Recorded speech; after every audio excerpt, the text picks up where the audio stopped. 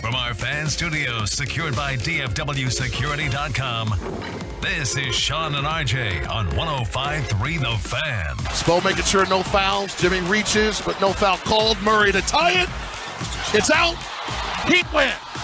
Game 2 of the 2023 NBA Finals belongs to the Heat. Good morning, Metroplex. That is how we start the Monday edition of a messy morning. Nasty morning out there. Be careful if you were in Tarrant County right now. I was driving through Southlake, and my car came to a complete stop. There was this puddle pulled up in the middle of 114, right by Carroll. Bam, stopped.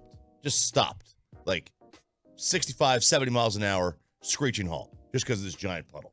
So careful out there. Careful out there. A little bit of messiness. You messy. Yes, you are messy. And the Miami Heat were messy up until the fourth quarter last night. Down 7 or 8 points against Denver. They got off to a fast start. Bam Adebayo looking like Shaquille O'Neal out there. Then Denver in the second quarter was like, okay, we got this. Joker wakes up. Jamal Murray gets going. They're down 7 or 8 after 3, and then the role players stepped up. Gabe Vincent throughout the entire night. Duncan Robinson stepped up with huge minutes. It wasn't even really Jimmy Butler taking over the fourth. He hit a couple of big shots, but here is Miami, gritty, solid Miami, evening up the NBA Finals, getting one on the road. Yeah, this was big. This is a big win for them. Look, Jimmy didn't have the game that he was going to have that he normally has, but that team was fantastic, very resilient, and this is their 7th double-digit comeback this postseason. 7. Like the Vegas Knights. It really is. I mean, it really is. Like, this team is – this is what they do. They just come back from big deficits. They made some lineup changes, put Love in, and, took Martin out. But, look, if Joker's going to score 41, this is kind of the formula to beat them. They're 4-4 the last time he's had humongous scoring games like this. So the strategy is – let him go ahead and score. He really wants to distribute. He does. He wants to distribute, limit the assists so that the others don't get going. 3-7 in the regular season when he had 6 or fewer assists. Wow. And now I don't know what the playoff numbers are, but I think it was 4-4. 4-4. Yeah, with fewer than 6 assists. Yeah. So it's at least 3-8 for the whole year now when you factor in the regular season. But that's what their job was. Their goal was to let him score, not distribute. And, this is part of the problem when your best player isn't your primary ball handler, that, he wasn't taking the final shot. It was somebody else taking the final shot. Yeah, Jamal Murray had 10 assists, and Joker ended up with 4 assists. That would look normal in any other box score when it comes to a big and a guard, but not with Denver. And after the game, Jimmy Butler with that same old crying call for Miami. I just think nobody cares on our team. We're not worried about what anybody thinks. We're so focused in on what we do well and who we are as a group that at the end of the day, that's what we fall back on. Make or miss shots, we're going to be who we are because we're not worried about anybody else. It's how it's been all year long, and that's not going to change. So that's what I think it is. I think it's the I don't give a damn factor. They're really like Nate Diaz, who I guess is going to fight Jake Paul here in the Metroplex, even though I saw that the fight may be in jeopardy due to the Texas marijuana policy. Like, the media was interviewing Nate, and he's like, policy? States have policy still against weed? Yeah. Are you kidding me? They're going to test me? Yeah. They're going to keep me out of this thing? I can't believe they're going to test him for it. Am I smelling a little of the ganja? Nate Diaz, just like a guy you don't really want to get in a fight with. He's not like the heavyweight name. He's not the all-time great. He's just a scrapper. You're going to bleed. There's going to be blood. It's not going to be any easy fight. And he's going to give you every single thing that you want. And that's Miami. That's Miami. Shaquille O'Neal's been talking about since the start of the Eastern Conference Finals. And last night, they were really, really impressive with the resolve. And again, the role players. You talked about Spoelstra with the coaching change. Adebayo early on. Gabe Vincent. Strus was hot early. They told him, you are going to keep shooting. We don't care that you're 0 for 10. in game one. You are going to keep shooting. And then Duncan Robinson was humongous. Kyle Lowry gave them a couple of minutes as well. So maybe this thing does go 6. I was wrong. Maybe it does. I was thinking 5, but maybe this thing does go 6. Or maybe Miami makes me sound and look stupid again. Look, I hope Miami wins. I was rooting for them. I didn't think they will. I don't think they will. I thought it was 5 or 6 after game 1. Thought maybe 5, but who knows? I mean, look, they were gonna have to win at least one on the road. Miami was. They were gonna have to at least one because I think Denver's gonna get one in Miami. But that is such a home court advantage that they have there, which is why this was their first playoff home loss. Van Gundy was complaining about headaches last night with the altitude. I bet. He said have you ever been to Denver? Yeah. Yes. Did you notice the altitude? Yes. Really? Yeah, I have. There's. You have asthma too. I do. Thanks, cigarettes. Oh, that for the 20 cigarettes years. gave you the asthma? Well, they probably didn't help it. Never had it when you were younger? No, I did. I just never had it I never had an inhaler, but as I've gotten older, it's gotten worse. Well, for me, you know what I need in the altitude, Peyton?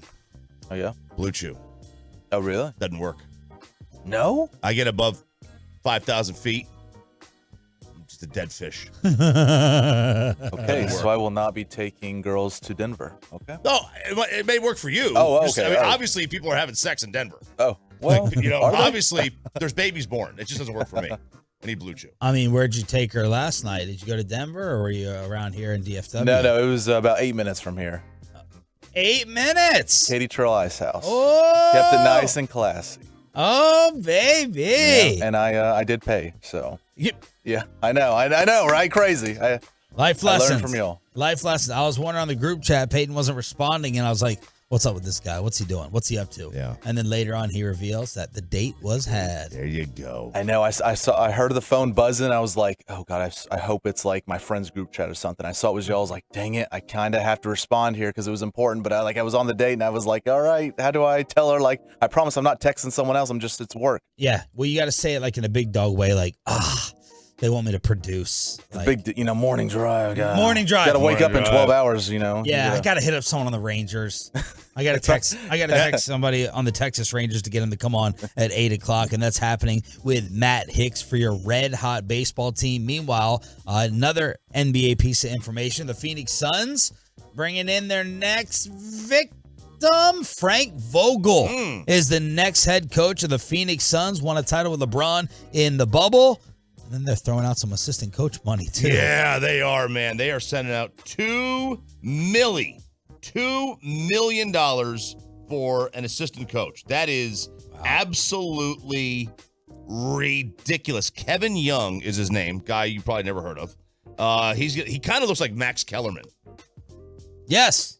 He is gonna make $2 million. I seen it. Which plus $2 million plus annual deal. To keep him the highest paid assistant now in the NBA. He's making about as much as Kellen Moore was when he was the offensive coordinator here. Wow. More than that. Schefter had his deal at like close to $2 million. NFL coaches need to be taking this to their union, being like, yo, what's up with our pay? Yeah. Are you kidding me? I mean, look, you got Monty Williams, Eli Drinkwitz, or whatever his name is, at Missouri. The big NIL fan, for what I'm told. He's making as much as Mike McCarthy. He's never won more than 7 games. Or what? He's making as much as Mike McCarthy in college. See, NFL coaches, man, they got there's no cap on them, but there's a cap. you take that 16, 17 games versus 82. I mean, yeah, your work is you're obviously working a lot longer season, but are you putting in more hours as an NFL coach? Yeah, I have no idea. I don't know what the NBA. I assume they're at the facility all day. You have any feeling on how this is going to work with Vogel? Well, look, I think Frank Vogel's a fine coach. Yeah, I liked him in Indy. He won in LA. He lost the team, it seems like. But then again, like LeBron's a coach killer, so who really knows? Yeah. He has won a title in the bubble, whatever that counts for. So he's got that. But I mean, I like the staff. I mean, but at the end of the day, that team disappears when it counts. Meanwhile, there is no hotter team in all of sports than your Texas Rangers. Are you kidding me, y'all? We are your home for Rangers baseball. We'll recap another amazing weekend. They're on fire. And did your Dallas Stars watching get you hooked on the Stanley Cup final? Where do we stand in that series between Florida and Vegas? Monday edition. Be careful out there driving, especially Fort Worth, South Lake areas. It's Sean and RJ coming at you right here on The Fan.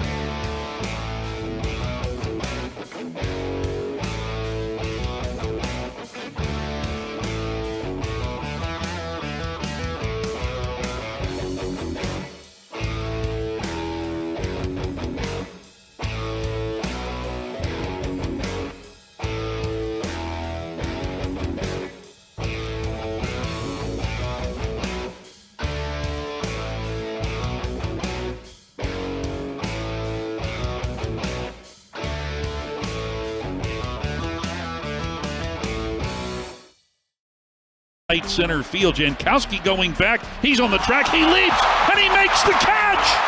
Travis Jankowski hanging on the fence in front of the Rangers bullpen hauls that one back. No home run for Mike Ford. Second out of the inning for Nathan Eovaldi.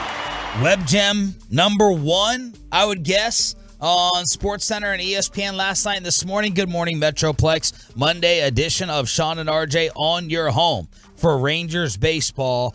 And it's kind of hard to put into words what this team is doing right now. Everybody feels like they're on fire.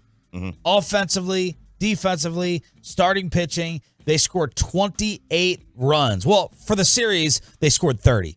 30-9 was the total score of the Seattle series as they pull out the broomsticks against the Mariners. They've won 5 of their last 6. They've won 8 of their last 10. They're 38-20, 18 games over, obviously, in the American League West. And this just feels like an absolute dream. This is a dream. Still, right now, with the 3.5 game lead on the armpit, the Astros are 7-3 in their last 10. Man, this thing should be at 6 or 7 games up in the division. That's the only negative. I mean, they won 9 of 11. Huh. They've won 9 of 11, and it's like they've picked up a game and a half on Houston in that time. It is a little bit, right? Yeah. Deflating. Yeah. You were the Rays. You look at the same thing. You got off to like a 13-0 start. You had a 4-game lead. Yep. It's like, guys, what are we like? Can we not get a break here? You're in any other division. The Rays have like a 30-game lead. Well, outside of ours, but like any other division in the sport, they got like a huge lead. The Rangers do too. The Rangers are in a lot of other. If they're in the AL Central, they're up by 9-10 games right now. So it's just the way it is. The Astros are not going to go away. We knew they weren't going to go away. They've got 3 starters whose, I think ERAs are under 3 or really, really low 3s. And they got 2 that are just kind of non-competitive. But this team is playing great baseball. Their offense is clicking. They're getting contributions from all parts of the lineup, which is huge. I mean, you can't just get contributions from your top 3 or 4. You've got to get it. If you're going to be those teams that wind up being, the 01 Mariners and the 98 Yankees, they have contributions up and down. They have 5 guys with career years. And the Rangers are having a couple of guys who are having career years right now. It's fantastic. You can literally go up and down the lineup and think of an instant highlight for each individual. Simeon is doing what he does. He extended the hit streak. Corey Seager is on fire. Absolutely on fire. Nate Lowe is hitting 280. He had another hit. We know what Adolis has been doing, especially with the outfield assists as of late. Scary moment in the outfield. Yesterday, I was like, is he just judging that? He knew that was going directly off the wall. He's so familiar with the stadium. He knew the carom. He knew the bounce back, but no. Had a scary tweak out there in right field, but he ended up being okay. Then you move on to Josh Young. 3 more hits. Rookie of the Year race. Jonah Heim, right now probably the best catcher in baseball. Mitch Garver with 2 hits. He's hitting .310. Grossman had a hit and 2 runs batted in. And then Jankowski with the play of the day, one of the plays of the season in baseball out there in center field. That was every single person in their lineup yesterday without the pinch hitter. Every single person. And when you give Nathan Eovaldi that lead out on the mound, that's night, game over. 6 innings, no earned runs. The ERA is a 2.24. And I mean, it's like you look at the run differential. We're killing everyone else in that too. And it's what this team needed, right? Because I was getting worried after we took the first 2. It's how the last 2 or 3 series have been. We had taken the first 2, lost the third one. Like, that's how you separate yourself from the rest of the division, from the Astros. You don't just win 2 of 3 here and 2 and 3 there. It's, you win 5, 6, 7. Like, they need to go on like a long win streak to separate themselves. And right now, that's what they're doing. I mean, that's the problem. 9 of 11, you can't separate. That team doesn't. I mean, they didn't win. They didn't win. Yeah, they lost yesterday, but the Astros keep winning. Bruce Bochy also over the weekend moved into the all-time wins list. He moved up into 10th place. Here's the voice. It's humbling to be with this club and for this to happen. I told them they had a nice little thing for me in there. How much I appreciate them, and how much fun I'm having, what a blast I'm having, and you love the game, and I love what's happening here. These guys are such a good group, and so it's so good to be back in the game, and that's great. But again, we're right on the backs of these players, and another great day by them, for this to happen. It just sounds like another version of Ron Washington, a guy that you feel comfortable around, a guy that has an amazing personality, a guy that's not going to call you out and blast you. If he does do it, he's got that little twang to his voice. I could just never picture him as, the manager of a California team out there. He sounds like he belongs here. He does. In Texas. He does. I didn't realize this. He is under 500 as a manager. What? He is, well, I guess he's just, you said he moved into 10th? Yeah. So they're okay. So he's 2,040 and 2,049. How can you be 10th on the number of wins. The only other manager ahead of him that is under 500, well, there's 2, Connie Mack is number 1. He has the most wins. He's under 500 by 200 games. And then Bucky Harris. I have no idea who that is. Looked like he managed the Washington Senators and the Tigers. And now you're going to get the St. Louis Cardinals tonight, 6:30 pregame. First pitch at 7. The Cardinals are in last place in the National League Central. They've lost 3 in a row, and they've lost 7 of their last 10. Did your Stars education, like we had on this morning show, especially with me and Roberto, make you check out Game 1 of the Stanley Cup Final? Now Barbashev into the slot right for White Cloud. He scores! The Golden Knights take the lead. 3-2 Vegas. 13 minutes to go in the third. Now, look, I wasn't interested in making it an appointment to watch, but I was definitely interested in the recap and being familiar with a lot of these names. And I was. This was the greatness of the Dallas Mavericks. Yeah. Well, 2 different things. Last year, the Mavericks Western Conference run made me pay a lot more attention to the other playoff games because you're like, who do we match up with? Who are their other role players? Who's someone that you could add to the Mavs? And you just become more interested with the rest of the league.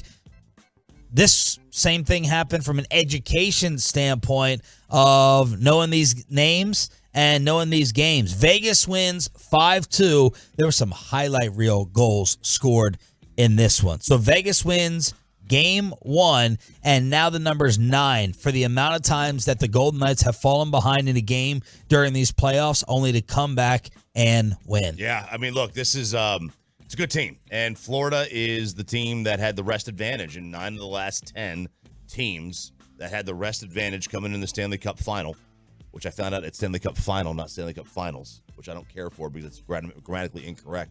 But 9 of the last 10 have lost. The rest advantage team, and Florida has the rest advantage. So Game 1 goes to the Knights. It's a good home team. These are both really good teams, but Vegas has had them. I mean, they've had a really good run in the Western Conference, obviously. 877-881-1053 is the truckwreck.com text line to hit us up here on DFW Sports Station. An epic edition of Best and Worst of the Weekend after Bobby Belt rocked the armpit at his brother's wedding. That shook up the internet. Yeah, literally rocked his armpit. You could absolutely see the armpit with those baggy sleeves. Oh, I thought you said he had a sweat problem. Oh, no. Like he does every day. He might. In here. He might. Bobby's outfit, getting stung by jellyfish, his barbecue reviews. He absolutely roasts a city here in Texas. And then you have Pepe with a date yesterday, Katy Trail Ice House. I mean, those are the leading topics that we have coming up. Oh yeah, so many topics. I got a big fight with Sarah last night, over the weekend. Was that the topic you sent? No, different one. Oh, different one. Big fight. Over? Scary movies. I don't like them. She called me the P word. Oh. And said I can't be with somebody who's soft. And I said, well, I can't be with somebody who doesn't watch Fast and Furious. So one of us has got to give. What was the movie? Who knows? One of those dumb, scary, haunted movies that nobody likes. Yeah. I don't understand people who just say, oh, I want to be scared. Yeah. I don't get it. I don't like the genre. And I'm going to fight this. Yeah. I'm taking this to City Hall if I have to. I was hanging out with someone one time. It got serious with the disagreement. Yeah. Dang it, man. I'm not going to be able to remember the movie. They went and stayed. I can't remember. I knew it was scary. And, it started off as joking, and then it kept going and going.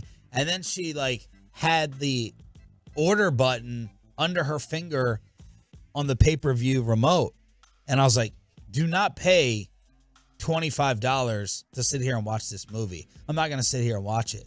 And she thought it was cute and that I would eventually give in. I'd eventually be fine with it. Yeah. I was angry. I was ticked off. Really? I'm like, you're out of here. Oh, man. See you later. You had to go. You had your chance. Had to go. It's like joking. And I'm like, no, seriously, I don't like it. I don't like them. I don't like them. I don't care for them. It's not my thing. It's not my thing. The sing. That in every commercial, every horror movie commercial, done. There's one right now. I don't know whether it's Freddy versus Jason. I don't know what it is. I turn my head away. I literally look down when the horror film is on with the commercial. Yeah. Yeah, I don't care. I mean, I don't mind the commercials. What animal is she terrified of? I don't think she's terrified. I don't think she's scared of animals. Oh, never mind that. So if you ain't got like a big spider, I don't think so. not gonna freak No. out. Okay. She's a tough girl. Yeah, Sounds to me a little dead inside, a little cold. with the movies. Yeah, Just with the movie period. tag. Yeah. Sounds to me like there's no warmth. in Yeah, that. I just don't get it. Yeah. I don't get it at all. It's not my thing. But, All right. Look, if I have to sit there and, whiz myself to keep this thing going, then I will. So wear a Taylor Swift diaper. But I'm just wear a diaper. From last week. All right, Bobby is going to join us. NBA Finals, Game 1. And Stephen A. Smith, was this really necessary to report that people around the league don't think that John Morant may be alive in 5 years and everything you can handle when it comes to your Texas Rangers? Plus, speaking of guy code, Charles Barkley says you don't FaceTime between dudes. It's all coming up for the 6 a.m. Club, Monday edition. Just getting started on The Fan.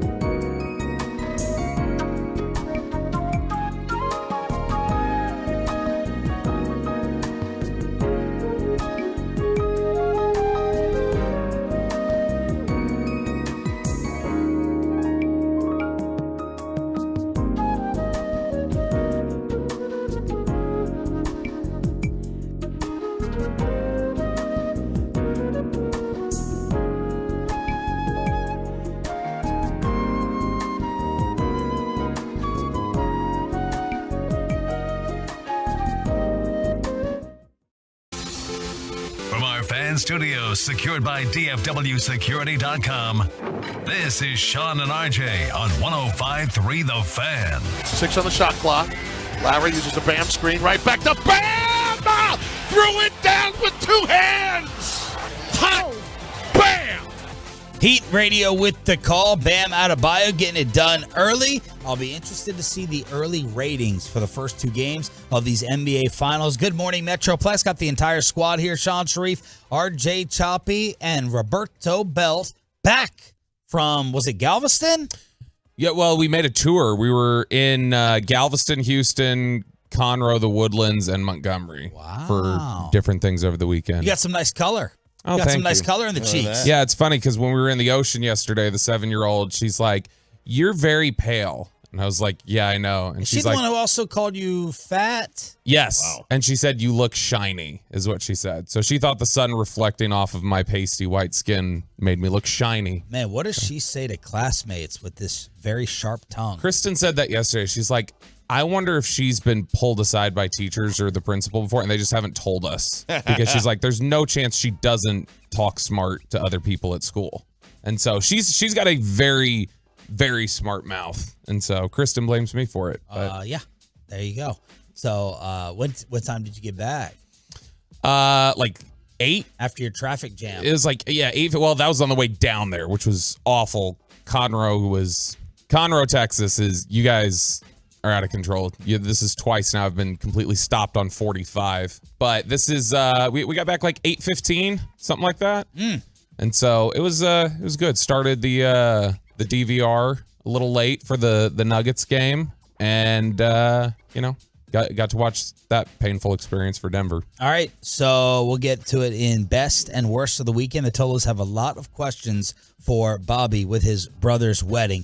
111-108. The Miami Heat even up. The NBA Finals, the role players really stepping up. Jimmy Butler, 21 points, kind of making me feel good about.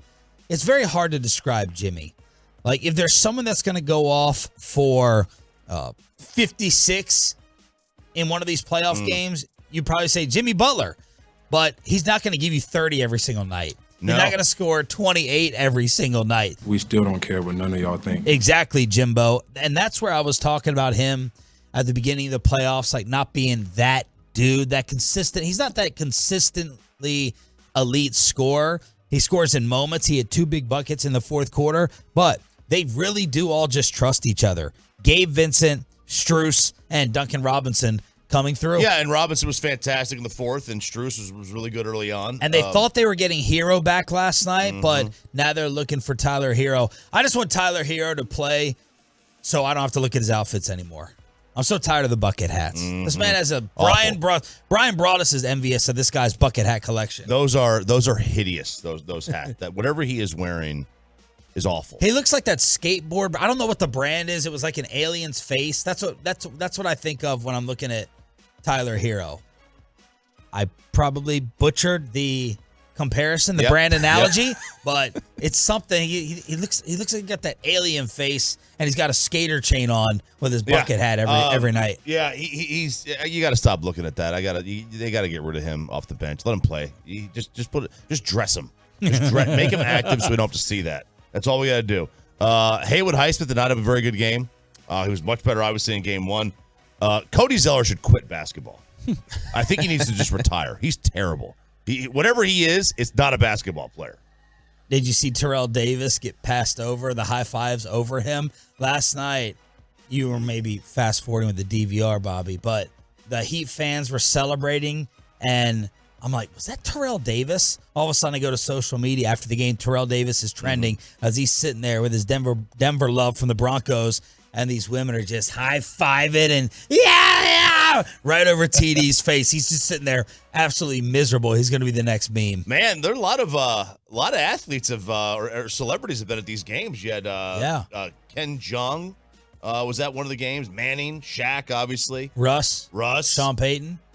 Yeah, a lot of Bronco representation at these games. Yes, they haven't had a chance to come out ever for the NBA Finals. Yeah, I mean, maybe that's why he was annoyed. Terrell Davis, though, was just because they all got game 1 tickets and he got game 2. I mean, like, one of those girls looked like she was about 23, which was the number of years ago that he was playing football. So maybe it's just that they didn't recognize his celebrity, and so he's annoyed. After hearing Jeff Van Gundy complain about his headaches, it made me give Terrell Davis finally a pass for his migraines years ago when he was playing. I was like, okay, excuse Jeff Van Gundy said it. Yep. It's credible. Yeah, it is. It is. Now, I wonder how much of his was concussion related. You go back, you watch the broadcast of Super Bowl 32. He's out of the game with a concussion at one point, and Jim Gray literally reports from the sidelines, he has the concussion, but he'll be right back in there. And they put him back in with a concussion in the first quarter. Crazy. Anybody regretting their initial series pick or thinking twice, having second thoughts about Miami after they won game 2, Bobby?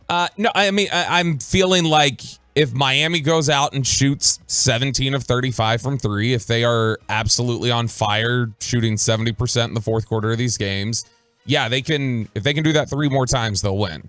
If they're not doing that, no. I still think Denver wins the next 3. But next 3? I mean, we'll see here. I do think that Miami had to play pretty much a flawless game. And I mean, you got wasn't it like you mentioned, it wasn't even Jimmy Butler yesterday. It was Strus in the first quarter. It was, Duncan Robinson late. It was Gabe Vincent the whole game. I mean, that's where the difference was. It's going to be very, very rare where Nikola Jokic can be out for 6 minutes and you outscore Miami by double digits and you still lose. And that's what happened. They were, I think, they were either +8 or +10 with Jokic off the floor yesterday in 6 minutes. That's not going to happen and if that were to happen again in another game, Miami's done. They're toast. That's the opportunity most of these teams have had to draw close has been when Jokic goes off the floor. I think you're insane. No, I think you're right. I think Denver still wins the series, but you can make an easy case that Miami should be up 2-0. They played terrible in game 1. Terrible. Jimmy Butler was awful. They couldn't neither team could make a 3. They had 2 free throw attempts the entire game. You can make the argument they should be up 2-0? Well, I think you can make the argument Denver could be up 2-0. Well, they got drubbed in game 1. Miami did. No, it was 9 points with 3 minutes to go, and Miami was Jimmy had 13 points. They didn't score anything from the free throw line. They very easily, if they played a normal game, if they had their normal 20 free throw attempts, who knows what that game is? They easily could have won game 1. And they won, and now the Nuggets easily could have won last night. I got to go back and look at the garbage time of game 1 to think about. They're down 20 to open the fourth. Yeah, but they were down 15 here last night. Not to open the fourth, but in general, at one point. Right, but I'm saying being down 20, that to me sounds more like Denver could easily beat you. Denver was up 8 points last night to open the fourth quarter. Again, though, the free throw disparity in game 1, now part of that was Miami's fault by taking just a bunch of jump shots. Mm-hmm. But if that was just normal NBA free throws, they're not down 20 going into the fourth quarter. They're not. They're down 8, 10. So repick the series. I still pick the Nuggets in 6. But I would be lying to you if I didn't think, okay, I could see how Miami wins this series. Okay. Nuggets in 5. And I mean, I could see how Miami wins the series, but they'd have to play the way they did last night 3 more times. And I think that's a big ask. Although they've done it throughout this playoffs. They've had these insane 3-point shooting performances. I mean, they could absolutely keep that up. And if they limit Jokic and his ability to distribute and get everybody else involved, that's going to be a problem. Yeah, it was I'm trying to find where it was about a 12-point game with 9 minutes left. So not complete garbage time in game 1 with Miami making it closer. I would redo it from Denver in 5 to Denver in 6. I thought Jamal Murray kind of disappeared yesterday. I tweeted, where's Jamal? Where's Jamal Murray at? Because to me, this guy is unstoppable. And then I didn't really notice him whatsoever until he kind of flashed with some huge threes in the fourth quarter. Only ended up with 18 points. Did have 10 assists. But I think this is the strategy. Well, first off, they're going to say, we got to mix up coverages. A great player like Joker, you never can give him one thing. I think the main thing to do is to guard him straight up and make him, he's uncomfortable trying to get 40. He really is. And I keep saying this every game I watch him in these playoffs, but he keeps doing it, so I'm probably the one wrong. He throws up, I'm like, those shots aren't going to keep going in. Some of the and ones, some of the threes, some of the things he tosses up. I'm like, they're not going to keep going in. He's going to have a bad shooting night or a worse shooting night and just make him score one-on-one and not get everybody else involved. Michael Porter only scored 5. We talked about Jamal already. Contavious Caldwell-Pope with some brain-dead fouls on three-point shooters. He gave up 6 points. Jeff Green had 9. So that's the way Game 2 ended. Yeah, and Michael Porter Jr., you mentioning him there, how bad he was. I mean, this is, Defensively. gosh, he was. Van Gundy roasted him, or they roasted him for that one possession where he didn't get out. Yeah. Yep. Terrible. He is 3 for 17 from 3 through these first 2 games. That's going to kill them. If he shoots like that the rest of the series, then they're in trouble. But, I mean, I thought, honestly, the bench looked good for Denver last night. Like you mentioned Jeff Green there. Jeff Green was 16 minutes. They were plus 12 with him on the floor. I mean, he played really, really well. Bruce Brown played well, I thought. Jamal Murray, I thought, played well in stretches, but you're right. He disappeared way more than we've become used to. Meanwhile, a headline created from Stephen A. Smith on the Rich Eisen show. This made me uncomfortable. Obviously, he feels compelled pretty much all the time to have a gun around him. And so that brings into question all of those things that I just mentioned that, again, I'm not at liberty to speak on, but I can tell you this. I'm from the streets of New York City, and a lot of players I know are from the streets, period. And I can tell you that people within the NBA community are not just concerned about Ja Morant playing basketball. They're concerned about whether or not he's going to be alive in 5 years because of the environments that he finds himself around and the situations he finds himself confronted by. Whoa. Yeah. Okay, then. I'm from the streets. I always chuckle What a at that, flex. like you did. I know a lot of players from the streets. And this feels like one of those conversations you have that you like don't relay on the air. You know, like, is this guy going to be alive in 5 years? We all joke about like celebrity death pools, or at least I did when I was younger. But not something you take on the air. All right, first pick. Go ahead. Who you got in the second round? Who's going to drop dead? But Stephen A. brought that to the air, and I was like, whoa, that was a little chilling. Yeah, it was. And, you know, I think the goal was that Ja hears that and gets his life back on track. It's not who I am. It is who you are. You apparently can't go anywhere without a gun. That's okay. I mean, look, there's a lot of people who carry guns. Carry guns is okay. Open carry or have a license or whatever. But there's a difference between carrying a gun everywhere you go and flashing a gun everywhere you go. There's a little difference there. Can I defend Stephen A. Smith? Sure. Or no, I don't care. I think you're right. I don't necessarily think there's anything incorrect about what he said. I'm sure that's what Stephen A. Smith has heard from people. I think that Stephen A. Smith probably talks on air so much, does so many interviews and does so many live hits that occasionally one of these things slips out that it's like, soft moment where you're trying to say something new or you're trying to say something compelling, and in the process, you accidentally slip up and say something. I got to say, I think that hearing it in the context, the way he's delivering it, sounds a little better than the headline that you read of Stephen A. Smith says this. It sounds more like he's just communicating a general sense of, hey, look, he's put himself in some bad situations. People are concerned if you stay along this path, you can find yourself in trouble. He's also kind of alluding in that interview to other things Adam Silver, the commissioner, talked about during his press conference, like other things we know. There's something else out there. There's something else out there, kind of like with the Ime Udoka circumstances in Boston. People were like, there's more to this. We still didn't find out what that was. Ime cowardly didn't want to address it at his Rockets press conference. There's something else Stephen A. knows and Adam Silver was alluding to, and Stephen A. thinks it'll be 20-25 games. So Corey Majors, look at that sweat. Oh, gosh. Look at that cupcake sweat over there. Look at that sauna. Do you see I was thinking that icing was sliding off. I think it's literally collapsing the cupcake on that side. Yeah, it is. It's disgusting. I think it's melting that cupcake. I had one that was in my fridge. I never ate it. It was in my fridge. I was going to get my kids. And they never ate it. It was in the fridge, and I was like, it was doing the same thing. In the fridge? In the fridge. Like, I had dropped it. I went to the gym after the show that day, and I left it in the car, and it kind of melted a little bit, so it flipped over.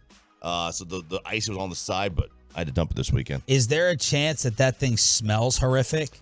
I don't know. That's Let's put it in front of Bobby's It didn't on nose. He seems Friday. to have a strong I'll stomach. tell you. Let me check. No, do it when we come back. Do it when we come back. tease it. You're going to take the top off and smell it? Yeah. Oh. It's a cupcake. I'm Get sure the it trash smells can fine. ready. Oh, get the trash can ready with the Dallas Stars hey. merch in there. We don't have enough time. We're going to try. We don't have enough time in the next segment for the greatness of your Texas Rangers next. But let's get you over to the greatness.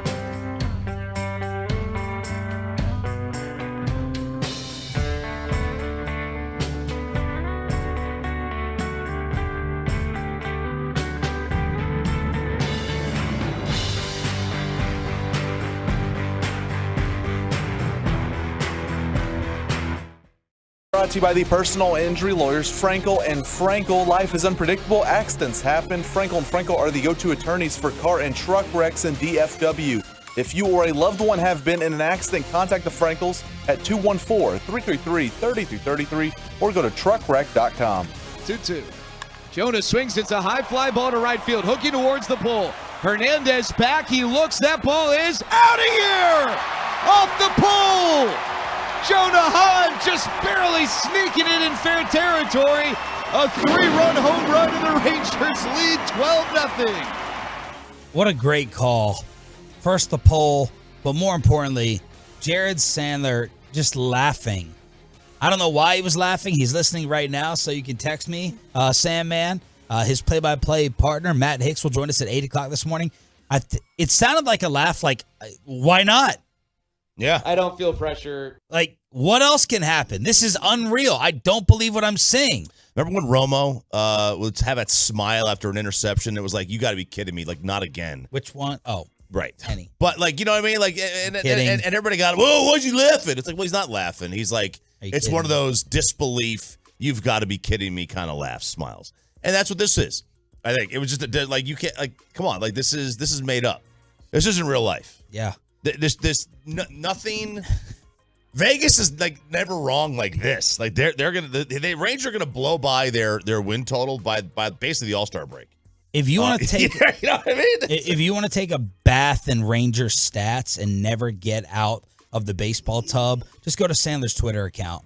The amount of copying and pasting I did yesterday with the stats and numbers that they are putting up, it's unreal. And yesterday they got another win. They ended up sweeping Seattle. Saturday they won 16-6. It's a barrage. This is before yesterday. They had outscored their opponents by 143 runs. Best run differential by any team through 57 games. Not this year, since the 1939 Yankees. Since the birth of the expansion era in 61, the single-season record for wins of 10 or more runs is 10. It had been done 5 times, 2019 Astros, 06 Indians, 02 Red Sox, 96 Orioles, 96 Rangers. And they have done it 7 times. 7 times already this year. It's an offensive explosion. You heard the Jonah Heim highlight. He has an 8-game hitting streak. He has, going into yesterday, 7 runs batted in over his last 4 games. That was before yesterday. One of 6 catchers in baseball, one of 3 in the American League with an 800-plus OPS. Leads all catchers in runs and runs batted in. Also leads baseball in framing runs saved. On pace for 116 runs batted in before yesterday. En route to becoming just the 3rd catcher in franchise history with 80 or more RBIs in a season. So that's just Jonah Heim. I have similar numbers on Young, on Simeon, on Tavares, on Adolis, all of it. It doesn't stop, Bobby. No, and that's the thing is that I think when you look at the sweep this past weekend, you see the way they can manhandle teams. Like Friday night, the offense isn't getting going like we've become accustomed to, but the pitching is out there. John Gray shutting it down. The bullpen comes in, closes it out. They win 2-0. Saturday, they go out there. It doesn't matter that Andrew Heaney gets knocked around a little bit, allows 4 straight base runners to start the 4th inning, gets pulled from the game. It doesn't matter because they go out there and just absolutely drub them, put up 16. And then yesterday, you see a combination of the two. You see Evaldi come out again and 7 strikeouts, 1 walk, no runs again, and they put up 12. I don't see at this point right now, it may change by the end of the year. I don't know how here on June 5th, you can look at Major League Baseball right now and say the Rangers aren't the best team in baseball right now. Yeah, through the first, 60 or so games, they have been. There's no doubt. Is it going to continue on where they're going to get contributions, the entire lineup from guys that have never contributed for 162 games at this level? Who knows? They might. Teams that do generally have, teams that get career years from guys for 60 games, a lot of times those guys last for 80 games or 90 or 100 or 162, and then you have great all-time years. That's how you win 108 games in a season. where you have to get contributions up down the line. They've got, 2 front-end starters. Forget about DeGrom. Forget about him and Eovaldi and Gray, who have been fantastic all season long. And then, Jake DeGrom, it's like, hey, let's just save his innings. We don't need him now. What do we need him? Wait till the playoffs roll around. Hopefully he gets all 12 starts then. Sean, you said it was the 1939 Yankees. They had Joe DiMaggio. Cool. That the Rangers have the best run differential through X amount of games since the 1939 Yankees. Bill James, the basically the father of modern baseball analytics, Bill James has said for his entire career the greatest team of all time is the 1939 Yankees. So, I mean, the Rangers are producing like what Bill James has said with peripheral statistics is the greatest baseball team of all time. They won yesterday by 9. They're on pace to win 20 games by 10 or more runs. 20 games by 10 or more runs. The all-time record in a season, 1936 Yankees won 16 games by 10 or more runs. Most games this year, Rangers have won such games 7 times, the Rays 4 times, the Pirates 3 times. The Rangers are responsible for 7 of the 37 wins of baseball this year, won by 10 or more. And they barely missed another one yesterday just by 1 run. It's insanity. And I just did a little Ranger fill in the blank, trying to come up with some words. The Rangers offense is blank, putting it up on Facebook and social media. Rangers fever right now is at such a pitch, 140 responses. Corey Majors, smashable. Emily Jones said stupid good on the broadcast. Relentless, best in the league, fun to watch, hopefully consistent, dangerous, historic. These are just from the Tolos. Relentless again, elite, ruthless, 1927 in parentheses. Impeccable, consistent, raking, daddy, shout out Jane Slater. Deep, the depth that we're talking about. If I ask you, I have you on another sports talk radio show in another market, what is making this offense special? What's the first thing that comes to mind? Is it the depth? Yeah, it's the bottom of the order. It really is, because there's no way that Semien should have the RBI total he does from the leadoff spot. Yeah. You can't do that without the bottom of the order getting on base. And that's why, modern analytics guys don't really follow. Although I think RBIs are now almost to the point where they're undervalued. They don't. What was this RBI argument you were talking about with Jared? Oh, it wasn't really an argument. It was just that RBIs I think are just devalued in the sport. Like, you don't hear the analytics guys in the front offices and such really value that, because there's too much that's out of your control. You can't get RBIs without guys on base. I mean, you can hit a home run, and that gives you an RBI because you drove yourself in, but that's only going to give you 1 if nobody's on base in front of you. But for a guy from the leadoff spot to have a ton of RBIs and to be, there's only been, what do you say, 200 RBI guys in the leadoff spot, and to have Semien be on pace to blow by that really speaks to how deep the order is, because the bottom of the order has to get on base for a guy who's even first or second in the lineup to be able to have a high RBI total. But, they've just kind of devalued RBIs to the point that I think they're almost undervalued now. I think there's like a pressure / intangible argument to it. Well, it's a contact thing too. Current major leaguers, they don't value contact. Like, it's power. The same approach with 2 strikes that you take on a 2-0 pitch. You swing from your heels, right? You just swing as hard as you can.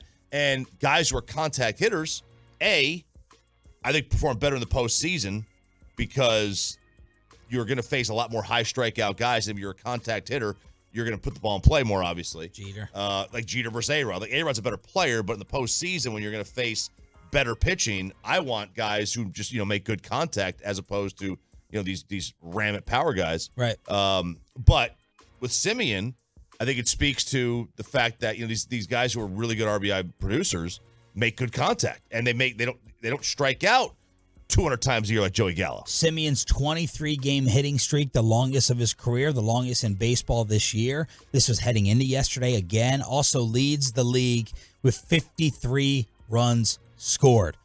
Only 2 players in history, more Sandler Nuggets, have collected 100 or more runs batted in from the leadoff spot.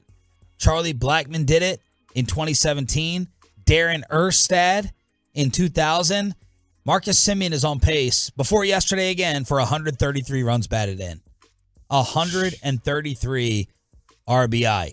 And Simeon and Freddie Freeman, only 2 players with 100-plus runs in each of their last 3 full seasons. They've been fantastic. I mean, this has been huge, just getting Marcus Simeon hitting early in the season. That was a big problem last year. We saw he caught fire, played a lot better in the second half of the year. But when you talk about what the difference is in this lineup, I think it's depth that's huge, like you just mentioned. But it's also the development of the young bats that you thought were going to take a little bit. So Tavares has started clicking. Haim has continued his progression. Young has been fantastic.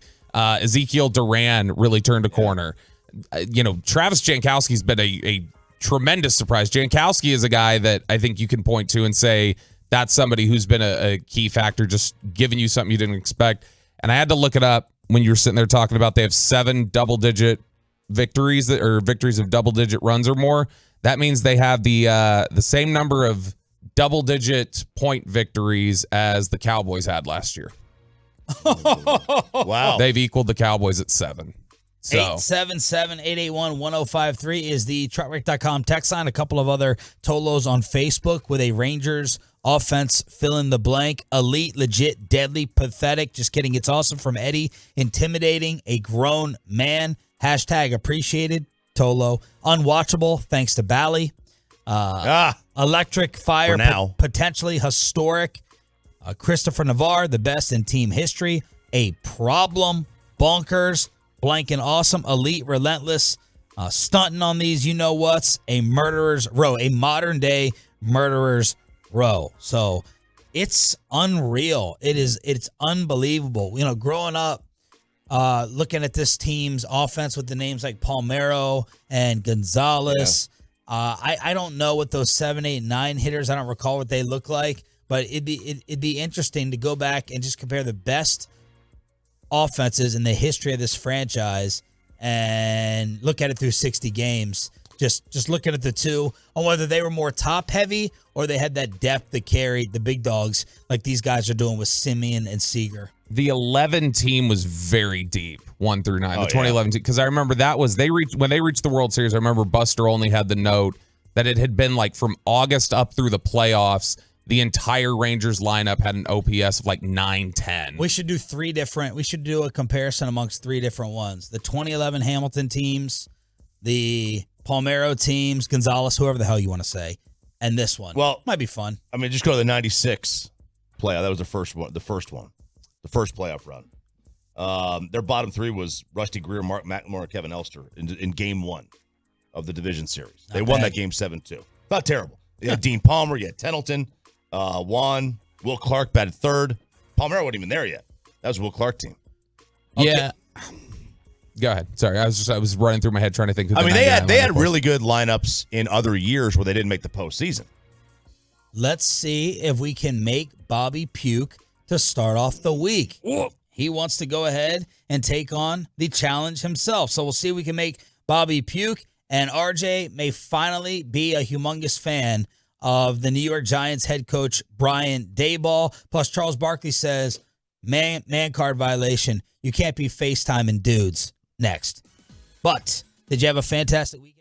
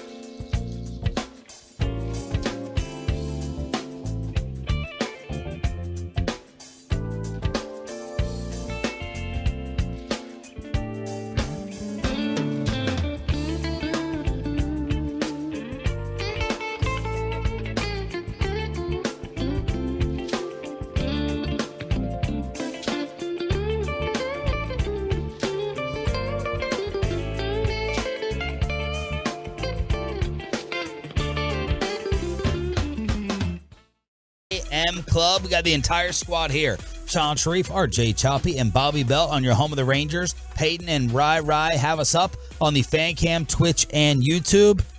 What a giveaway. Starting at 720 Expressway, a 4-pack. 4 tickets to go see the Rangers against the Blue Jays with a Jacob deGrom City Connect bobblehead night. So you're going to get the deGrom bobblehead, Carbach pregame hour, 4 tickets all week long, starting at 720 Expressway. More info at rangers.com/tickets. All right, Roberto, we were talking about Stephen A. Smith hearing from people that they're going to be worried if Ja Morant is still alive in 5 years. Mm-hmm. And if Ja Morant gets suspended after the NBA Finals, over 16 and a half games, I get to smash this old, aging, sweaty cupcake from Mother's Day that's been sitting on top of our TV cable box in the face of Corey Majors. If it's under 16 and a half, I get the cupcake to the face. And we were talking about how nasty that thing looks. And I was like, I bet it smells. And you're like, I'll go ahead and smell it. So let's go ahead. Ryan has had cupcake cam during the commercial breaks. You have the weakest stomach in here. So let's go ahead and take off that top. Yeah. And get that nose up in it. Take a little, right? Take a little nibble, as Peyton would say. So, yeah, I'll bite it. So this is, I think it's just going to smell like royal icing, but you can see, look at all that condensation. Like it's juicy. Yeah, it's definitely juicy. Yeah, it's probably not going to smell though, right, I'll take a little sip. I mean, it's not going to smell, but no, it's cake. I don't think yet. I think it'll smell okay. Look at the beads. Yeah, it's there's cake. a lot of water here. This is like my jeans at the wedding this past weekend. All this condensation. Here we go. Oh, I got water on me. Yeah, it's fine. No, it smells like royal. Still good? That's fine. I mean, it smells like royal icing. Wow. I don't know if it tastes good. No, it's going to taste like dog. Oh, my God. He's going to taste a little. No. Yeah, Bobby. Oh, that doesn't. Oh. Uh-oh. Here comes. No, he's fine. That That tastes funny. Yeah, of course that's funny. I'll be in the bathroom in a second. Yeah. Look, you got a towel. Who brings a towel in here? What are you, John Thompson? I bring it off. I bring it here because I never know if I'm gonna need to towel off. Who's that guy? John Thompson. This isn't mine. I don't know who this Are you is. Tark? Just biting the towel the entire time? Look at the amount of Why don't more coaches water. carry towels? Look at the amount of water that just like dripped over That's here coming off of the disgusting. top of this. That's disgusting. You better hope he gets 17 games. There's no way. There's no way he's not. Oh, Right? I would think not. Plus, RJ was set off by Stephen A. telling Rich Eisen, John Morant, we getting it? It's the alcohol flavor. It's like Alcohol flavor. yeah, it's got like this alcohol flavor to it. 'Cause It's Really? been sitting here and it's good. fermented? Yeah, I guess Fermented so. icing turns into grain, turns Boy, into could you- moonshine. Could you imagine if we discovered Get wasted. alcohol by leaving cake out on a TV box for a month and a half? It all comes from sugar, right? I think. It's ethanol, right? Is it I don't- ethanol? Aged 3 months. We don't know Yeah. what we're talking about. I watched Moonshiners for a couple months. But Stephen A. Smith was talking about this Job Morant decision that is going to determine the cupcake bet. And he said, Job, better be thankful that the old commissioner's not here. Adam Silver feels betrayed. Adam Silver feels like John Morant looked him in the face, told him one thing and did another. And all I could say to John Morant is that he is very lucky that Adam Silver is the commissioner of the NBA and not the late, great David Stern. Because had it been David Stern, it wouldn't have been just an 8-game suspension the first go-round. It would have been much stiffer than that. And had it been David Stern, we might be looking at lawsuits and all of this other stuff because David Stern would have tried to turn around and suspend him for the entire season next year. That's how David Stern rolls, and you know I'm telling the truth about that, Rich Eisen. Mm-hmm. In the case of Adam Silver, I don't suspect he'll go that far. I don't think it'll be the entire season, of course. I don't think it'll even be half the season. I anticipate it to be 25 games. Yeah. And those 25, something around or along those lines, to send a message to try to provide a deterrent for other players to engage in similar behavior. Yeah, baby. Yeah, I mean, look, it's great. It's great for the bet. You're gonna win the bet. I'm hopeful, but that first part threw me off. It's like, even Stephen A. saying like Adam Silver wussed out with the first initial suspension. That David Stern would have dropped the hammer much harder. Adam Silver just wants to be loved by these players. Like that's his goal. He wants to be loved and adored, and they do. They love him. He stands up for him, and that's good. That's what the commissioners, he should definitely stand up for the players a lot of times. He does. But I mean, it's also he's very soft on punishments. And you could still love and govern with an iron fist at the same time. You could still love the players. You could still have the players love you. But if you tell them, hey, look, don't blank up my product, or he can call it our product if you want to, whatever. Don't mess it up. But once you mess it up, I'm going to bring the hammer. And he needs to.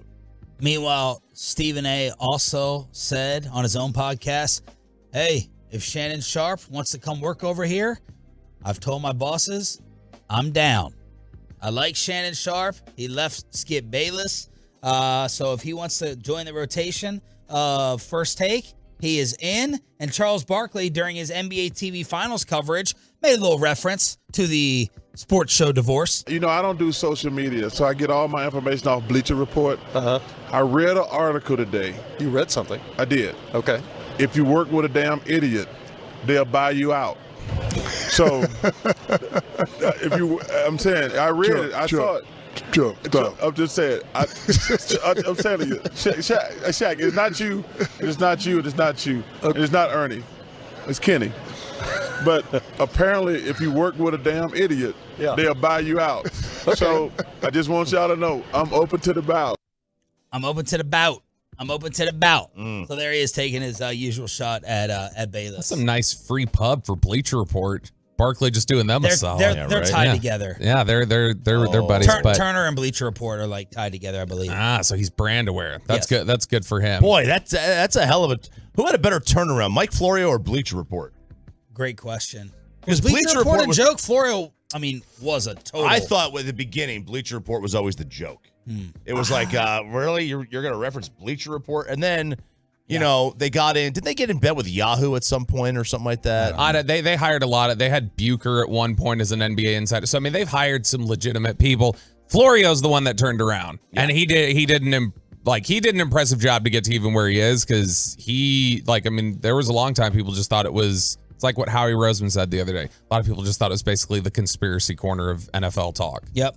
Meanwhile, Charles brought up a possible man card violation. Need your ruling at 877-881-1053 on FaceTiming. I cannot wait to play you tomorrow, because you be sending me videos of your swing. Be FaceTime me, and you know dudes don't FaceTime each other. That's inappropriate. Really? Dudes don't FaceTime each other, man. What? Dudes don't FaceTime each other. All right, Chuck. Okay, I'm just telling you. So that set off the internet with a FaceTime dude debate. And I agree. I agree with him. Now, I didn't have FaceTime. There's a couple of, that was a Peyton groan. There's a couple of exceptions. I FaceTime my dad so he can see his grandchild. You know, I FaceTime my brother so that the youngins can see each other. But if it's just a regular call, I'm not FaceTiming. We're not FaceTiming. I've never FaceTimed you. I know you don't have it. I didn't even realize you didn't have it. You will once Sarah makes you watch scary movies and completes the rest of her transformation. But no, not FaceTiming unless I have to show you something specific or we're doing it with long lost family. Charles is right. Yeah, so like I have it on my computer, right? So like if my kids need me to if I have to walk my kids through something, yeah, I'll do that. I mean, I think FaceTiming your kids is okay. I wouldn't FaceTime one of my buddies. I'm trying to think who always does this. That sounds like a Brady. Sandler thing. Sandler would do this, I think. I think Peyton said Brady always FaceTimes. There's some people who just want to FaceTime call. This is so boomerish. It really is. It's not boomers. I don't need to see your face. I cannot remember the last time with just my friend group, like anytime we call someone, it's a FaceTime. If it's a regular phone call, it's something very serious. That's just how it is. Hang on a second. Because it's FaceTime. We've been calling each other on the phone. You've done it for years. You have the ability to FaceTime now. You do that. You come from the generation that refuses the phone call. You text, but you're going to skip the phone call. So the phone so you can see each other. Who cares? You miss the homies. You want to see the homies, man. What's your average length of phone call? You don't set up a FaceTime call unless it's going to be at least a 20 or 25 minute discussion. Oh, it's at least 15. It's not a quick, hey, you got this? Okay, see ya. You see him every weekend. You're hanging out with him every weekend. Yeah, but you miss him on a Wednesday and Thursday. So wait a second. Your age group, you're telling me... Yes, everyone does it. It's not just us. Like, it's a common thing. Ryan, you FaceTime your friends? With a regular phone call? Ryan, do you FaceTime your How many friends? times do you FaceTime your friends throughout the week? He says zero. That's right. Ryan's different. Because he's not a loser. The only time I video call, because it's video call, it's Android. It is not iPhone FaceTime. How do we video call? Because I have an Android too. You got to do it to another Android. If you do it to another Android, So I it'll can let you video call you? I think so. Do it right now. Get on the fan Well, cam. let me What's your number? initiate it to you. What's your Because yours is an older phone. Sir. Finish your point. My point is the only person I video call is the kids right before they go to school. Yeah. That's it. That's the only time I ever use it. But how about Peyton saying his age group and demographic actually does all these calls? All right, I think Choppy's calling. Yeah, Bobby right now. I'll cover your number, but there you go. There's RJ Choppy. All right. And then, hey Chop, what's up, man? This is amazing. This is great. I've got FaceTime. You didn't know? I had no idea. You didn't know he had FaceTime. I had no idea I had this. This is fantastic. You should do the whole show on this. Yeah, I'm gonna start using this thing. Screw you, Sean. I'm on Team Peyton now. Now he's That's gonna. pretty cool. Yeah, let's go. That's pretty cool. We're changing the generation. All right, y'all let us know. How old's Peyton again? 26? Yeah, 27, right? No, 26. Oh, How gonna many be of y'all? 27. How many of y'all age 26 in that demographic are FaceTiming consistently with just regular old, hey, what's up calls? That's it. Yeah, all right, so here we go. I have a 32-year-old and a 25-year-old. They FaceTime all the time. Thank COVID for the FaceTime boom. FaceTime the homies only to shotgun beers and take shots. Ooh, that's a good good one. That's a great use of the FaceTime. Why don't you get together? We're like real friends. Peyton getting defensive. I'm 34 and guys don't FaceTime. The younger generation, that's all they do is FaceTime. I'm 26. I prefer FaceTime over a normal call. What? Family is fine. Peyton, you and your friends are, well, I'm not going to say that. Let's see. Everybody under 35 FaceTimes every call. They don't make regular phone calls. Wow. Let's see. You can't gender phone calls. Yeah, Man. I was waiting for that. It's pretty Yeah, unanimous. that is true. Like, you hate to determine your masculinity over something like a phone call, but we will. Yeah. Me and Peyton have not been scared. We said The Little Mermaid was a girl's movie. Mm-hmm. I stand by it. And FaceTiming is not you shouldn't be doing it in your situation. I'll start to FaceTime you, Sean. I'm going to get you on the same train. We're going to get you about You can call as often as you like. And you're not going to answer? All right, truckwreck.com text line to go ahead and hit us up. Let's get to headlines and one of the best giveaways we've had in a while, a Rangers 4-pack against Toronto with a DeGrom bobblehead and Carbach Brewing. Monday edition. Headlines are next. But let's get you over to Kay.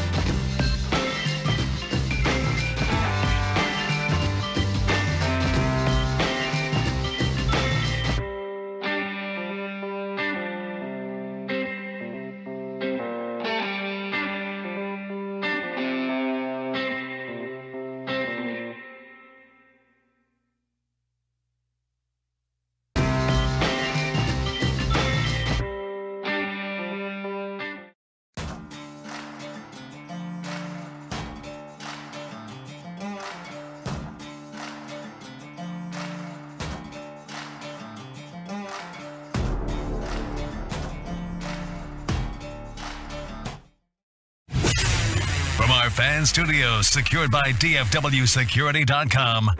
This is Sean and RJ on 105.3 The Fan. Spo making sure no fouls. Jimmy reaches, but no foul called. Murray to tie it. It's out. Heat win. Game 2 of the 2023 NBA Finals belongs to the Heat. Good morning, Metroplex. It's time for headlines. Off to a crazy start this morning. Either my communication is off with these guys or it's going to be a crazy day and week. That's the way we're starting off here on DFW Sports Station with the commercial breaks. 111, 108. The Miami Heat going into Denver and evening up the NBA Finals. It was a 41-point game from Joker. That seemed to be Miami's strategy, though. The role players. Gabe Vincent. Man, this guy, he acts like he belongs. I watched him in the post-game interviews, and he got swagger. Bam Adebayo early on. You also had Strus early on. Duncan Robinson late. And here's Miami getting one on the road. And we're all tied in the NBA Finals. Yeah, a little lineup adjustment to start with Kevin Love in there, and that seemed to, do okay. But they did a good job in the pick and roll. It was obviously not really a must win for Miami, but they're going to have to win at least one in Denver. They want to win the series. Denver's probably going to win at least one in Miami. They're going to have to win one in Miami if they want to win the series as well. So, look, I didn't expect Miami to win the series. Thought Denver wins in 5 or 6. I think I picked 5 initially. Now I'm probably move that thing to 6, but we got ourselves a series now. Denver was 11-0 in the playoffs when leading by double digits at any point in a game. Any point. They were up by 8 heading into the fourth, and they were 37-1 this year overall when leading by at least 8 heading into the fourth. And, Bobby, they lose at home. They lose at home for the first time since March 30th, which, if you need a reference for how long ago is March 30th, that was Rangers opening day. Wow. Meaning we've seen Jacob deGrom pitch 5 times since the last time Denver lost a game at home. They'd been undefeated at home during the playoffs, 10-0, and they won the last couple ones before the end of the regular season. So that's been a minute, man. Yeah, it has. I mean, and Miami, 7 double-digit comebacks in the postseason. That's what they do. Michael Malone continues to be the most entertaining quote amongst head coaches. Is it Mike or Michael? Michael. He said. Remember, he corrected that girl. I said Michael. Michael. He said, "Let's talk about effort. This is the NBA Finals, and we're talking about effort. That's a huge concern of mine. You guys thought I was making up some storyline after Game 1 when I said we didn't play well. We didn't. This ain't the preseason. This ain't the regular season. This is the NBA Finals." So that is their head coach. Again, nothing is impervious to this effort plague in playoff sports. No. And he wasn't satisfied. The beginning of this game, you could see Miami scrapping. They were coming out desperate, and Malone is not thrilled. Yeah, when you talk about scrapping, that's interesting. I was thinking about this driving in when you guys were talking again, and this has been a big theme, obviously. Miami's, defining trait, I feel like, right now is toughness, right? Yep. Resilience, toughness, things like that. If they pull this out, I can't think of the last team in professional sports who that was their defining trait, was just grit and closed so many talent gaps they have. Those Pistons maybe against the Lakers. Yeah. Did you have a problem? Ben Wallace, they were very elite defensively, though. I thought that was toughness just comes with defense. Yeah, there's that. It's just I feel like they are. Miami's doesn't feel like as elite in any respect other than their toughness and their grit. They've made a lot of shots from beyond the arc in the playoffs. That's been a big boost for them. That Pistons team had more talent, I think. Had more names. Oh yeah, way more names. They had 5 really good. They had 5 2s. Yes, basically on their team. They didn't have a 1. They had 5 2s. Yes. Did you have a problem with him not calling a timeout with 11 seconds left? After the Butler miss? No, I did. I didn't either. I just let him play because it allows to set the defense up too. Oh, we killed Jason Kidd for it? Yeah, they probably would have. I don't know. I didn't have a problem with it. He had 2 left. I think he had 2 left. To me, I'm just trusting Jamal Murray in this situation. He's proven. He's playing like Kobe right now. He's out of his damn mind. I thought they didn't go to him nearly enough yesterday in the second half, and the shot almost went down. So I didn't see the need to call a timeout. You go ahead and trust your guys. They're there. I agree. 2.5 is the spread for Game 3 on Wednesday night. Nuggets by 2.5 or Heat? You tell me. Who do you think is favored? I'm going to guess. Man, the Heat were dogs basically the entire Boston series. Mm-hmm. I'll say Denver's the favorite. It is Denver. Denver by 2.5. Yeah, that makes sense. Choppy's trying to convince himself to get on this Heat. Fully get on the Heat bandwagon. I'm rooting for them in the series. I like Jimmy Butler. I mean, I like Denver too. Like I don't hate any of the players on either team really. I hate Tyler Hero's bucket hat. But this is that's the one thing. There's nobody to hate in this series. I guess Mavs fans can hate the Heat in general, but there's none of these participants were on that. Well, I guess Haslam was, right? But he doesn't play. I mean, what's interesting, Jimmy Butler has done a bit of a 180, I think, in terms of his likability. When he first burst on the scene, I thought he was incredibly likable in Chicago. And then he had developed sort of a reputation as you're a team wrecker, you're a bad culture guy. And now it's flipped again here in Miami. Yep. And so that's one who I would have thought would have been unlikable for a while. But in general, I mean, it's just Miami, the toughness they play with, the resilience. Spoelstra is such an advantage. Anytime he's going, and I used to try and discount him so much like a decade ago, but he is such an advantage for them. I think that's probably what went into Malone's thought of not calling a timeout, is that Spoelstra's so good out of timeouts offensive and defensively that I think he probably looked at it and said, just play it. Don't even give him a chance to stop and play anything. Let's just go. Let's attack. Someone from the Denver Post is reporting that Caldwell Pope, Aaron Gordon, and Michael Porter left without talking to the media. You guys are soft. You guys are gutless. Cowards. Didn't even FaceTime the media. He said, wow. Yeah. Maybe the FaceTime, Pepe. Because they're ugly. The Texas Rangers are putting it in everybody's face. 1-1.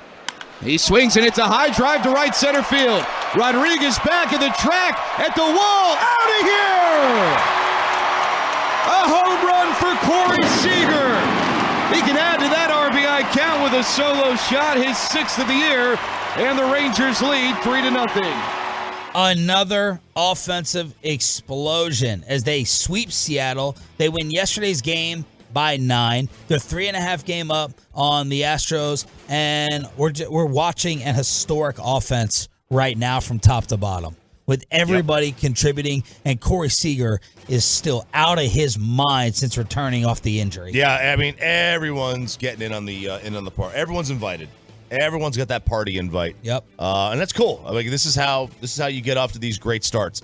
This is how you basically hit your. I mean, this team's going to hit their win total for the year in Vegas. I jokingly said All-Star break. It's probably going to be like the beginning of August. I mean, it's going to be like August 1st. What was it before the year? They were 82 or something like that. Or was it even lower than that? I thought it was lower than that. I thought it was like 78, 79. Yeah. Okay, yeah. I mean, they could get very close. They've just been so damn good. The offense, I saw Bassick tweeting yesterday where he's like, this is the best offense I've ever seen. Like, I keep waiting for them to... Ever seen? That's what he said. He said, this is the best offense I've ever seen. He's like, I keep waiting for them to come back down to earth, and they're not. In fact, I was just looking at this. They scored at least 12 runs in, it's like 10 games this year. They did it twice all of last year.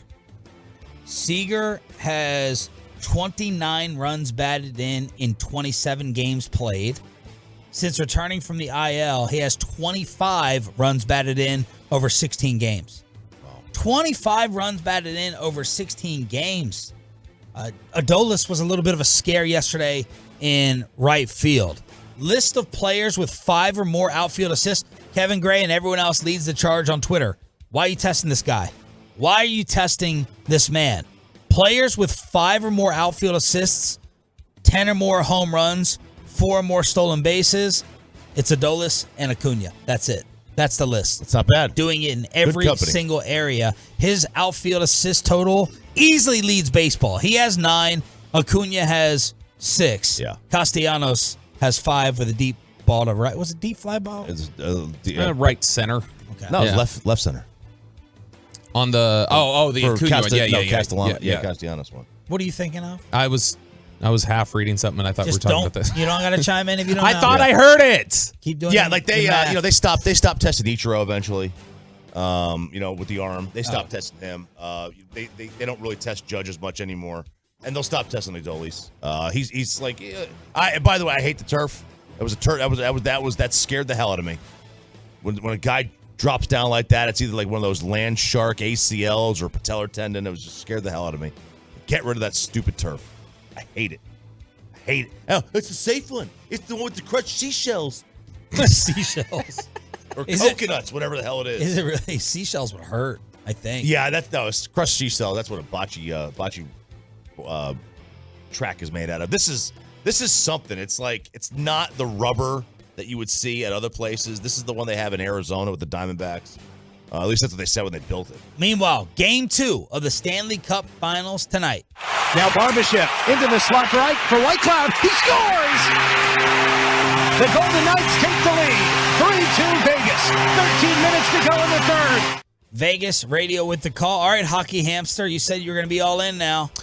I am all in. Now, I was tied up the other night, but I did watch some of the game. Oh, you're picking out your outfit? Yeah, it took a while, you know? I had to look at the photos at Target, the models, the mannequins, to figure out which mannequin I wanted to dress like.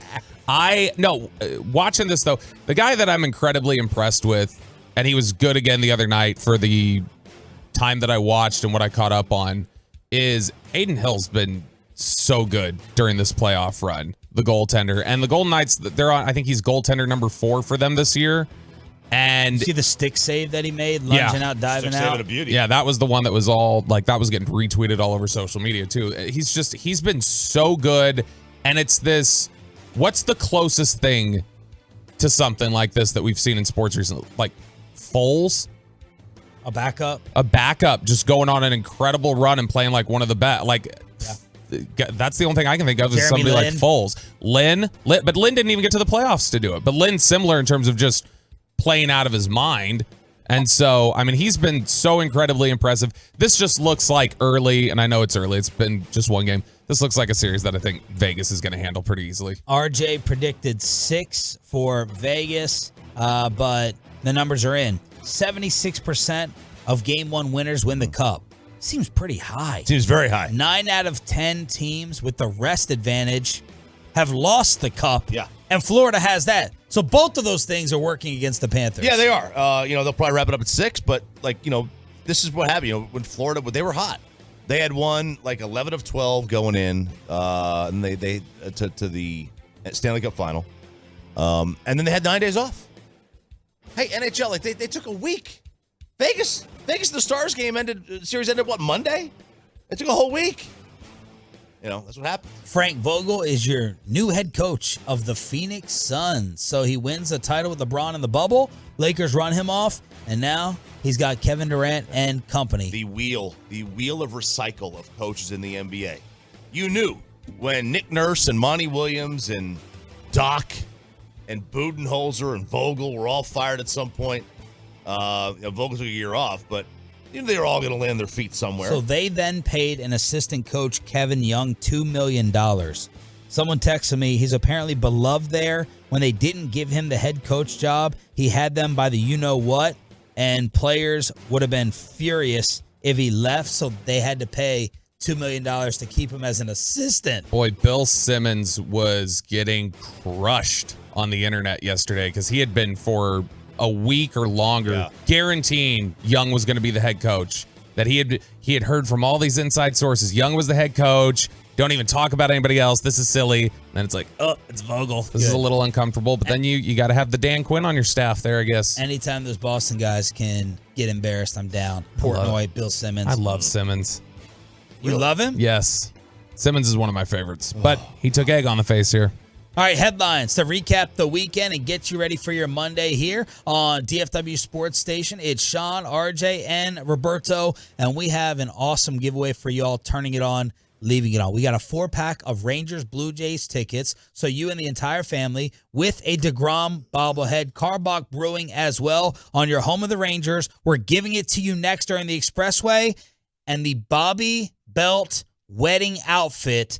Did he disrespect his brother, or did his family deserve it for having a wedding outside in Texas? The photo that blew up the internet and a Rangers ticket giveaway next.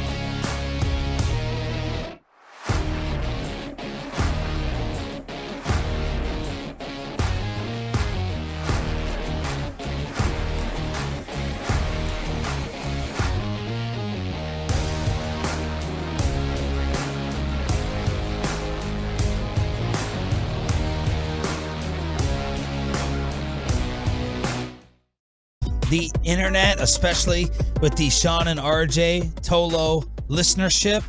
We have Paranoid Helicopter Dad tracking a flight pattern right now, but I think we should start off with the late developing situation yesterday on the show text chain. Now, I'm not going to be intrusive, and I'm not going to ask many questions. I will. I'm not going to, but I still think people label and think of your dating segment that we did during the Expressway months ago as maybe our number one highlight as a show since we all got together again. And yesterday you let us know you were out and about on a date. Yeah, I decided that a few months since the last date was too long. I wanted to get back in the game. So, business decision, of course. But Did the last thing scar you? I mean, because unless you've been secretly dating and not just telling us. No. It seems like you just went off the grid. No, I mean, I had it was I've been using the dating apps. So you match with someone, you talk with them, but if the conversation doesn't go anywhere or they just don't respond, they start ghosting you, then it's you don't get anywhere. So then you have to redo the whole process of trying to match with someone. Yep. So it gets a little annoying, but this girl, we matched, we talked, I got the number, we've been talking for a few weeks now. We were supposed to go on the date last weekend, but I had the COVID, so I had to be the one that rescheduled, so I felt bad about that. But no, she's very pretty, nice. And, we had a great time at Katy Trail Ice House yesterday. Yeah. We made the date a little early just because I was, obviously was thinking about the show ahead of time. I didn't want it to be a 6 o'clock date, so we got there around 2, which I was worried about the weather. It's an outdoor place, but there's lots of shade. They had the misters going, so we were fine. We were fine out there. What was the wait time out there? 0. We walked in. Really? I said, hey, table for 2. They said, go back. I said, oh. Goodness. Wow, I'm shocked. Yeah, and I valeted, so it was all right there. Did you pick her up or met her there? No, met her there. Good, yeah. Good call. I don't think anybody does the pickup that much anymore. Not on the first time. This is the first time I've seen her in person, so I think that's kind of just. For safety, I guess. I'm sure it's just a. Guessing she lives for a change within a 30-mile radius of you, so she sounds like a Dallas girl. She is. She lives right here in Uptown, so. I was like, all right, let me just pick somewhere close because I don't have to go all the way to Fort Worth. I'm fine with traveling 30 minutes from Rockwall to Dallas. And now you don't have to sleep here on the station couch. That's right, I don't. Don't be too presumptuous. Oh. Be a gentleman. Wow. Okay. I try to set you up. Be like, no, I'm not going there yet. Did you get her phone number already, or are you still... He's been texting her. The 24-hour rule, RJ. You already passed that. Okay. 24 hours, the deal's off. I don't want to talk to her anymore. All right, so those are all my questions. I'm not gonna pry. I'm not gonna pry anymore. All right, I'll pry. Let's see. We need to see a photo first. We need to see a photo. Okay, I can send a photo. Yeah, no, I'm not gonna pry it. I'm not gonna do that to you. I will send it to me. Well, you want her number 2, Bobby? Yep, if you could, that'd be great. Okay. No, I guess my how far do we want to pry? Oh, man. I won't name drop. No name dropping yet. yet. I don't want to ruin his scene, no. First base. Oh. Do you know? Do you even know what that is? Oh yeah, but no. This was just a date. Nothing went back to her place. This was just I didn't say casual. back to her place. Well, first base. What are we talking about here? First base is in That's a kiss. Yeah. Kiss. Yeah. No. Okay. Not Was until there no not until awkward June pause? 6th. That's right. I can shave tomorrow, just in time for our pictures. Oh, that's right. Yeah, absolutely. Have fun. Okay, let's move on now to the photo and the outfit that broke the internet. Our version of breaking the internet with Bobby Belt going to his brother's wedding, and he sent this message to us on the group text. He's standing in his hotel room, and he said, "Am I too underdressed for my brother's wedding?" RJ Choppy is appalled. I say a June outdoor wedding in Houston means he's lucky I even wore jeans. RJ, how would you describe Bobby's wedding outfit? How would you describe what he's wearing for the radio audience? My dad would describe this as a Bubba Luke. All right. He's got his Chuck Taylors on. These low or high? Low. All right. Bulb number 1. He's got baggy jeans on. Yep. And he's got one of the worst fitting shirts I've ever seen in my life. Mm-hmm. All right. Now, I got a couple of questions here before I really lay into you. Was this a country or a city wedding? It was in Montgomery, Texas, outdoors. So, I mean, that should tell you. There was a barn for the reception. All right, okay. Was this their first wedding? His first wedding or his, second or third? First. Okay, all right. He's 23. Okay, was this like a Like a Catholic wedding is long. Was this a Catholic wedding or are they heathens? No, we're Protestant. We broke from you, Okay. Choppy. So it's a very short this wedding. This is about 15, 20 minutes. Okay. This is completely unacceptable. You know, if third wedding, you can get away with it. It's up on the fan cam, Yeah. Twitch and YouTube. Look at that drip, bro. That's awful. That's awful. There's Going to OTAs. Yeah. First of all, I wore a nicer shirt to OTAs. there should never be any. There should be no air between arm and sleeve. It should touch.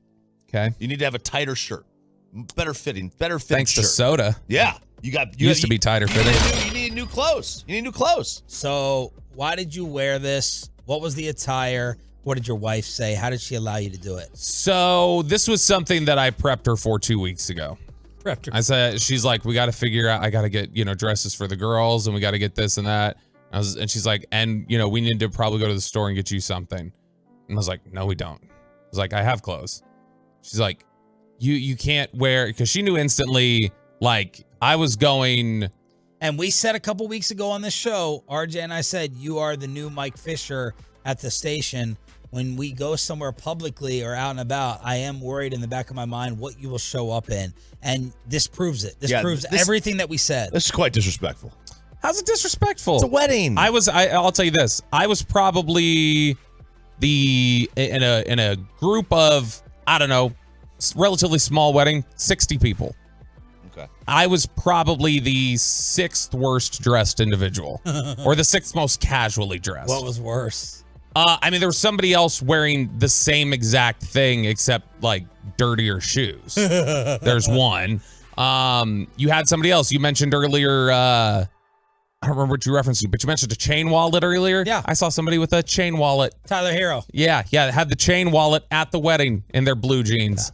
And so, no, I think I saw, there were other people who were wearing, worse fitting shirts, but it was the same thing. It was a very relaxed atmosphere. And what did your wife say to you once you told her or walked out? She had already accepted what I was going to wear. Okay. She knew that. So, but over the last couple weeks, she was just upset every time it came up. She'd kind of go and roll her eyes and be angry. And my contention is this.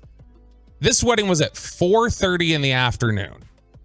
Outside? In the Houston area. Oh, it was Montgomery, but it's Houston area. Mm-hmm. It's hot as hell. I pulled up, and when I pulled up, Kristen even texted me because she was there earlier for the rehearsal, which I've never heard of this, by the way. Have you guys ever heard of the rehearsal leading right up to the wedding? No, I've never had. No, they did the rehearsal. There was a 30-minute wait, and then the wedding. And I was like, that seems tight. Yeah. But she told me, she's like, don't come out. I'll text you when to come out of the car. And I was thinking oh, something's happening. There's a surprise. She's like, no, it's just really hot. Huh. And it was, I looked, it said 95 you on the car. You stayed in the car like a grandmama? Waiting for the event, the green light? I was one of the first ones to go sit down. So I was still one of the early ones, but it was hot. Yeah, and it's in the sun where you're sitting. And it just, I was not gonna wear long sleeves, and I wasn't gonna tuck in my shirt and have the torso sweat pool up in the back of my jeans. Wasn't gonna let that happen. And I wasn't gonna wear dress shoes. What about khakis? I think you could have worn khakis. I think you could have got. You might have been able to get away with golf shorts. Better than that. That's what I said. I almost thought about golf shorts. Did anybody wear shorts? No. Okay. No one wore shorts. Were they in tuxes? Like the groom's and the bride? Yes. And yes. The wedding party was. Bridegroom. So the few defending you are saying, hey, man, you have an outdoor wedding in Houston in June. You get what you get with the dress code with people showing up. Those are the few people defending you. The amount of responses to this, the way this blew up, stunned me. I got as many responses to this, probably more than asking Tolos to describe the Rangers offense that's on fire. Matt Hicks at 8. More people care about this.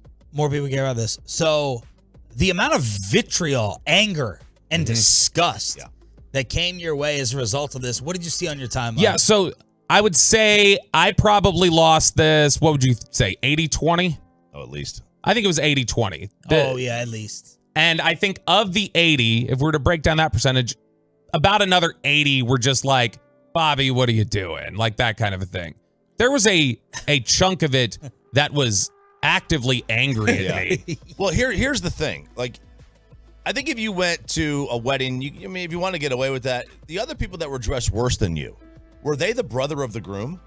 That's the number one question. One of them was. The number one question is, why aren't you wearing a suit? Why aren't you standing up there with your brother? So they... Not to get, No. In addition... And you've got 48 siblings anyway, so they can't have everybody in the wedding party. That's part of it. I am happy to address this one because this is the one we got a lot on all the different... Why aren't you up there? Do you guys fight? Me and my brother are good. I am 11 years older than him. I'm the oldest of 6 boys. He is the youngest of 6 boys. Dang. And what happened was it's a smaller wedding, and it was literally just them 2 up there, and then it was a groomsman and the maid of honor, or the bridesmaid. Yeah, the maid of honor, and then what's the best man, and then it was 1 groomsman and 1. Okay, so they did a 1-and-1. It was. They each had a friend and they each had a sibling. Okay. And so it was the brother closest to him in age was up there with him, the one that he's lived with. Your other brother was up there. Okay. Yeah. Okay. That's that's okay for not being in the wedding party, obviously. But still, your brother, that's where the dress comes in. You got to. Did your other brothers wear suits? The one who was in the wedding did. None of the others did. Okay. One of them wore one of them suits. One of Not them. one had a jacket. No, one had a blazer. One put a blazer on. It was the same outfit except a blazer, and he was wearing cowboy boots. Okay. Cowboy boots are acceptable. Yeah. They're dress clothes. And that's what I heard. And then we had somebody else that was wearing just a dress shirt and slacks. That's what Jacob wore. Dress shirt, slacks. Yeah. I wasn't gonna do that. It was hot, and I wasn't gonna be put out by this. The comments, they finna drag you. Please say psych. You're good to go to an Applebee's, but come on, man. I can't believe your wife let you leave the house like that. David Hellman, this is what I would have tried to wear to a wedding when I was 12. So sexy, perfect. You look like an extra in Boy Meets World. Thanks, Landry. Corey Majors, look, man, I'm fine with it. I had an uncle that would have shown up in coach's shorts and a sleeveless shirt. Dang it, Bobby from King of the Hill. This is a crime. Very, very disrespectful. Yeah. Golf pants are better than wearing jeans from Coach Riff. Depends on the wedding in person. I wore shorts and flip-flops to my sister's because she literally requested that I did. It's okay at casual. Just tuck the shirt in, wear a belt, and you're Gucci. Definitely underdressed. You're underdressed for a golf course, let alone a wedding. You look like you're going to a backyard bonfire in the middle of fall. Shouldn't be allowed in the venue, to be honest. They should throw you out. Your invite to Choppy's wedding got lost in the mail, and he hasn't even proposed yet. These are some of the responses that I saw. My favorite one was from Frank. He said, "This is at least a misdemeanor." And that's probably what it is. Look, here's the other thing. Cook, Bobby. Let the haters hate from Dylan Cook. Exactly. I think sounds about white. I love that response. Is this intentionally bad? Kristen's favorite comment, Bobby, dude, show a little effort. Look sharp for your woman at least. Bobby, we love you, but no one is expecting much swag from you, buddy. I think that's accurate too. Look, here's the thing. I knew exactly what the tenor and tone of this wedding was going to be. Even though it wasn't on there that said casual, I know exactly what it was going to be like, and I knew I was not going to stick out.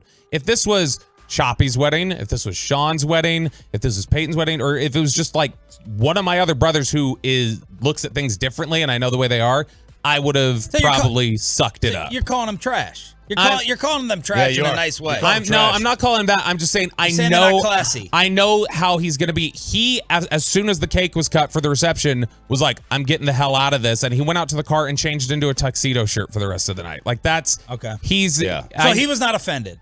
No, it didn't even like register with him. He wouldn't have thought, he didn't think anything of it. And so it was, look, like I said, the crime here is not me. It is a Houston wedding, a Houston area wedding in June at 4:30 in the afternoon. Yeah, Tolo Ryan said the marriage isn't going to last. Outdoor wedding, they obviously made horrible life decisions. You're underdressed for a Waffle House. Wedding out. You're underdressed for a Waffle House. Wedding in June. They're lucky anybody showed up outside. So man, this got hundreds and hundreds of responses. I was it was a metaphor, okay? I put as much thought into my outfit as he put into, picking his partner. And so I'm kidding. That was a joke. It's the first he started dating this girl in high school and they got married. So it's literally the only girlfriend he's ever had. So that was my joke. Party at CC's. Congrats. Siding with Choppy. It's appalling. Choppy's correct on many fronts. You're underdressed for Walmart. The depravity of the morning show is wearing off on you. So there it is, Bobby, with the gray polo shirt, the jeans, and the Chucks. That was the outfit for the wedding. That's the outfit. Yeah. I mean, look, at the very least, if Kristen had kind of like given up on this and she was like, yeah, all right, she's not going to break your balls about it for the rest of the day. I can see from your standpoint, I could have done it. Well, also think about this, Sean. Like Kristen's tendency to be on top of me in a lot of ways. Does she like your style? But no, she hates it. But that's the thing, is that if she also anticipated this would not fit in with what the general tone of the wedding was going to be, she would not, probably would not have allowed me. Yeah. And definitely wouldn't have had me eating cereal later that night. You know what I mean? See, that's the question. You didn't find cereal in the hotel. And where did you stay in the hotel? Lab. Jesse Holly was texting us about your hotel. A lot of people were. RJ with the shower. Shower. I missed this. I missed the hotel and shower setup. So it started with the picture because you can see it clearly looks like sort of like a Motel 6. It was not a Motel 6, but it looks like it's just like a regular old cheapo hotel. And it is. Do you know why? Because Kristen planned. And so Kristen is the one who, she looks at cutting corners everywhere. She always believes we are, one aggressive tip from me at the bar away from food stamps. You probably are the way you tip. And she always thinks like we're on the verge of going broke. And so she's always looking to be as cheap as possible. So it wasn't Motel 6, but it was just like, can I say what it was? Yeah. Because I'm not talking bad. It was a fine hotel. It was a Spring Hill Suites. Like, it's a Marriott property. It wasn't like a nice penthouse or anything like I would normally. I would have gotten us a nice Airbnb. If it was me picking it, we would have been on the lake or something somewhere. But she wanted to find her discount and use her points and everything else. And so that's how we ended up there. And how did you manage to eat cereal? Those were 2 double beds I saw. I assume the kids were staying with you. Great question. You know what a bathroom is, Chop? Oh my gosh. I like it. That's something I would have done. That's something I would have. I should have FaceTimed you after to talk about it. Should have. You know what? Video call. Next time we're in the bathroom together. Yeah. I'll pull out the old FaceTime. There we the go. Samsung FaceTime. That's what this was created for. And the jellyfish, So we drove down to Galveston an extra hour and 15 minutes the next day just to hey kids, we're near the beach, why don't you go? And they were having fun. We were walking in the water with my daughter and I felt what I thought was, I can't believe you would even go in the water. I thought it was seaweed or something. Like I just felt something run across the front of my leg. I thought there was some sort of shrubbery that I hit my leg on. And I was like, that was weird. But about 2 seconds after I did, it started stinging in the way that something, like, have you ever scratched your arm on a branch when you're out somewhere or something? Yeah. And then it immediately kind of bubbles up and stings. It was that feeling. And I was like, okay, maybe I cut myself on something. And so I got out and I looked. And it was just red and splotchy, and it started throbbing, and it stung for like 2 hours. I wish I could monitor the Belt family reaction to this with the hypochondriacs that they are. You probably were looking for a helicopter to drop down to get medevaced out. I'm sure your wife was crazy bringing out the first aid kit. What did you think it was, or start Googling?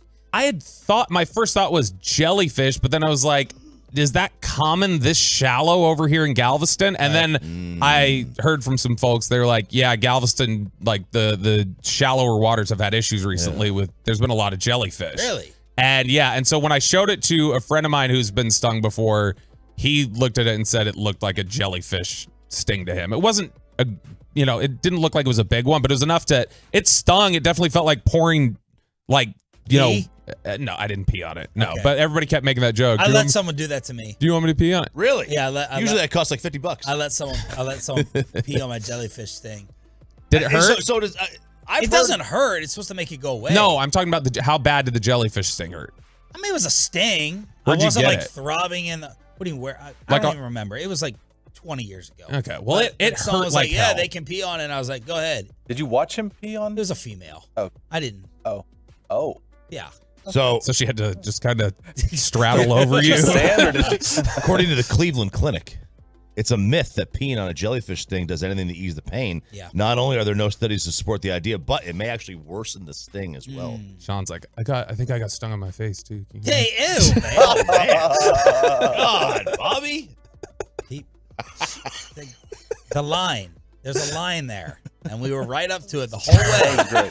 And then you go right over. I'm a habitual line stepper. Okay, so there it is. Best and worst of the weekend with the Bobby photo. How are the Tolos and Twolos responding at 877-881-1053? Truckwreck.com text line. And then I don't even know how to. My weekend was Tolo J, St. Rocco's Italian, fantastic dinner Friday night. Tolos go in there. Maybe he'll hook you with some cheesecake or a cannoli. Grad party yesterday. Ooh. My wife was not happy with me.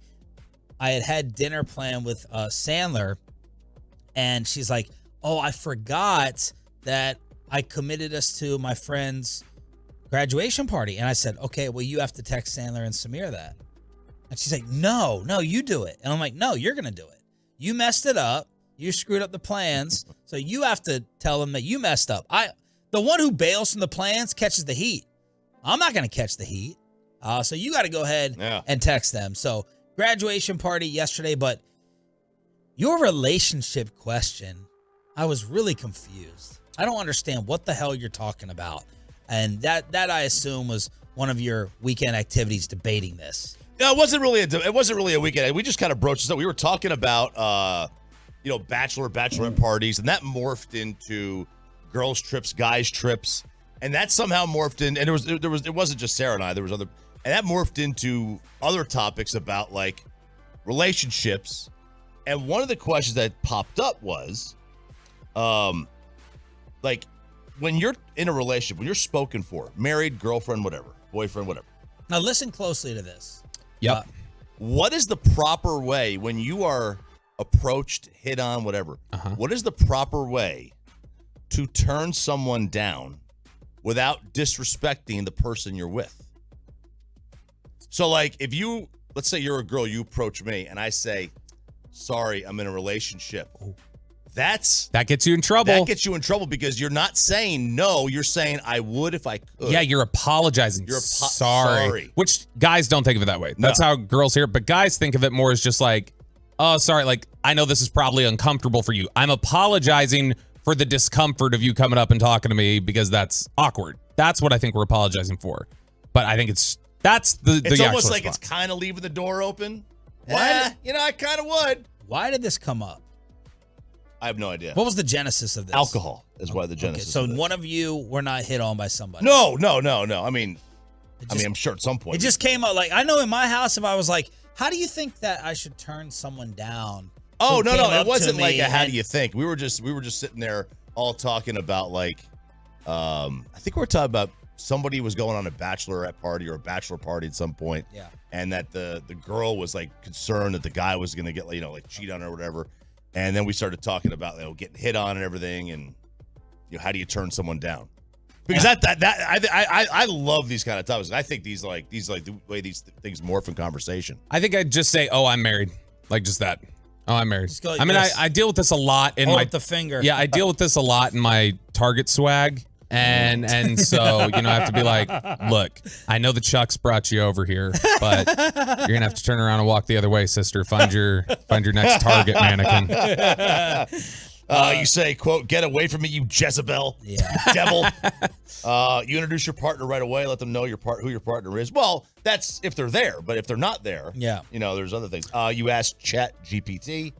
You do the same thing Rip did in Yellowstone. What did Rip do? I can't remember what he did in Yellowstone. You know what you do? You FaceTime Peyton. You go, I got a guy for you. That's right. You say, hey, he's on his way. Let's hook up the Tolos. Thanks to their promo department. This is an awesome one all week long. All right, Tolos, that's right. Caller number 10 right now at 877-881-1053 wins a 4-pack of tickets to see your Texas Rangers take on the Toronto Blue Jays on June 16th.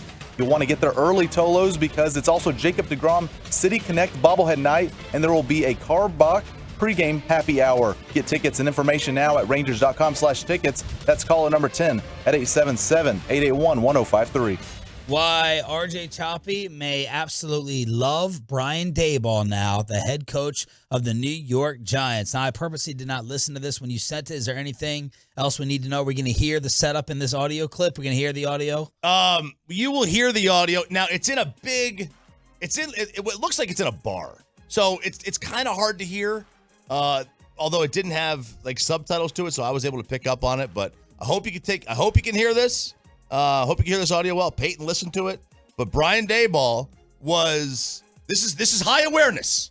This is awareness 99 on Madden right here. Because even while reading through your joke, I didn't get it. I wasn't getting it. I didn't know this was a thing. I wonder, and the kids will know, I wonder if you get both of these jokes. Got a question over here. Good looking out, John. I appreciate it. Hey, Coach. I just wanted to thank you again for coming today and great place. Great place. Just tough schedule this year, week 3 with the Niners, a lot of great players on that team. How do you prepare for a guy like Joey Bosa? You're not going to get me, buddy. What'd you watch? Part of my tape? I did. What did you say in the amateur hour out there? That's great awareness. So he asked him, how do you prepare for Joey Bosa? Joey Bosa, not Joey Bosa. And the trick here, and this is what the kids do, man. My 10-year-old got my mom with this. So the trick was that he was going to say, who's Joey Bosa? And he would respond, Bofa D's nuts. This Giants, let me just say something. This is amazing. This is great awareness. This is a loser fan. What a loser you are. You have a chance. You're going to show up to the head coach of the Giants, and you sit there and come up. What a New York meatball freaking loser you are. By the way, could you see the guy in the video? Yes. Was he dressed better than I was for the wedding? He was in like a t-shirt. Oh, okay. I don't even remember what he was wearing. So it looked like a t-shirt. Daboll knew it. Yeah, he knew it. This is great awareness. I was running a political show. I was on the board for a political show, I don't know, 6 years ago, whatever it was. And this guy called in, put him on hold, gets on there with the host, and I'm just kind of, listening, doing some different stuff. And I heard him ask the guy, he says, well, what do you think about Trump's support of BOFA? And I immediately went, oh, no, I had to hang up on the guy. And the host was like, why'd you hang up on it? I was like, I just saved you. Don't worry. Bofa these nuts. And Daboll knew, so knew it. That may turn choppy right there. Yeah, it did. It did. Look, he's got no neck, which is I have no neck too. So we're kind of kin on that. Yeah. But this gave me, I like this guy now. So how about Forget this his coaching? How about this report from Sports Illustrated? Howie Roseman is the genius, right? He's the Jerry West of the NFL. He is going to haunt us for years and decades to come. He runs circles around Jerry Jones. Well, the great Howie Roseman tried to trade for Russell Wilson. Sports Illustrated, with some of the details, Wilson exercised his no-trade veto. I remember this story because I was laughing. Russ doesn't want to go to Filthy. Screw you guys. But it was confirmed from SI that Philly wanted him. That's how much they believed in this whole Jalen Hurts leap. Wilson also turned down an offer from the Commanders. Ended up, of course, in Denver. Absolute disaster. But this made me feel a little bit better, Bobby. A little bit better that Howie Roseman thought Russ could still play, so he was wrong. And then also didn't see the Jalen Hurts leap coming like they're going to pretend like he did. So this makes me feel a little bit better that Howie is not invincible. How quick do you admit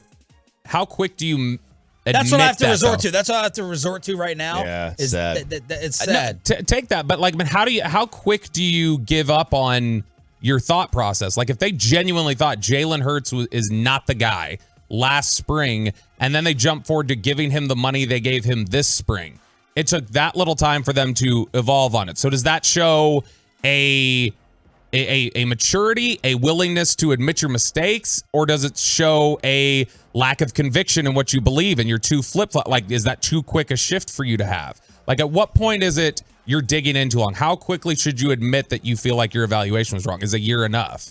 It's quick. It's very fast. Very quick. To go from we got to trade big capital for Russell Wilson to all of a sudden going, nope, Jalen Hurts is getting fully invested and this is our guy. Arizona did it. But man, that's really, really quick. It's funny, but this is the point. This is what we have to hang our hat on this. They didn't, they found a diamond in the rough. Then again, so did we, twice. If Russ, because right? Denver didn't have a lot of great options last year.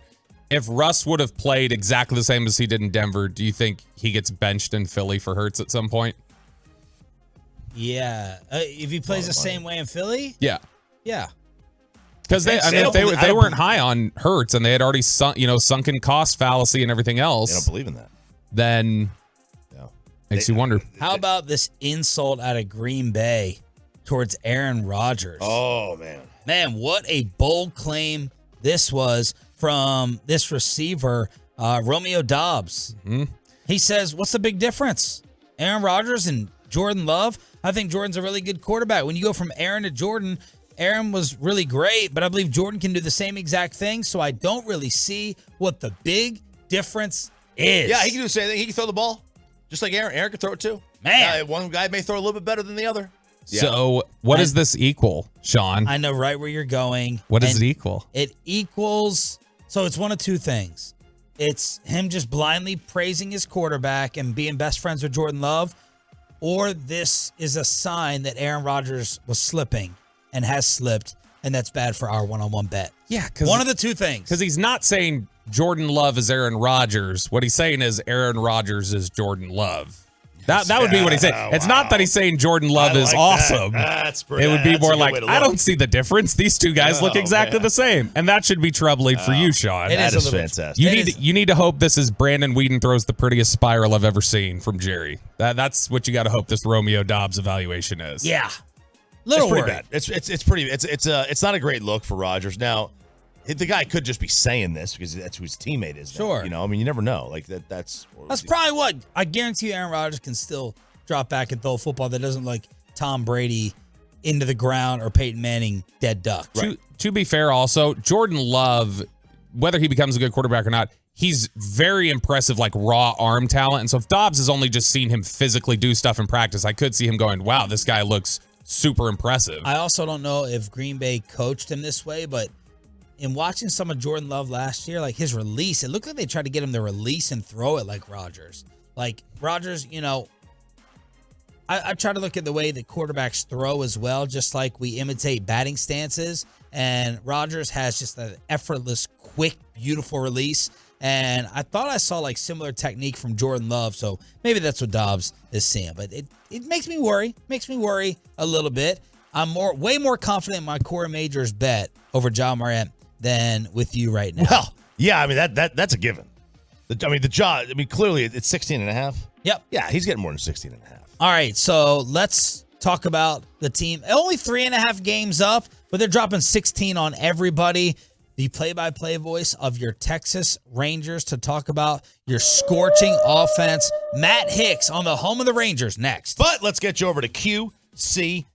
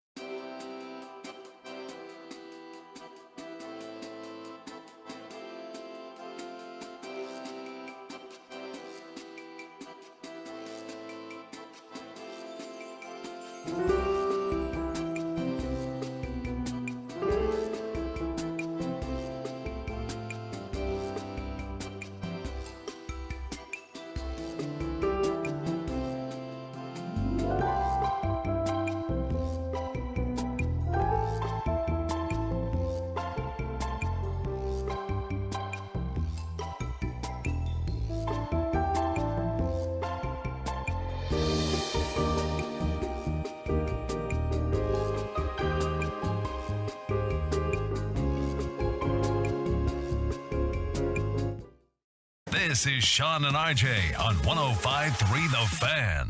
Here's the 1-1. Swinging the ball hit high into the air, deep right center field. Jankowski going back. He's on the track. He leaps, and he makes the catch. Travis Jankowski hanging on the fence in front of the Rangers bullpen. Hauls that one back. No home run for Mike Ford. Second out of the inning for Nathan Eovaldi. Everything is working.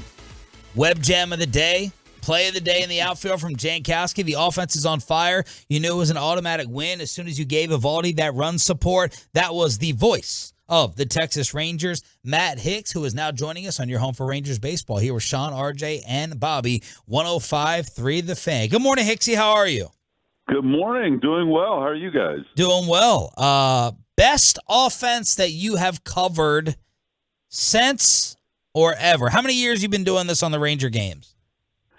Since the middle of the 2012 season. And I think that there's no question about the fact that this has been the best offense, which has sustained, an average runs per game over 6 now for the longest time. And we're more than a third of the way into the season. So it's not like we're talking about any kind of small sample size. This is, I think, clearly, the best offense that I've seen, especially when you're talking about 1 through 9 in the lineup. I think they're probably early on when I joined the club in 2012, you probably had maybe 4 or 5 guys in the lineup that were, sort of productive like this on an almost daily basis, but not 1 through 9 in the lineup. It's just been, it's been phenomenal to watch this offense. Hicks, is there an approach or a coach that we should be given a lot more credit to, or is this just the talent in this lineup all clicking at the right time? I think that it's probably a combination of the two. And when you talk about the coaching staff that has worked very hard on getting all of the guys, not necessarily on the same page, because I think that all hitters are individual. What works for one doesn't necessarily work for the other. But when you talk about the coaches like Donnie Ecker and Tim Hires and Seth Connor, these are the guys that work with the hitters on a daily basis. And I think some hitters require more attention, some require less. But essentially what they've accomplished overall is getting them to, and it sounds like it's a simple thing, but it's not a simple thing, getting them to chase less and getting them to be more aggressive on pitches inside the strike zone that they can do damage to. And so just to be a little bit more specific there, in other words, what Adolis Garcia might be able to do damage to would be maybe different from what Leody Taveras can do damage to, or what Corey Seager can do damage to. So it's not necessarily the same exact plan for each hitter, but you have almost everybody on the team doing a much better job individually with not going after pitches that they really can't do anything with and being more aggressive at the pitches that they can do something to. Matt Hicks, voice of the Rangers here on 105.3 The Fan. Give me the top 3 at-bats that you're getting giddy for when they're stepping into the box, where you're like, something here crazy could happen, or you're just enjoying their at-bats. They're top 3 right now nowadays. Corey Seager has to be at the top of that list because he's barreling everything up. Mm-hmm. It's insane when you take a look at some of the numbers for exit velocity and launch angle and the combination of the two. Yesterday the hardest ball he hit was the only out that he made, and it was a ball that was hit at about 110 miles an hour. And so every time that Corey comes up, something really exciting could happen. Josh Young, every time that he's up, there's something very exciting that can happen. It's hard to single these guys out. And for me, now that he's back after a short stint on the injured list, Ezekiel Duran. Just, you don't know what can happen. And in the case of all 3 of those guys, all three of those guys have hit some real tape measure type home runs. And I think you might expect that from a Corey Seager, but we are seeing in Josh Young a rookie who is obviously he's won the American League Rookie of the Month now for the first 2 months of the season. But here's a guy who legitimately could be the American League All-Star third baseman. I mean, that's the kind of season that he's having.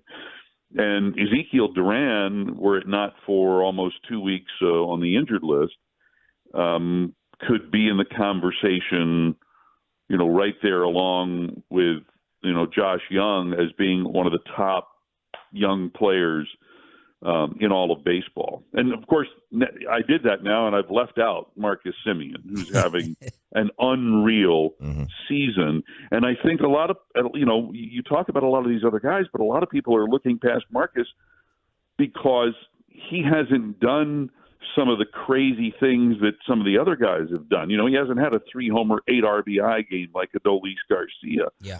But he's just consistently good every day and setting the table for this unreal offense. And you've got to be excited every time Marcus Semien comes to the plate as well. More sustainable, the offense or the starting pitching? Wow. I suppose mathematically speaking, the starting pitching because there's fewer guys.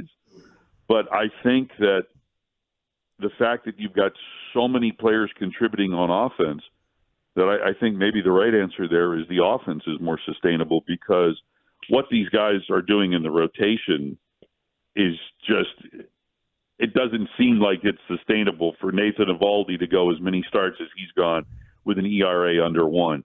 Same with John Gray. With what Andrew Heaney had done until this most recent start, and then he probably could have gone a little bit deeper and would have had a better line if there had been a scoring decision that had been better. But essentially, all of those guys are just having phenomenal years, and I can imagine. I think that they can all continue to be very good. I don't know as though all of them can continue to be this good all at the same time.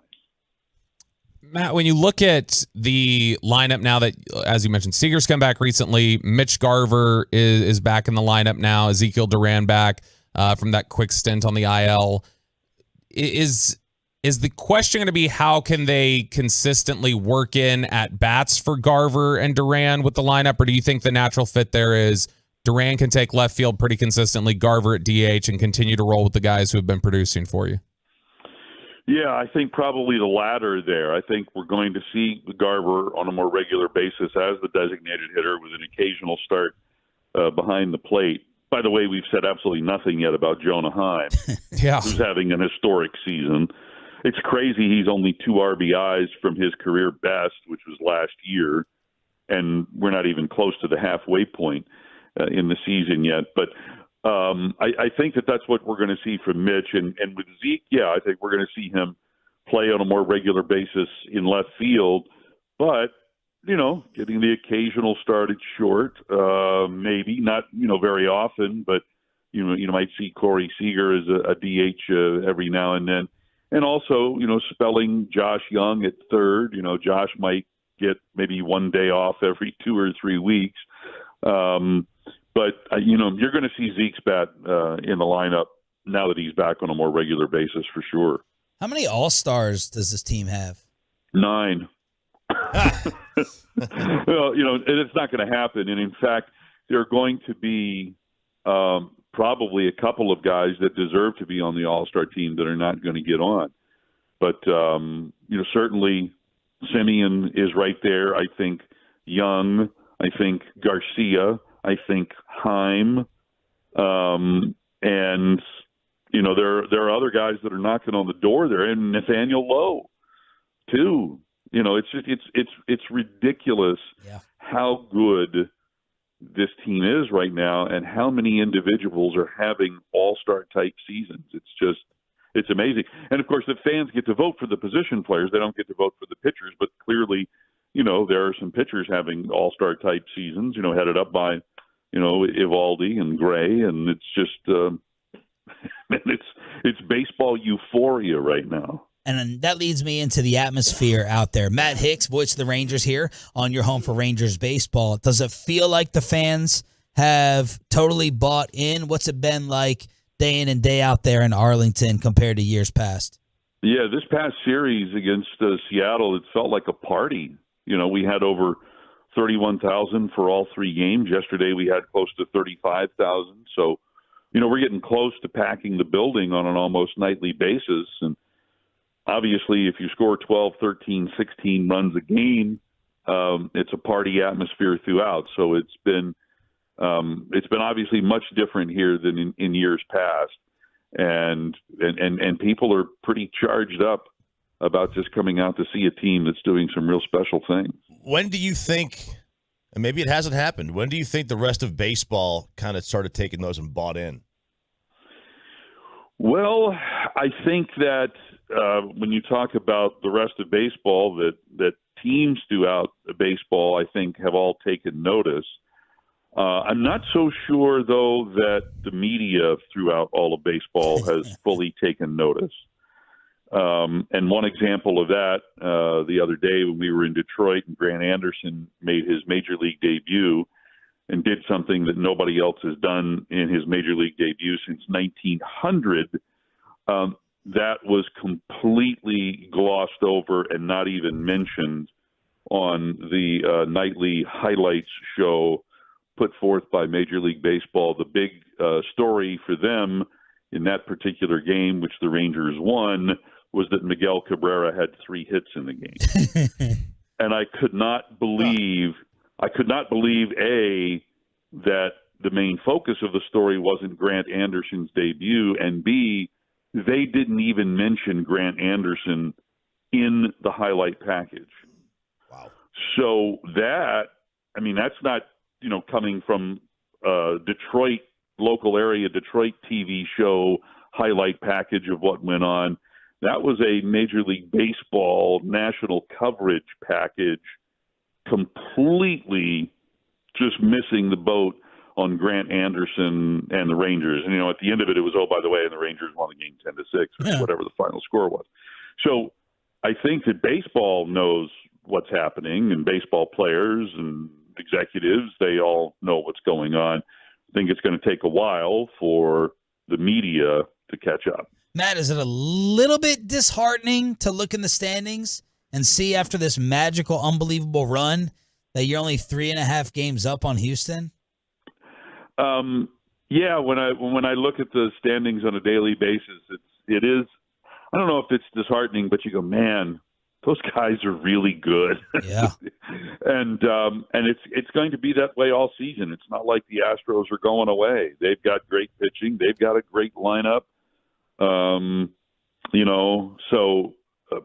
If the Rangers are going to be this good, this is what they're going to have to contend with. Now, they just dispatched a team that a lot of people thought was going to be the team maybe even to beat, here in this division. And we have another team in the division that's got some pretty good baseball players too, in the Angels. So the strength of the division is not going anywhere. The schedule this year being different means that we play these guys a whole lot less. We play Houston 13 times instead of 19 times. But I think this is a team that embraces that challenge and would perhaps even like to play Houston a little bit more to say, we're just as good as you guys. But, yeah, Houston's going to be there, and this is not going to be a situation where we get to the middle of September and the Rangers have a 15-game lead over the Astros. It's just not going to be the case. Did you show Jared Sandler what a true crab cake looked like in our neck of the woods? I didn't get a chance to take him out in Baltimore. Sean, you may know this place, but there's so many different places all throughout the Baltimore area. But I did get a chance to go to my favorite places in Linthicum, not too far from the airport, a place called G&M. You ever been there? No, I've heard of it. Oh, dude. Good. You have got to get to G&M. Their crab cakes are phenomenal. Matt Hicks, bringing it strong, eating square pizza in Detroit. What do we got for St. Louis? What can we do here? They got good Italian food in St. Louis. Good Italian food. Yeah. I heard that as well. Yeah. But they're going to be in town. 6:30 pregame. First pitch 7 o'clock. Thank you so much as always, brother. And we'll be here continuing to listen to the ride. It's been fantastic. Thank you very much. Appreciate it. There he is, Hicksy, here on DFW Sports Station and your home for the hottest team in Major League Baseball. Why Joker is showing his wife way too much love during these NBA Finals. And Bobby says after this came out, no more excuses for Mark Cuban. Next. But let's get some hair.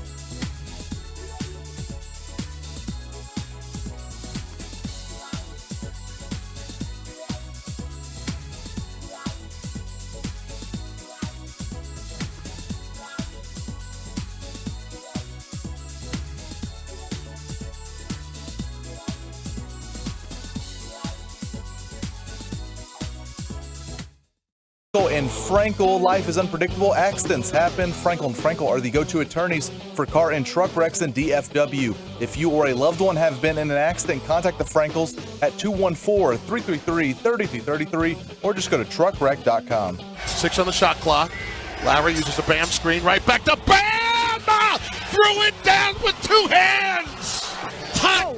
Bam! God.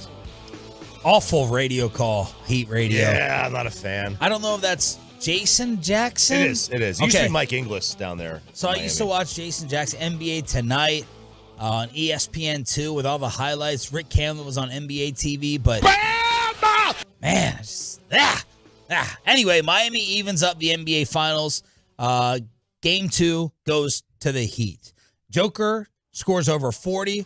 Not enough, and we're all tied at 1 apiece.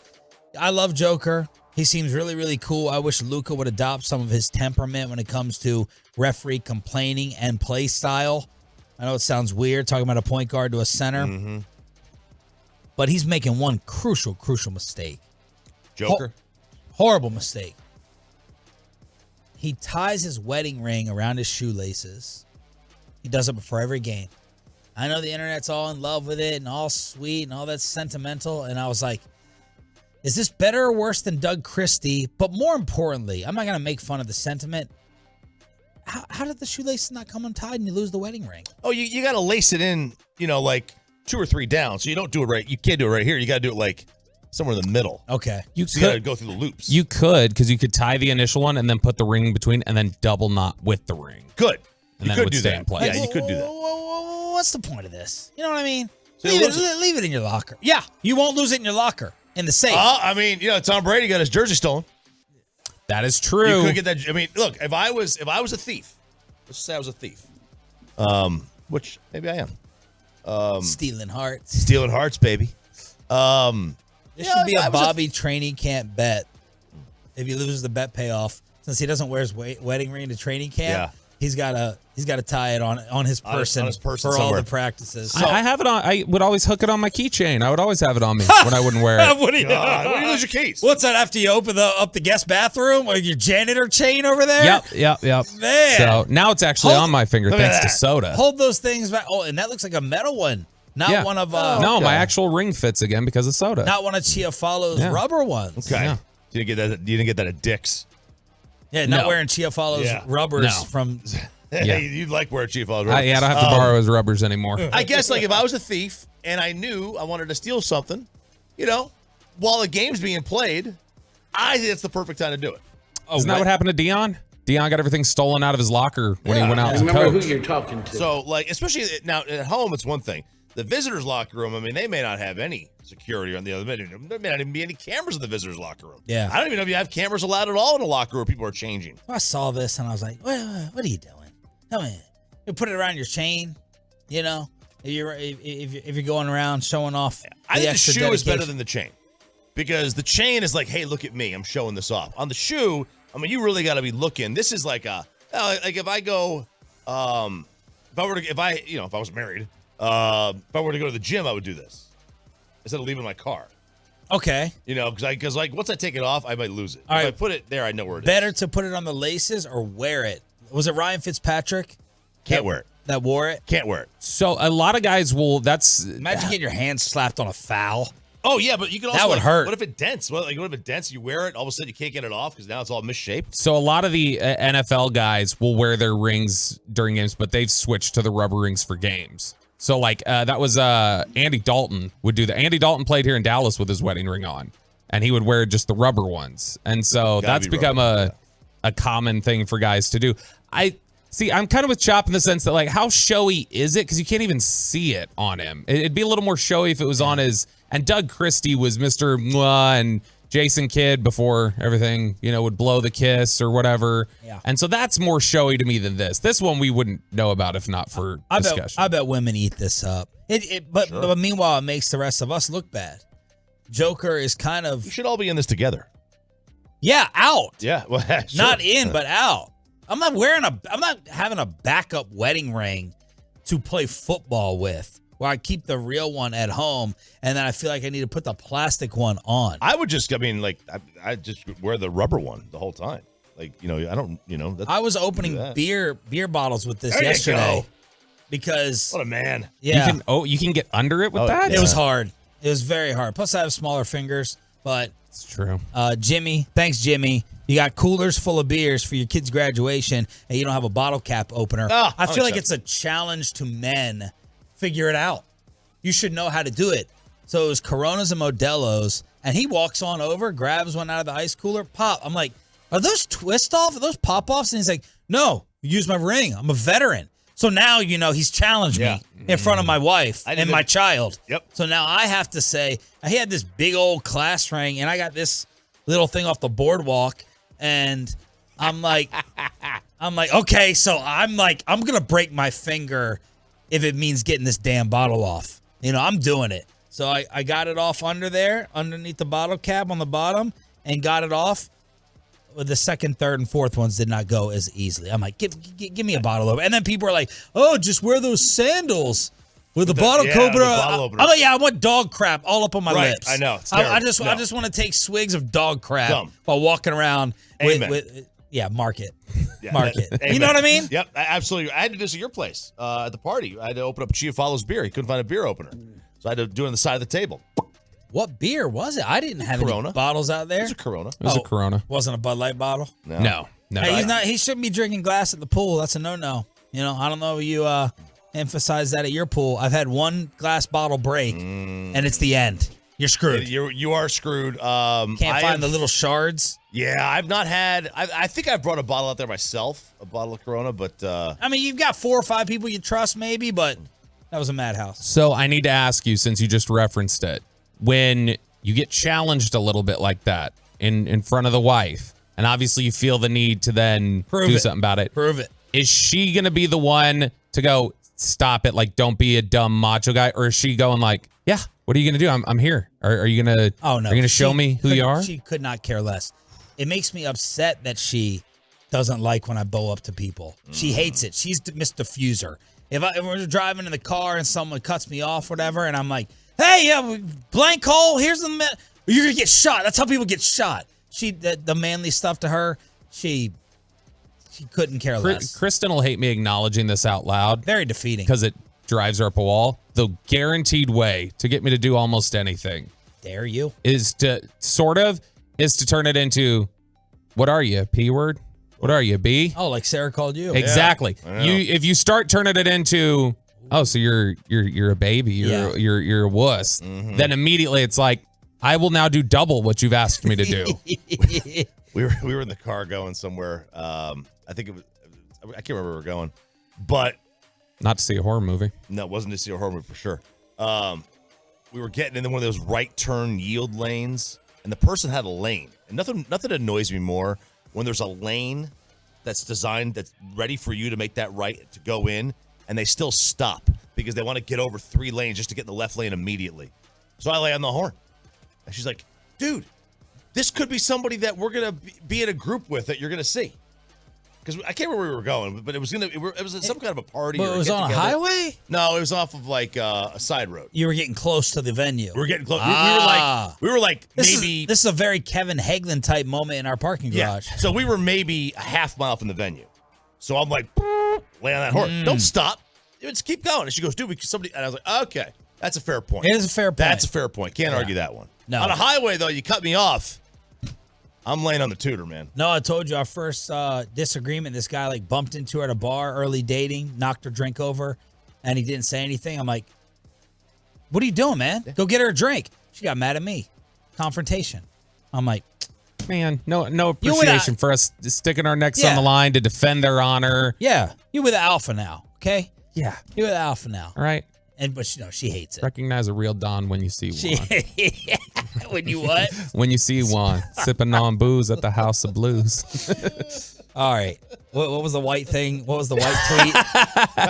Sounds about white. Sounds about white. Sounds about white. Sounds about white. I want that as a drop, Pepe. Sounds about white. All right, Roberto, you saw some team evaluations while we're talking about hoops to not allow Mark Cuban off the hook. This is absolutely stunning to me. So Forbes, at the end of last week, had put together a list of the most profitable teams in professional sports. They looked at NHL, NBA, the Big Four here, and then also EPL. And they took a number of factors into consideration, and then they listed the 25 teams that have generated the most operating income. So this is earnings before interest, taxes, depreciation, etc. during the past 3 years collectively. No surprise, number one sports team in the world, the Dallas Cowboys. They've picked up $2 billion or $1.2 billion over the past 3 years. But you start running down the list. So what was their total valuation? This is just operating income, so it's 1.2 billion is what they've picked up in the last 3 years. Number 16 of all the teams of all professional organizations is the Dallas Mavericks. $282 million in operating income generated over the last 3 years. Oh, we don't make any money. No. Oh, we don't make any. We lose. Well, you can make money if you're not in the luxury tax. We lose money. This is the 5th most profitable team in the NBA, and they have more operating income than 25 of the 32 NFL teams. What? Yeah. Wow. How can that be? I don't know. I have no clue. And yet we still manage to sign bad contracts and be broke all the time. When's the last time Cuban paid the tax? Oh, wasn't it the year? It was like the year after the finals or something like that. Bassick will know this. They're going to have to pay it this year if they're signing Kyrie. Yeah. Yes, they will. They will. And like, there's no. I didn't see any baseball teams on here. No MLB teams made it because part of the reason why is because it was COVID. This is over the last 3 years, and that was during their shortened season, so it took away gate revenue compared to other organizations. Yeah. Well, also I know so I take the teams that had the Dodgers, the Red Sox, the Yankees. They hide a lot of their money in their regional sports network, so it doesn't look like they make as much because that's how they avoid revenue sharing. Yeah, that doesn't surprise me. People in the Northeast laundering money. 2011, the title year. That was the last time the Mavericks paid the luxury tax. 2011. Yeah, and they did it every year from 02 to 11. So Cuban won his title, and he was like, "All right, let's get this operating income up, baby." Yeah. Wow. There it is. No excuse there. I'd love for him to be asked about that, but a certain person at this station on the midday show with a bald head. Well, there's two. One of them you can guess probably has made it permanent of a Cuban non-appearance on any of the shows. Oh, yeah, for sure. I don't think it's happening. I think Walchuk's out of control. Bassick is unofficially banned. Yes, there's no doubt about it. By Mark Cuban. All right. Bobby's favorite football website has ranked the corners. RJ has been very stubborn when it comes to giving this man props. Has PFF disrespected the Cowboys cornerbacks? Below the belt is next. But let's get you over to the Platinum Ford in Terrell. It is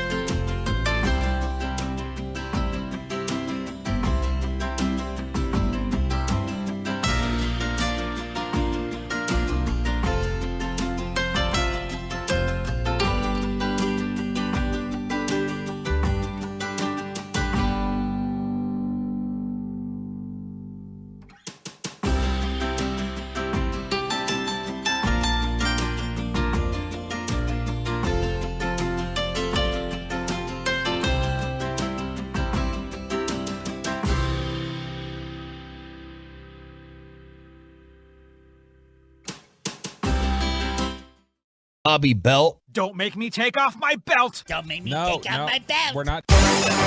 Why is everyone raving about Lamar Jackson's balls? More on that in just a moment. Look at the heavy eye roll from Sean there. That was good. That was a Raven pun. That's a direct quote that you'll find out about here in just a second after we read a trash list from Pro Football Focus. Actually, it's not a trash list this time. I don't think this is actually that bad of a list. For the first time in forever, Sam Monson, you finally did something good. Congratulations. Good. No, he's not. That dude's a tool. You don't like him? No, I don't like him. I don't like his analysis. I don't like him personally. He's the worst. Yeah, like personally. He's the worst. Shots. Yeah. Both of them. I have no idea. I don't pay attention to who writes these things. Well, you just said the guy was good. Well, because he works for PFF. Oh. I just don't understand. Like, why is everybody so triggered by PFF? If you don't like their list, then don't use their list. They've historically graded Diggs better than I would grade this guy's personality. So they've been going through these top 32 of every position basically in the NFL. So we've already talked about the receivers. They've gone through a bunch of different positions. Now they've got their cornerback rankings up.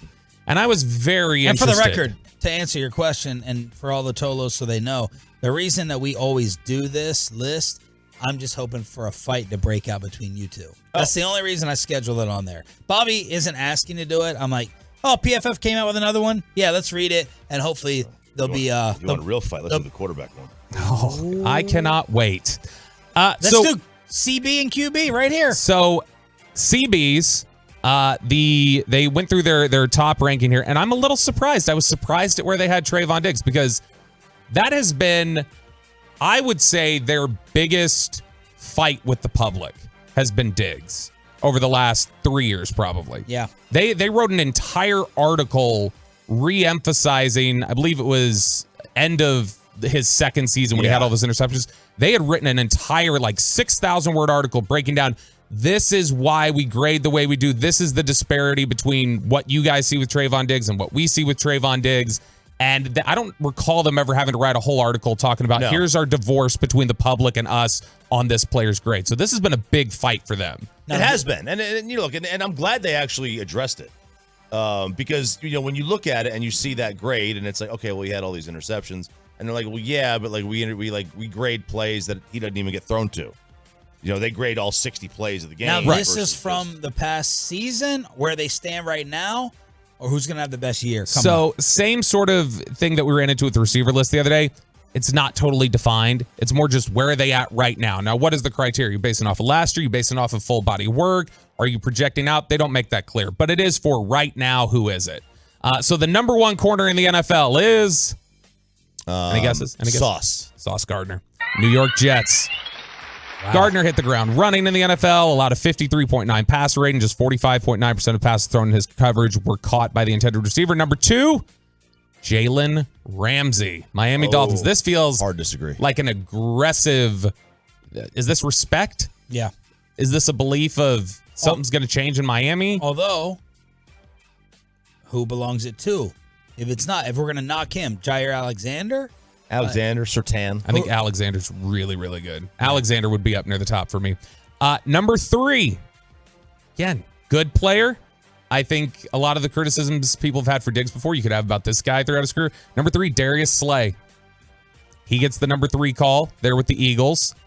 I thought he had a fantastic year. You like you do with all Eagles, you say he, it was overhyped.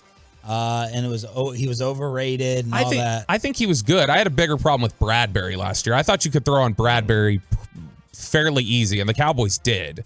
It's just I think a lot of teams didn't take advantage of it. What was the quote? Mid-ass secondary. That's what he said on his. Mid-ass secondary, mid-ass football team, mid-ass quarterback. That was after they lost to the Chiefs when I went on my rant. Number four, another young gun, Patrick Surtain of the Denver Broncos. Number five, little low for me, Jair Alexander, Green Bay Packers. And then number six, Sean Sharif. Stephon Gilmore. Stephon Urkel Gilmore. Oh, I was just joking. Yeah. Stephon Gilmore is number six. It's not Diggs? No. Nope. Number two corner. Is his middle name Urkel? No, Stefan Urkel was the alter ego of Steve Urkel. Oh, okay. And so that's why I was quoting that. He says there was a stretch where Gilmore was the best cornerback in football. He was. And while that may be in the past now, he showed in each of his past 2 stops that he can still play at a very high level. For the Colts, Gilmore recorded an 81.1 PFF coverage grade and allowed an 82.6 passer rating from 82 targets. He now gets the benefit of playing opposite Trayvon Diggs in Dallas in 2023. So you hear that? Now it's a benefit to play across from Trayvon Diggs. They're already trying to backtrack on the guy a little bit. You need to be crediting them.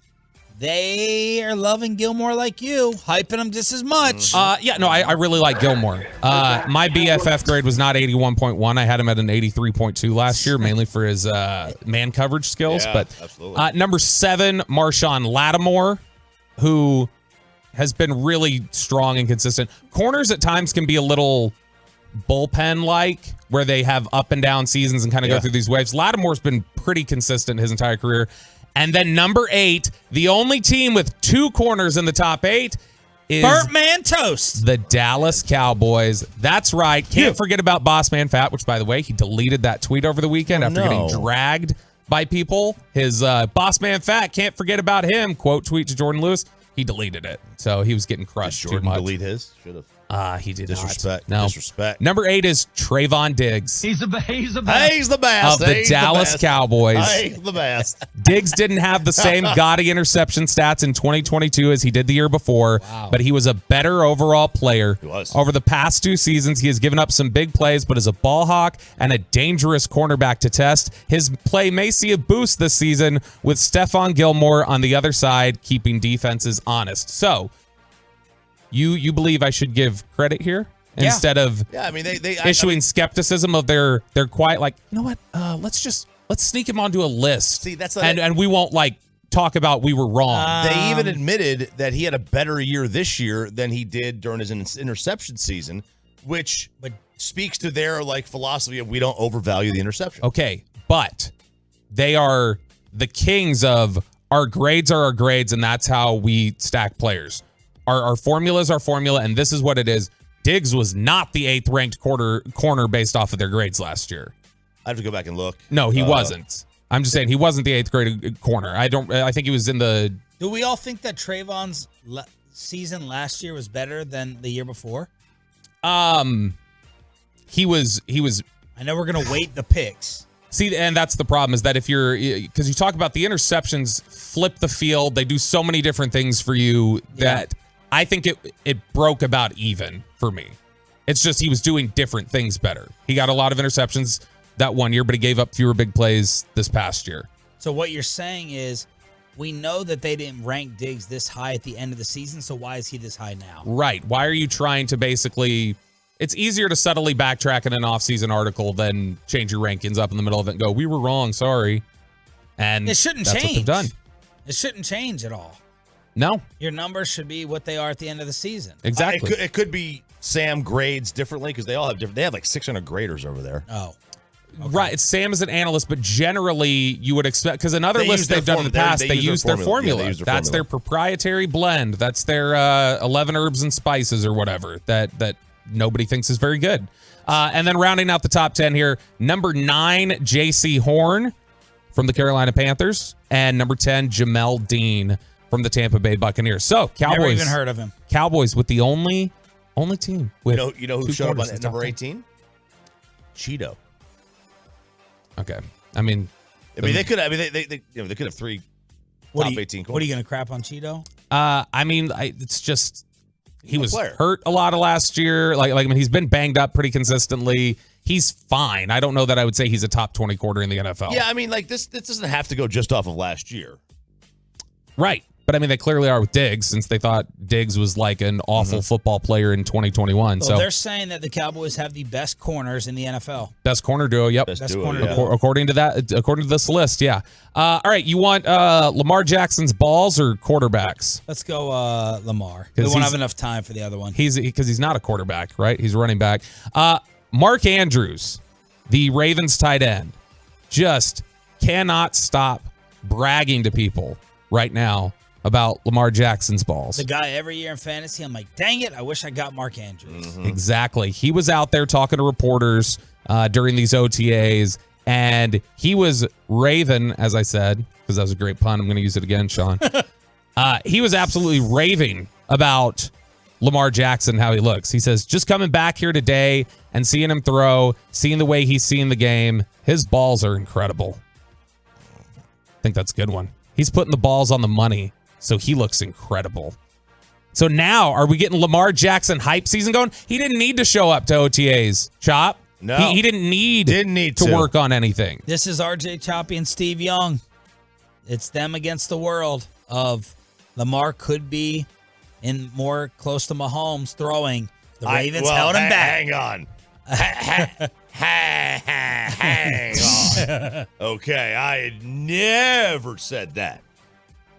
I just don't like the notion that the argument we had was, do we really believe that the Ravens have corralled this passing ability because he's this special runner? I don't believe that. I believe that they have evaluated him correctly and said he's not a great thrower, so let's limit some of the throwing and let's focus on the legs. But Steve Young wants us all to believe, no, there's just this entirely different world that's been undiscovered. There's this treasure that the Ravens can now go to once the legs start fading, and he's going to pinpointly dissect and take apart secondaries.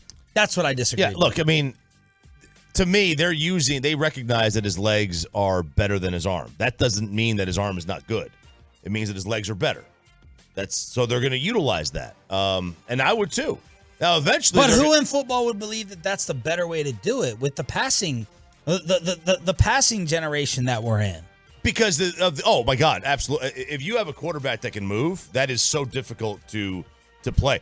There's a reason that he has the fourth best winning percentage of any quarterback in NFL history. Like they're doing something right, and now eventually, he won't run as well as he does enough to throw.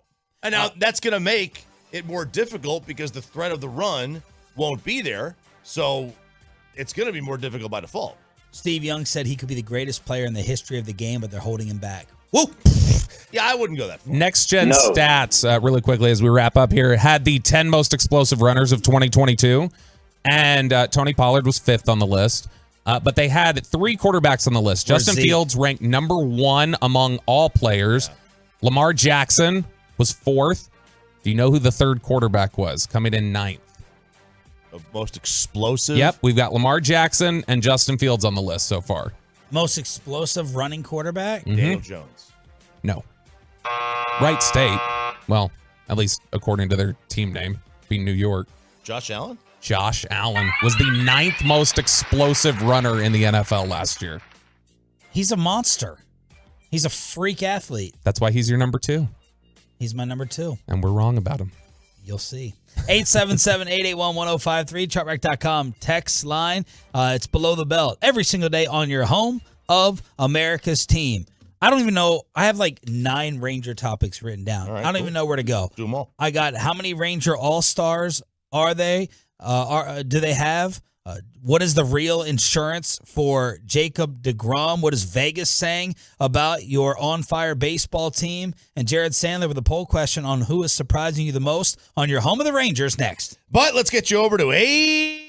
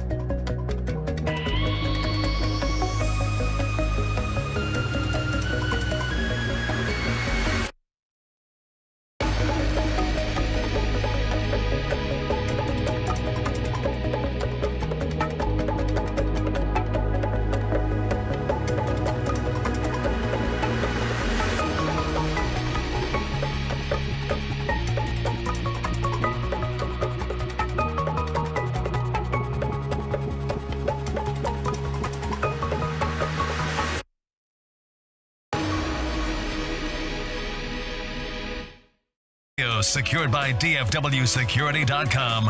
This is Sean and RJ on 105.3 The Fan. 2-2. Jonas swings. It's a high fly ball to right field. Hooking towards the pole. Hernandez back. He looks. That ball is out of here.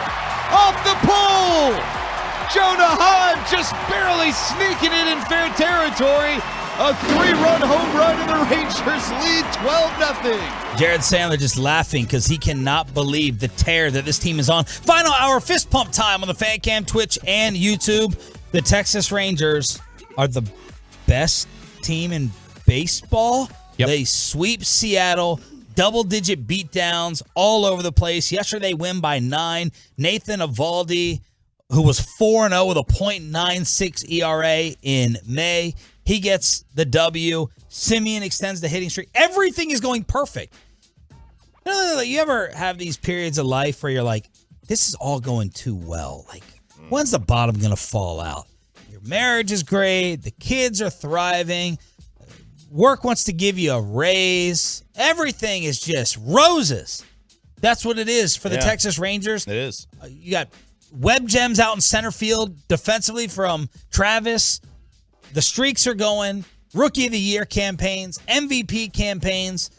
You had Matt Hicks an hour ago, so you got 9 different All-Stars. It's a dream. It's perfection right now for your baseball team without Jacob deGrom.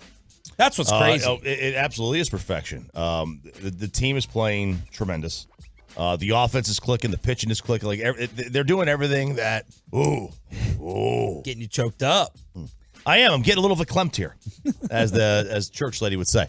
It is fantastic though. Like watching, there is nothing worse than watching a bad baseball team, but I also think there's nothing better than watching a good one. And I think we have hit that. The last 6 years have been they've been miserable. Yeah, they've been miserable. It's a beating. It sucked my love out of baseball. The other night they played a 2:05 game. 2:05 with John Gray on the mound. And when it's not 2 hours, they're scoring 15 runs. Yeah, I know, and that's the only reason why it's longer. Look, it really is cool. And they're gonna have a ton of All-Stars. They're gonna play. Unless the bottom falls out, they're gonna play in the postseason. It may be the entire American League East might find their way in too. But it's fun. We finally hit that point where it's fun again. Bassick tweeted, the Rangers have the best offense I've ever seen. I don't know how they can keep doing this, but I keep saying to myself they have to slow down, but they never do. Sandler put out the poll question, which Rangers position player has impressed you the most relative to your expectations for that person? Josh Young. Josh Young? Without question. There was talk when he was in the minors that he had no power. Remember that? That it was all projections. Like he was like, there was issues with these scouts with his lack of home runs in like college or A-ball. I can't remember which one it was. And it was just like they just didn't. He was projected to have a lot, but it wasn't manifested itself in actual games. Can I be pessimistic for a second? On who? On Josh Young. Ooh, the person we're talking about. All right. Let's hear this, Sean. Why should I not fear like a Gallo, Rugi drop-off after watching what they did to start off? We were in Arlington together for Joey Gallo's beginning, Odor as well, and I'm like, okay, I don't want to get too excited, trying to temper my expectations a little bit. There's nothing wrong with tempering expectations. There's nothing wrong with that at all. You can do that. I'm like, this can't be real. They can't have a legit prospect that they actually finally hit on. Here's the thing. I don't remember. When's the league going to adjust like they did on Joey and Rugi? I don't remember Gallo hitting close to 300 for any stretch like this. Well, just the hype. I mean, yeah. Oh, yeah. The hype. It was like, okay, Joey Gallo, he's legit. Like this guy he's going to be the home run leader year to year. Right. No, yeah, that's fair. Right? So made an all-star team. He did. He strikes out a lot. Young does. And that was something obviously that Odor and Gallo did. But even though he strikes out a lot, he is, to me, not the same contact issues at all. Like even at a younger age, he barrels the ball up more consistently. I think is the reason why you can feel better about the projection is he just doesn't have the holes in his swings that Odor did and that Gallo definitely did. So Sandler this shows you the popularity of Rangers baseball. 1,700 votes in 2 hours. I guarantee you Jared has not had a poll result like that. Josh Young's leading the way for most surprise based upon expectations before the year. 43% of the Tolos agree with Choppy. I voted for Jonah Heim. Jonah Heim, 29%. Tavares, 21%. Marcus Semien, 6%. Tavares is my vote. I just didn't expect him to hit consistently like he has. Because you saw him come up last year and whenever he started to put it together in June, and he had a good 6-week run there, but then it tailed off. You started seeing some of the same issues. I wasn't expecting that out of him. Young is a surprise. Hang on real quick on Leote. He led American League players in batting average in May. Let me say that again. He led the American League in batting average for the entire last month. His ranks among players with 100 or more plate appearances, hitting 7, 8, 9. I think that's the thing that encapsulates the lineup, right? Depth. 1 through 9. With guys hitting 7, 8, 9, he is first in runs. He's tied for first in runs batted in. He's tied for third in batting average. He's third in on-base percentage. He's fifth in doubles. He's third in triples.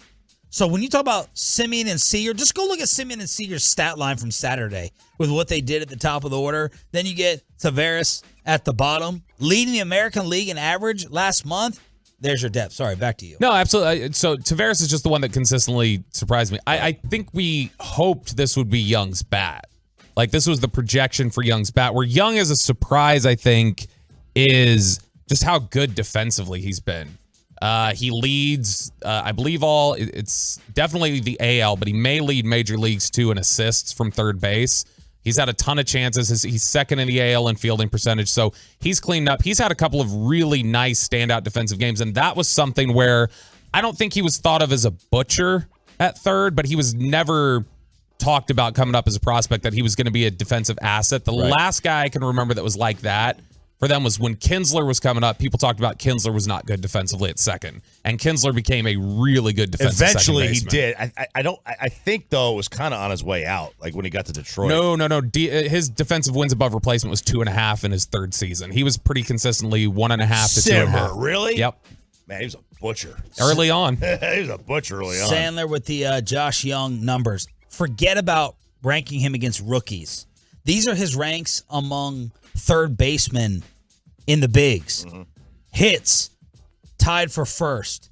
Runs, first. Home runs, tied for third. Tied for second in American League RBI total. Tied for second in American League batting average. Third in American League slugging. Second in OPS. I mean, and then the patience as well. He had just 8 walks through his first 39 games. 7 walks over his last 15. Chase rate up at 32%. Since then, he's dropped it to 24%. So 2-out hitting, chasing pitches, runners in scoring position. All these categories, it's just littered with Rangers all over the place. Now, when we were talking to Hicksey and I asked him about how many All-Stars they have, he said 9. I just wanted to go see a random website to see how many All-Stars they would have. Now, this is from 4 days ago. So I think that there would be more Rangers on this, but CBSSports.com, American League All-Stars right now. Okay. First base, Diaz. Yandy Diaz. Second base, Semien. Third base, Chapman. Chapman's got a 2.5 WAR. It's going to be tough. Shortstop. Although, there's Bregman's going to be a guy that's going to get a lot of votes because you got to remember these are going to be voted in by the fans. So is Chapman going to get enough votes? Shortstop, Franco. Orioles with Rutschman at catcher. Yeah. Outfield, Judge, Trout, and Arozarena. Randy Arozarena. DH Shohei. So Only one starter there. That was 4 days ago from CBS. 8 backups, 8 reserves on the All-Star team. We don't want the heads to get too big. We don't want them to get hurt while playing anyway. They'll get a number of guys picked. The outfield's going to be tough for Garcia to crack. I mean, Judge and Trout are going to be locked in. Jordan's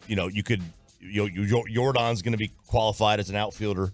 Kyle Tucker, although I don't think he would be in it this year. Trout's going to get it. Trout is not an all-star this year. All right. Okay. Bro. You went after Choppy's man crush. Bro, I don't know. This May was bad for him. Yeah, it was. May was, I think I read May was the worst OPS month of his career, period. I mean, he's got a decent looking season, but his OPS on the year right now is like 850, which is way below what he normally does. 849. That's not an all-star. It's a lot below. Well, I mean, and it's higher. Adolis is 819. Well, I'm not saying Adolis should go, but I'm just saying that there are I think plenty a lot of people think Adolis should go. I mean, I think Adolis definitely has to be in the conversation to go. It's going to be tough though because Jordan's at 960 and Judge is over 1,000. Josh Lowe in Tampa is over 900. Tim Collins, baseball diehard. Simmons is near the top of the league in RBIs because of the bottom of the order. Absolutely. Guys like Tavares. 100%. Timmy. You can't be at the top of the order and be that high in the RBI rankings without having a lot of guys at the bottom of the order that are getting on base for you. You got to hit 60 home runs. There'll be a lot of solo shots. But yeah, the bottom of the order has to be able to produce for guy. And Simeons is enough of a contact guy. He'll strike out 2 out of every 3 games as opposed to every game like Young is doing basically. Gabe on Twitter, have we gotten to the point that missing the playoffs would be a complete disaster? If not, when? Yes. Yeah, with 7 teams making it, you're going to have at least 3 teams from the AL East that make it. Probably wind up getting 4. And then you'll have Houston Rangers and a Central team. Yeah, I mean, look, at this point, just the way they've played to this point of the season, I was just looking over this. Rangers are 2nd in Major League Baseball in OPS. They're 3rd in ERA. They're tied for 7th in fielding percentage. Like, I mean, they are... Yeah, they're doing everything right. They are the only thing they're doing wrong is bullpen. That's it. And if you can strengthen that a little bit, if you keep getting the Grant Andersons of the world, and if Will Smith, continues to have good peripheral statistics, eventually that'll balance out a little bit. You can hopefully stabilize that a little bit. And today you get the last place Cardinals coming into Arlington. Yes, and this has not been the start they had hoped for. They were, I think most people picked them to win the Central, at least get a wild card spot, but no, they're awful. We got to be a little careful underestimating last place teams in the NL Central because that kind of burned us with the Reds not too long ago. So 3-7 in their last 10. The headline on their team page on this website: urgency wouldn't hurt. So no, it wouldn't. Yeah, you're getting close, man. That's what they're thinking and talking about right now in St. Louis. They've lost 3 in a row and 5 of their last 6. Rangers pregame tonight at 6:30. First pitch at 7 o'clock. Martin Perez is going to be on the mound against Adam Wainwright. Wainwright's still pitching. He got a 6.15 ERA. Martin Perez is now at a 4.43. So I saw the stat. It has nothing to do with the Cardinals, but the A's have 4 starters with an ERA over 8. 4 of the 5. Oh, my gosh. Jim Bowden had that stat. They beat you twice this year. 877. Gotta get lucky. It was the 5th starter. It was the 5th guy whose ERA isn't over 8, right? Yeah. 877-881-1053 is the truckwreck.com text line here on DFW Sports Station. We have an Around the NFL to get to. Where the Cowboys on this offseason list? How great of an offseason have they had? And J.J. Watt makes R.J. happy, saying, let's not overreact to bad practices in sports. We'll talk about it next.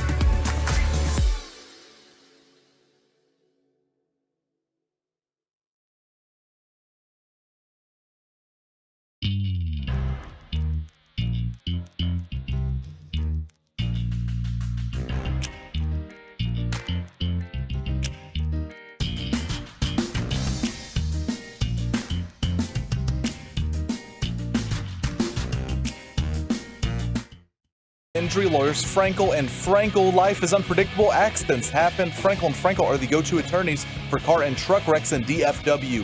If you or a loved one have been in an accident, contact the Frankels at 214-333-3333 or just go to truckwreck.com.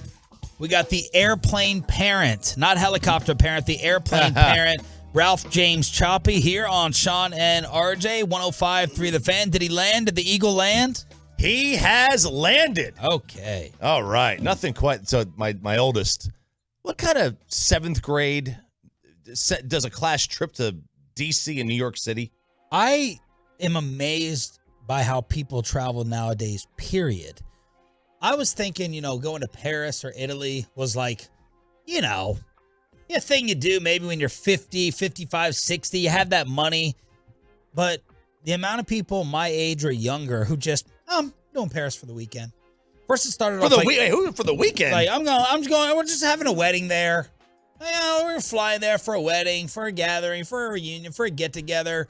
My wife's cousin, they're friends, flying in New York. I said, for what? What are they going to New York for? A high school graduation celebration. I'm like, just trip to New York. But that's how people are traveling nowadays. For a while in the spring, what were they calling it? I'm Scottsdaling? Is that where they were going to Arizona? It was like the hot spot. Yeah. And people were flying from here just everywhere. To go to Scottsdale for the weekend. Look, what's the point in life if you don't enjoy it, I guess? Now, how about having money? Well, you never know when you're going to die. Yeah, you never say that to me with my spending habits. You never go, enjoy life, do what you're going to do. You do stupid things, though. You don't need to tip a server $200 before the day that we're going to be at the restaurant. Just give her a 20 and she'll just come back just as often. In my experience, that's not true, though, Chop. In my experience, they always come back. I never have to wait. It's because I'm never sitting there. You're not. Right. But when you're 50 or 60, you can't enjoy it as much as you can when you're 30. It's true. Wow, you and your life perspective. How impressive. You take trips. You're going to Mexico. Yeah, once a year, maybe. The last time I've gone was like 2 or 3 years ago. Not, I'm going to France it up this summer. Let's go check out the ravioli in Italy. I don't mind. When my kid graduates middle school, we ain't going to see the Empire State Building. We're not going to New York to celebrate. You're going to Paris, Texas. Yeah, right. I mean, good for you if you can afford it, but I'm amazed. I didn't say I could afford it. Oh, okay. I didn't say I can afford it. Make your kids have nothing when you're gone. Then No, I just like we go a lot of places. We'll go to Vegas. We'll go to Mexico, Michigan for golf, wherever. First off, you don't travel like the people I'm talking about. Oh no, I don't. You go to Michigan because it's a free radio station deal. You don't go to Vegas like you used to. You don't even go to WinStar like you used to. So you don't pick up and. I know. I save all my money. I save all my money for travel. Bro, it's tough to get you to go to Dallas. I don't go to Dallas. I don't go to Dallas. You're not flying around jet setting. I don't go to Dallas. There's no doubt. I go here 5 days a week. You travel to Oklahoma for baseball. You go out of the state for Little League baseball. You ain't hopping on planes flying around here and there. No, but what I'm saying is that these people that do that, they're just, they're not looking to save money. They're just looking to, or maybe they have it, or maybe they have it. They're just looking to get the experience. Which I get. Memphis I get Gen Zs. The Memphis Gen Zs. Yeah. There you go. Anyway, so he landed. Your kid. Yeah. So he landed in D.C. They've got this trip. They're going to do D.C. Then they're going to go to. They're going to take the train up, I guess, or whatever, to New York City. And he's like, "Yo, we're going to get." He's like, "Dad, where were you? Can I stay in the same spot you did outside the Capitol? So Can I go to Frank's Chicken House? Stop it! I was not there. I can't speak for all my family, but I wasn't there. I will show him gladly where Frank's Chicken House is. It is 18 and up though, so I don't think you can get in. What sign do you think Grandma asked Luca to hold up outside the White House? You're evicted. You're evicted. What type of pep talk do you think Grandma Chop gave Luca before he went? 100%. Now, if you see that president, I want you to stick your foot out. Oh, I can't believe you're going to D.C. or New York. You support Those are blue states. I would never go there. That's what she says. It's she's nuts. Whatever. But Grandma, I want to learn about history. I want to learn history. Did they make you check your headdress, or could you bring it on board?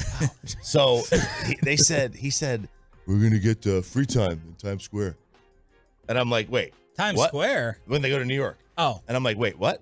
He goes, yeah, we're going to be unchaperoned. They're going to let us walk around Times Square by Okay, ourselves. hang on, wait. So I thought he was flying to D.C. D.C. today, and then he's going to take the train in New York.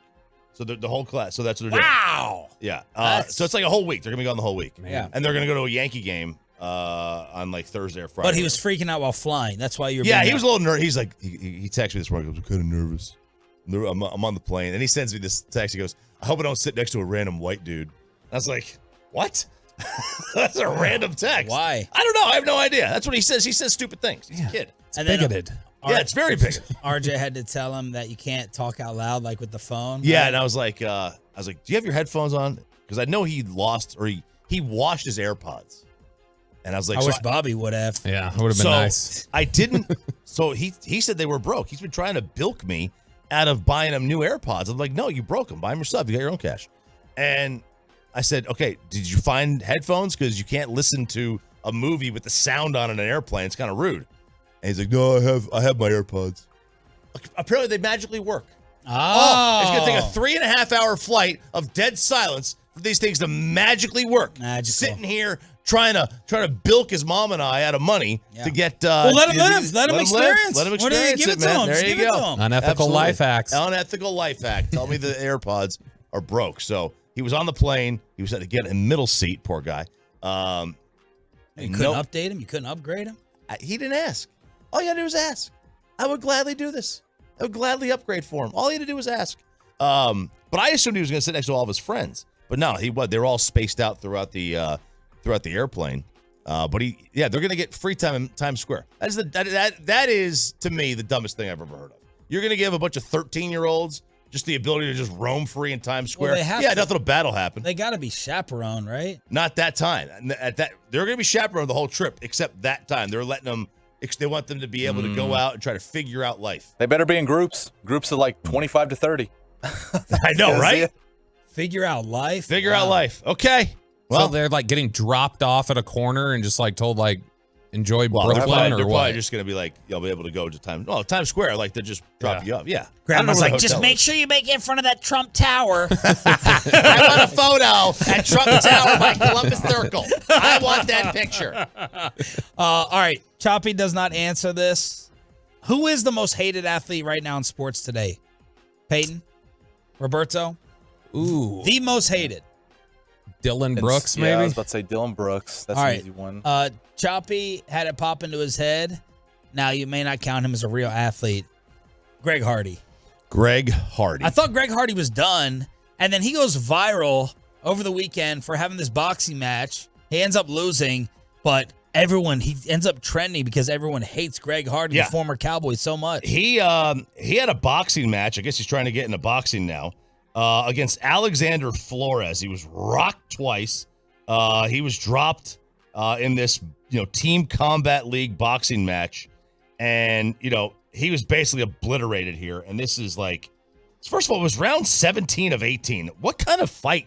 What is this? Is Rocky Marciano out there still? 17 of 18. What, back 15 rounds. This is Rocky Balboa against Apollo Creed. A 15-round fight. Wow. But round 17 of 18, he gets knocked down. And the internet loves this. The internet loves this. They're saying, "Oh, it couldn't happen to a better guy. His fighting career is a joke. Love it, love it, love it. Couldn't happen to a nicer dude." He is. I thought this is the most hated athlete in sports. I thought he was done with I thought he was selling phones at Singular Wireless or something. At Walmart. Yeah, whatever the heck he's doing. No, he's he's hated, but I don't think he's consciously actively hated. He's not relevant. Yeah, he's irrelevant. And if you consciously thought of the most hated of all time, I wouldn't think he'd register.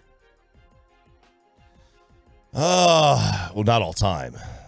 I was just thinking current, but I guess he's not current. Would you take a picture with Greg Hardy? Of course. Okay. Juju's on the list for me. Who wouldn't you take a picture with? Let's find this line. I don't know. It's a good question. I don't think there's anybody. I mean, if somebody asks me for a picture, I'll take it. Well, you would ask them. I would ask them. I mean, OJ's not being like, "Hey, I'm OJ, you're RJ. Let's take a picture. Let's do it." I mean, look, if I'm not the type that usually asks for pictures anyway, but if it was look, you have to ask this for this photo, there's nobody I wouldn't. All right. So speaking of former Cowboy, moving to current Cowboys, Bill Barnwell with the best offseason list. Yeah. Another one of Bobby's favorites, Bill Barnwell. Love the guy. He's great. He's a big fan. So Bill Barnwell did the best offseason. He did the worst off seasons a week ago, and now he did the best off seasons. And he did a what went right, what went wrong. Number one, I applaud the uniqueness. I completely disagree, but I applaud the uniqueness here. He had the Washington Commanders as the number one off season. For Snyder. For Snyder not being there anymore. That's unique. So before Dan Snyder, listen to this. From 1974 to 1998, they won 58% of their games, 16 playoff wins, 3 Super Bowl titles. They had 2 MVPs, 98 MVP votes. In the Snyder era, they won 43% of their games. He put in that MVP vote for a reason. Yeah. 2 playoff wins, 0 titles, 0 MVPs, 0 MVP votes. Wow. They didn't have a player with a single MVP vote in 24 years. I would have sworn Patrick Ramsey would have gotten one. Patrick Ramsey. That is awful. Gus Farratt never got. Was he there? Gus Farratt was there. Not at that point. I think Farratt would have been out by the time Jason Snyder was Campbell. there. Yeah. Yeah, So, Jason Campbell. They went from one of the best and most consistent franchises to one of the worst, and that's what they put at number one. I applaud the uniqueness there. What's left to do? They got to figure out what to do with Chase Young. They already declined his 5th-year option. And quarterback. Although they're all telling they want us to believe Sam Howell's the guy. Sam Howell's the answer. Right. And if he's not the ansher, then, He looked like Y.A. Tittle against the Cowboys at the end of the year. Y.A. Tittle. Wow, that's a good reference. Next one is Miami at number 2. They added game-changing players on defense. You could argue the most significant additions of the offseason were both made by Miami on the defensive side. Jalen Ramsey. Yep. And then you get to the Cowboys, number 3. Okay.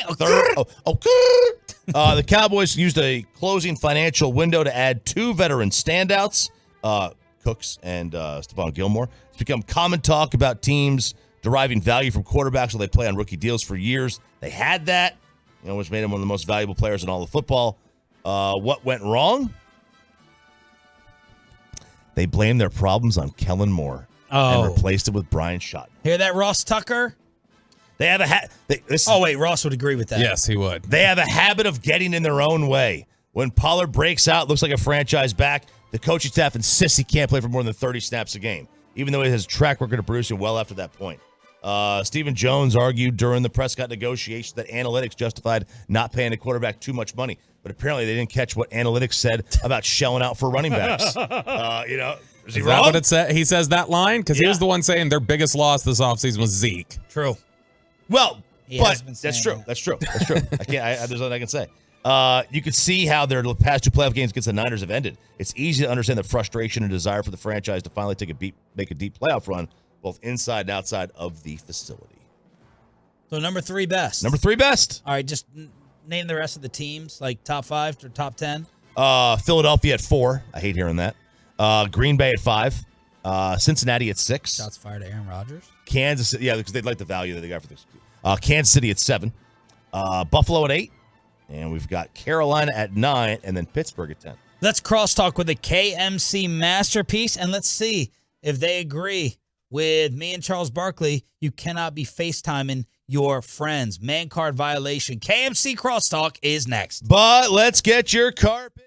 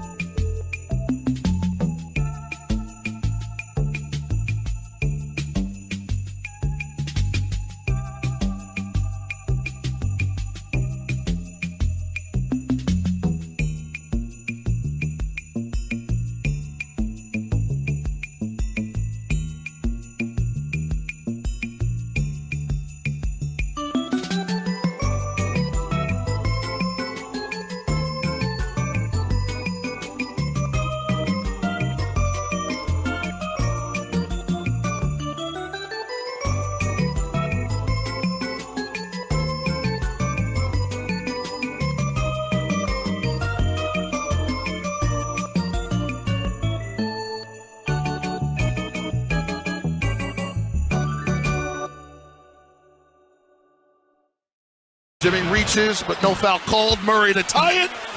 It's out. Heat win. Game 2 of the 2023 NBA Finals belongs to the Heat. We're tied at 1 game apiece. That was Miami Radio. This is Crosstalk with KMC. The entire squad is here. Kevin Hagelin, Mike Bassick, and Corey Majors. What is coming up? Guys, right out of the gate, the subtle but dramatically important shift that took over the AL West this weekend. And I also want to point this out. The Rangers have scored 170 more runs than the A's. That's the worst team in baseball.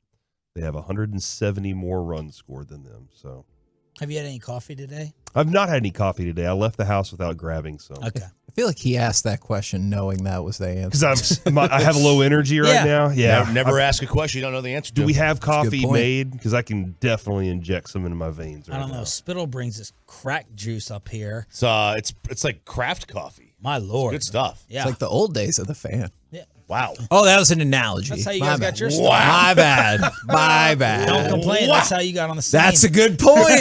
That is a very good point. And when are you going to do Mike Bassick's best offense ever that he tweeted about these Texas Rangers? Ooh. Well, I tell you what, I'll probably do it during Baseball Nuggets. And also at noon. There's plenty to go around. And it's one of these, somebody said, well, I'm not much of a baseball fan, somebody on Twitter, so why do you say it's going to stop? It's been happening for such a long time. There's still, as fun as this has been, there is still over 100 games. Each team still has over 100 games to play. And I guess I would correlate it to this. I hope it keeps happening. This would be like, let's just take a good player in the NBA. Let's just take Luka, for example. Luka is shooting 45% from three-point land after 20 games into the season, 25 games into the season. Do you think, now this is one individual player, do you think that Luka is going to shoot 45% for the year from three? Now he could if he keeps taking quality looks, and it could keep happening. Every time I think it's going to stop, then the Seattle series happens. I'm like, I guess it's not going to stop. But you start kind of just looking at the overall numbers going, can they really keep this up for another 100+ games? And even if you don't, let's say you cool off by 10 to 15%, you're still going to be okay. You're best. You're not historic. Yeah, but you're going to be the best in current baseball. Yeah. So you have, you just look at the names, right? And I'm not going to do a pessimistic segment, but is it going to keep happening with Young and Lowe and Heim and Tavares and Duran and these types of names? To your point, like when you watch Jeter, Sheffield, A-Rod, Giambi, you start going, well, look, this is what they do. Their career numbers say this is what they do. Posada. But when you start looking at, can all of these guys have somewhat career years all in the same year? They could. It could happen. But the likelihood is at some point there's going to be a little bit of a drop-off. But even when there is, even when they score 2 runs, then you get a shutout from your staff. Right. So that's the amazing thing about this team is when the offense isn't there. All right, John Gray. Like Friday, Okay, I'll just throw 7 shutout innings and 2 guys will pick up the 8th and 9th inning, and we'll be okay. We'll still win this game even though the offense did not perform at a high level. And it's funny, like, you don't see it where both click at the same time. Like some teams will go through stretches where it's a month long. Oh, one day you can't hit, you pitch. The next day you can't pitch, but you can hit. And they found that a couple of times here and there, but it hasn't been consistent. Like you see these teams that go through these like month-long stretches where like they're just losing games, and they're battling just to win one game a series. That's what's happening. I don't know if Ray Davis had a stockpile of money on the side because in 2017 they kind of decided to stop spending, and there's a whole reason why. They knew that they were going to start spending in about 20 or 21. COVID had a little bit of effect on when they started spending. But I'm wondering some of these teams that are struggling, if they have stockpiled money, are going to go, wow, you don't have to develop all of these players before you spend. I don't know if it's going to work or not, right? The Padres tried to do it a while back. The Marlins tried to do it about a decade ago, and it didn't work. But the way this is working for the Rangers as one of the best teams in all of baseball, I just wonder if other owners are like, you know what? I have the money to go buy 3 $30 million players into my lineup. I have the money to go buy 4 starting pitchers. I have the money to go buy 2 or 3 relievers. Let me just buy a team because it's working for the Rangers, but this rarely works, and it is working here. I think the thing I like the most about them is when they lose, they take it personally, and they're like, never going to let it happen again. And I think we talked about this at length, Mike, is they expect to win. They're not a team that's like, oh, man, it's okay if we lose the next 6 games. They expect to win baseball games, and that keeps them in that mentality of, you know what, this 5-run inning, let's turn it into an 8-run inning. Your NBA Finals interest level has been? It's pretty high, and man, if the Nuggets don't figure out that zone better and don't figure out a way to turn Jokic from just being a scorer, because that's problematic. Like, I know he scored 42. Yeah. He scored a lot of damn points last night, but his assist total was really low, and that offense, it don't work the same way if that is the case. So great work by Miami. What are their numbers when he scores like that? So far this playoffs, or the last 3 times he scored 40, they've lost all 3 games. But the number that ESPN had earlier was when he has 4 assists or less, the Nuggets have lost 9 in a row. That's from your center. That's an amazing stat to put on the center. Yeah. And this is the first they stole a game at home, and Denver hadn't lost at home. I am really intrigued. Since Rangers opening day.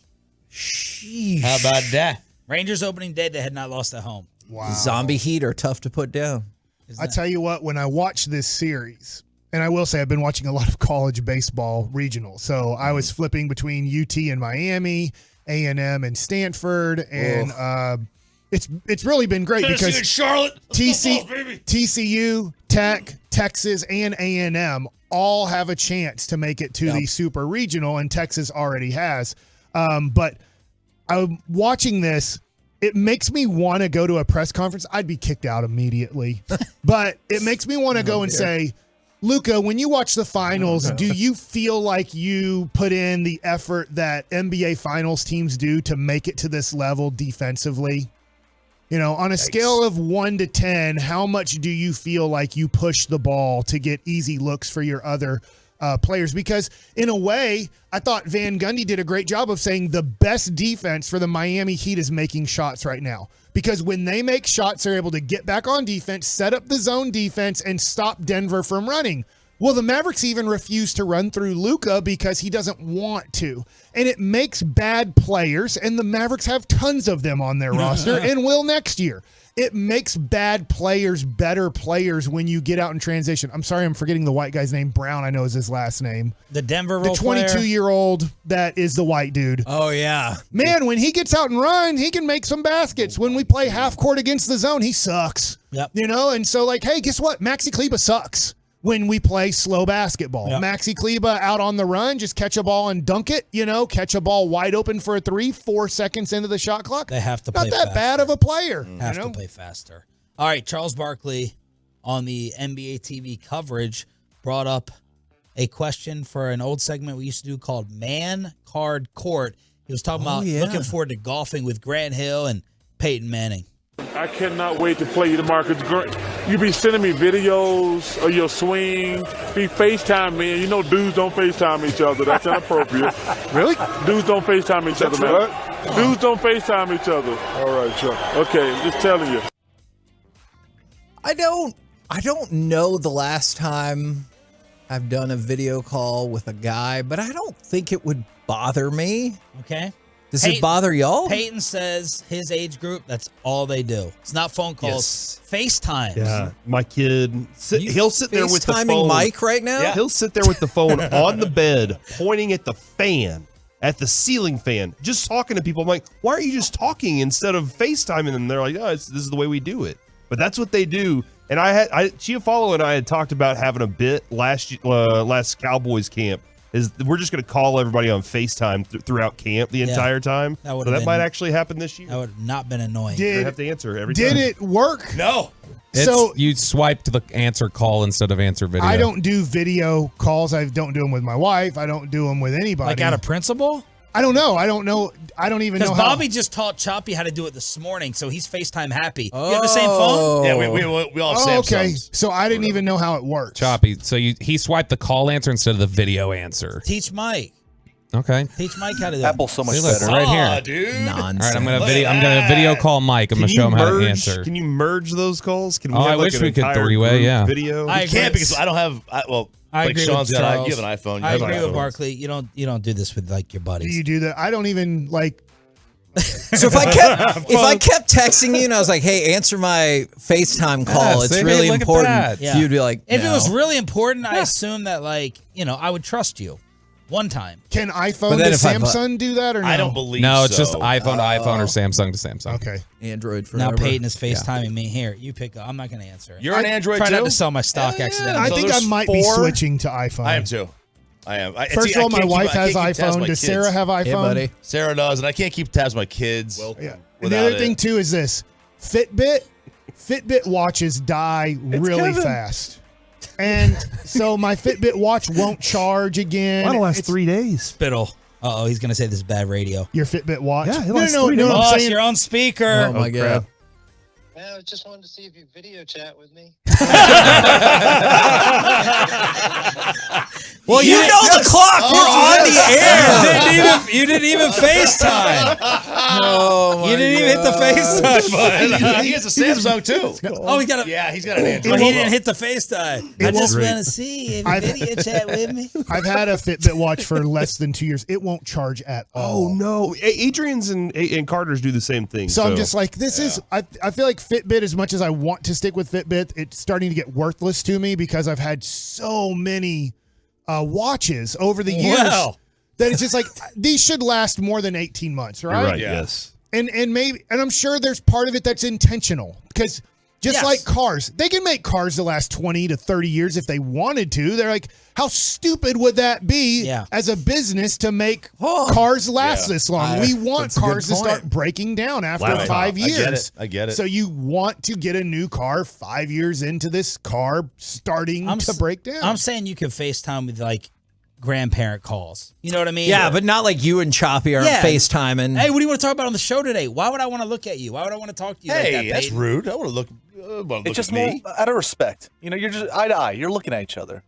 Like That way you can't Look hide me just right in behind the eye phone. on this screen. It's and gotta tell be like, me. it's got to be like a 30-minute conversation to FaceTime. A lot of my calls happen in the car. My free time is driving That's safe. somewhere. So that is when I will try to catch up with people. That's when I Tolo. So now that you can get the video, are you interested in doing it, FaceTiming? Not really. In my life is compact in that there's not a lot of free time. So people that text a lot and phone call a lot, I don't have that time. Yeah, you respond to me 2 hours later, 2 days later, trying to get you a dinner. There you go. I did. I responded. Yeah, to 2 days. 2 days later. Well, I forget. Like if I don't do it immediately because I'm busy, either coaching somebody, getting a Valedictorian vendettas speeches. here. doing, like He's busy winning titles. All right, he doesn't have time that's a good for you. point. Mike Tech plays at noon today. I think 11. Are possibly. you going to be able to focus today, or are you going to be kind of? Are we gonna have to put the call out for our address again to have somebody come down? We're and gonna join get the another show? con call.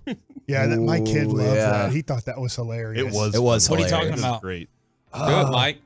Well, I guess we don't have it in the because it would be. I don't know if Peyton would FaceTime immediately Peyton, ask have him. Me access trying to to it. repeat it would be bad, but possibly at some point today you Okay. can hear me scream "con," even though they are eliminated from the college. You can do it anyway. College playoffs. We're back tomorrow morning. It's the KMC Masterpiece.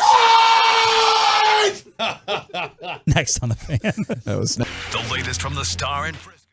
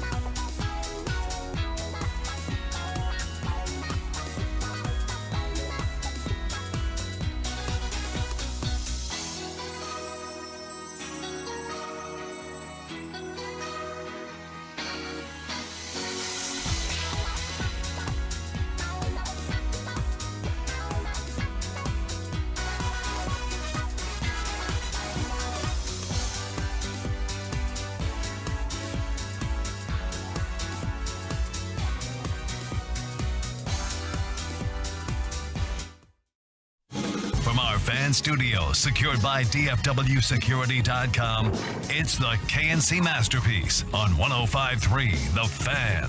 KNC Masterpiece right here on 105.3 The Fan. It's going to be, I can already tell, we're 5 seconds into the show. It's going to be a weird one. Why? Corey has audio that I think he We'll really never play. wants us. We'll We're not never- going to play Dude, that. That's from like 4 years ago. Okay. I for some reason, found it on my phone the other day. Emily Jones is a treasure. Corey wants to be validated audio-wise. Nobody's willing to help me out. At here. 11 o'clock, we think, maybe 11 o'clock, Mike might have divided focus as Texas Tech is attempting to advance to the Super Regionals. And Joey... They attempted last night and failed tremendously. So did Texas A&M, so I feel you on that. I do. Man, when A&M hit 2 home runs that went 9,000 feet in the first inning, I was like, oh, we're going to win this game for sure. And then it took a pretty hard turn. Nobody can hit anything. It is amazing watching. It looked like it. Go watch those home runs. When you watch college baseball and you get rid of the number 1 starter and have to have pitchers 2 through 16 pitch in college baseball. It's tough. Stanford's pitcher got pulled in the first inning. I was like, oh, we're going to win for sure. And then they got destroyed. You're just praying. And it's really not even number 2 because they usually will start the first game on Saturday. That some human being you've given some scholarship to can get human beings out on the other team. You would hope and think that's the case. But also at play today, this week, I'm going to turn it over to our very own Joey the Jet Erickson, a.k.a. The Jet. Slim Scotty. If he has anything that he would like to say to kick off the week. Alrighty. Well, I'm sure many people are wondering if the rumors are true. It is true. I am leaving at the end of the week. So What? It will be my last week here on the KNC Masterpiece, so I'm really excited. But for good news, I do have a title now. I'm the Director of Marketing and Communications for the Chippewa Steel, which is in the NAL, the North American Hockey League. So mainly I'll be calling games. I'll be doing play-by-play for hockey, so Now, I'm really excited. Is there any chance the Stars could beat that team and we could move that team down to the Metroplex like we're doing in the other league? I mean, it's always a possibility. The nice thing is they are green, so Are it'd they be a smooth affiliated? transition. No, it's more like a junior league, so it's like kids that are like in high school trying to get to college eventually, make their way. It's kind of a stepping stone sort of thing. There's a lot of different minor leagues And for people, junior leagues. for people who might not know this about you, this is like your life dream is to become an NHL announcer. Is it not? Yeah, no, that's the end goal. So I'm going to start that journey. I'm really happy about it, and I got to move to Chippewa Falls, Wisconsin, which will be back to the Great White North, and it's going to be cold, but got to start somewhere. So I'm happy about it. What are you going to do if you fail at it and Oh my God! you don't succeed at what you want? I always have a spot here, don't I? Maybe not. No. Okay. I don't think anybody's ever come back. I'll have to just continue Ooh, to. that is an interesting point. None of our producers, they've all gone on to succeed. So there's like All this. right. Well, I have some pressure then. Yeah. So this is how it feels to run off producers left and right, huh? Yeah. I'll argue that it's not entirely or even mostly our fault. Sure. But like our last producer now has his own show. The one before that is the king of radio in Houston. I will say, like, we didn't bust them down to other things. The They, one like, before went on you uplifted succeeded. them. The Yeah. one before that's a DJ. That's true. The other, and then like the one before that, His name DJ. His name DJ, and then the one before that, he works for the Stars. Yes. Doing TV, and then there's another one that moved to California for love, and he Yeah. has a baby. Yeah. So that's successful for him. Oh man, are we gonna have to do a deep dive this week about the producers that we've run off? From the 214, Waddle was my favorite. Who was your favorite producer we've had so Ooh, far? That's a good question. Text in right now, 877-881-1053. We'll wait. Okay, well, we got other stuff too. If you want to Fine. start attacking that, all right.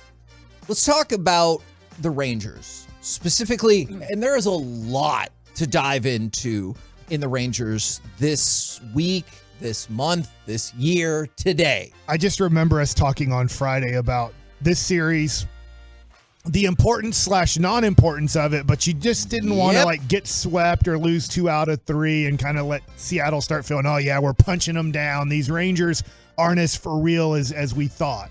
I'm so glad that you said it like that, because I decided to take a snapshot of this weekend. Now, Mike, as you've brought up, with 102 games to go, depending on the team, there can still so many things can change.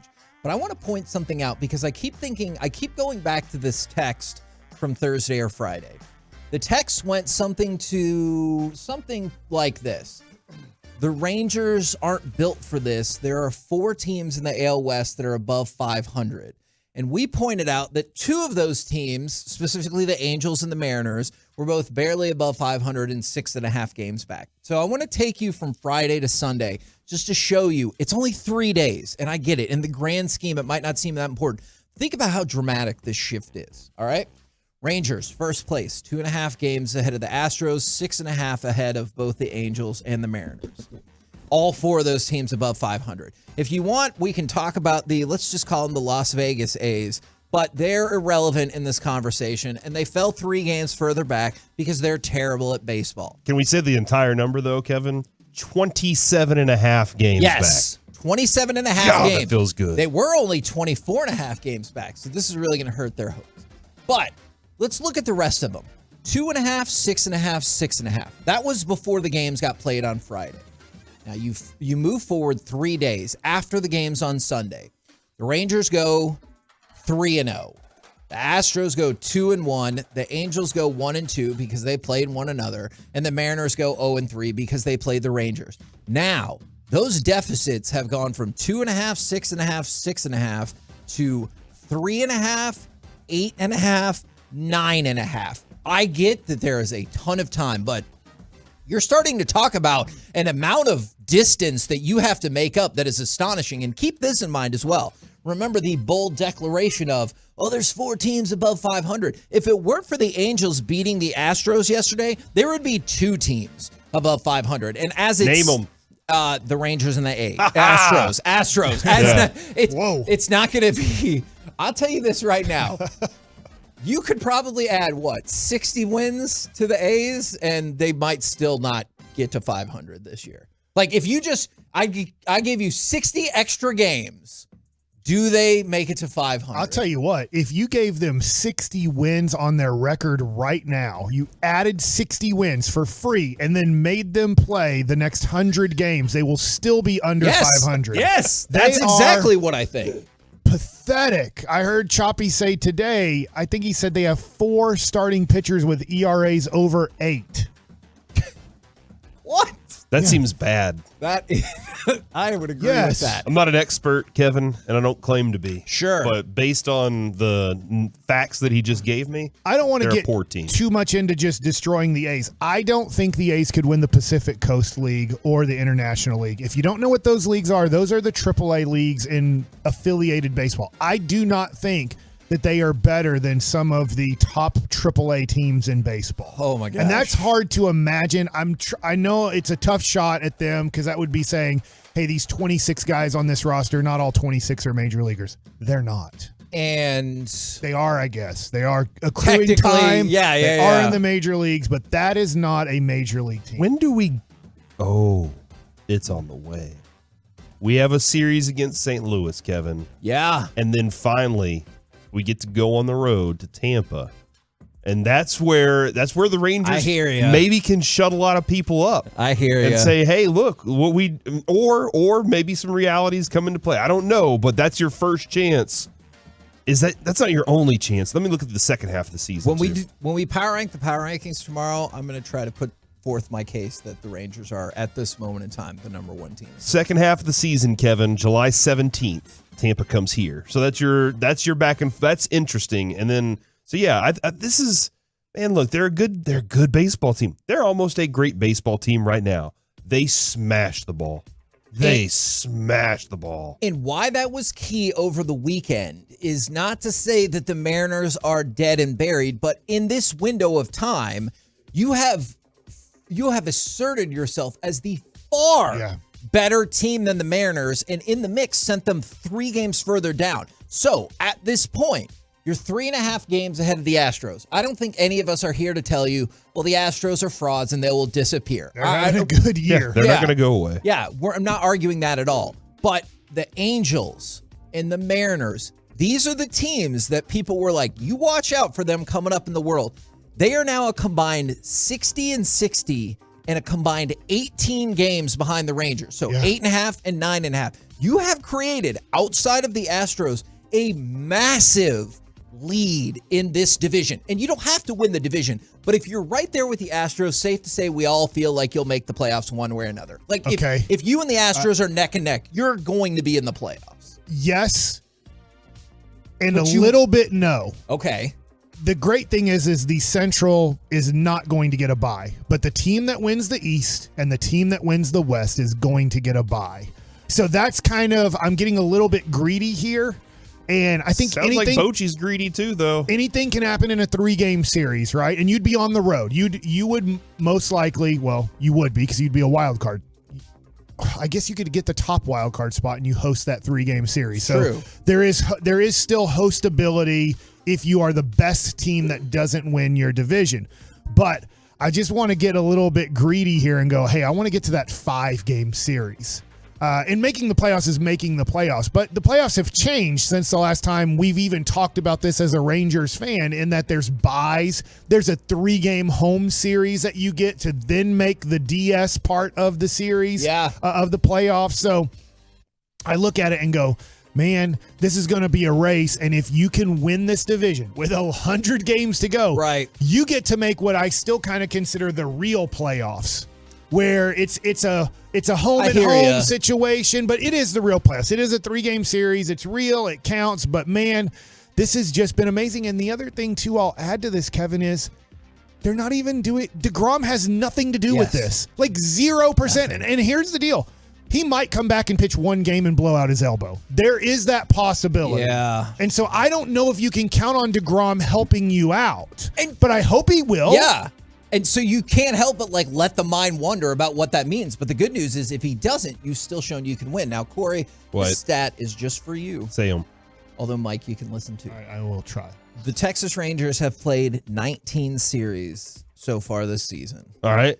They're 14-4-1 when it comes to winning those series. Okay. So you had the 2-game one that was split down the middle. But yeah. You lost 3 in a row to the Reds, Kevin. And that, I get it. And that still hurts. And that's the difference between you being right there for having the best record in baseball and then being second, right? But you always talk about winning series, because Wash always talked about winning series.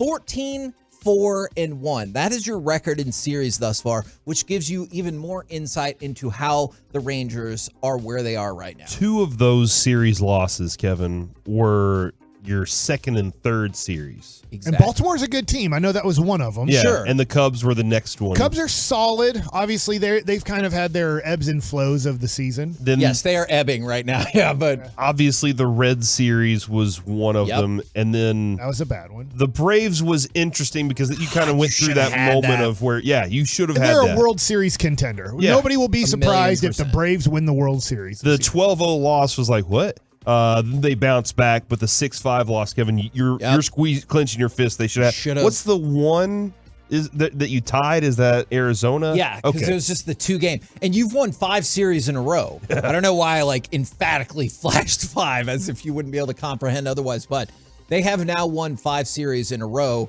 And you know what I love? I know it's not everyone, but don't you feel like you've been in a bunch of series where you've gotten to the 3rd game saying, I hope we sweep?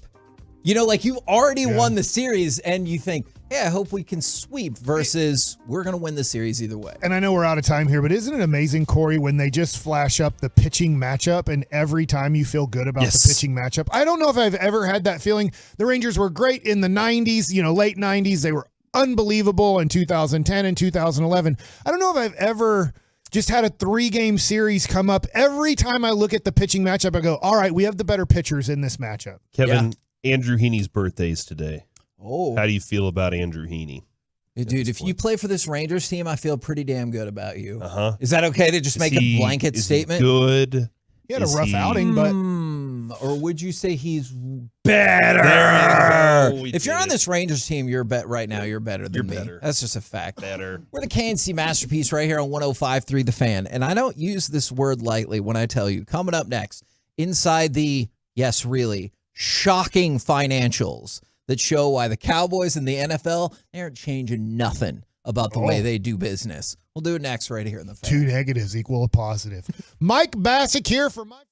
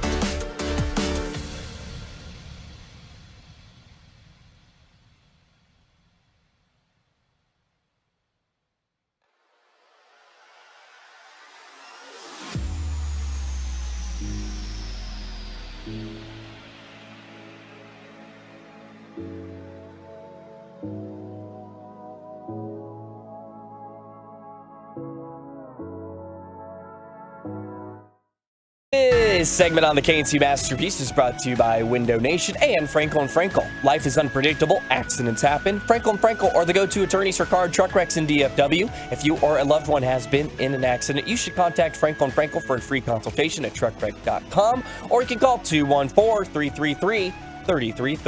At the Green Bay 35, 1st and 10. And Prescott will fake it to Pollard, back to throw, deep left, Lamb, 10, 5, walk it in, touchdown, CeeDee Lamb. KNC Masterpiece right here on 105.3 The Fan. I know you might be thinking, well, hold on. I want to talk about the Rangers or the Stanley Cup Final or the NBA Finals. I get all of that. Damn it. Sorry. Or the Cowboys. Or the Cowboys, Kevin. I don't know how many people are like super locked in on that right now, but I was reading a story in Forbes, because I know how to party, that was pretty shocking to me. And it made me think a lot about, when they changed the Thursday Night Flex and people are like, how could you do this to people and blah, blah, blah, blah, blah. And I get that. But here's how they can do that to people is Forbes, over a 3-year period, put together their top 25 most profitable teams. Okay. There are 0 NHL teams on the list, 0 MLB teams on the list. Now, you hear that, Joey? Hold on. There you is hear that? There no is, hockey teams. I will tell you there is something to that kind of feeds into all of this, because this 3-year period includes COVID times. Oh. And so you just see how much MLB and the NHL are impacted by the lack of in-person ticket revenue, and also how much that the NFL is not, and to a lesser degree the NBA. So the top 25 in the world, there was 1 from Bundesliga. That's a soccer area. League. There we go. 4 from the English Premier League, 7 from the NBA, and 13 from the NFL. That just gives you insight into how much money the NFL just makes hand over fist. Is they have a little bit more than half of the 25 most profitable teams. That means in all of sport. They donate to nonprofits. What does profitable mean? The money that's left over. Yes, the money you made Not minus your the money revenue. you spent. Gotcha. No, yes. And then this is the part that was shocking to me, and this is the part that makes me completely rethink how much the Cowboys would actually sell for. Is Forbes says in the last 3 years, the Dallas Cowboys have made a profit of almost $1.2 billion. A profit? A profit of $1.2 billion, which is by far the most. You know what's second on the list? New England Patriots, $600 million. They're half of the Dallas Cowboys, and they are second. Every year, Kevin, in the second round of the playoffs, after the exit, we can always say, yeah, but y'all are less than half as valuable as our team. Some years we lose in the first round. Okay. Imagine how profitable we'd be if we won. I don't Kevin. know, Joey. They've gotten up to 1.2. But maybe that's the mystique of it. Is that I have a disagreement on that with some people. I don't think they can be more profitable if they win. I don't think it matters. I don't think winning the Super Bowl, maybe they are what they are. Maybe it would up them 4% or 5%. I know it gets into the world of cards. It's kind of like if Patrick Mahomes wins another Super Bowl. I don't know if his cards can go up that much more. He needs to win like 3 more. It's already baked into his value. And I think the Cowboys winning, as much as some people would think it would go up even 15 or 20 more %. I think it's so baked in. Their value's so baked in. It's kind of like the Lakers. The Lakers don't go up in value if they win another championship. I don't know if the Cowboys' value goes up if they win because of their popularity already. I am kind of curious about this, Kevin. Does this is included merchandise and everything else? All of it. Okay. I do wonder about the Cowboys. Like, they spread themselves out. Jerry talked about this even on our show. He was like, look, if beyond winning Super Bowls, I always wanted the Cowboy star to be everywhere. If you're sitting down at he said it, if you sit down and you look on a magazine about wine or construction, I want you to see a Cowboy ad in there somewhere. I want you to, no matter what you're thinking about, you think about the Cowboys in some way, shape, or form. And I wonder if all the other organizations, Robert Kraft, the Glazier family, all of them, I wonder if they look at it the same way, or if they're like, no, I have a couple businesses and this is what I do. Because Jerry has multiple things that are all revolved around the Cowboys. I wonder if that's how they get their leg up.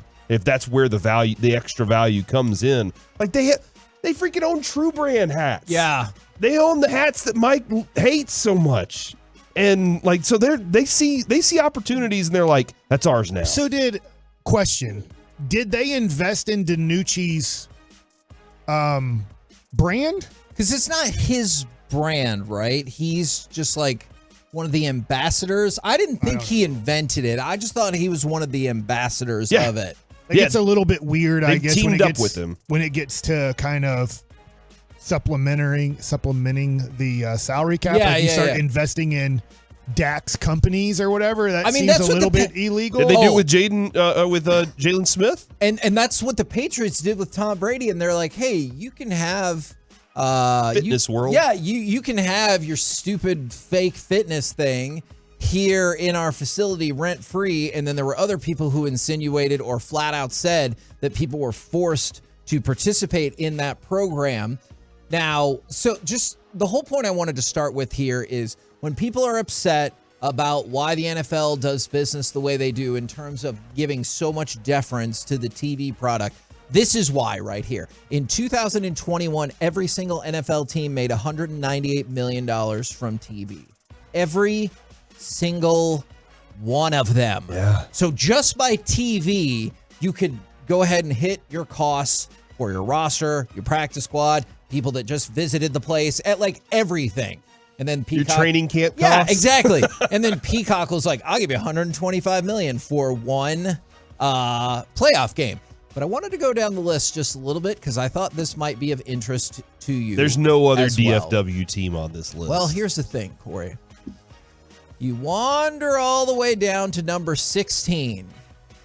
Over the last 3 years, Forbes reports that the Dallas Mavericks have an operating income of plus $282 million. Now, yeah, it's pretty impressive. It is pretty impressive, Boach. Now, the thing that comes up, Forbes points out, is this is before interest, taxes, and depreciation. So there might be Mavs owe a lot in back taxes. Do they? They gotta catch up with that. Yeah. But in 3 years, this article says that the Dallas Mavericks brought in a positive $282 million.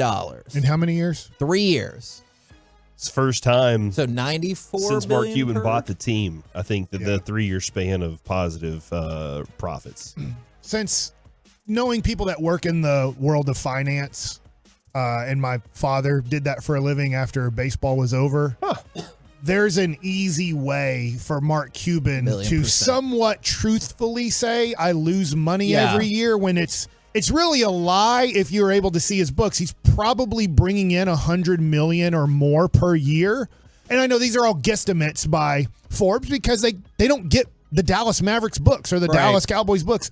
They're having to guesstimate. But if you're a financial advisor, if you understand the world of finance, you can say, I didn't make a profit. I actually lost through like tax situations and stuff, when you really are. Mark Cuban's putting in 9 figures into his family's pocket every year. And the other thing that's always bothered me about that is it can be about the Mavericks, Cowboys, whatever sports team you want. Over the span of 20 years, the Mavericks went from valued at about $500 million to $2.5 billion. So, like, even if you were losing, like... And they're not. Yeah. But even if you were... I'm also thinking, but over the last 20 years, the value of this asset has also gone up $2 billion.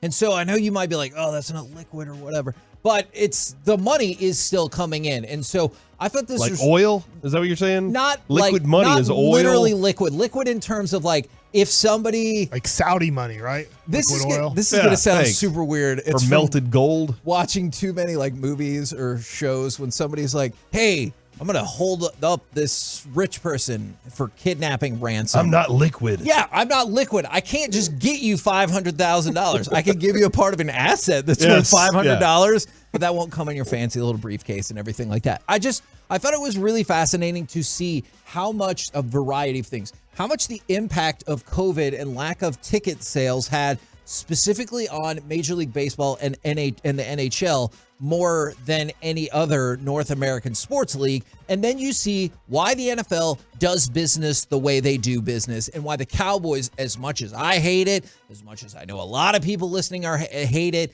they're like, hey, we're profitable. We win. I'm kind of shocked that the Texans are number 6. It doesn't feel like the Texans should be that valuable. Yeah. Being such a new team, but I understand this is over a 3-year time, but it just doesn't feel like that should be the case. And also, as bad as they've been. Yeah, no, but it just shows you having an NFL franchise is a great investment. But yeah, second on the list over the span of 3 years, the New England Patriots made $600 million in profit per Forbes, and the Dallas Cowboys made almost $1.2 billion. Do you think the run to the Western Conference Finals was a huge factor for the Mavericks in that then? I think so, because it was interesting the way they did this was for the NBA, I think in the NHL it went through 2022, and for football it stopped at 2021 because that's probably the last numbers that they could find. So I imagine that had something to do with it for sure. Because there are, like, when I'm looking at this list, Kevin, there are a lot of teams that are like standards in their league or whatever. You know, the Giants are a name that's been around forever. Like, it makes sense. The Mavericks, it's kind of interesting that they're in this mix with all of these other teams to be at that. Like, I mean, I can look at Tottenham. That makes sense that they would be as high as they are. Yeah, and even Golden State winning a couple of years ago and being what they've been over the last 3 years. We're the KNC Masterpiece right here on 105.3 The Fan. Coming up next, it's time for Baseball Nuggets with Mike Bassick. Is this offense better than 2011? Next. Coming up in the next.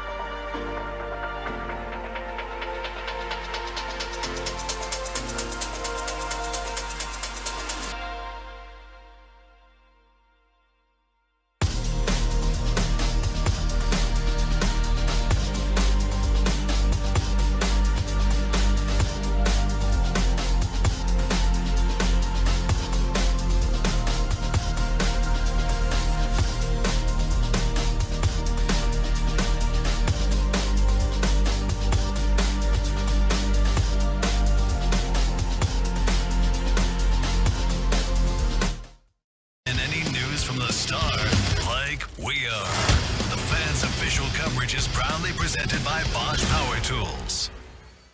This segment on the KNC Masterpiece is brought to you by Classic Chevrolet. It's time to get back in the saddle and back on the road with Classic Chevrolet. Enjoy one-time offers on new Silverado, Trax, Equinox, Malibu, and more. It's our way of tipping our hat for those on a tough road but haven't stopped driving. This is Texas. This is Classic Chevrolet. Relax and enjoy the difference. Find new roads. KNC Masterpiece back here on 105 through the Fan, and it's time for a triumphant edition of Baseball Nuggets with Mike Bazick. All right, so this offense is just amazing, and I'm like, man, I keep thinking at some point it's going to slow down, and it just doesn't. Yep. So somebody asked me on Twitter, why would you think it's going to slow down? And I'll get into that in a second.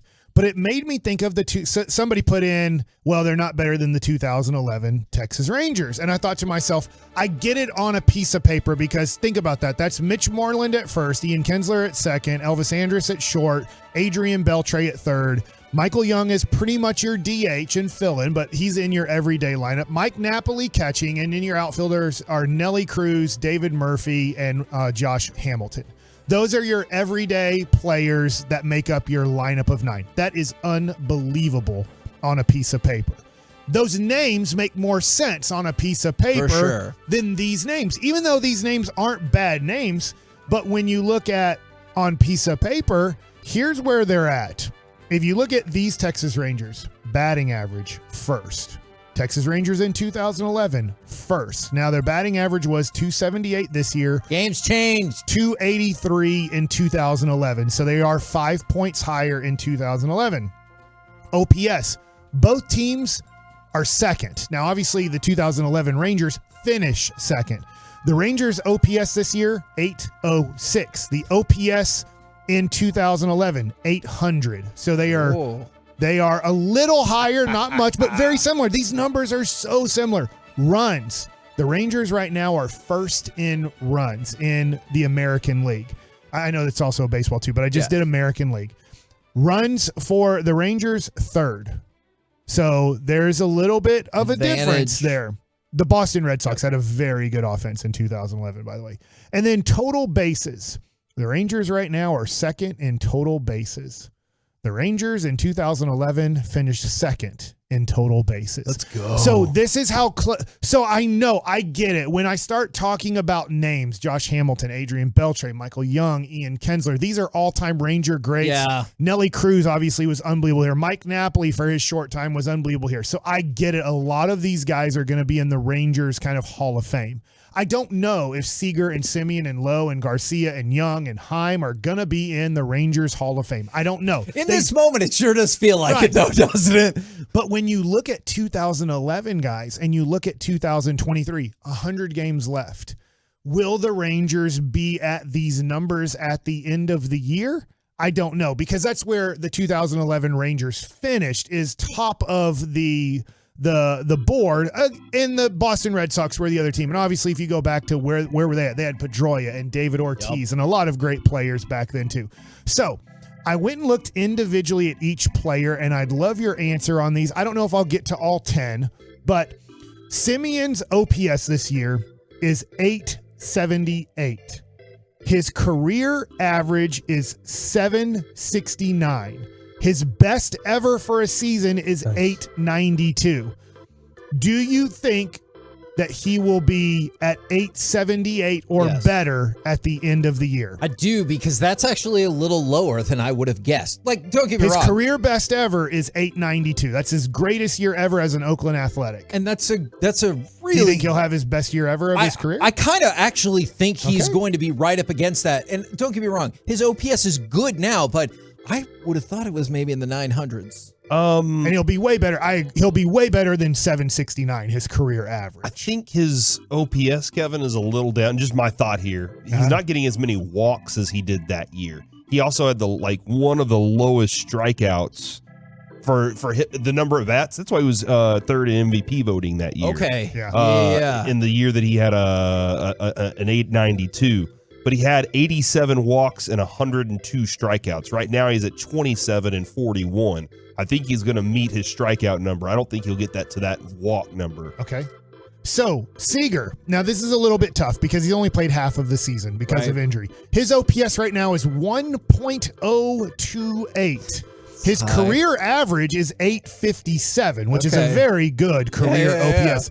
His best is 943, but that was the 2020 season, so very short season on that. His other best career OPS is 915, where it was more of a full season, even though that was shortened a little bit because of injury.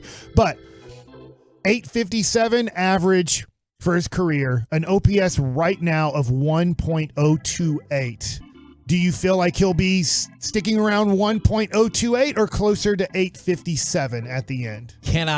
Will he have a career best if you want to say his career best is 943 in the COVID year? And that's what I was thinking. I was going to say 925. So I was going to kind of split the difference and say 925. So he's destined to cool off, although I did see Sandler's stat that exit velocity, he's second behind Aaron Judge. Yeah. Which... And to have a 1 OPS is unfreaking believable. That's why it just dropped below 1 for Mike Trout. Mike, you're probably going to want to hear this. All right. Go ahead, Corey. According to Shams Charania, sources, Kyrie Irving has reached out to the Lakers star LeBron James in attempts to see if James would come to Dallas. Irving is a free agent this offseason. What? All right. Well, he does have a year left on his contract, so it has to be a trade. No, we're not reporting that. All right. That's Shams, All right. who's pretty, he's in tune here, suggesting that Kyrie's like, hey, I don't want to go there. I want you to come here and play with the guy who idolizes you. No state Well, he does tax, have 1 LeBron. year left. I'm just wondering if he's like, if I sign a deal with the Mavericks, do you think I could convince them to clear the cap space after 1 year, that it's just me and Luka on deals and they clear all the cap space that you come here at 40 years old? I appreciate everything you're doing with baseball nuggets, Mike. I just saw that and wanted to make sure we got to it real quick. We'll get dive to back into that, a further I promise. discussion. Nate Lowe, your third hole batter, he has a 793 OPS for the year. His average for his career is 804, and his best is 851, which is obviously last year in his Silver Slugger Award. So this is going to be one of the few guys who is going below his OPS for his career. I think Nate Lowe is right about where he now is as a player, which, by the way, Mike, I agree. And an 800 OPS year in and year out, that makes you a fine baseball player. Yeah. It really does. So I do think he's going to get better than what he's doing so far. Yeah. Coming into this season, we kept asking, will he hit 300 again? He's right in that area of that. But, man, he's got Seager on one side and Adolis on the other. And then Josh Young following. That's a tough trio to just say, well, we're just going to walk one. Garcia has an 819 OPS. I think you'll be surprised. That's his best OPS of his career so far. I am surprised by that. His average is 752, and last year was his best at 756. Remember, he doesn't have a lot of years in the major leagues. I think that's another guy. Yes. I don't know if we're all on the same page, and I think that's another guy who he's becoming who he really is. An OPS of above 800. Or at about, I can even live with at 800. Yeah. See our Nelson Cruz? Took him a while, but he finally figured it out. We hope so. That is a really fascinating analogy because he also popped around that time. Josh Young's OPS is 862. Obviously, this is his rookie year, so there's nothing to compare it to. He has an 862 OPS. Would you say he stays? Would you say he goes above that at the end of the year or below that at the end of the year? I'm going to say 825, which is still really good. But he just feels like he's been playing at an insane pace. But then again, Mike, is my thought clouded by injuries here? Because when he got drafted, hit tool. So this is what people kind of expected. And Bochy's just like, yeah, I have faith in him. I watch him swing, and I know that dude can be a 5-hole hitter. Jonah Heim's OPS is 823. His career average is 685. So he's well above that, and his career best is 697. So where do you think Jonah Heim ends up OPS-wise? He's 823 right now. 750. Okay. I'm going to say 790. I'm going to say 780. All right. All of which we would be but it is a pretty slowdown, right? You're This right. is what gets scary. You're is right. Everybody we're projecting is a slowdown. Yep.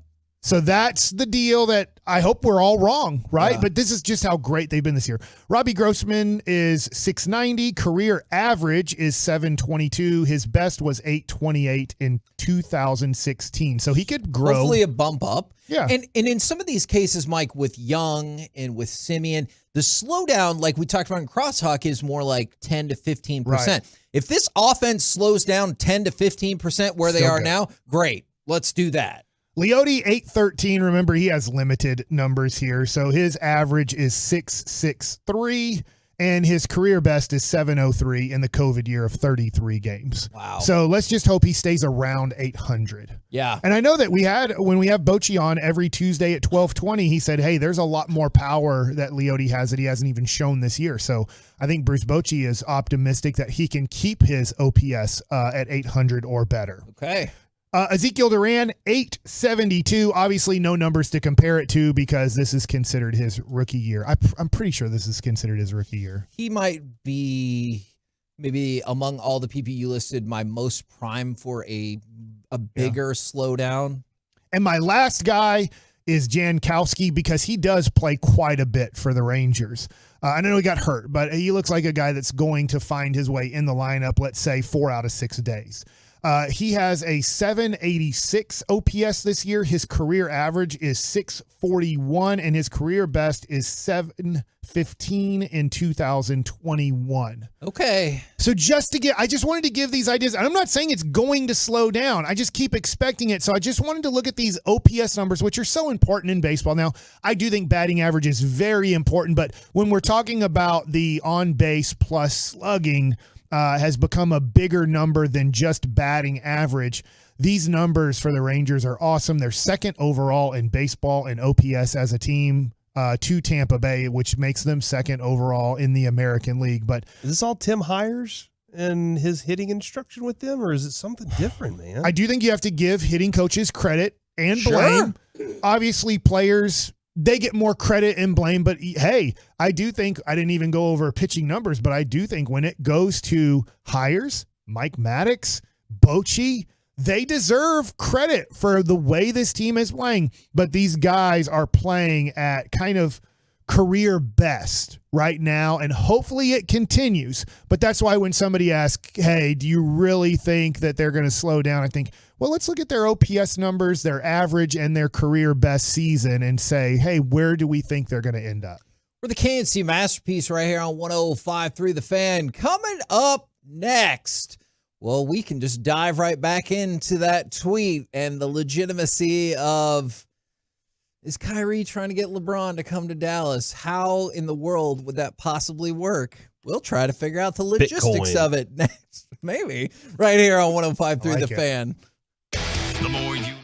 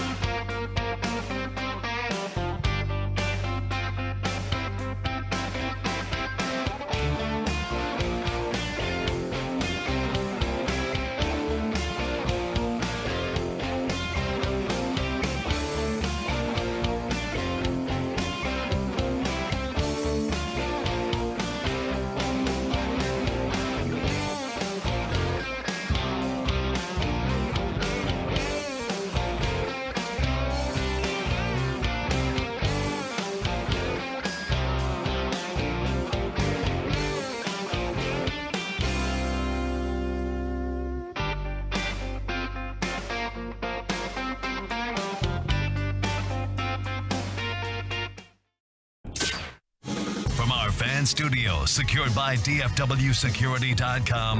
It's the KNC Masterpiece on 105.3 The Fan. KNC Masterpiece right here on 105.3 The Fan. And Mr. Sharanya tweeted out, we talked about it in the last segment. Now we're going to really dive into it here. 13 minutes ago, sources. Kyrie Irving, and yes, this is the real Twitter account we checked. Kyrie Irving has reached out to Lakers star LeBron James in attempts to see if James would come to Dallas. Irving is a free agent this offseason. Now, I just want to start this whole discussion by saying I don't think LeBron James is ever going to play for the Dallas Mavericks. Why? I feel like he loves Luka. He loves Mark Cuban. But he doesn't love taking a pay cut. He's been pretty insistent about that.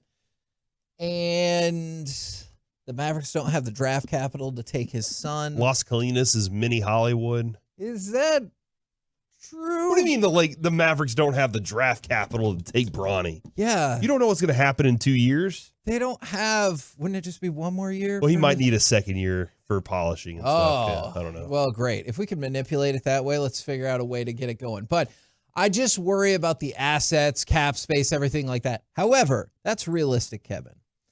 Fun Kevin knows that in the NBA, star players usually find a way to get what they want. And if LeBron decides Dallas is a good place to be, he can move his production company to Texas. He can get all kinds of tax breaks. I know Joey pointed out there's no state tax, and usually athletes don't care about that. But if you're a businessman and you're moving your production company to base it in Texas, I'm sure we could figure some stuff out there. And so, what better place to have tacos on a Tuesday? That's a Texas. great point. That is a great point. Now, you would have to wipe out the rest of your team, essentially, for 2024-2025. The rest of the team stinks anyway, though. Well, I definitely see your point on that.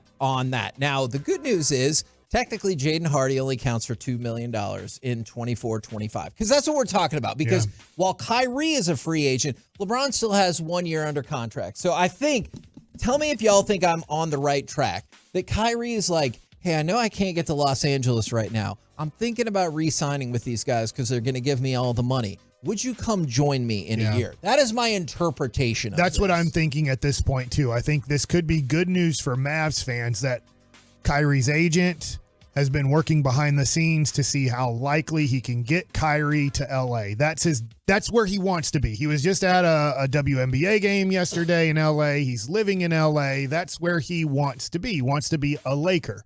But maybe his agent has informed him over the weekend, hey, I've tried every route possible to see how to get you to Lakerland while you're still making $40 million a year.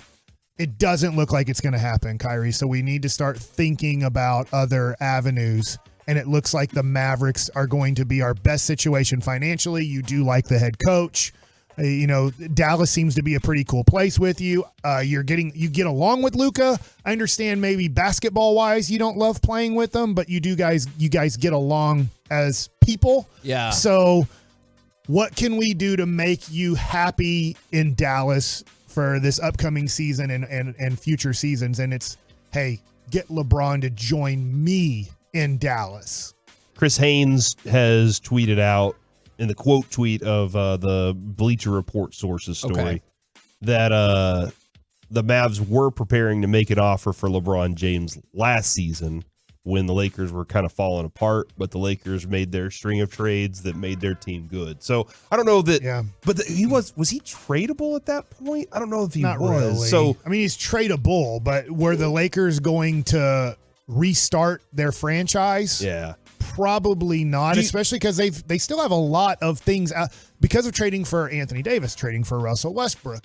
They don't have assets in the future. They're screwed more than the Mavs, honestly, when it comes to the draft and trying to do stuff like that. But I'd look at it this way: if this is going to happen, Kevin, if this is really, and I promise going to I'm happen, listening. I'm crunching numbers, trying to figure this out. The Mavs pretty much have to tank next year, and what I mean by that is, they have to start making trades of giving away future assets, including this upcoming draft pick, to somehow get rid of Tim Hardaway Jr. because he's on the books in 2024-25 at $16.2 million. Davis Bertans is on the books at $16 million. Maxi Kleba's on the book at $11 million. JaVale McGee's on the book for $6 million. Josh Green, you would almost have to look at and go, we have to just let him go, or it's really tough. I have an idea about that in a second. Okay. But you just start looking at it and you go, if you have to get rid of all of these players to create the cap space for 24-25, you have to get about $50 million under the cap, which means you have to get rid of every player. You have to start giving away assets. Hey, will you please take Bertans? And we can't take really any assets back that cost us any money in the future. You have to give away the 10th overall pick. Please take Tim Hardaway Jr. We'll give you our 2027 first round pick to do it. So you start running into you have to start giving away future assets just to get rid of players. Now, there's a few different things happening on the fan text right now, one of which is this, and I totally get this person's point. The 817, the way Braun spoke out on Jerry, and I hear you on that, I really do. I just think a lot of this for people in general, when it comes down to dollars and cents, they can change your mind. You know what I'm saying? You can still hate Jerry. I don't think that will change. I mean, he's hated one of his owners before, and they found a way to make it happen. And then other people are bringing up the buzz was that he wanted to play with his son. I can't reconcile that for you right now because I know people believe that certain services are padding Bronny's ranking. But various things I've seen is he's about 18 to 20, give or take, in the next class. So that's kind of where the Mavs will be if things go well. But they won't have that pick. Right. And so that's what's going to hurt. And so you're going to have to I can't reconcile that part for you right now. And then there are a lot of people who are like, I don't want it. Either because they don't like his complaining and how that's going to rub off on Luka, or they think he might continue the slower pace of basketball the Mavericks are playing. I do not think a LeBron. First of all, I'm not even sure a Kyrie and Luka team work together really to get the best out of each player. LeBron, Kyrie, and Luka together with one basketball. They'll just pass it over and over and over. LeBron doesn't play defense anymore in the regular season. I'm not going to his defense in the playoffs is different. Luka doesn't play defense. He hates it. It's just, you might as well say it's COVID to him. I mean, he hates it. And Kyrie's not a good defensive player, partly because of his size and strength. He's limited on who he can guard in the NBA. And two, he's not that engaged in wanting to play defense either, especially when you just watch the finals or you watch kind of playoff basketball. Yes, I get LeBron can up his level of defense. We've seen it time after time, but he's not going to give that effort in the regular season at 40 years old. He just can't anymore. And so then you're saying Luka, who hates defense, Kyrie, who's very limited defensively, and then they all need the ball the majority of the game to be the most successful player possible for themselves. I have no clue how a LeBron, Kyrie, and Luka team would make sense at all. It's interesting because that seems to be and this is just one avenue. The early response from the fan text is I actually thought people were like, I kind of thought people would be like, hey, however you can do it, figure out a way to make it happen. And that's just not the early kind of feedback I've gotten. I did, however, start to figure out a way to make it happen. All right. I need somebody to be willing to eat $7 million along the process. All right, fine, I'll eat it. Okay, great. $7 million done. So Luka for 24-25, when LeBron would be a free agent, $43 million. That's what he's going to count. That's the knowable. I put Kyrie down at 40 and LeBron at 48. All right? I need the combination of those two. And that would be a pay cut for LeBron. He's scheduled he would opt out of a $50 million contract to take less money to come here. And that's where I'm running into problems when it comes to one particular player. Because if I clear off the deck, let's just say 43, 48 for LeBron, and 40 for Kyrie. That puts you at $131 million. Josh Green's only $2 million, or excuse me, Jaden Hardy is only $2 million. So huzzah for that. We're at $133. The salary cap's $140 million. Here's where you start to run into any number of problems. And you have cap hold, so we're already exactly. screwed. So the cap hold for Josh Green is $14 million. if I could get somebody to cut $7 million, I could keep the cap hold on Josh Green, and then because of the bird rights, then we could figure that out down the line. But you would have to spend, Mike's right, you would have to spend the next year clearing the deck of, you already mentioned, McGee, Kleba, Bertans, Hardaway. You would have to get rid of the cap hold. Some of these would be easier than others. And you're probably trading Josh Green in one of those deals to help out a team going, if we are taking on JaVale McGee, we need some, if you want nothing in return, we need something to take on JaVale McGee's 2-year contract at, close to 40 years old, that he showed no response to being able to play basketball at a high level last year. So you got to move on from Bullock. And then we're doing this for a 40-year-old. That's what I mean. I get he's the greatest 38-year-old I've ever seen in my life. His cardio, his body, everything, his game is still at a very high level at 38 years old. But so he has to play another season of NBA basketball. Then we'd get him the next year. Can I ask you a question about that? Because I think your logic is spot on. Do you think that Mavericks will view it like that, or do you think the Mavericks will view it as we get both of them? Like, that's what I'm afraid of, is Kyrie and LeBron. Because they are like, well, this way we get to keep Kyrie, too. He might try to leave, or we might have to take a week sign and trade, or whatever the case is. I totally hear you, and I'm not advocating and saying, you sell out everything for this. I was just trying to tell you how I thought it could get done. Corey, I'll let you speak on this. I just think that it doesn't make any sense, but it makes sense. It makes sense from a important standpoint. Mavericks being on TNT and ESPN, my gosh, if you have Luka, Kyrie, and LeBron on the same team, holy crap, they're going to want 50% of your games on national television. You're the marquee television. Christmas game now. And, I mean, the 6 games that they all play together are going to sell out easily, because they're not going to play all. Yeah. It's just not going to happen. I mean, Kyrie could barely play, the majority of the games while he was here. That being said, it brings a level of intrigue to the team. That's what it's interest in the team is what it generates immediately. Now, my question is, how much of this is LeBron trying to leverage the Lakers to sell out and for this one season for him so he could have that opportunity because he's considered retirement? And also, would this be the time where Mark says, okay, for this, I will go over the luxury tax. For this, I will spend that max amount of money. Because I do feel like there is a, hey, Lakers, y'all take care of this for me right now, or I'm see you later. And I think he still sees you later if he desires and wants to do something like that. I wonder this. Let me throw this out here, and this is probably for a whole nother discussion. If LeBron says no to this, which most likely he will, to Kyrie's request of, hey, you think you want to come to Dallas? And he says, no, I don't want to come to Dallas. I'm going to stay a Laker for probably the rest of my career. Is there a possibility Kyrie goes, I just want to sign a 1-year deal then with the Mavericks? If nothing's out there, all the free agent teams are rebuilding teams, Orlando, Houston, and he's like, I'm not going to a rebuilding team and playing with a bunch of young guys.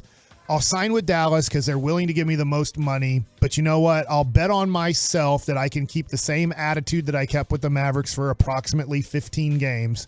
I'll just sign a 1-year contract because then the next year, the Lakers have player options, not the Lakers, but LeBron has a player option. Anthony Davis has a player option, and they literally have no human being under a contract besides those 2 guys after the 23-24 contract. Would Kyrie sign a 1-year deal, maybe with a player option, so that he can almost dictate, if it doesn't go well, I'll just opt into my $43 million player option with the Mavs. But if it goes well, I'm opting out, and the Lakers literally have no human being under contract as of right now today. I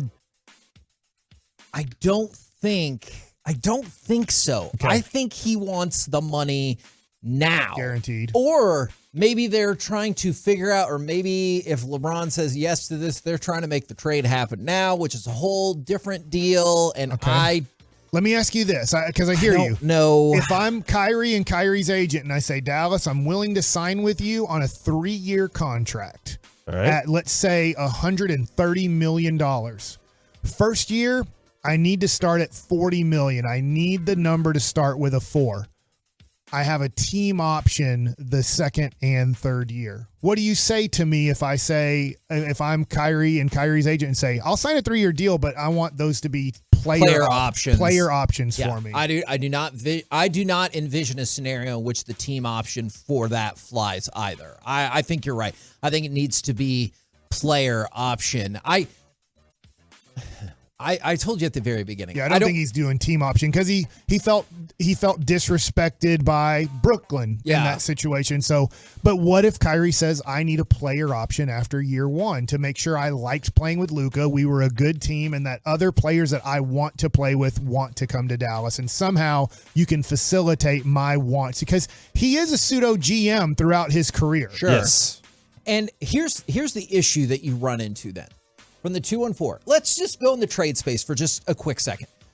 People are trying to help. Trade Hardaway, Bertans, and Hardy. That's almost $37 million off. But nobody wants those first 2 deals. Yeah. And to make that happen, you'd have to throw in Hardy and your number 10 pick just to get that money off the books. Then what would you be trading to the Lakers? Like our first-round pick in 7,000 years plus Josh Green? Like something there would have to make sense because the Lakers don't have to trade LeBron. The brilliance of the NBA is LeBron can be like, yes, you do, because I don't want to be here anymore. And that is one advantage that, like, if you're the team that the player wants to go to, we've been on the other side of that. But this would be incredibly difficult. I will say it's conceivably possible. Yeah. But I also kind of think this is just what people say to try to get your money. And this is fun to talk about, but I would say if LeBron is going to leave the Lakers for his final year or 2 in the NBA, I would assume it would be to go back to Cleveland or to go back to Miami.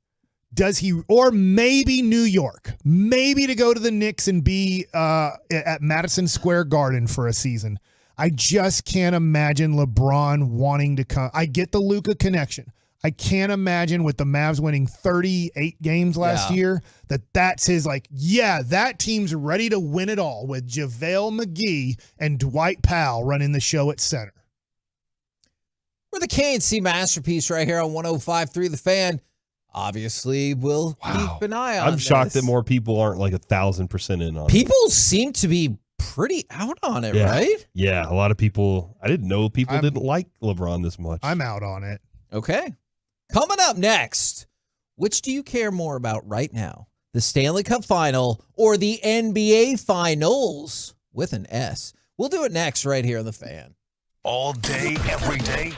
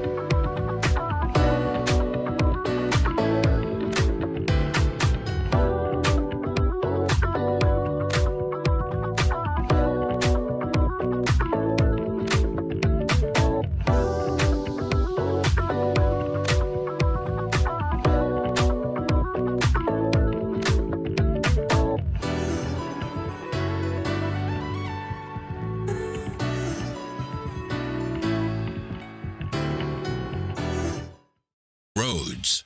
This segment on the KNC Masterpiece is brought to you by Window Nation and Frankel & Frankel. Life is unpredictable. Accidents happen. Frankel & Frankel are the go-to attorneys for car and truck wrecks in DFW. If you or a loved one has been in an accident, you should contact Frankel & Frankel for a free consultation at truckwreck.com, or you can call 214-333-3333. Back out for Montour. Over to the right side. Oh! Cousins held it. Not across the line. He stopped it with his paddle of his stick. An absolute wide open net. KNC Masterpiece back here on 105.3 The Fan. What do you care more about right now? Stanley Cup Final, the NBA Finals, or Carter wants to add in the baseball NCAA tournament. Ooh. So we can throw that into the mix right now. I think he wanted to add softball in because he's an OU fan. Well, That is correct. No, okay. Well, guess what, Carter? You won. Congratulations. I'm going to jump ahead. And you won next year? Yeah, I'm going to jump ahead. Oklahoma is the softball national champions. Book it. They're down 2-0 to Stanford right now. They'll be fine. Don't worry. They'll figure it out. Bottom of the first. By the way, Corey. I was talking to one of my buddies who's a big softball fan because his daughter plays softball and knows kind of all the ins and outs. Everybody who's good at softball at every school in the country, if they get good their freshman year, better than they thought they would be, they just all transfer to OU the next year. And I'm not lying about it. It's just that's amazing. Oh, Golden Stanford State has Warriors. a freshman, like Stanford's yeah. freshman pitcher, who I guess is awesome. Like, yeah, she's probably transferring to OU at the end of this College World Series. Like, Unbelievable. Now, Joey found something for us on the baseball side of the NCAA tournament. Because remember, Carter, in case you missed it, I have declared Oklahoma as the 2023 softball national champions. This is cut number 14. Is this the University of Pennsylvania? Or Penn. Okay. Just Penn, yeah. Bases loaded. 2 outs. 2 strikes. Here we go. Man on man right here. Brown knows what's coming. Storm knows he knows what's coming. And now time. Best fastball right down Broadway. And now time called. He's out. The hitter, Calvin Brown, took too much time. that happened yesterday when I was watching A&M and Stanford, I believe, because I was watching Miami. It might have been Miami and UT, but it was like a big deal. It was a 2-2 count, and it went to 3-2 because of the pitcher. So a little bit opposite, but yeah, it does get confusing when it does happen in these big moments. You're like, oh my gosh, the game just changed because of the time. So they're going to play again today, I do believe. And you sound sure about that. They will. And I'm sorry, I thought I might have said it was the 9th inning. I believe this was the 4th inning, but bases loaded, full count. They're up 2-1. Your opportunity to hit a grand slam and change everything. Yeah, and break the game open. They play at 2 p.m. today against Southern Miss. All right, when that's the team that they just lost to, and so they'll get another shot at this. Because, Mike, I know college baseball has taken over. Is college baseball matter to you more right now than the NBA Finals? Because they're both ahead of Stanley Cup. A little bit. obviously. I have two boys that are one going to 9th grade, the other going to 8th grade, and my 9th grader loves baseball. His dream is to play in these regionals. Like it's motivation. I had no motivation to play college baseball. Zero, because we've talked about it. Yeah. The only thing that you ever saw in the 90s or the 80s was Omaha. That was it on ESPN. Yeah. They played at Rosenblatt Stadium, and those were the only games you could ever watch of college baseball in your life unless you went to the games. Well, now there's games on all the time, so I want my son to go to college and play college baseball. I get it. If somehow he becomes a millionaire out of high school, I understand taking the $1 million or more and going and playing professional baseball in the minor leagues. But I just want him to watch these, and if I want him to watch these, I need to be watching these, and they have been fun to watch. And with all of these Texas schools in it, DBU lost last night to be eliminated, but literally Texas has made it to the Super Regional. A&M and Tech and TCU all have legitimate chances to make it to the Super Regional today, and that would be awesome if 4 teams from the state of Texas, 16, and they're not favored in these. And Texas wasn't favored against Miami either. So it's been really fun to watch. And A&M would play Texas. Yes. So you're guaranteed to have somebody in the college world. My son has already said, if that happens, Dad, can we go? And I said no. And didn't we see that like 14 of Kylie McDaniel's top 20 prospects for the draft this year are in college right now? They're playing in this super regionals. Regionals, yeah.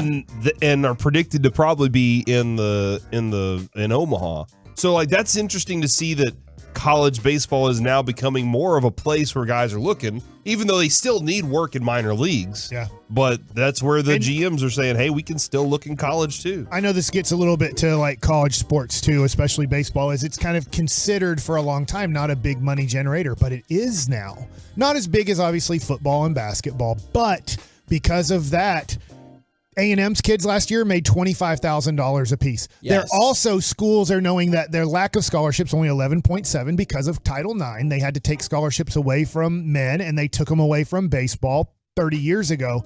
Well, so schools are seeing how much money baseball is making. They're like, all right, let's hold about 10 to 15 scholarships for academic scholarships to go to the baseball players. Now, they do need to qualify for these academic scholarships, but they're like, look, TCU's like, look, it's $80K a year to go here. If we give a 25% scholarship, we might not get the best players.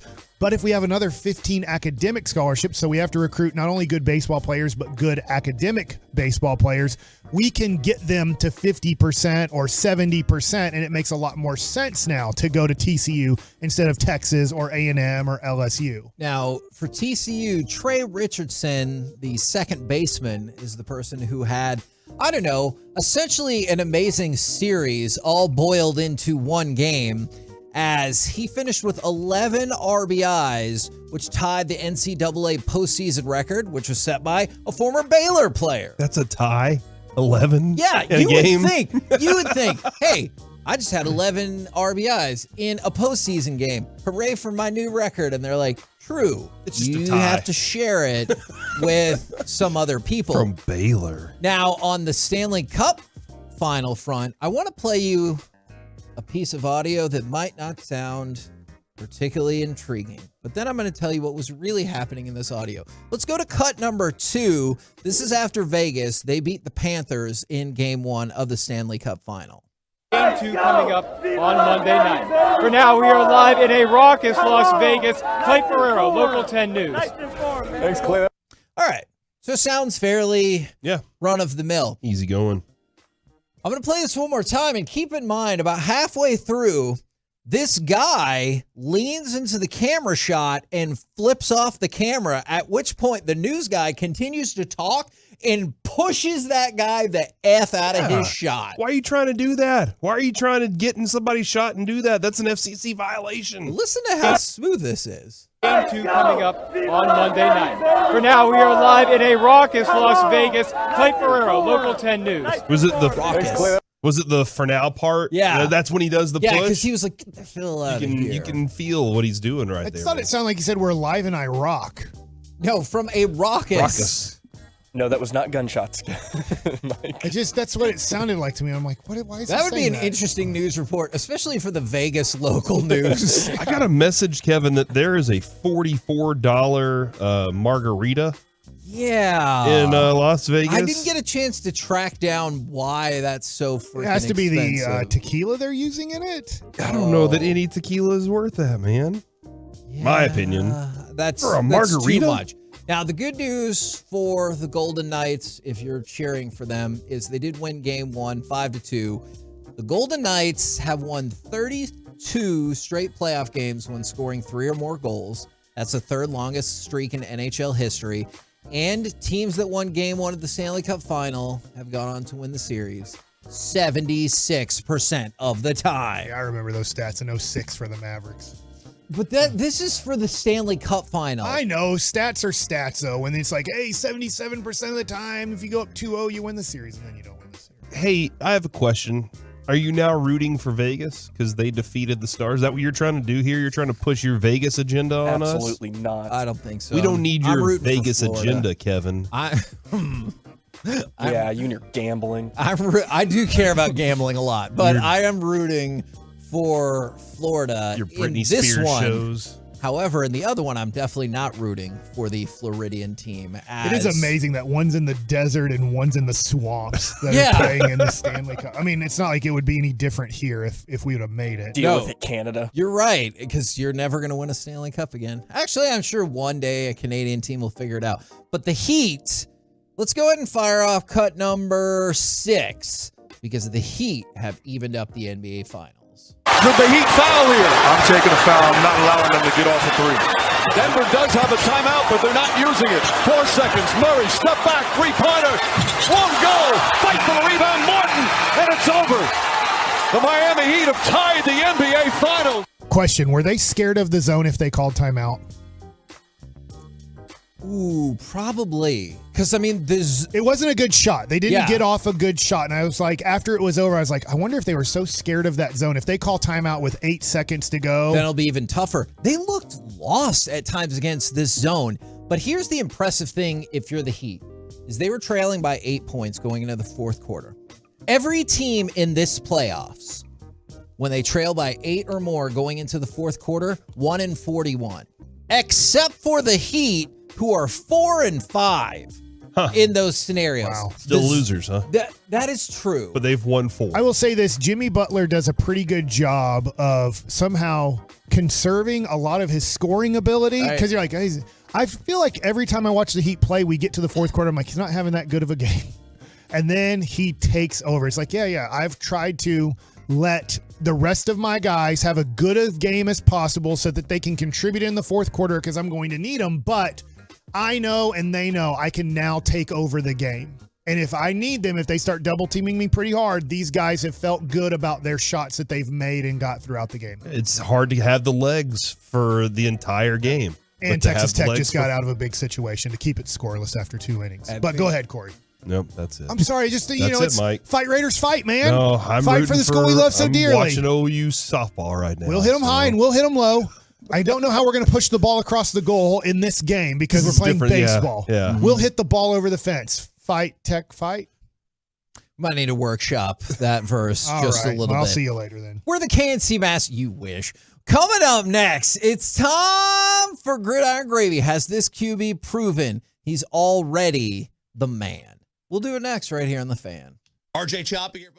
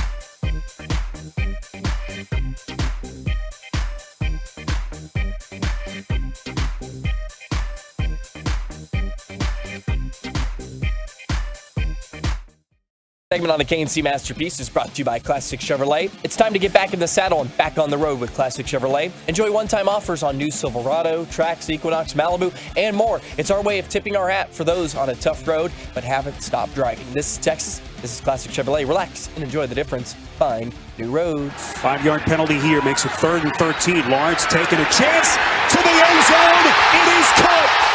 Jones for the touchdown. KNC Masterpiece right here on 105.3 The Fan. We will talk about that gentleman as we go around the entire NFL and dip into some gridiron gravy. I thought the law won. That is a catchy song, but I just hated it when they had beaten the Cowboys. It was a great interception by T-Law to run it back in for overtime victory. So Doug Peterson is saying some stuff. The first thing he said was he doesn't think the Jags are going to sign DeAndre Hopkins. Now, that could, of course, still be smokescreen, but still, here we are. Stephen Jones has said that this morning as well. Not necessarily that exactly. Yeah. But he said, He doesn't think Hopkins will sign with the Jaguars either. Well, no, he said, we went down that road with Cooks. We're very comfortable with Cooks. We're pleased with our receiving group. And that's, oh my gosh, that last part is almost exactly what McCarthy had said last week. He said, we feel good about our receivers room. We love our boys in blue. Which is great. And then, or it's because they offered him $2 million. Yeah. And he's like, I'm a pass on that. And they're like, well, we tried. But Doug Peterson also said that he saw what Trevor Lawrence did last year, and he just said he thinks he's ready to put this team on his back. I don't know how many quarterbacks you think are capable of like fundamentally putting a team on their back, but do you now think Trevor Lawrence is one of them, or are you like, I'll hit me back at the end of this year? Yeah, hit me back, but I do think he has all the talent and ability in the world to do it. So I don't think he's limited by talent, like in a weird way, like Russell Wilson, and we've come to find out he's very limited in the ability to maybe carry a team. He's very good. You can win a Super Bowl with him. What? Him saying Russell Wilson is very limited? Oh, because he's Mr. Unlimited. But that's disappointing. It sounds like, though, through all these conversations that all these coaches are having about DeAndre Hopkins, he's going to have to sign with the Chiefs. I have this hypothetical for you. The Cowboys didn't trade for Brandon Cooks. Let's just say they didn't. Yeah. Do you think the Cowboys would be super interested in jumping all over DeAndre Hopkins right now and offering him? I do. I really do. I think so, too. I think they did make their bed with Brandon Cooks. I think it was a very good trade at the time. Yeah. I think Brandon Cooks is going to be a very good player for the Dallas Cowboys. I still think it's a good trade, yeah. But I do think that if they had to do it all over again and they got to pick between Hopkins and Cooks right now today, same contract, same situation, maybe you'd have to give DeAndre Hopkins more than a one-year deal. I think they would choose Hopkins. Oh, interesting. I would be, because you say jump all over that. Yeah. I would be interested to see what their money interest would be, because their big discussion right now is obviously Diggs, Lamb, and that group, and making sure that they get those guys their money. And I mean, I think Steven talked about that today as well. And he's like, I guess his understanding is players are more likely willing to wait on those contracts because the price goes up every year. Sure. And so they're like, yeah, talk to us, but this is just preliminary more than anything. So I kind of would be interested to see how that money would work out. And Stevens kind of had the standard answer going back to him. We had him on, and now the rest of the national media has picked it up. Is essentially he was like, hey, we can get all these done, and we're having discussions. There are always discussions. Mm-hmm. Yeah, I feel like that's a real go-to. It's like, oh, we're always having discussions. Of course we're talking to these guys. It would be a lot different if he was like, you know what? I am here to announce the CeeDee Lamb extension. I'd be like, what? Yeah. Or if he was like, no, look, we never talked to him. Yeah. I'm busy right now. Yeah, CeeDee Lamb's lucky he has a job. Like, I don't believe that at all, but I think it would be amazing if, those were the kind of aggressive public negotiation tactics that the Cowboys engaged in. Just think about the benefits he couldn't have if he wasn't with us. Yeah, exactly. Do you think anyone would give a crap if he played for this team? We made $1.2 billion the last 3 years. All right, in the Bills front, couple things happening there. They did sign Ed Oliver to the 4-year, $68 million extension. with $45 million guaranteed. Question. Yes. Has he been as good as advertised out of the draft? I don't think so. No. I mean, he's been good for sure. I lean towards that too because guys like Aaron Donald, I know that he's the best. Has right? Aaron Donald ruined our perception of what that position can and should do? But I just wonder, like, coming out of the draft, he was projected as possibly a number 1 overall pick. I know that he was 7 to 9, somewhere in that range of like He was still number 9. Number 9, thank you. But I just wonder, like, very good player. I'm not trying to take anything away from him, man. Great job, set yourself up for life, all of these things. But I just wonder if he's hit the expectations of what we heard and thought about him out of Houston. Aaron Donald is a game wrecker. Yeah. Like, just, you go in with a plan, and then he's like, nah, I've wrecked your plan too. Micah wants to be a game. He talked about that the other day. We played that audio. He's like, I want to be a guy like that. Not just a guy. I want to be a game wrecker. And I expected Ed Oliver to be that, yet they rely more on Josh Allen than we talk about Ed Oliver. And Kevin, we were pretty high on him coming out of college. Oh, too. sure. And he's a quality player. Like, I don't mean to make it sound like he is not. And then in other Bills news, I just thought this was super cool, is on Saturday, Damar Hamlin started his, essentially what they're calling the CPR tour. And it's the first program from his Chasing M's Foundation. He distributed 50 AED devices to local youth football teams. And essentially, like, they're going on a little tour. He's going to go to Pittsburgh, where he's from, and Cincinnati, which is where he suffered the cardiac arrest, and doing similar things like that. Like, you remember what started out as, it was the toy drive, right? Yeah. Just exploded from a money generating perspective. What's he going to do with it? And this is a great start, is like, hey, let's go on tour and give these AED devices to places and teams that need them. Yeah, and I think that what's interesting about that too is I think the toy drive site was like a dead cell kind of thing, where it was there, it existed, but nobody was really like concerning themselves with it that much. It was something that he was working on, but it immediately gained traction as quick as it could and took off. What has more traction with you right now, Mike? That story, or the fact that Tech is now losing 1-0? They gave up the booty on that. Tech just threw a lollipop in there to the Gators. Well, but luckily they turned a double play right before that pitch. I do believe this pitcher, like, he's a first-year pitcher. He never pitched in his life? No. Tech can't recruit people that pitch? He's a first-year pitcher. What's going on there, Tadlock? Jacob Rogers is his name, I believe. And he's getting his experience in. It happens. It's just a solo shot. Just get out of this thing with 1-0 after 3 innings. But yeah, this is awesome though. Like, all day long tonight, A&M and Stanford. Yep. LSU's playing right after this. TCU's playing Arkansas. They have 2 chances to beat Arkansas to get to the Super Regional. So really fun day in college baseball, except when you give up bombs. Buffalo. No one's dying. Yes, Oh, I know, there Jason you go, Mike. Kidd. There you go. I know. Also, I wonder Buffalo what- signed Leonard Floyd. That's it. It was a basketball comment, and we're in football nuggets. That's here. right. Let's go from that to Corey. Time to get excited. LeBron. Okay, maybe. Oh. Do you know That the doesn't most? excite many of us here. As we It found is out. pretty surprising to I'm see excited. that. Oh, that was a high throw. He's out. So the most bet team on in week 1, Uh-huh. that is the Detroit Lions. Do you know who they play in week 1? No. Houston. The Kansas City Chiefs. Oh, they're going to lose. But they get 6.5 points. That is the most bet team in week 1, is the Lions, plus 6.5 against the Chiefs. Shock the world. I will say over the last 2 years, I feel like doing betting with Bassick, Kansas City doesn't cover the spread the true. most, just because they do put it at such a high number against them, because they're like, look, everybody feels like the Chiefs are going to put up 40 every game, and they don't cover. They win a lot of the games, but they don't cover a lot of the spreads. No, that is true.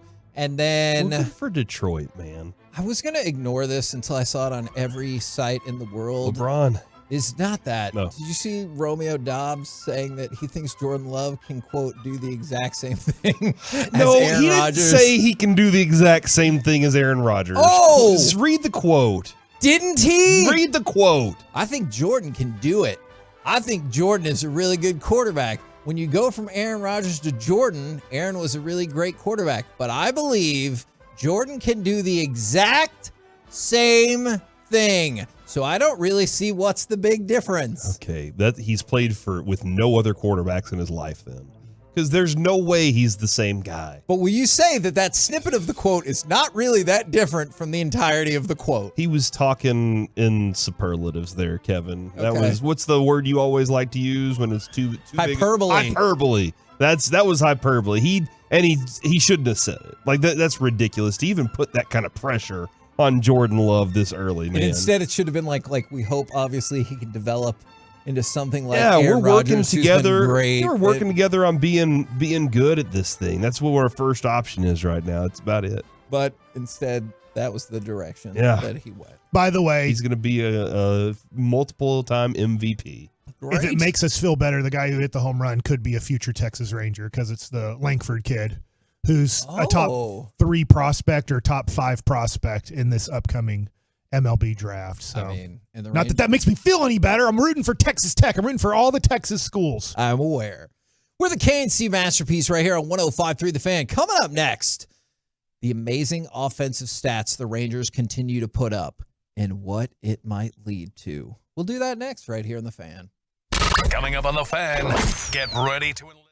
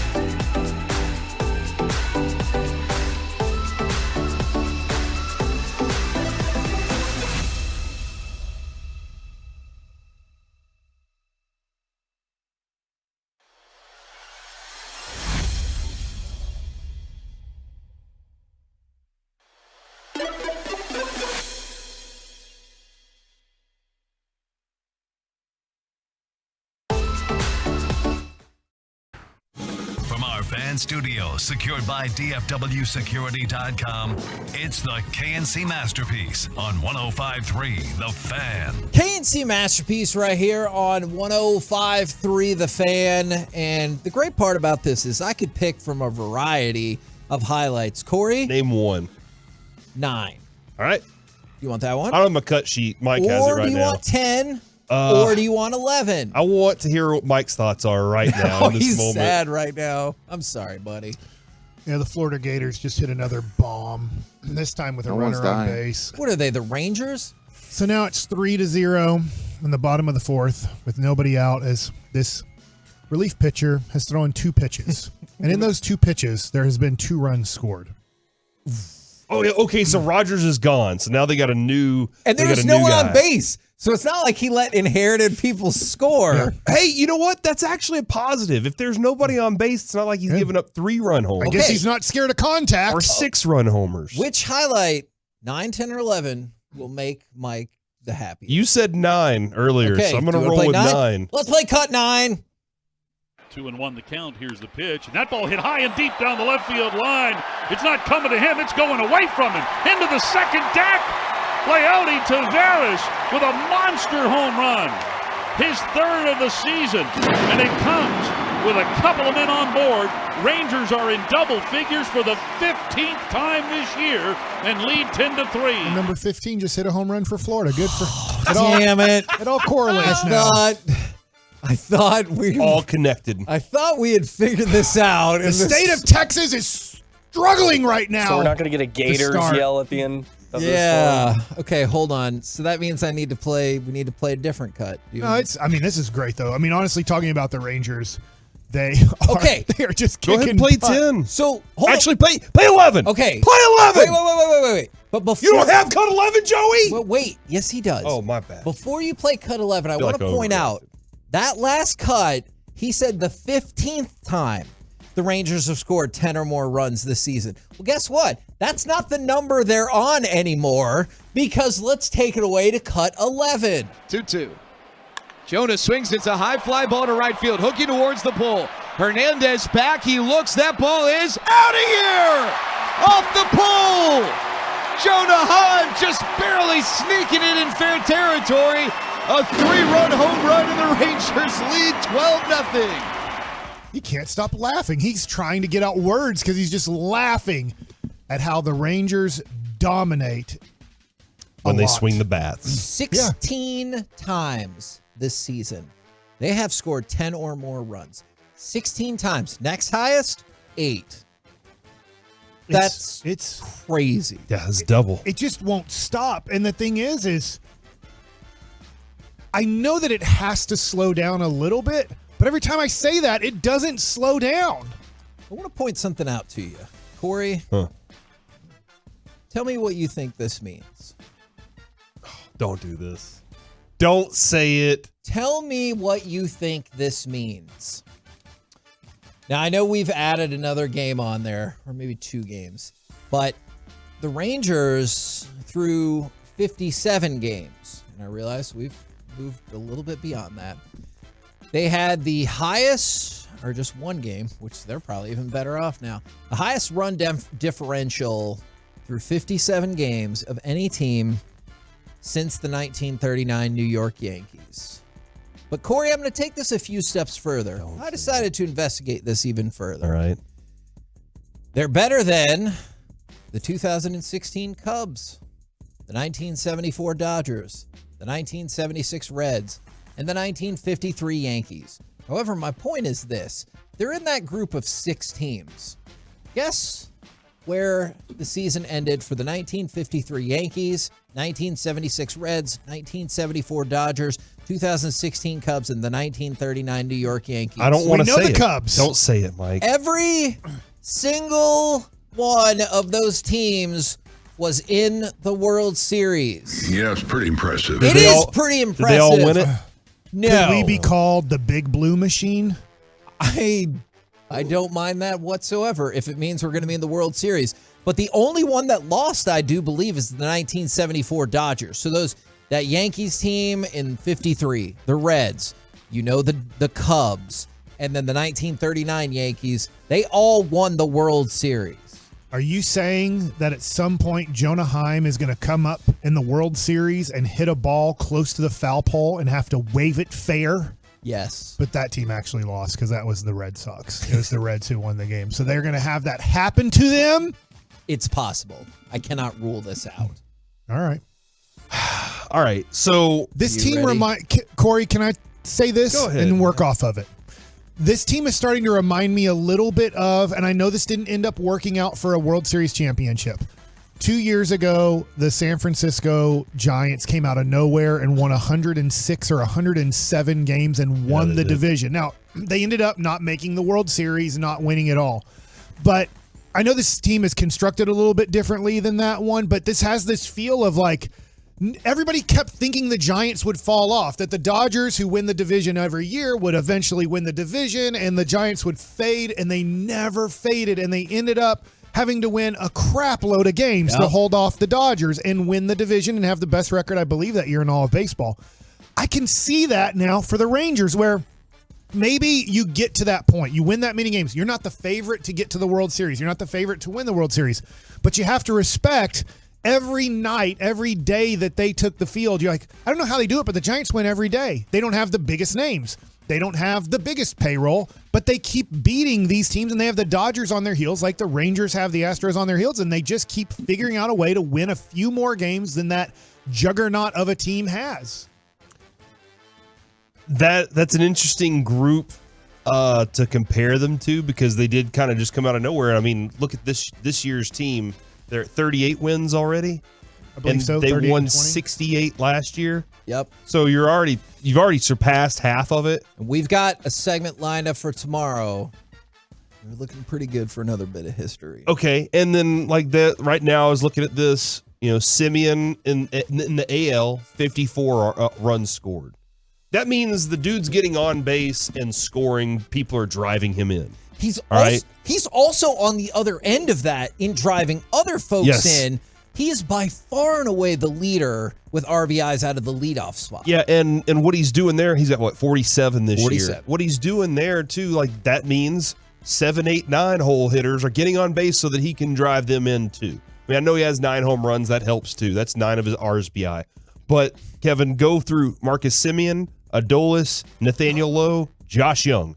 Those are your top 4 runs scored in Major League Baseball this year, right now. Aaron Judge and Josh Young are tied at 42. But that's your top 4. The runs that they're putting up, and not only that, but they don't just have to do it with home runs. They do it by doubles and singles that are hard hit, putting people in position to score.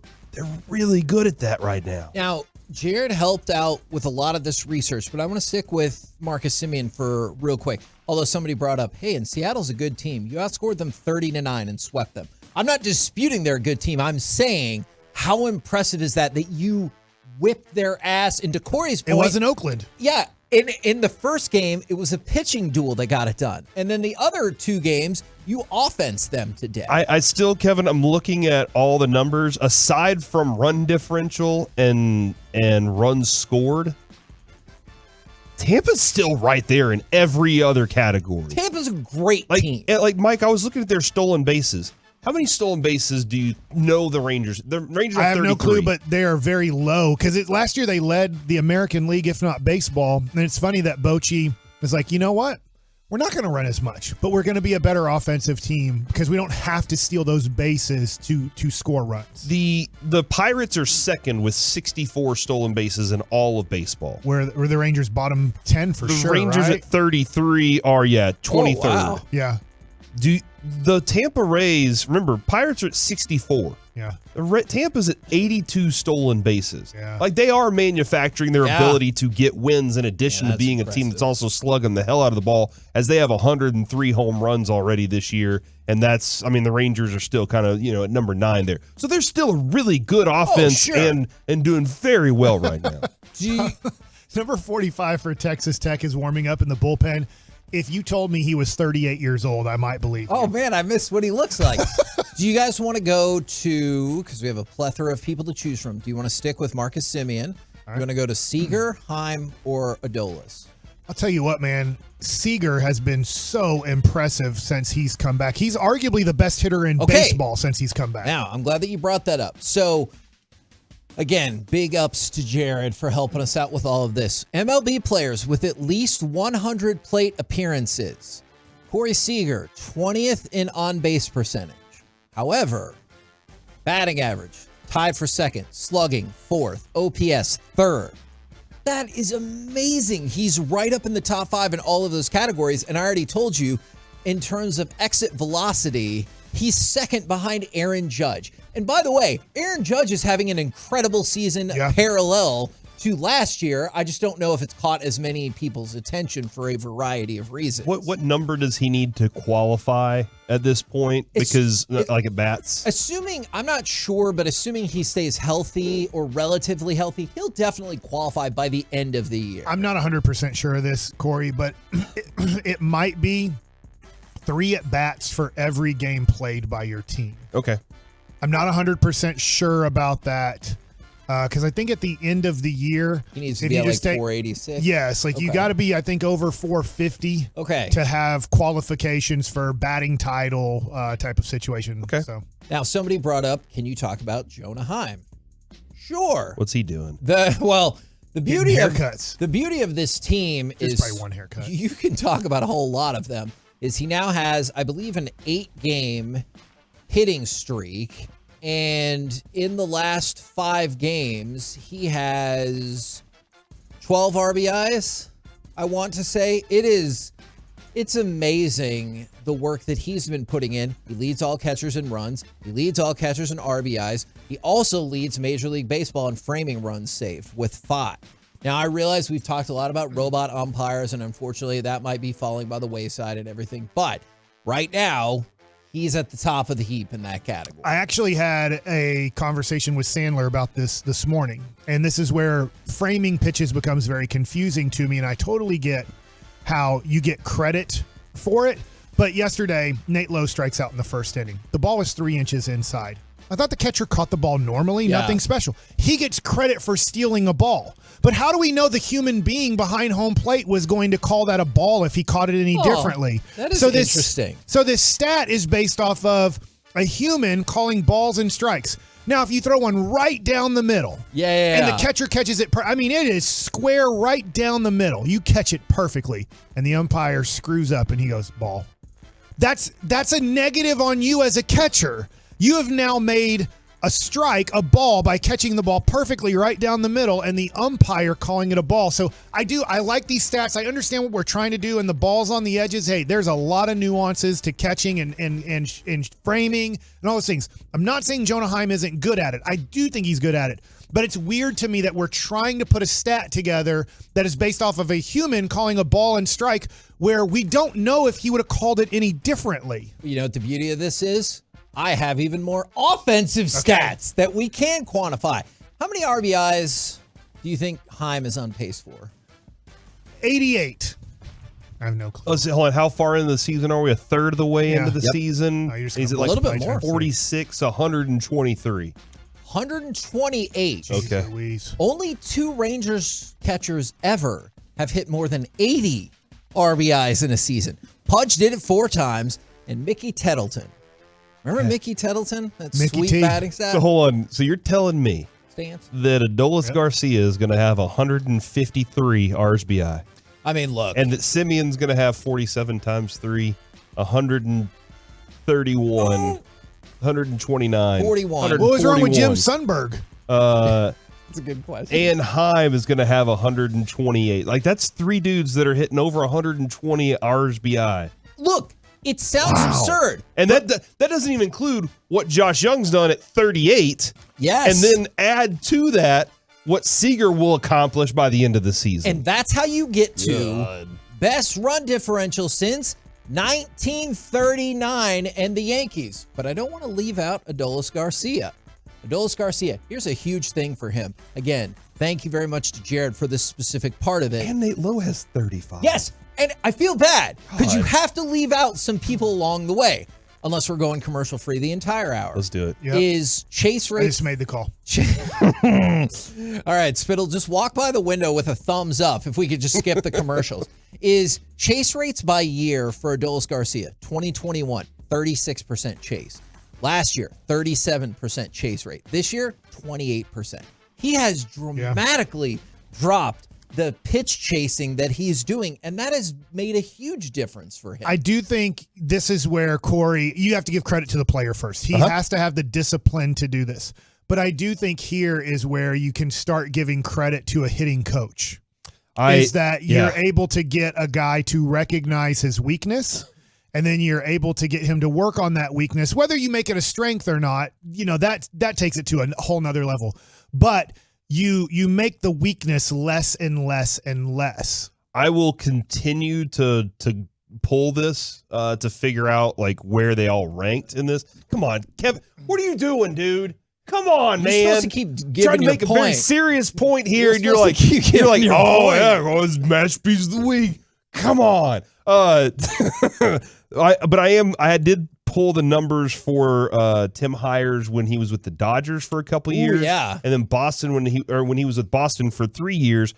All the numbers, like their hitting numbers, look good. But I want to see where their rankings were each of those years to see how they compare, because like this looks special. But maybe Tim Hires' whole approach to hitting is just something that the Rangers needed. Dude, I'm here for that. And I know this is a very specific stat breakdown, but I just think it's awesome.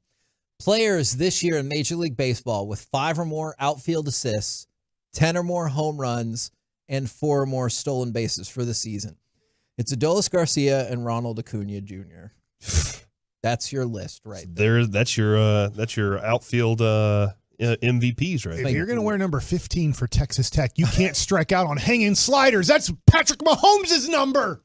For the KNC Masterpiece right here on 105.3 The Fan. Coming up next, hey, can you guess what Mike Likes It might be about? Also, do you support the radical idea to alter halftime for sporting events? We'll do it next. Does he not know if you hang it, we bang it? What? Are you ready for some commercial?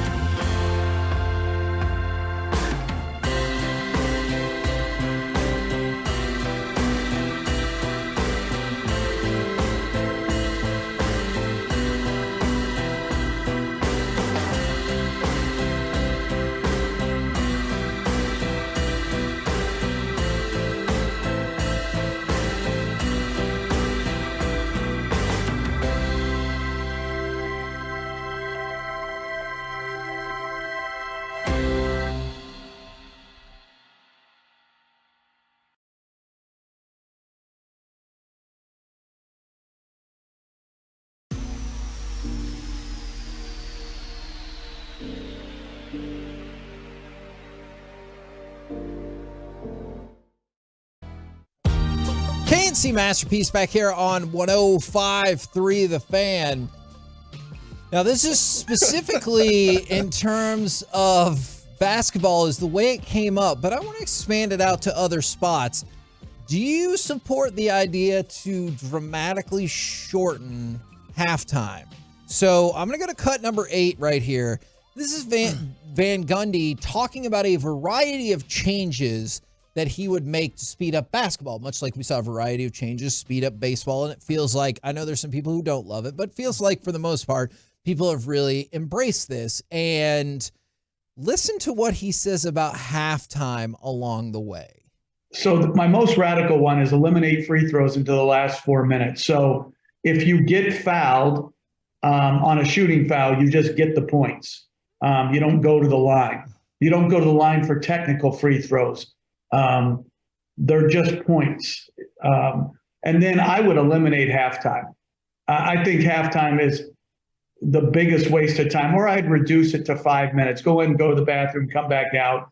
This whole idea of what goes on at halftime, I think is so misunderstood. It's right, a lot of you can stop him right there. So cut halftime down to 5 minutes so the players can go use the restroom. All right. I get it, but what if my child really likes spinning plates on sticks while riding a unicycle? I love Red Panda when she does this stuff with the bowls and everything. I guess you don't have a halftime show, right? I mean, there's no way to clear the court, put on a halftime show, and watch dogs catch Frisbees. That's true. That's the only thing. Like, I get it.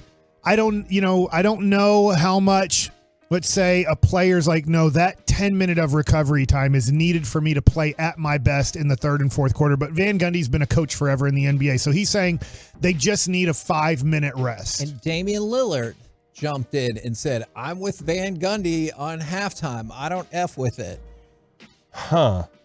And all right. So he also supports that. I don't know what the majority of players would want to go with in this idea, but I'm just asking you as opposed to just being a player right now, as a fan, what would you think about the shortening of halftimes, or quite frankly, in hockey's intermissions? I've seen how long it takes to Zamboni it up. Yeah. We can shorten those intermissions. But do you also wonder, like, they got to go to the restroom, they got to take all those pads off? That's right. I'm willing to give them some consideration. Okay. But 18 minutes per intermission, we don't need that. And they only play for what? 48 seconds per? Wow. Something like Take that. that, hockey people. Hey, I skated up the ice, and now I have to get off the ice real quick. So cut NFL halftimes, cut NBA halftimes, cut down on the intermissions. Yeah, I guess you could. It doesn't bug me too much to have the 10 minutes in between from halftime to the third quarter. I wonder how many fans are like, no, that's when I go to the bathroom. Yeah. I'm going to the bathroom and I know I'm not missing any action. And even though the line's long, I know I'm not missing any action. It's my time to grab a go beer, get another beer, go get a popcorn or a hot dog or whatever. I don't know if the fan is like, you know what? I like being at the game and having those 10 minutes. We're starting to get some feedback about that. But do you also look at the people who are first in line and you're like, you left while the game was still going? I think it's the smartest move you can make.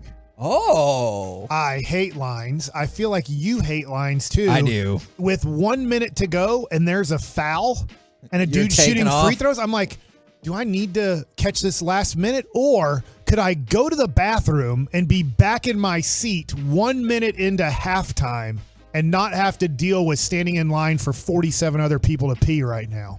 Okay. Now, from the 2 Am I right or am I right? No, I get it. The money I pay for tickets, I want to enjoy the entire experience. Stop shortening my games. But you can't still enjoy the game with less time invested? I mean, I guess that's what they're saying. This is the idea behind restaurants, right? Where they were like, well, if you're paying $12 for this plate, we might as well give you $12 worth of food. And they're like, now we can charge you $28 for that plate because we gave you so much food. Don't look up money. Oh, you got to be kidding. Just quit. Just go home. Just get on a plane, go to Lubbock, and start your summer league in This is number 15 again. Cape Cod. Number 15 for Florida hit another home run. Wow. And I don't even think that's the number one guy, Langford or whatever his name is. Sorry, it's buddy. over. Yeah, 15 works out well for Florida. What about Texas Tech, man? That's our number. Our number 15 is Patty Mahomes. Okay, so that's over. Back to I think somebody, Jeff Van Gundy. Somebody texted in and said they're more interested in the free throw idea than the halftime idea. I want to talk about that. Okay, one second. And I Okay. do want to talk about that. The one where I think it makes the biggest difference, I do think in hockey that the intermissions are too long because there's multiple of them. Like, at least I feel like everybody in the other sports, you know the deal. Like, you're going to get a halftime. It's going to be about 12 minutes long. But in hockey, you're like, hey, we really got going. Now we'll be back in 18 minutes. And you're like, oh, man. Is it really that long? Yes. Oh, no, wow. it is. Okay. And then you get going again. You're like, hey, now we got another 18-minute intermission. You're like, we just did one of these. Mm-hmm. And, like, that's where I would like to see a shortening up. I'm not saying. Hell, baseball has intermissions every time they get 3 outs. And guess what? And they shorten it up. And so I would like to see the intermissions for hockey turned around quicker. But those games are also shorter than baseball, or they were. Mm-hmm. So that's part of the deal. I heard somebody say that wasn't a baseball fan at all, said, it's not like they give the basketball players time to warm up in between timeouts. And I'm like, at what point have you heard a basketball player blowing out the ligament in their elbow from shooting the ball too much? Another Tommy John surgery, we'll call it something else. Another World Be Free surgery for Jaden Hardy because he shot the ball too hard. That's a real player, by the way, in case you're wondering. His name was Lloyd, and he changed it to World Be Free. But I mean, Lloyd. There's a reason that they give them warm-up pitches because you can blow out your elbow by not warming up properly. I've never heard of a basketball player ripping their elbow to shreds by shooting the ball too quickly from warm-ups. That's true. You said you were intrigued by the free throw. Are you intrigued by the whole concept? I'm more with the technical foul one. You get a technical foul, that's a point. I would give them a technical foul to make it worth more. You already get a free point and you shoot a technical foul. So it could be worth 2 points. So you've already gotten the one. So no matter what, because sometimes you get the technical foul, the dude misses it. You're like, no harm, no foul type of deal because you didn't even give up a point on this situation. So like, no, it's already a point. And I would maybe do for the NBA is you already get a point for a shooting foul, and now you get to shoot a free throw to see if you can get the second point. And if you get fouled on a 3-point shot, you get a point still. And then maybe you just shoot one free throw if we're trying to speed it up. One free throw for 2 points. And he did say, I believe it was with 4 minutes to go, right? Okay. And that's the thing about, I love basketball. Basketball games are death in the last 2 minutes if a team is trailing by about 6 points. It's just absolutely the worst, most unwatchable thing in sports. If you are watching a basketball game, you want it to be a 2-point game or a 12-point game in the last 2 minutes, where either the flow of basketball continues or you've given up for the day. Because if it's 6 points, then you get into the free throw 3-point trading contest, and my God, that can be awful. Yeah. But if LeBron is a Maverick, he doesn't make free throws. Then, well, yeah, and he and Luke, God, that might be the worst free throw shooting duo in the entire NBA, Mike. Yeah. But they also, maybe Luka gets more technical fouls in his favor now that LeBron's his teammate. And if that happens, I don't at 40 years it's going to happen, but then because of respect for LeBron. You know, that's really what it's all about, is that guy could be a Maverick because Kyrie's trying to recruit him. Could you imagine if LeBron called Luka to set a pick? He's like, I've never done this in my life. I don't know how it works. I mean, he literally has never. I don't think he's ever said. Do you think, honest to God, he's always Luka, at the ball? Maybe find highlights for me, the people who really follow the Mavericks. Like, has Luka ever set a pick in his NBA career? I don't know, but I'm he not might have immediately thinking of like these plethora of times that I remember. Like, oh, that's a damn. I feel like if he doesn't have the the ball, he either stands in the corner and waits for the possession to be over, or 2, he's posting up. Do you think Luka wants less halftime, or do you think he's like, man, I really need to catch When my am I breath? going to get my smoke and my beer? Golly, Mike. He's just back there with It's his heater time. I know we're losing, but yeah. That's why they have that scent that they have in the locker room, so it covers up the cigarette. I don't know that to be the case. So he hits a 3 from corners, and if you're on the bench, he just takes a hit of his cigarette in between like threes. He's like, that's his new celebration. You know what? If it somehow magically allowed him to play a better defense, then I would be in support of that. I wanted to throw out a couple of quick updates for you on. Yeah, we know Tech's losing 6-0. Update. I was really hoping when you were looking at your computer, you would not look up and see that home run as it was happening. I didn't see it happen, but I saw him jogging around the bases. Coco Gauff was victorious in the French Open today, going to the quarterfinals for the 3rd straight time. And Novak Djokovic has also made it to the quarterfinals as well. And he is setting French Open records along the way. But what I really wanted to talk about was, did you see the French Open disqualification because the ball hit the ball girl? What? So there was a doubles team, and the players were from Japan and Indonesia, I believe. They inadvertently sent the ball, and it hit the ball girl, and it hit her in the neck, leaving her in tears. And why would they do that? That's rude. Well, the ball girl, I mean, look, I think it was an accident, and the ball girl wasn't looking as she walked off the court, and it was an accident. However, the rules officials and stuff came out, and they're like, no, you got to disqualify them. That is in the letter of the law for the rules, because they were just going to apologize and be like, oh my God, are you okay? I'm really sorry about that. She was catching her breath, and you could see the players going up to her and everything like that. But they're like, no, the letter of the law says we got to DQ you. So they got bounced. Well, Nick Kyrgios has spoken. And it's not even DQ country over there. Nick Kyrgios has spoken on this topic. Oh, no. All right. He said all around the world, whether it be having people chanting your name, idolizing you, getting booed at, it's always going to be a factor in sport. Why are we having so many people complain about it? Also, it's not about the intent. If you hit a ball at a kid, it's a default. Wow. So he's on board with this? Yeah. He's like, nope, listen, I don't care if you intended to do it or not. It's just you did it. So now you're DQ'd. That's the rule. Holy cow. And once Nick Kyrgios speaks, Mike listens. Yeah, that is true. And then he never plays anymore, right? I mean, he went to the Wimbledon and then he quit. did. Remember, he's hurt because he helped with the carjacking of his mom. Okay, I want to point this out. He helped the police in the carjacking. I don't know. He carjacked his own No, mom. I feel like carjacked his mom just because his mom wouldn't root hard enough at Wimbledon for him. I feel like the way I framed that made it sound a lot worse. Wild. Nick Kyrgios's mom was carjacked, and he helped in the attempt to track that person down in cooperation with the police to stop the person who stole the car. So she wasn't like sitting at a light. The cops pull up and they take her in the car. Kyrgios just comes running by. Yeah, and he's like, "I did it. We caught her finally." Tennis Got my rackets mom. smashing cars and Just stuff. for grounding me whenever I was 7. No, none of that is what Ivan's insinuating. But I do want to know, do you guys have any interest in the Florida Gators? Sorry, Mike. Florida Gators again. / going to the world's just super regionals. Yeah. / Urban Meyer Netflix documentary. Yes, absolutely, I do. I am interested in it. Is it going to talk about somewhat the dirty nature of that whole program? I would assume so.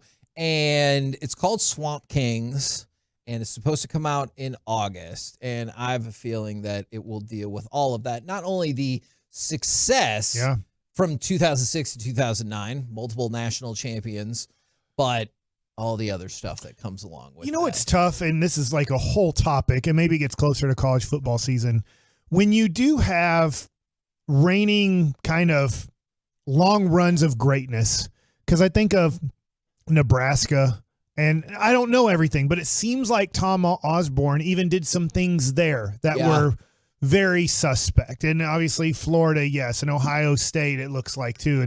And you know, maybe Nick Saban does it and gets away with it. I don't know everything, but I wonder like how difficult it is for, especially in, let's say, college football, to be somewhat of a clean program, getting really good kids. And there's been really good kids that have gone to Florida and played under Urban Meyer, but sure. I just wonder how tough it is to just kind of, I don't know, in a way, kind of like, I don't care. I don't care if they go to school. We're going to fake their grades. I don't care how, I don't care if they went to school in high school. We're going to fake their grades to get them into college. Like, it seems really tough to have that many kids, especially a football program, and not cheat. And that's the part that specifically bothers me about Urban Meyer. It's not just that happens, because I'm with you there.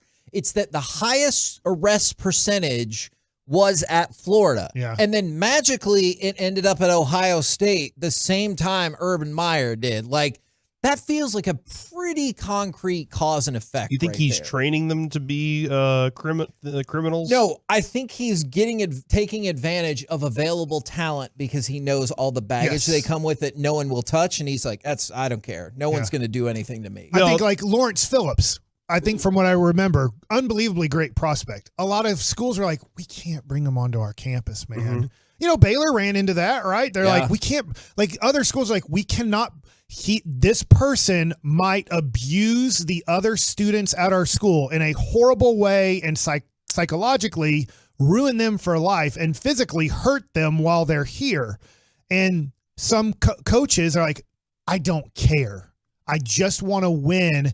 And he's the best running back, or he's the best defensive end, and we're going to bring him on, and we're going to cheat his way through here, and we're going to cover everything up to keep him on this team. Yeah, and I mean, the Cowboys were kind of like that for a period of time where they were like, no, if he has a problem, we have a system in place that helps these guys. The system if there was a real, like, I don't know, the real desire of coaches to actually help those guys.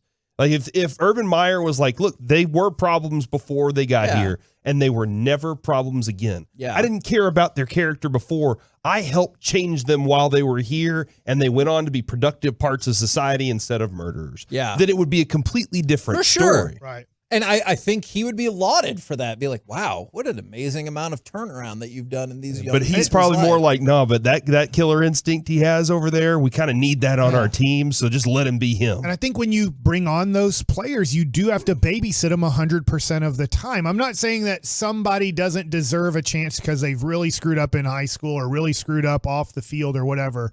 But, if you bring those people onto your campus, I have to have assistant coaches or graduate assistants who are literally watching their every move. Like, they cannot be treated as a young adult. They have to be treated like a 3-year-old who's just learning, like, hey, you cannot go drink that. You cannot go put that here. Like, you know what I'm saying, right? Yeah. And you have to treat them. If you do it, if you bring on Lawrence Phillipses or whoever like that, you have to treat them like they are somewhat newborns. Because when Noah learns how to walk and start grabbing things, which I know he knows how to grab things, you have to really watch them more that they don't put stuff into their mouth that could kill them. Mike, I know you said walk. They do have a fun announcement. All right. He is now a talking human being. What did he say? God bless you? No. Well, he sneezed. You heard it too, huh? So we had some debate about this the other day. First word, anti-disestablishmentarianism. No, is right out of the gate. He had been kind of babbling, and it sounded like he was trying to say "dada." Yesterday, he looked right at me, and he said "dada." Oh, and how did that make your wife feel? She said it doesn't bother her. I told her that there was concern. She's lying. What? Yeah, she's lying. Oh my gosh. We're the KNC Masterpiece right here on 105.3 The You need to Fan. buy her some flowers. When Right. You go home today. Okay. I will buy her some You flowers. need to say mama a lot Some to know it peanut now. butter and chocolate. Well, there's a song. So we'll sing him the mama song, and hopefully he'll sing. There's a mama song? It's if you have a Sing little it. kid. Baby shark. I demand that you sing the mama song right now. If you have a little kid and you know who Miss Rachel is, she sings all these songs, and one of them is, "Can you say mama, mama? Can you say mama's name? Do do do," and it goes on and on. Thanks for that. Back to you, Mike. It's time for Mike Likes It. All right, guys. So watching the College World Series this weekend, and obviously Tech playing right now looks like they're not going to make it to the Super Regional, even though they do have first and second with nobody out. But they're losing 6-0. Then LSU and TCU are about to get ready to play later tonight. Texas A&M plays Stanford. And I thought to myself, also watching 8th grade baseball this weekend, or 7th grade baseball, like I do every weekend of my life, is... Does it ever beat you down? Oh, yeah. Okay. But you like baseball. I do. I love it. But at times, like, it started raining in Flower Mound, and I'm like, if we just call the game, it's fine with me. I've seen enough. I've seen enough 8th grade baseball today. At what age is age not a concern? And what I mean by this question is this, is if I put a whole bunch of, let's just say 8th graders or 9th graders, 14, 15-year-olds, let's just say the best in the country, and I played them against the McDonald's All-American team in basketball, like, they're going to get destroyed. Like, it's just not fair. But you could watch the Fab Five, a bunch of freshmen back when people would stay in school for a while, play Christian Laettner and all these guys that were 4 years older or 3 years older than them. No problem. They were able to compete and beat those guys for the most part. I know they didn't win the championship, but if you get what I'm saying, and I just wonder, like, at what sports, obviously, I think this is a whole bunch of different questions. It's not just a general question because you're a big tennis fan. Yeah. So I would love to kind of discuss, at what age do you feel like age doesn't become a concern against competing against an older person? 19. See, that is interesting. I don't know why, but 18 was the number that I thought of, but it's tough too because some kids aren't even like, I know a lot of them are, but some kids will hit a growth spurt like even a year later than that. But I think 18 is when I feel like it's a more level, not totally, but more level playing I like field. what you're saying, because watching the College Baseball World Series, you'll see some really good freshmen having no problem against guys that are 2 to 4 years older than they are. They're like, you know what, I can compete. Now, you take that same person, and I don't know exactly, but for the most part, you take that same person as a freshman in high school versus that good of guys that are 2 to 4 years older. Like if you went to whether it's in baseball, you know, you can call it a perfect game event, or you can call it an AAU kind of all-star event in basketball. You can't take freshmen and then put them against the best 18-year-olds in their whatever sport and them really compete. They would just get destroyed because of the age difference. I know I made this comparison last week, but it was the first time I saw like Julius Randle as a freshman. I was like, holy crap, that kid's awesome. But then sometimes he would dunk on a kid that was maybe 6 foot. And I thought, but that's not like exactly the correct comparison going forward. And so I thought he was awesome, but I didn't follow him on the AAU circuit and everything. Yeah, and like to the 18-year-old, right? 18-year-olds can't compete against 23 to 25-year-olds in football. Sure. I just can't. Like, they're not age appropriate. They have not developed athletically enough, physically enough to compete against. You take the guys that were just drafted versus guys that are going into college, and there's like this somewhat of an age difference enough that they cannot compete because of the 4-year age difference. No, I think you're right, because sometimes you'll say an 18-year-old who's coming up in the world, like, that's a full-grown man. And then you'll see an actual full-grown developed man and be like, oh, yeah, well, that's a difference. Yeah, and I think it just becomes, I don't want to say after you're done with puberty, but it feels like in most cases, not all sports, obviously gymnastics. Sure. Tennis. Now, maybe it's different in men's tennis versus women's tennis, because help me out here, Kevin, in this. Jennifer Capriati. Yep. 13, 14 years old? Yeah, I thought 14 or 15. Okay, 14 and or 15. Martina Hingis was really young. Yeah, so they were able to do that, but for the most part, women in their development or girls in their development, they can reach a stage of full development physically at 14 or 15 years old. That's why we see in gymnastics they're small enough, but yet coordinated, athletic, strong enough to do all these unbelievable things, where men or boys, for example, take a little bit longer to totally physically develop. And I hope this makes sense and doesn't sound weird, because I talked to a couple of soccer coaches about this, because Corey and I used to be on the high school beat, and there would be some like amazing freshman or sophomore girl soccer players. And we would talk to the coaches, and one of the things a couple coaches told me, I was like, oh my gosh, this girl is going to go down and be the best player in the history of this program. And she goes, maybe. But like, there are some other things with women's development that make it more complicated. And that's one of the things the coaches warned of. You cannot necessarily guarantee that same level of projection just because of the different body changes. And that kind of blew my mind. And then the other thing too is it's even more defined at an earlier age. 9 and 10-year-olds.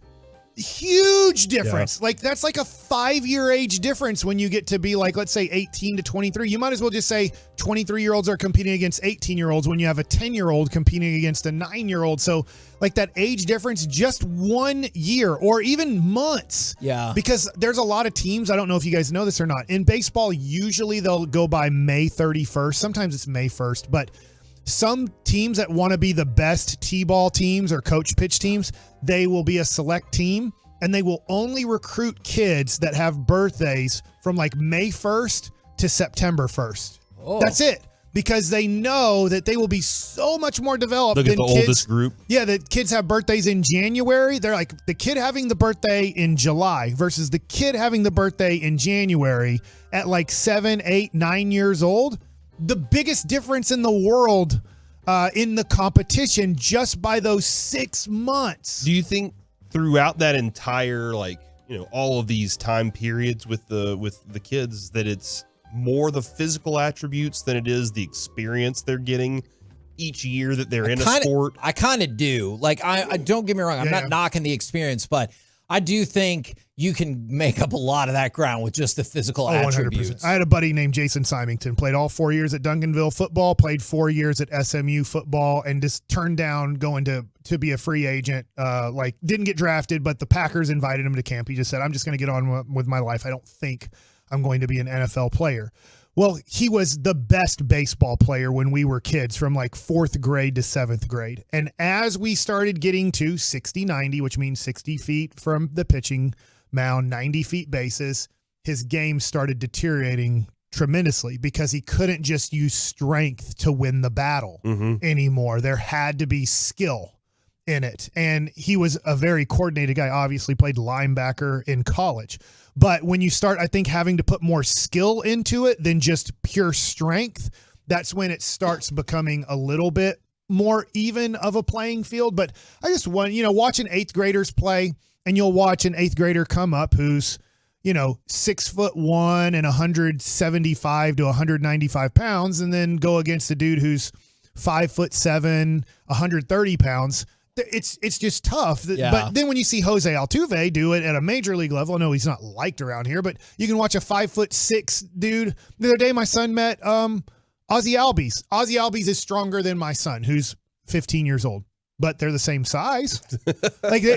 Ozzy's 5'7", and he's probably, I'm going to guess, like 165 pounds. My son's 130 pounds. I'm like, look, like you don't have to be big to play this sport and be great at this sport, but yet Ozzy Albies, when he was probably like 10 years old, couldn't overcome being that much smaller to all the really big kids out there. So I just thought, I wonder what age does age not become a concern? And I know I went to more kids level, but I always watching the college baseball, like, and these kids that are playing right now, they cannot compete against major leaguers. Sure. They're too young in baseball, even though they're mature. They've obviously have hair on their pits and everything. They cannot compete against grown men at a major league level. Which over the years has been the drag on the popularity of college baseball, right? Because at least with college basketball and college football, people would tune in and be like, that's the kid that's going to help my team next year. Exactly. Yeah. And so not to say that some of these guys can't move quickly, but as soon as this draft is over, you're not like, now he'll help my team win the kid for Florida could be a Texas Ranger in 3 years. Exactly. And is arguably the best player in the College World Series right now, or college playoffs. And he might never stop hitting home runs against Tech. Oh, sorry, buddy. We're the KNC Masterpiece right here on 105.3 The Fan. Coming up next, it's time for the C Block starring Corey Majors. Man, thanks to Bosch, by the way. Lots of Cowboys updates that I got to get to, plus the big question of the day, and it revolves around one wide receiver whose last name is Tolbert. Next on The Fan. He's up right now. The Rangers home.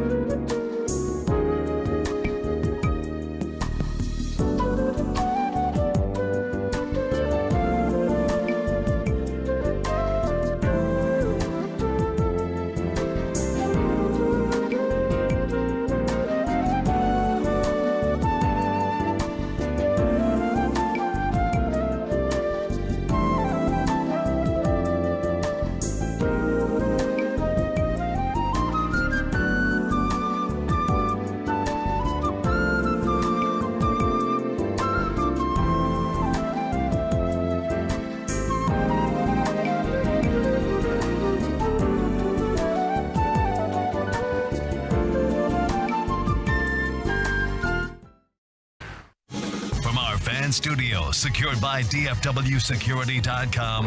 It's the KNC Masterpiece on 105.3 The Fan. KNC Masterpiece right here on 105.3 The Fan. And right now, it's time for the C Block starring Corey Majors. Couple things we got to get to, Kevin. One, G-Bag Nation is out at the stadium today for baseball. Globe Life Field? Yeah, Globe Life Field, otherwise known as Globe Life Field, where they play baseball. That makes sense. You want to throw the acronym out there, Kevin? Just GLF. Uh-huh. Corey calls it the GILF. Don't put that on me. Hopefully out in Arlington, blue beats red tonight, too. I'm in for that, yeah. Blue's beating red right now. Yeah, because Florida's definitely destroying Tech 6-0. And it's not looking good for Tech over. right now. I think they should just throw in the white flag. Or towel. But G-Bag Nation's out there today. Say hi to them as the game gets rolling out there today. Also, OTAs going on out at the Star, Kevin. And or hold on, are we done with this? Is this just Jerry talking? I thought the mandatory minicamp started up again tomorrow. Oh, tomorrow. So Jerry and Steven are talking today. Which makes sense. And Steven and Jerry had some thoughts. Here are some things from Jerry Jones regarding the Ring of Honor. Oh, okay. He has no plans to add anybody to the Ring of Honor this year. I can't believe it. What? I don't understand. Why can you hear Mike smiling when he said it like that? Let me ask you this. Do you think he'll add himself to the Ring of Honor before he dies? No. Yes. No. But I do. No one's dying. Okay, I know, kid. But here's what I think is going to happen. He's going to be like, for the first time, I let other people decide, and they picked me. I don't know why I'm still doing that faux accent. But I think he's going to say he farmed it out to like a committee, and they selected him, and he was humbled and honored. All right. And Jimmy's going to be like, cool. It stinks for Cowboy fans. I get why Jerry hates Jimmy. I totally get it. Like I might hate him too if I was Jerry Jones in a way. But it stinks as a Cowboys fan that obviously Tom Landry is the greatest Cowboys coach of all time. He was here forever. He accomplished more than Jimmy accomplished. But in the short time that Jimmy was here, he helped, however much percentage you want to give, he helped turn one of the worst football teams in the NFL into the best football team in the NFL. If I can just give you an example of that, Jess and I watched the 30 for 30 Year of the Scab. And it went over how the Cowboys had all these players cross the picket line, and they still couldn't beat Washington, who had 0 players cross the picket line. It was a tough go for They this didn't franchise. just gloss over that, though. They scabbed over it, if you will. Gross. Kinda. People eat those? All right. So, and then next up on this, have you ever heard that theory? The people eat scabs? Scabs have vitamins in them. Like placentas. Yeah, huh? Yeah, like placentas. I didn't eat the placenta either. And how do you feel about that? You feel like you should have? No, because he said dada. You really love that, don't you? Yeah, he does. Gosh. It's a win. It's a W for It him. was, and I had an L on the first kid. But look, I was the person who I told you. Remember, I showed you the video on Friday. I was like, "This is just baby babbling." Yeah, it He's was. not saying "dada," but this time he looked right at me and he said it different. I told you though. What did I tell you? You take whatever he said as your own little victory, but never let Jess know. Did Like this. Jess hear it? She was there. Did she like look in awe like he said? No, she was so happy. She goes, "Oh, see, now she's been trying to actively convince me that he's already been saying." It's good because obviously you make things up in your head about people saying words. So is this about my grandma? It's 100% about your grandma. And so it's good that somebody else heard this because I feel like you can make up that somebody's saying something and in a moment of sneezing or just going blah, blah, blah, blah, and you're like, oh yeah, I heard that. They said like God bless you. From the 214. Oh, it's just replays. I was like, they hit another damn home run. The 214. He just called Brandon an L. No, that is not what happened. From the 817. Have fun in college. In line at Wendy's, I'll see if they have a placenta burger. No, they don't have a placenta burger. Maybe they have a deal on the app. Hey, at some point, do we need to have a conversation about Wendy's?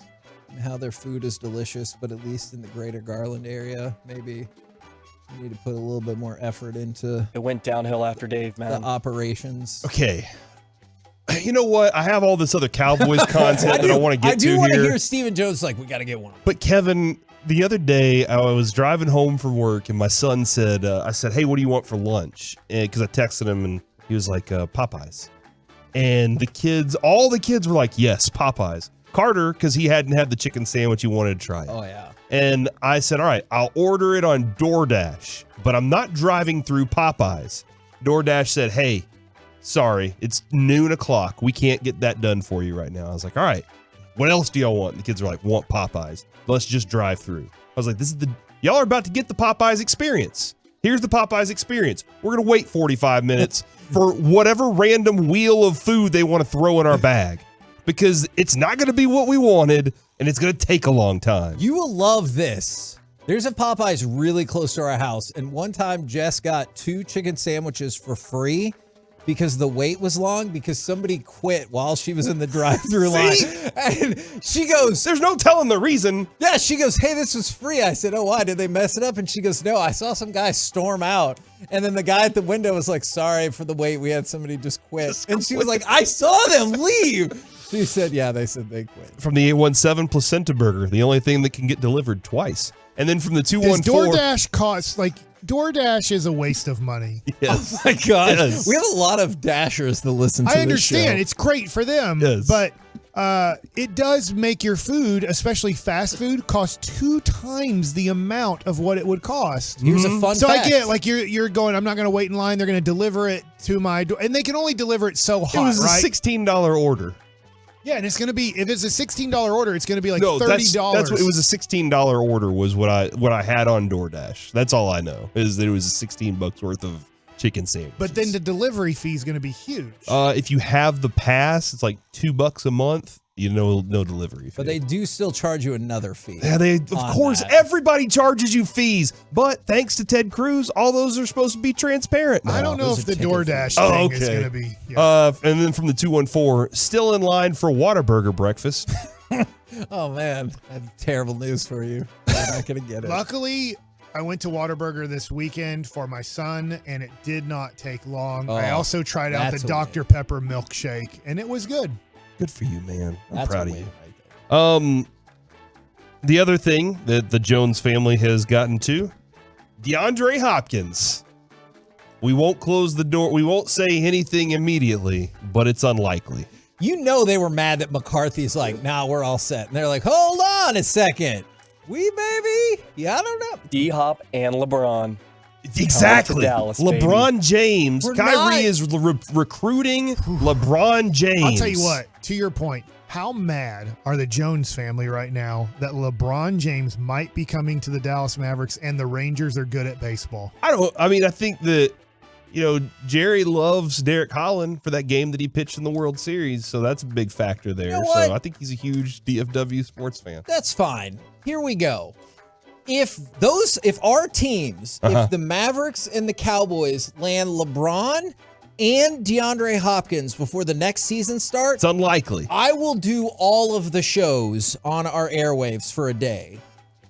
Dude, 3 months ago, Bill Simmons did predict Luka, And Draymond, LeBron, too. I know. Draymond, and Kyrie. Well, I'll do all of the shows if that happens. Kevin, he did say it's unlikely, so that's a good answer, right? Unlikely that DeAndre Hopkins is here. Guess what he will not close the door on?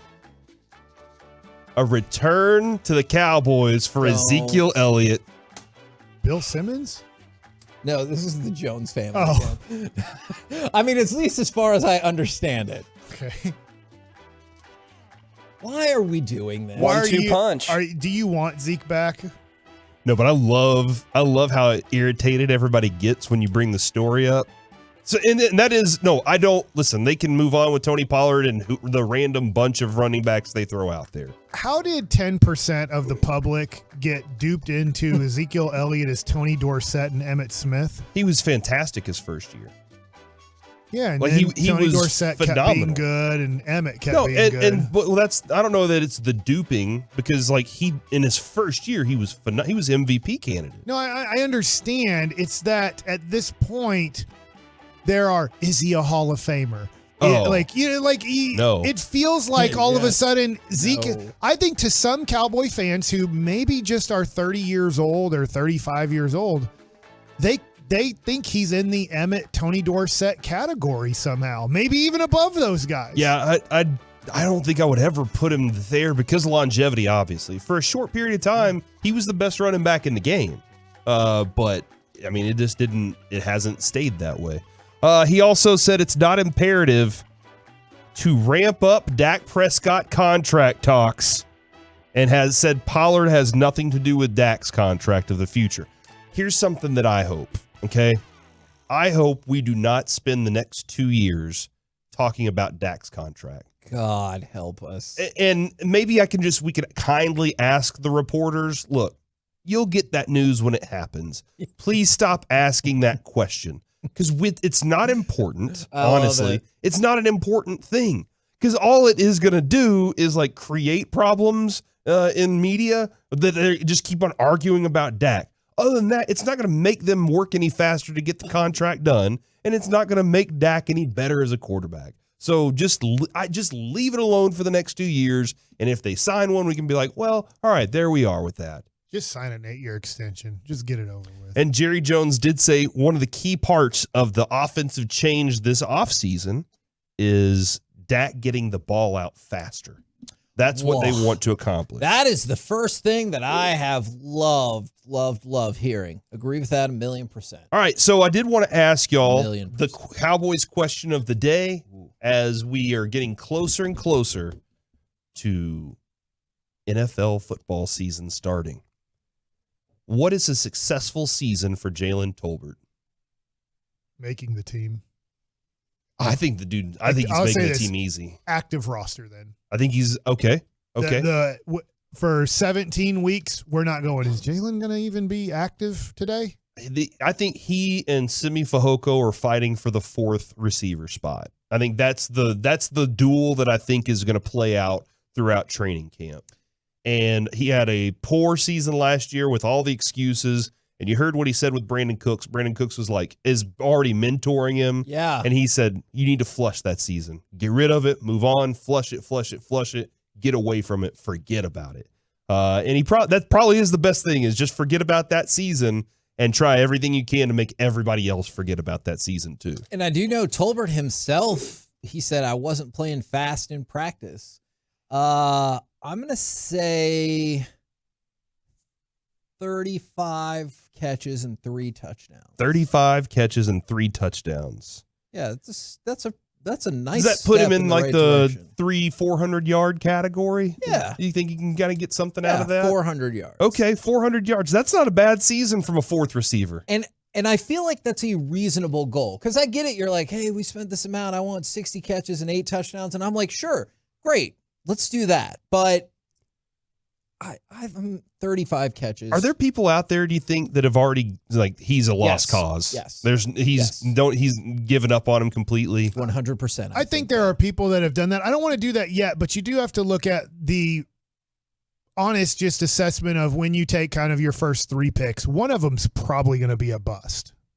Sure. You hope not, but one of them probably will not work out as an NFL football player. They might be on your team because they're 1st, 2nd, 3rd round picks, but you get 2 years into their career, like, all right, he can't play in this league. You just hope it's not. And I guess he could play in the league, but you just hope you don't take Nelson Aguilar. And you're like, crap, man, that was a 1st round pick. Like, those hurt a little bit more than your 3rd round picks busting out. Out here dropping babies like Nelson Aguilar. What a great bit of audio that remains. And then lastly, Kevin, Kyrie Irving has been recruiting LeBron James, according to Shams, and I can't wait to have the most star-studded Mavericks basketball team we've seen since 2011. Why are we doing this to ourselves? Why wouldn't we?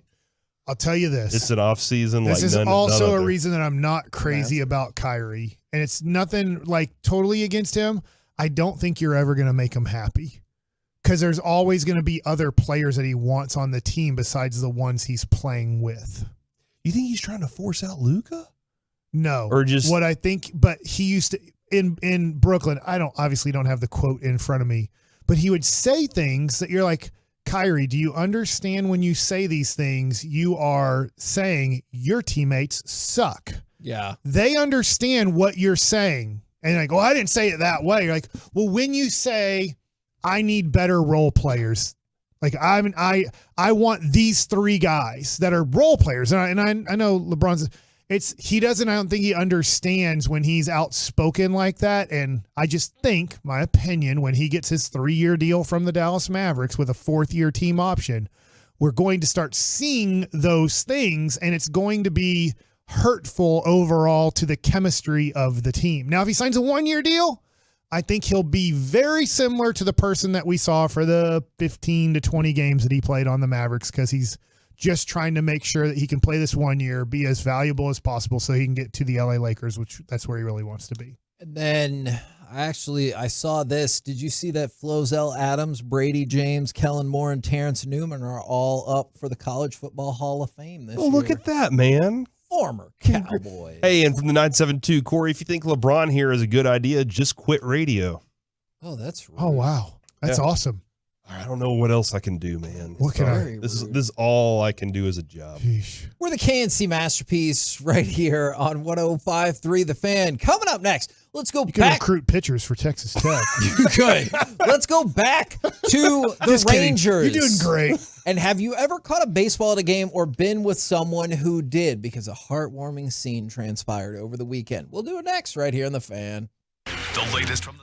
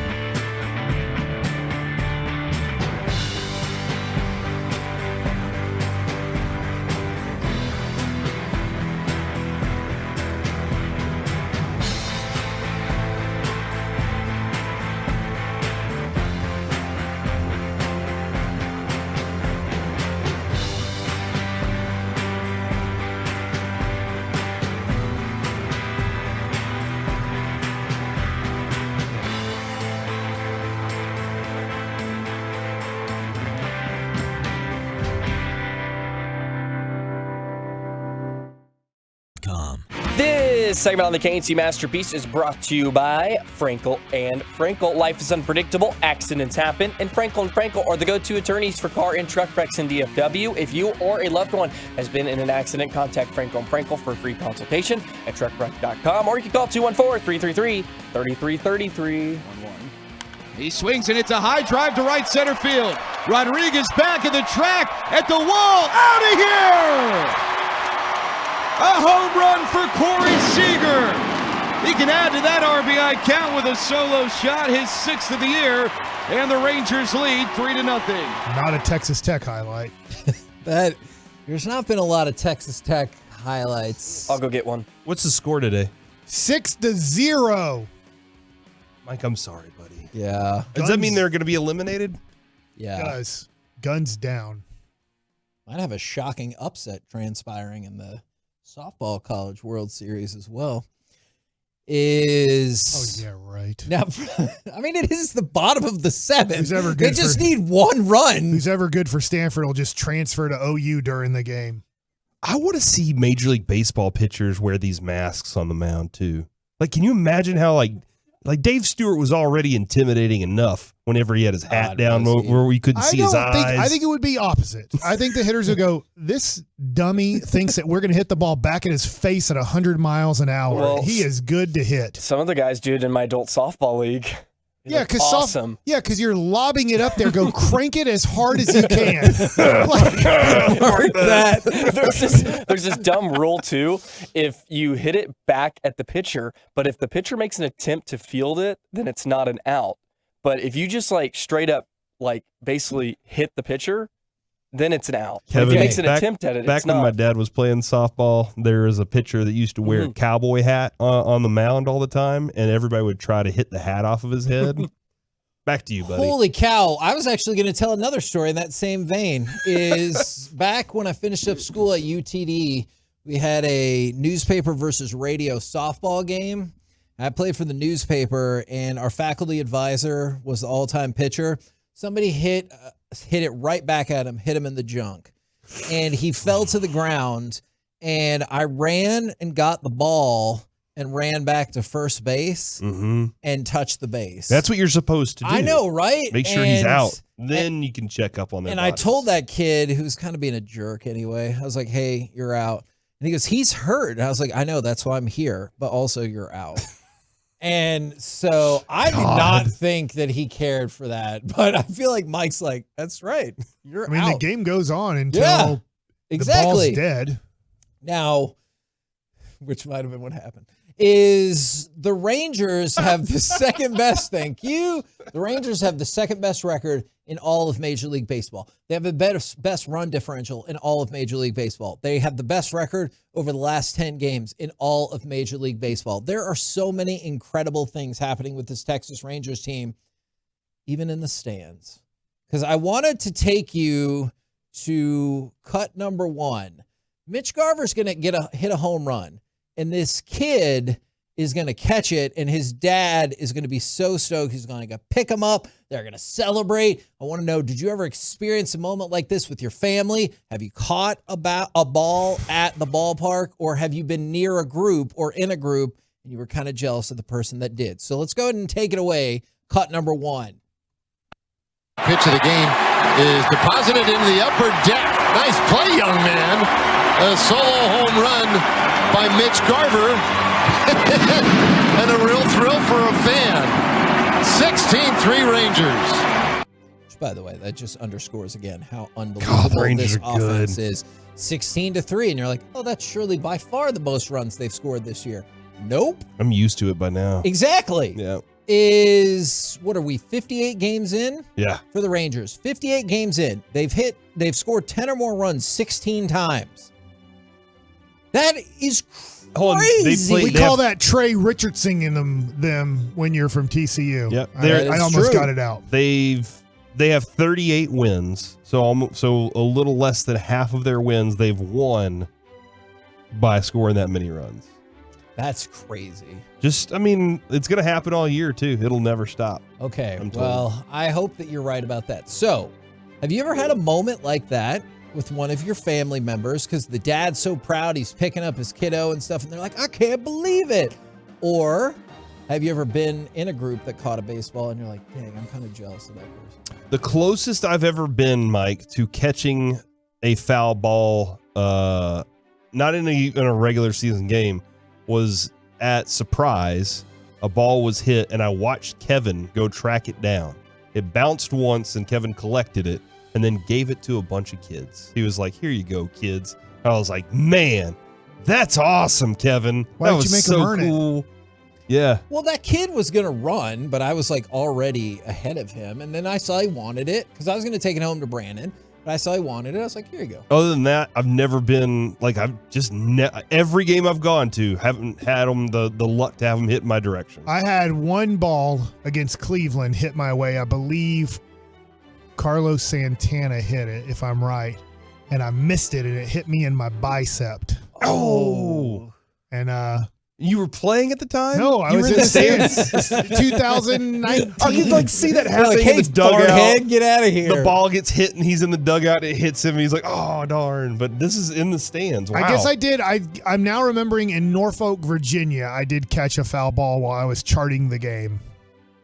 So that's my one. That's the only time I can remember catching a foul ball as I was charting the game. Did you think it was cool, or were you like, I got stuff? Not really. Like I just caught the ball and I was just like, because it didn't. You don't feel like a fan when they don't have minor leaguers don't have to do that anymore. But no, I've always wanted to catch a foul ball. I will say that my dad. I remember this when I was like in 9th grade. I go to a Ranger game, and this is at old Arlington Stadium.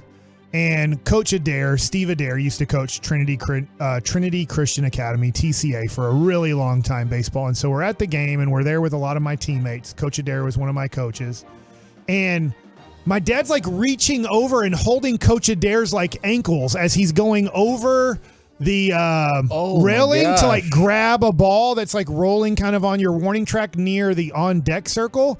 I'm thinking to myself, Dad, don't we have like 2 buckets of Major League Baseballs at home? Like that we. But in the moment, you lose sight of all of that. I'm like, he's holding his friend's ankles right now to make sure he doesn't get like tossed out of the game. To be like, we never went over the railing, like the whole body. We were able to pull him back in to get the foul ball that is rolled over here. I think that same way with like T-shirt giveaways and stuff is people like, oh my God, I gotta have that T-shirt. You're probably never going to wear the T-shirt. That's totally what I think. Yesterday at Avery's game, Mike, every time you go to these games, you're parking and you're taking risks. All right.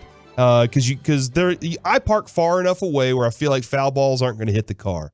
But I was sitting there, a foul ball goes over and hits a windshield on a car, and I gave a fist pump because finally it happened. I haven't Did it break we've it? seen a bunch of near misses. It cracked it, and I went yes.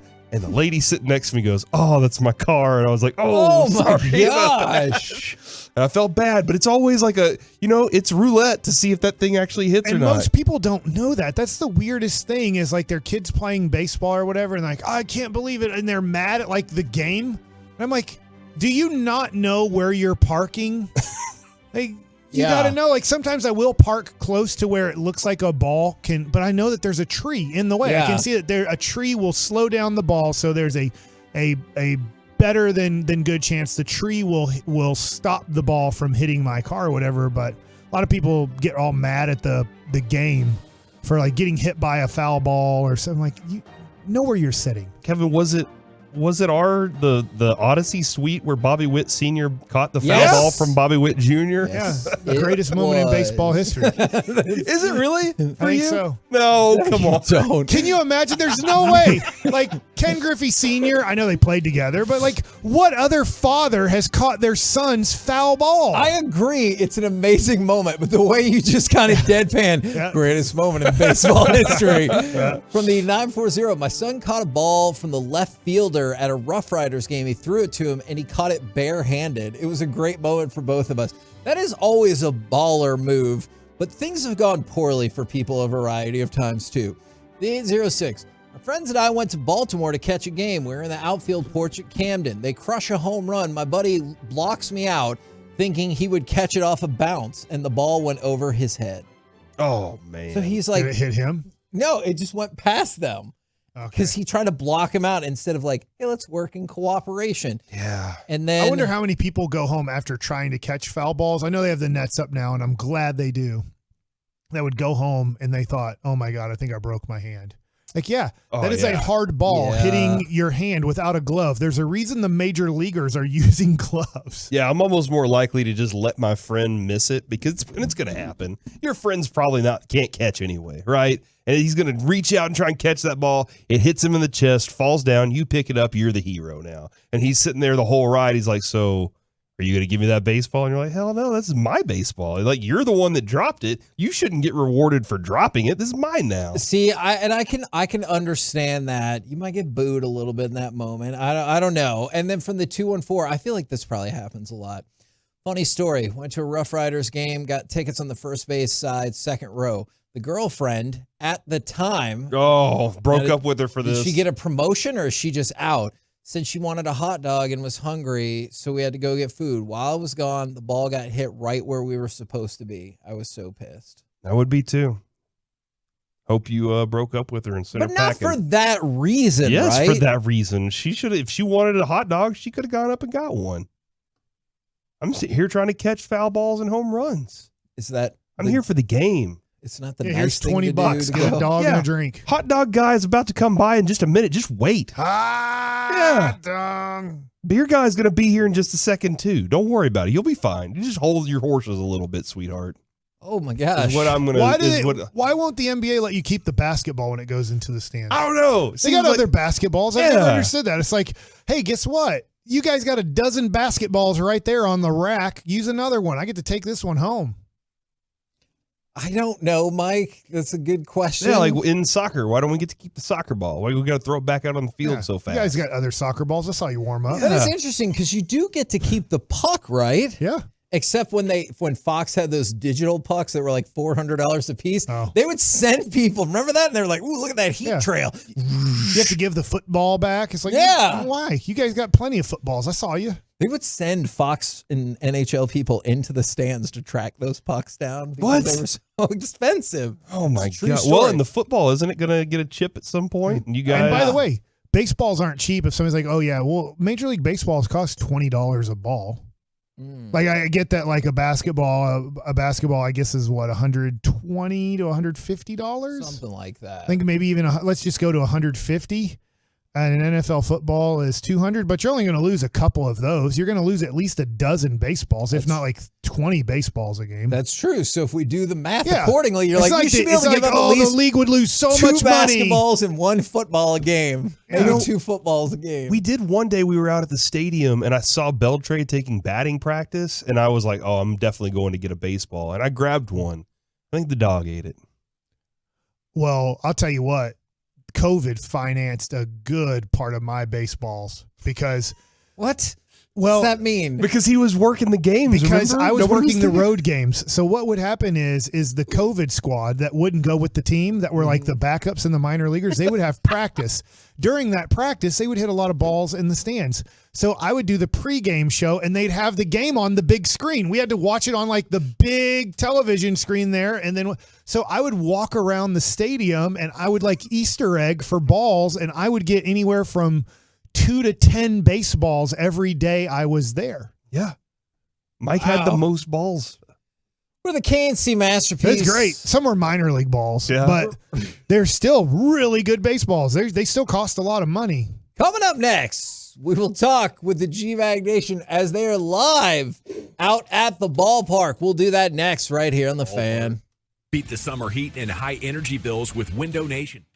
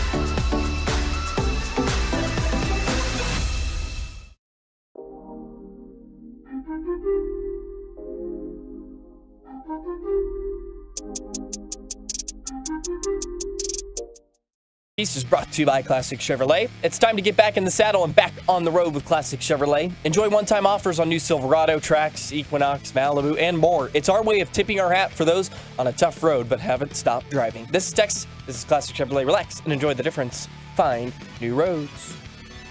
Fancy masterpiece right here on 105.3 The Fan. Right now, courtesy of D&M Leasing, it's time to head to the ballpark and chit-chat with those fellas from the G-Bag Nation. Gentlemen, how is you today? Terrific. Hey, how are you? Oh, God. I'm good. I'm amazed Mike has made it through the show as he was very invested in Texas Tech baseball, and unfortunately their season came to an end. Now, on your BS meter... Luckily, the LSU pitcher didn't have to cover first base on that one. Mike, that ain't I happening. know what you think about the LSU pitcher. He's a little heavier. I get it. We got a lot of heavier players, guys. Yeah. That's our team. Yeah. Yeah, we've got a bunch of heavy guys. It's part of being down there in Louisiana. Hey, look at my man, look at Zion. Yeah. Look at him. He's a heavier dude, right? A lot of butter in that roux.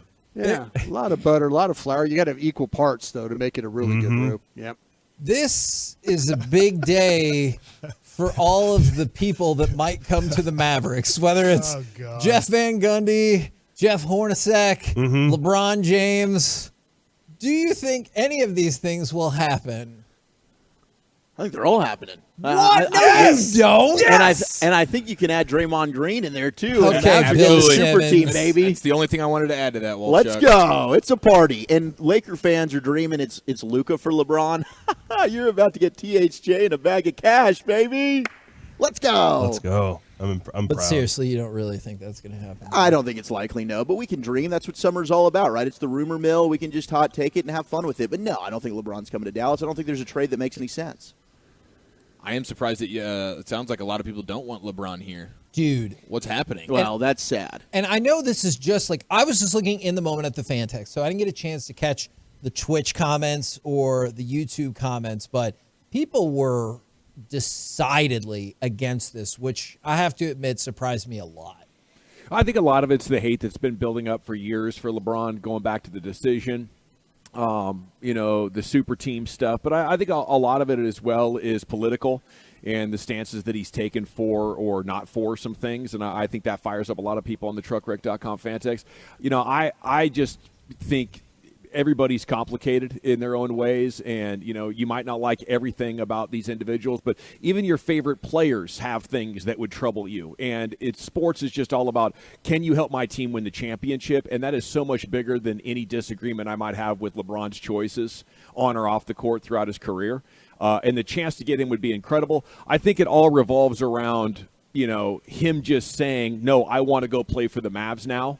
And I'm going to go do this. And that by itself is incredibly unlikely considering what he's built in Los Angeles already. And on a couple of different occasions, the Lakers have not done what he's wanted already, which to me proves his commitment to staying in Southern California. Also, I have no clue how a team with LeBron, Luka, and Kyrie works. Who's Chris Bosh and Kevin Love? Who's willing to stand in the corner and watch? I'd love to see him try to figure it out. No, that's fair. At least LeBron plays defense. The other two don't necessarily Yeah, but do that. LeBron doesn't do that in the regular season. Yeah, I mean, I guess he'll pick and choose, but he's going to have to adjust his game, right, to play with Luka and Kyrie. So maybe his adjustment to that is he's going to have to be more of a vocal point on defense, and he's going to have to give up less offensively. For me, it's less about on the floor. I think this could be great for Luka off of the floor. Luka looks up to LeBron. I think a lot of the issues that we have with Luka in terms of putting effort into your body and trying to have longevity and maybe also being more of a two-way player, these are things LeBron, we've credited him his entire career. He's been one of the best in the sport. And I think LeBron's one of the few people that probably could get into Luka's ear and he would listen to and respect. Yeah, I agree with that 100%. I think those are all fantastic points. I would add one other caveat, though. Like, one of the things that we love about the Luka and Dirk relationship is the idea that Dirk knows how to be a homegrown dude that stays here and builds a legacy and is that guy. LeBron, in the ear of Luka, might be like, hey, that's true. I enjoyed my time over at this place, that place, the third place, whatever. So the player mobility factor would be one thing that I'd be a little bit concerned about. But seeing a LeBron-style ripped-up Luka, gosh dang it, I'm here for it. The text pointing out, making fun of Dirk with the fake coughing in 11. That's a good call. And, you got your revenge for that. True. I'm willing to overlook it, Are you guys more, we kicked this around earlier, what are you most invested in? Is it the college baseball tournament, maybe even the college softball tournaments? We got extra innings going on over here. Or is it Stanley Cup final or NBA finals? Like, where is that level of attention? Because I know for everybody it's the Rangers, but what about after that? As long as your team's still playing college baseball, that's me. You know, I sat there last night and watched LSU hit like 5 homers, and Oregon State had to play a game late last night against Sam Houston to get to this point. So I am totally committed to a team that was number 1 in the country up until the last 2 series of the year to see if they can, in fact, make it back to Omaha. That would be something great in my eyes. Did I see your LSU Tigers putting our guy Paul Skeens on the bump for like 125 pitches? They did. Oh, they did. And Bassick made an excellent point. He's like, why would you start him against a team that was 19-40? You know, why could you not get through that one? Go with Hurd and then go with Skeen a little bit later on. But yeah, they left him out there for the entirety of it. I do like the college baseball tournament. If you have some sort of a rooting interest, it can be a lot of fun. To me, it's just all about the NBA finals, and can Pat Riley and Eric Spoelstra and Jimmy Butler lead this team to the promised land against the Denver team that's never won a championship. I think there's lots of intrigue in that. Man, there better be a lot of intrigue for how Denver is going to figure out that zone, because man, oh man, was that effective. Yeah, it's great, and I'm surprised that they've been able to slow them down as much as they have. But I think one of the things is Miami plays such a different style on both ends of the court, and there's an adjustment if you have the league figured out and systems of play figured out, and all of a sudden there's a handful of different guys. Everybody on the court has a full skill set and a high basketball IQ. It's difficult to problem solve, and I don't know what happened to Miami during the regular season. It's impressive how they're able to flip the switch once they get into these tournament situations, though, and exploit matchups. What do you fellas got coming up on the program today, and will you tell everyone again where you're at? Yes, sir. We are live at the Globe, and we're in our normal perch just over the center field wall. Just keep on going up the stairs, and you'll see us. And we'll be here all the way until 7 o'clock. Chris Young, the Cy Young Show at 4:20. So we're looking forward to that. And so much developing with Jerry and Steven talking today, and the latest rumors on the Mavericks as well. We'll get to those right out of the gates. Man, it has been a busy day. So go out to the ballpark. Well, you should always go out Pure there. Gold as always. Thanks for asking. Thank you very much, Kevin. Yes. Nice. I got nervous for half a second. Yes. You should always go out to the ballpark to go check out these amazing Texas Rangers. And today you can see G-Bag. You can see G-Bag as well. Roll home with them or go see them in person. The amazing G-Bag. Is that what you wanted? Yeah. Yep. That's right. The amazing show of record. Thank you. Got an autograph line started already. Nice. You know what? Maybe you got other stuff to do. You're busy now. Oh my Just gosh. because of that. No. I'm just kidding. You should go see G-Bag. We've been the KNC Masterpiece. Make your way back with us tomorrow, 10 a.m. to 2 p.m. right here on 105.3 The Fan. Say wreck 'em, Kevin. I can't. Gig 'em. Can't even score. Be a part of the show.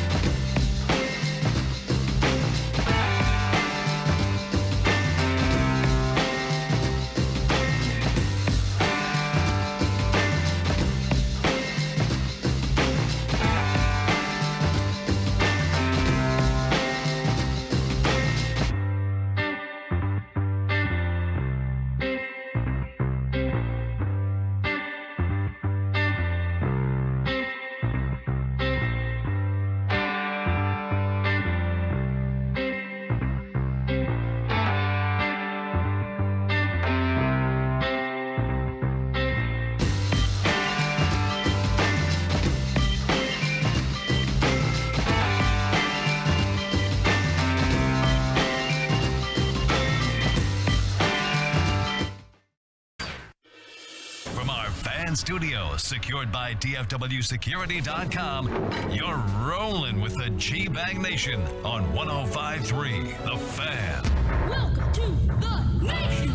It's hour one of the G-Bag Nation on 105.3 The Fan. Welcome in at the Globe. I am Gavin Dawson, General at your service at East. There's Brian Broaddus, former Cowboy scout, NFL executive. You have Lucius Alexander back home in the Pimp Cup at Master Control there at 75 and Fitzhugh. Wolchuk and Chiafalo were in attendance. We're jamming. And Carter Freeman's coordinating your video at 105thefan.com, Twitch, and YouTube. Ton of news to get to, gentlemen. Just an unbelievable weekend for the Rangers here at the Globe as they sweep the Mariners 16-6 on Saturday, 12-3 on yesterday, as we just keep spending most of our lives living in a Rangers paradise, guys. Gosh, it's been absolutely unreal what this team's doing offensively. It just gets better and better. And it's crazy because now you get Garvsot's back. You got Duran back. They kind of now have their optimum offensive lineup. They've been playing shorthanded for a lot of the season without Seager for a month. And now you look up and you sweep the Mariners for the first time in Globe Life Field's history. I mean, this is just a dream situation. And you're the second best team in Major League Baseball record-wise. You might be playing like the best team in Major League Baseball, in my opinion. Yes, you are. And you don't even have your bleeping ace right now. It's unreal. Yeah, Eovaldi goes another 6 brilliant innings, kept his pitch count under 90 this time. They're giving him a little rest, and he's going out there and dominating. As you mentioned, Garver was on fire. Seager was on fire. In fact, just about everybody was. Man, I mean, it's like they put this thing on, they scaled it all the way up to Hall of Fame mode. They said, we're going to lose our ace, we're going to lose Seager for about 6 weeks, we're going to lose our DH, and we're just going to go out there and be the best team in baseball. So now they're 38-20 on the year. The Cards come into town tonight at 25-35. Chance to stack some more dubs against these Birds of St. Louis, Brian. Yeah, and it's going to be very similar to the last time that we were out here with the fans with Atlanta. Remember all that as we're working our way through the broadcast, figuring out how we were going to get some barbecue down the road here from us. We started seeing more and more Brave fans. We did. And I'm already starting to see some Cardinal fans outside milling around. So, they travel well. They're the types of the fans that kind of they think they invented baseball, so they'll show up tonight. But they got respect. I mean, they want to see, just like the rest of us do, the best team in baseball. Yeah. So they're going to come watch the Rangers They're tonight. students of the game, Chief. They are students of the game. Let me ask you guys this, though. Everything going along so well for the Rangers, and you mentioned about the injuries and stuff like that. They're scoring all these runs. Are you feeling any better, or does the bullpen feel like a situation that's gotten better? Or is the fact that you've scored so many runs, we haven't seen those high-leverage situations for this Rangers bullpen, and now we've got that – it's not hopium anymore. I mean, maybe we're hoping that, that the Rangers don't continue to get exposed in the bullpen. But the way they're scoring runs. The runs take a lot of pressure off. Yeah. That's great. Yes. And you score those kind of runs, you can get Eovaldi some rest. But I think what we saw 2.5, 3 weeks ago, that was rock bottom. Yeah. And now we're back to normal life, which is some relievers that are going to struggle. Guys like that, Grant Anderson coming in and being the young beast that he's been as well. Grant Anderson certainly has alleviated, I think, a lot of fans' concerns, but I think you're absolutely right. When you're up by 10-plus runs in your bullpen, it doesn't really matter. See, that's if Jonathan Hernandez gives up a couple of runs, it's okay. You're not stressing. This team's going to still make moves. I still don't trust this bullpen in a high-stakes, high-leverage 7th, 8th, 9th inning situation. No, not against good offense. Yeah, they'd get lit up. But I wonder if that's the deodorant. The runs are deodorant right now that are keeping us from hey, by the way, it's like the old shell game, when you used to move around the shells and, we'll which try one's and it under? Which one's it under? Yeah, it's like you're moving around kind of like, you're kind of taking your eye away from, okay, what's the one thing that could derail this thing? Sure, and I think it's, 162 games is a huge sample size, but if you could get lucky enough to score a bunch of runs while your bullpen is shaky, and then address that in July and have a great bullpen. Because Boch said it, yesterday after scoring, 28 runs again in 2 games combined. This isn't sustainable. Probably not. he says it's not totally out of the realm of possibility, and it probably won't happen, but it could, because this is the best offense that he's ever managed. Yeah, that says a lot. Yeah, but I think we all said in the preseason there at training camp and all that, we were saying this was the 27 Yankees, right? When we were talking about this, of course, we called it. Between me wolfing down like large sandwiches and impressively stuff. Yeah, and brats and all that. I said, hey, this team reminds me of the 27 Yankees. It's that scout's eye you have. Scout's eye, exactly. You nailed this one. Yeah, champion knows a champion. Yep. Okay, we'll have Ranger stuff throughout the day. Every couple of segments or so, we're going to be talking about this baseball team with you. We do have a lot of news to get to, but before we get to the rest of that news, Wolchuk, Chiafalo, I do got to let you know. I don't know how you feel about this. We're getting some pretty heavy and consistent requests to open up a Club Rangers for what I believe to be the first time in fan history. Is that right? We deliver, baby! Right? Let's go. Inside of Globe Life Field for the first time in the history of the building, the home of the best team in baseball. Let's go ahead and crank that bad boy open. Second best record in all of Major League Baseball. Hey, I know you love a good run differential, Eric. Oh, I love a good run differential, Wolchuk. How about plus 152 runs this year? How about best all time, Oh, Wolchuk? my gosh. Sixth highest run differential through the first what's your 58 name? games of a campaign by see any you in team there. in modern era. Yeah, baby. Oh. Let's go. No DeGrom, no problemo. Is that Josh Young over there hitting dongs and making cocktails for the boys and Club Rangers? I think I see it too. Mitch Garver comes off the IL. What are you doing? I'm hitting dingers. Dong ball. There's another one. Out of the park. Jenko comes off the IL. No big deal. Corey Seager. Hey, Marcus Semien, you want to be an MVP? I'm down for it. Nathan Eovaldi, do you want to be a Cy Young? Let's go. How many All-Stars is this team going to have? Boach. The whole team. The whole team. Just send them. Bochy. They'll play whoever the other All-Stars are. Beat That the is NL. a Rangers versus the All-Stars. Let's make it fair. Hey, Yeah. F you, Tampa. We're coming for you, baby. Yeah, we did it. There you have it, gentlemen. Rangers, Club Rangers, for the first time in fan history. It is broadcast live here in Arlington, one of our favorite municipalities in all of the lands.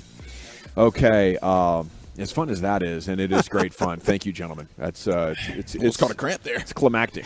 Gosh, I think I need to go rewipe.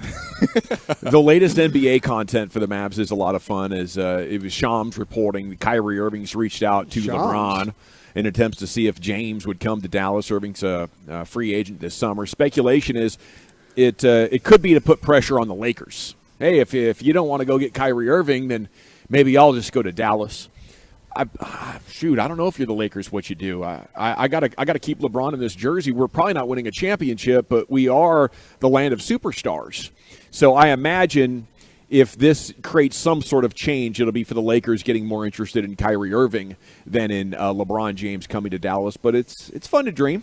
Definitely fun to dream. Definitely fun to dream, and I like the idea that it almost sounds and feels, and I know Baskey was mentioning this as well earlier today. Like you probably have Kyrie and his agent exhausting all options that they feel like to this point that they can do to figure out a way to weasel him to Los Angeles and still be able to make all the money. And that maybe they might be finding some serious roadblocks in that. So it's like, here, let's flip this on its ear. We do know LeBron loves him some Jason Kidd. We know he loves him some Jason Kidd, who was also an assistant coach for the Lakers when they won the championship in the bubble. And LeBron, while Jason Kidd was on his way out of L.A. and here to Dallas, he was hyping him up and loves him. We know, obviously, him and Kyrie, Luka. There's things that make sense. But as a texter pointed out during Crosstalk, it's like, Bronny just committed to USC. Yeah. How much of that is LeBron wanting to be there and Bronny wanting to be around his family and then being able to go see his games and all these different things? And so just that alone makes it feel like probably not. Even though it's unrealistic anyways, that kind of makes it like there's no way LeBron's leaving that. There's three like 90 percentile chances that you have to negotiate, hurdles in front of you. Mm-hmm. It's like, how could this possibly happen? And if you can clear a couple of those and bring it closer to reality, but we got to hear that LeBron will be interested in playing somewhere else than Los Angeles to really get into it, Brian, for me. Yeah, I was kind of thinking of what Eric was talking about with Bronny being at USC. Could maybe LeBron be entertaining leaving to kind of give Bronny the opportunity there to kind of make his own way? Ooh. That he doesn't, that if he's in L.A., then he's expected to show up all the times that he can. traveling back and forth, whatever he has to do. Maybe this is LeBron. Take the circus away from USC a little. Maybe he's taking the I could see circus that. away from Bronny, USC. Maybe letting his son go out and play basketball on his own without him showing up courtside all the time. Maybe. I mean, that would be a true difference in the way he's done it this whole time. I mean, every weekend during basketball that's what I'm saying. tournaments Maybe LeBron is on the sidelines and he's hyped and he's not worried. Sometimes he gets involved in pregame dunk shows and stuff like that. Now, maybe that's, hey, this is my high school son, and now he's growing up to be a man and he's part of the He's a year away from probably being in the NBA. But LeBron is usually pretty comfortable being courtside and making himself very apparent at a lot of these high school games. 100%. I like what you're saying there, Brian. I think that's an interesting theory. I don't think it's realistic, but maybe LeBron now is pretty much year to year, I think, with his career. Like he said he wants to play with Bronny before he retires. But then he was hinting and flirting with retirement, which none of us bought right after they get swept, and he changes the narrative of that series. I'm okay with the idea, and I'm less concerned about how this could work because I think LeBron out of the three is the one that has the most experience now playing with other superstars and having to mold his game to be complementary. And I know Mike, pushed back and said, well, LeBron doesn't play defense in the regular season. I think LeBron knows what his role would need to be, and it's going to have to be more of a defender if you're playing with Kyrie and Luka. And I am just really bullish on the idea of him getting in here and getting to work with Luka every day, and Luka seeing on a day-to-day basis how does LeBron take care of himself, because I don't think maybe any athlete has ever done it as well as LeBron. No, you're right about that. Spends $1 million every year on his body, and keeps it totally dialed in to the point that, he's doing things we've never seen from basketball, at least from a perimeter player. He wants rings. Yep. He deferred to Austin Reeves. He's willing. That the Lakers really changed their style of play when it was apparent LeBron wasn't going to be able to ISO for 40 minutes a night. He's fine off the ball. I think the answer would be, hey, we need bigs. We need versatile defensive bigs, guys that can protect the rim and rebound. And at that point, you let the chips fall where they may and try to maybe put on some finishing touches around the trade deadline next year. But, assuming that could happen, I don't think any general manager in the history of basketball would turn that down saying, oh, no, how are we going to make it work with Kyrie, LeBron, and Luka? No, nobody turns that down. No, absolutely not. And I think the thing is, how exactly would this trade work? Like, is this going to have to be a 3-team trade? Like, what do the Mavericks have that the Lakers would say? And unless, to your point, it would have to be LeBron pushing his way out. I think, first of all, they got to trade number 10 for multiple future first-round picks to give themselves the ammunition to throw at the Lakers, who've given up a lot of their picks. And then you need Hardy and Green, right? Yeah. Hardy, Green, a bunch of first-round picks, and Bertans and Tim Hardaway Jr., fingers crossed? Sure. I mean, you're definitely mortgaging your future for, hey, we're winning right now. I was talking with somebody this weekend that's affiliated with the Mavs, just asking them some questions about it, and they felt like that the Mavs they'll make that 10th pick, but they're likely to make it for somebody else, for another team. And they're trying to get veteran players back in return. The names you mentioned, with Hardy was the one that they want to keep. Green is the one that wants to be moved, or they feel like move. That they feel like that it might be Hardaway, Green, and whoever the 10th pick is made by the Mavs for a really good player. Yeah. Well, I think they can make that work. I like some of the players that could be available at 10, but that's risky when you're looking at a situation that maybe Luka's starting to get impatient. The other Mavs story, Mark Stein's reporting, Jeff Van Gundy says the Mavs want him to join their coaching staff, which is fascinating. He's at the absolute top of the game as an analyst. I'm sure he's making big money there. I don't know why you would leave to be an assistant coach. Could he do both? Is this like a consultant thing? But I find it very interesting. They bring in Dennis Lindsey, and now they're bringing in a veteran head coach, possibly, or they're at least talking about it.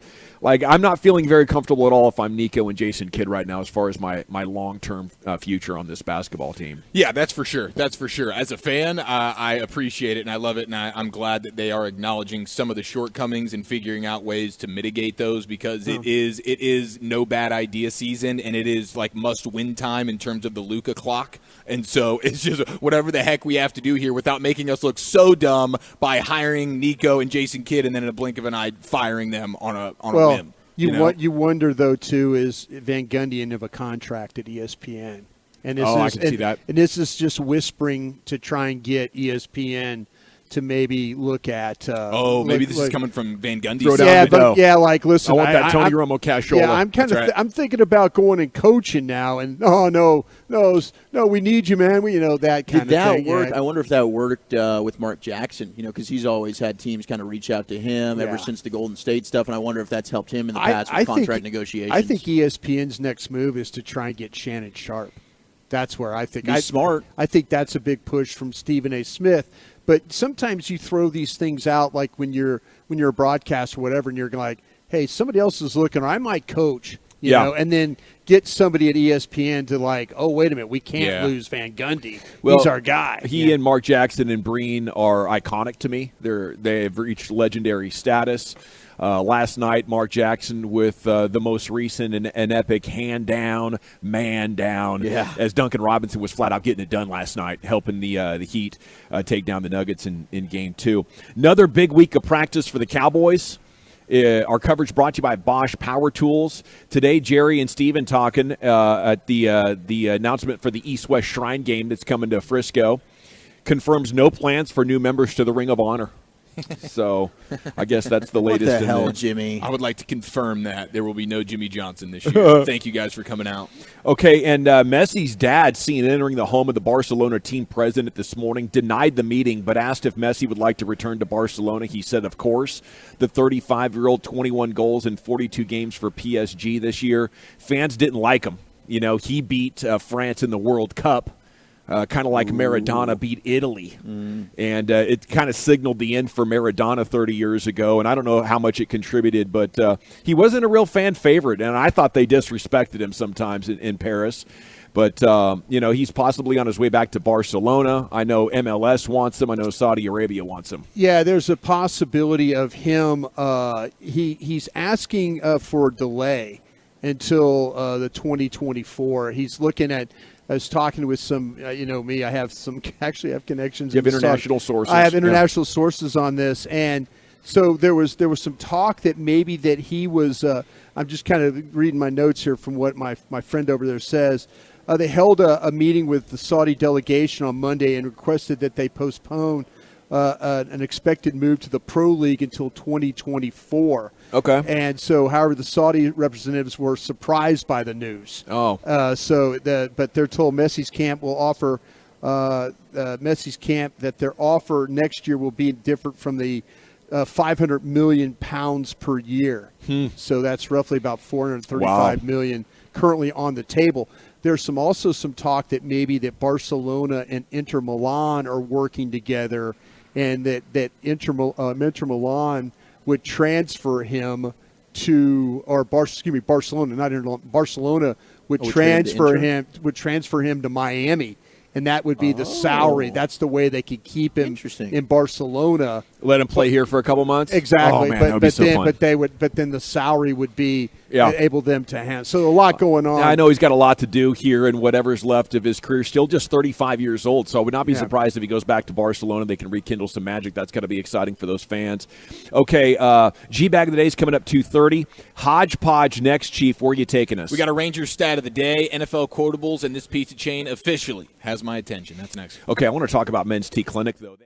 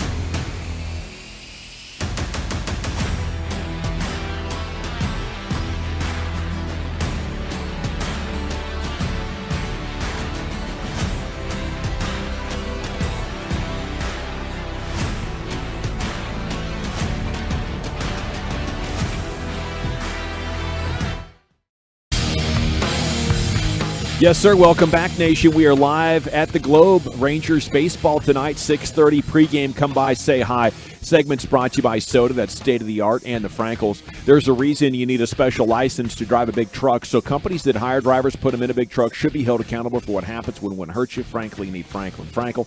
Consultation's always free at truckwreck.com. Here's Chief with a little mini sports hodgepodge. That's right. Thank you. What would be your dust? We will answer that question momentarily, but live from Globe Life Field, a.k.a. your home for the number one team in baseball, here is your Ranger stat of the day. And I believe we'll be inundating the people with – I mean, there's just so many good nuggets on this baseball team right now, but I saw one that I don't know how consequential it is or inconsequential it is, but I found it to be unique and fun. Only one player in Major League Baseball has homered in all 9 innings this season. His name is Josh Young. Whew, what? Holy cow. Yep. I don't know exactly how that, it's just like at any given time, welcome to the Youngle can happen right there on your face. Yep. Josh Young is Young Moolah, baby. He's been probably, of all the individual surprises, maybe the most surprising with just how consistent and dominant he's been, and not only at the plate, but with that glove at third base as well, where we saw some signs of that during spring training, and it has really showed out in a huge way. Like, Josh Young is just the absolute man. I love him to death, and there is a little Josh Young stat of the day for you. A couple of NFL quotables. We'll go to Green Bay first, where I believe this is going to act sort of as goat fuel, if you will, for Aaron Rodgers. Yeah. As Packers wide receiver Romeo Doubs decided to say, when you go from Aaron Rodgers to Jordan Love, Aaron was a really great quarterback, but I believe Jordan can do the exact same thing. I don't really see what's the big difference. Ooh. Got to imagine there's going to be some Aaron Rodgers bulletin board material there. Yeah. Little goat fuel. And he's going to need all he can get because he's getting calf injuries and ankle rolls 5 seconds into the walkthroughs these days. Did you see what the drills are asking him to do? No wonder he has a calf problem. They got him pulling like the weighted sled.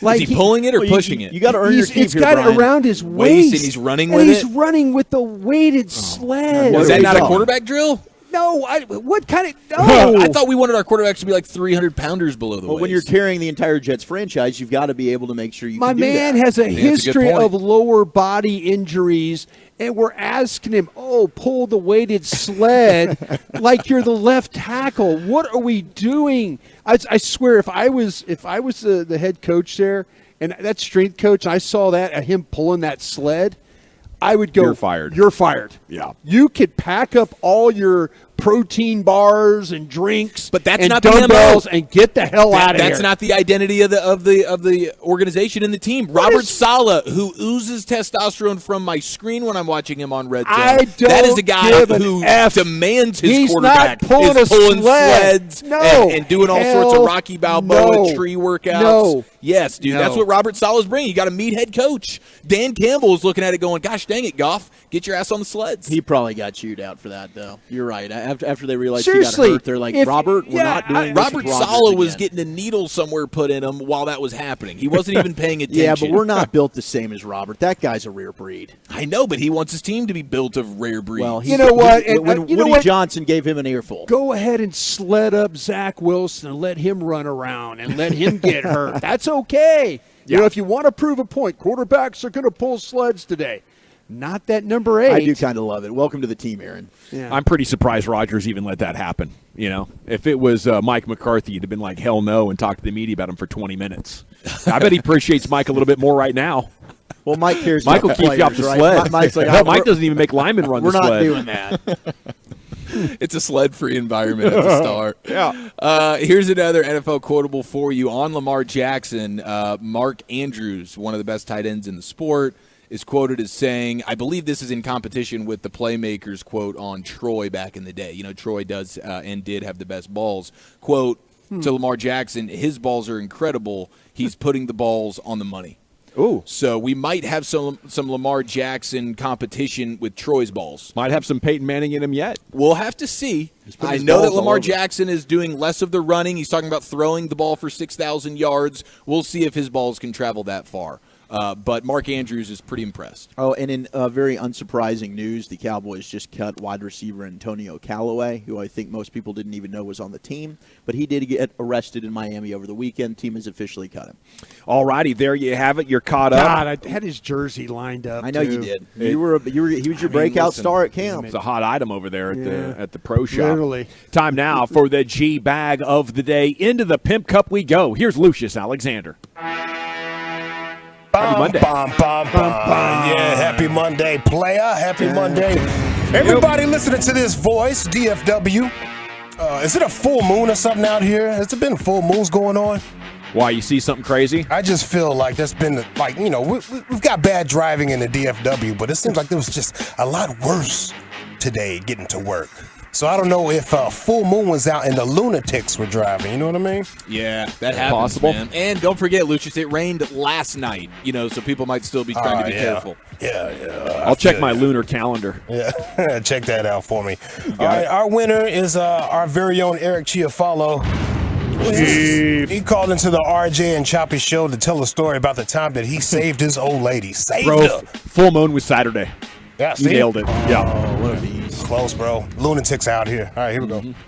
Me and my wife had to go to a wedding in Kansas City about a year and a half ago. And you were hungry? They didn't feed? There was no cocktail hour? This is 6 months after having our second child. My wife does breastfeed, so she's used to clearing these things out constantly. Well, we were away from all of our kids for like 3 days. And so the second night, she became so filled up that she was in genuine pain. So I had to be there. I had to be there for my wife. I had to be the MVP in that moment. I had to take my wife's pain away. And so I went right out of the tap on both sides. I got a full feeding. And my key levels are higher than they've ever been. I'm throwing weight around like Chop in the weight room. I'm telling you, it's one of the most incredible things and bonding experiences I've ever shared with a woman. Wow! That's fantastic. Eric! F the pain away. F the pain away. Hey, F the pain away. Hey, F the pain away. This was like an S the pain away. Full feeding, man. Mrs. Chiafalo, she hit the lottery when she found you, bro. You said 6 months later. How long does the breastfeeding go for?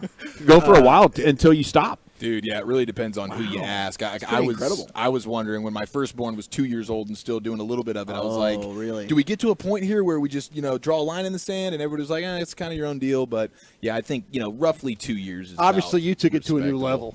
Yeah, well, I did. Didn't have a choice. It was a record setter, man. 28 years old. Last week I teased that there was a hot mic situation in a Zoom court that I would play today. So I'm going to play it today. This man took his L like a G, thought he logged off of Zoom. He was in Zoom court.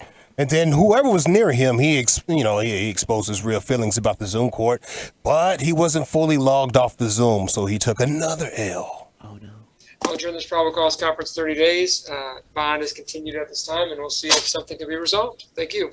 Thank you very much, guys, and everyone have a great holiday weekend. All right, take care. Counselor, you too. Bye-bye. Mr. Mullen, you can log off now. Thank you.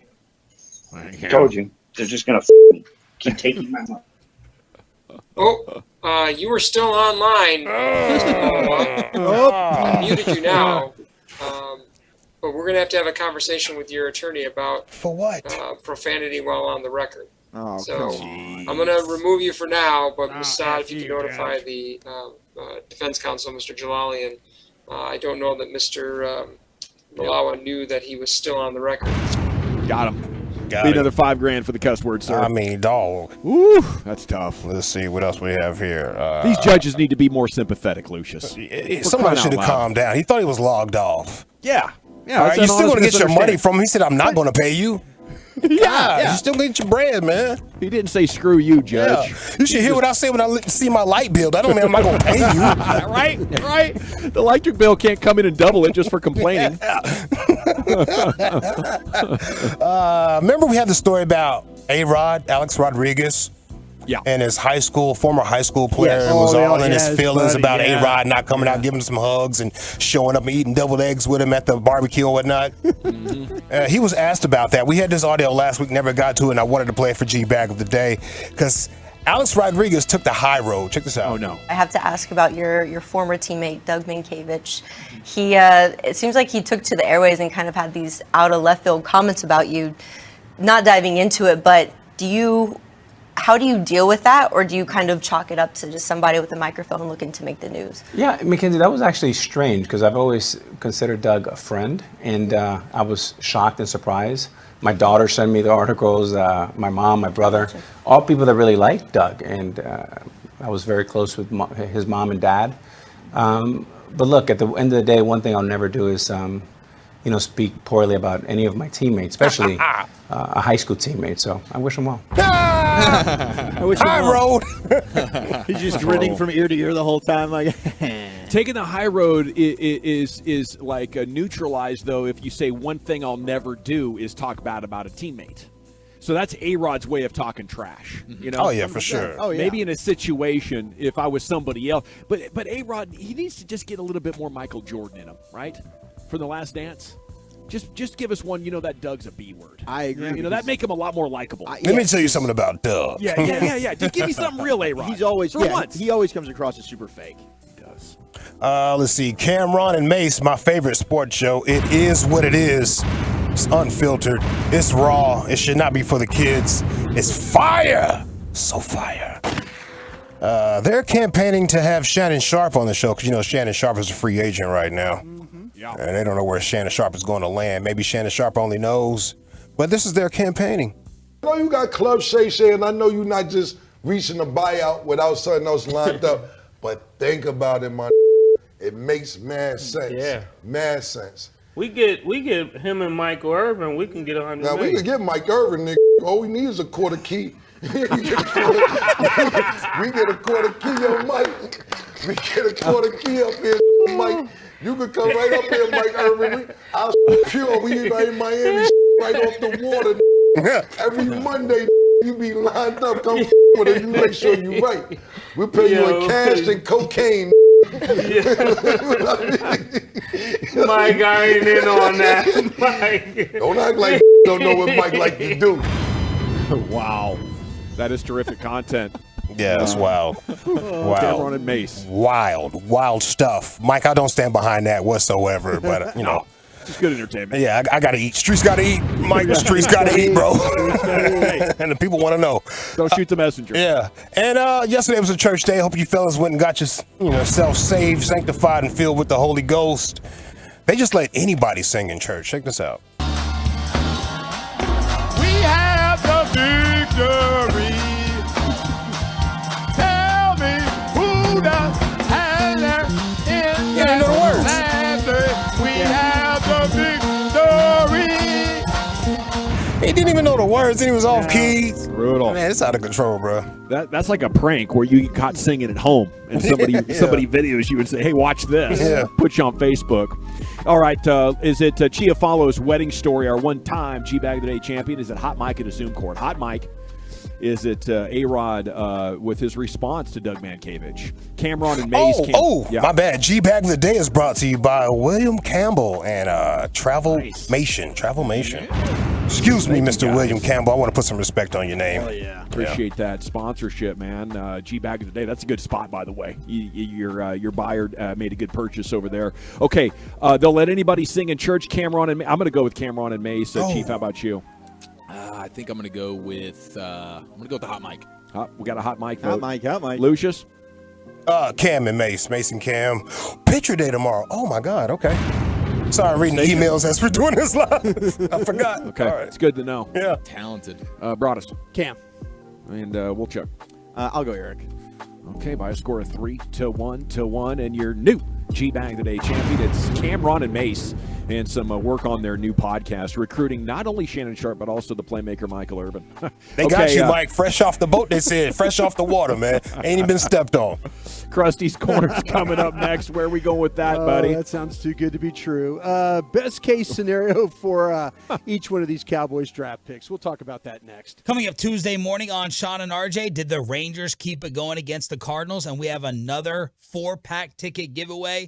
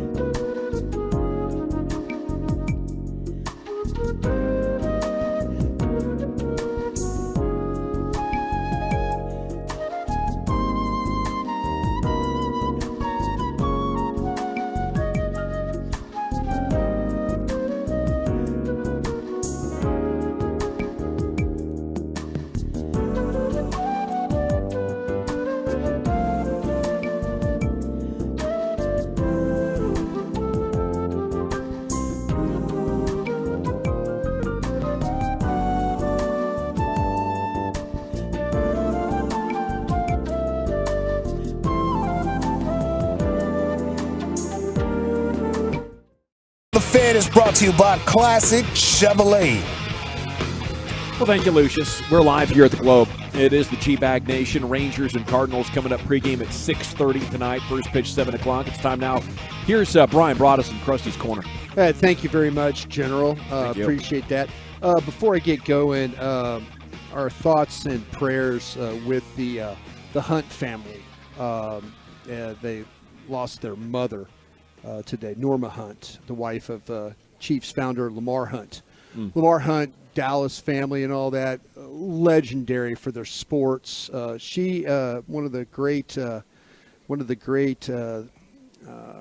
things to know about her is she's one of very few that's seen all 57 Super Bowls. Oh wow! She went to the first one and into the last one, and seeing her beloved team win the way they did. Just Gil Brandt now that can make that claim. I'll tell you what, though, how about thinking about that being a part of? He's a man. When Lamar Hunt talked about, well, let's create this, and it came. The whole idea was from a Super Bowl. Yeah, and that's what gave him. But Lamar Hunt, just one of the great sportsmen, and Absolutely. one of the great Dallas families. I mean, you could look at her almost like the first lady of American sport because of how influential soccer, Lamar was. tennis, huge football. Just one of the. Well, families. salute to Dan and Clark and their wonderful families. Yeah. I know they've been good to us over the years, and we've been big fans of them. Absolutely. So yes, thoughts and prayers there. Okay. Tomorrow, by the way, I won't be with you guys. Tomorrow's my heart procedure. Yeah, how you feeling? You doing all right? You ready for this? Yeah, I'm feeling good. I'm feeling good. I'm feeling good, and but no nerves. Yeah, you just never know. I said, how long is this procedure going to be? I can't pronounce all what they're going to do. But they're saying heart surgery. Well, yeah, they're going to go through and fix some stuff, but they go. It should be an hour and a half if they don't. They might have to put in a stent or something like that if there's blockage or things like that. So, hour and a half. Potentially, if all's good, and then hanging out for another 3 hours or so, wait. Just to monitor, make sure everything's all right. Good. So, yeah, you never know when they're dealing with your heart. You just kind of skilled doctors and nurses and all that. You just hope for the best. So are you going out with a big, giant food bang? I went to Chinese buffet today. Yeah, we came over in Arlington today. Of course, we were at the ballpark. And I had to find me one last. If it was the final one, I'm just done. I'm not going to eat after this today. I'm just done. It's not because they told me to. Oh, you've already had your last meal? I already have. Oh, and you know what? I love the Chinese food, the Chinese buffet, the way I am. So those are your some orange chicken. His three favorite letters are MSG. How many that's bowls probably of soup? why. That's probably why I love the hot and sour soup. Yeah. That's the thing. And if you put those little crisps, those little chips the in little it. chippies. Yeah, the little crunch chippies it up. in there, make it kind of crunch it up a little bit. Sometimes you can even put rice in the soup. It makes it better. Oh, See, that's this, a game changer. This is That's why a you have veteran. heart problems when Kinda you like a do curry. things like you think of things like that. But I have a feeling they're going to say, listen, you got to stop doing this. You have to stop doing this. Kind of a thing. I don't drink. You have to stop adding carbs to every Well, that's single what I'm thing that saying, you though. I mean, consume. I can't. I've got to figure it all out. I Yeah. just got. But yeah, I'm. What time are you going in tomorrow? I have to be there at the hospital at 6:30 in the morning. What time are you going to be all clear? They say my surgery is at 8:30, and then afterwards, we'll see 3-4 hours afterwards. If I feel good, I might come to work just to. If Just not, to flex. just to no, feats of one of those feats of just strength call in things. and give us an update. Well, Otherwise, I'll tell you what off. I'm missing. I'm sad about because Cowboys got practice tomorrow. Oh, that's right. We got Tuesday, Wednesday, Thursday this week. I'm planning on being back out there. I thought you were going to be like Hugh Freeze was coaching Hospital the game bed? in the hospital bed up in the press box. I thought that would be you tomorrow in a some level of medical bed up in the stars, so you can look down and still consume practice. What if they tell you? What if they tell you no practice. more scouting? You got to cut your players back to like 80 a year. 80 a year. Too stressful. That'd be bad. That would be really bad. That would be if they said I couldn't scout.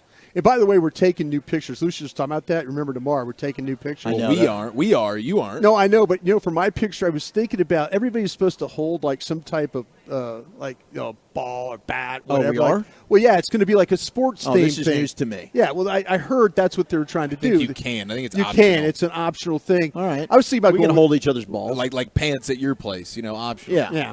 I was thinking about going with just the stopwatch. I was thinking about just standing with a stopwatch. Maybe binoculars, stopwatch. Pencil in the ear. Pencil maybe in the ear, or maybe a pad, and like I was like that clipboard. My picture was going to be like me scouting. That's or me just like completely confused scouting. How about that? That's That or long snapping, I think it'd be great. Yeah, me upside down, like the picture. Yeah. Why not? All right, enough of my shenanigans. This is coming from our guys at Blogging the Boys. They came out with their examining the best case and worst case scenarios for each one of the Cowboys' 8 picks. And I found this pretty interesting. And so they start off, of course, with Mozzie Smith. And best case scenario, they say, and you guys can chime in on what you guys think. What you guys think. All rookie team for sure. Okay. Best case scenario, immediate starter, eventual Pro Bowler. Worst case scenario, rotational player. I think that's very fair. Mozzie? Mozzie. Yeah. If you had to say which one would he be, Gavin kind of went out on a limb a little bit. Yeah, that was worst case scenario. Best case is all pro as a rook. Yeah. All pro is the best case for a career potentially, right? All pro. Sure. Worst case scenario, he's Just a guy. Just a guy? Yeah. There's no way he's Taco, though. No, he's athletic. I mean, to me, I think he's going to have an instant impact. And I agree. I do think he should be starting this year for this team. I like the idea of him and Osa Odigizua as your starting tackles. We are sleeping on Chauncey Golston a little bit. That's a guy that I'm excited to watch at training camp. He started to come on at the end of the year. Yeah, I think worst case for Mozzie Smith is he's just a dominant run stuffer. I think he's going to be that. And so teams might view him as just like a 2-down player. Yeah, maybe he's just a 2-down player, but I think like worst case scenario, he is still a starting level run stopping defensive tackle for all 32 teams. Luke Schoonmaker, best case scenario, the Schultz doppelganger. That's what they said. With bigger biceps, though, right? Isn't that what you guys said? No, he's a bigger guy. He's a bigger. He's a little bit more cocky. I think he's more athletic. A worst case scenario, a 1-year Sean McEwen. That makes some sense. Yeah, Sean McEwen, a special teams kind of guy, kind of a 3rd or 4th tight end. I would be totally disappointed if Luke Schoonmaker was Sean McEwen. You don't spend a 2nd-round pick and get Sean McEwen, who went undrafted, right? So that'd be a massive disappointment. That'd be a bust pick. Tight end can take a while. Are they saying just in year 1, Dalton Schultz, doppelganger? Yep. Yeah, I would take that, although I don't know. I assume he's going to be a better blocker than Dalton Schultz right out of the box. 100%. He is, absolutely. Okay, DeMarvin Overshone. They say best case scenario, linebacker 3 and special teams ace. Mm-hmm. Worst case scenario, a Jabril Cox-like development project. Mm-hmm. Or, heck, he could try out for American Idol after hearing his pipes at that rookie deal that the rookie performance, yeah. Man, he started singing. It was incredible. It was. If he is Jabril Cox-like development guy, so we're going into year 4. We don't know what he is. Yeah, if he's that guy, that would be disappointing to me. Yeah, it's realistic. Unfortunately, in the 3rd round, that's what they got last year. Yeah. Long-term project. Okay, a Junior Fehoko. Best case scenario, a key rotational player. Hell yes. Worst case scenario, gets lost in the depth of the defensive line. Yeah, I think worst case scenario, he could go the Bradley and I route, where we're excited about him. We love the tape, but ultimately he just doesn't develop. But I think Junior Fehoko is going to be a rotational edge rusher and maybe even an interior defensive tackle as well for the entirety of his rookie career. I like him. Awesome Richards, they're talking about best case scenario, a starter at left guard. Ooh. I think that's ambitious, to be honest with you. I'd leave the guy at tackle myself. Yeah, I think he should be your swing tackle. I think absolutely. Worst case scenario, developmental swing tackle. Yeah. Would you rather him? Well, of course you want him to be a starter, but the starter at guard, and that's what you want. But I think there's a chance that one day that if they move on from Steele, I wouldn't put it past this guy. I was talking to Will McClay about this guy, and Will was hopeful because he's like, man, he's one of these guys that we hope to develop. I'm like, Will, he's better than one of those directional school tackles that you like to draft, whether they're from Western Michigan or Eastern Illinois or one of those guys. I go, this guy looks like a legitimate tackle. I think this guy could push for a starting spot. I think he could push for in a couple years. In a couple years, I think so. With working on the technique in the weight room. Yeah, he's a guy that probably could jump. Well, let's go immediately. Yeah, and finally here, let me just get this one in before we get out of here. Eric Scott, the cornerback. Here we go. Best case scenario, late season role player starting outside corner in 2024. Best case. Worst case, weekly inactive throughout most of the year. I don't expect that. I think this guy can play. I think he will be a good backup. And if you have to go to him for a couple of weeks, he'll fill in much better than you would expect from a day 3 corner. Yeah, best case, I could see a Deron Bland-like impact from him. Okay, and one more. I'm sorry, I wanted to get to Deuce Vaughn, too. Ooh. Solid volume, Darren Sproles type of role. Worst case, limited action. Yeah. I think that's very accurate. Either he will not be good enough to either get on the field, or he will be like a good guy that you have a couple of packages for and maybe 8 to 12 plays per game. I guess that's the kind of limited role that I'm expecting from him. I'd raise it. I think best case he could have an MJD like starting running back capability there with his career. For his career. I like what you're saying there. Okay, thank you, boys. Appreciate you. You got it. There it is. Brian brought us in Krusty's Corner every afternoon at 2:40 here in the G-Bag Nation on 105 through the Fan. That's one down, 3.5 hours to go live from the Globe in Arlington. Come on by, Rangers fans. You want to check out this team. Might be the best offense they've ever had. Wolchuk has the NFL news of the day coming up next. Where are we going with that? We got some Cowboy news, extension talks, and a cutting and a signing. The Bills are making moves, and we say goodbye to Let's Ride. Next on the Fan. Okay, I want to talk about my friend.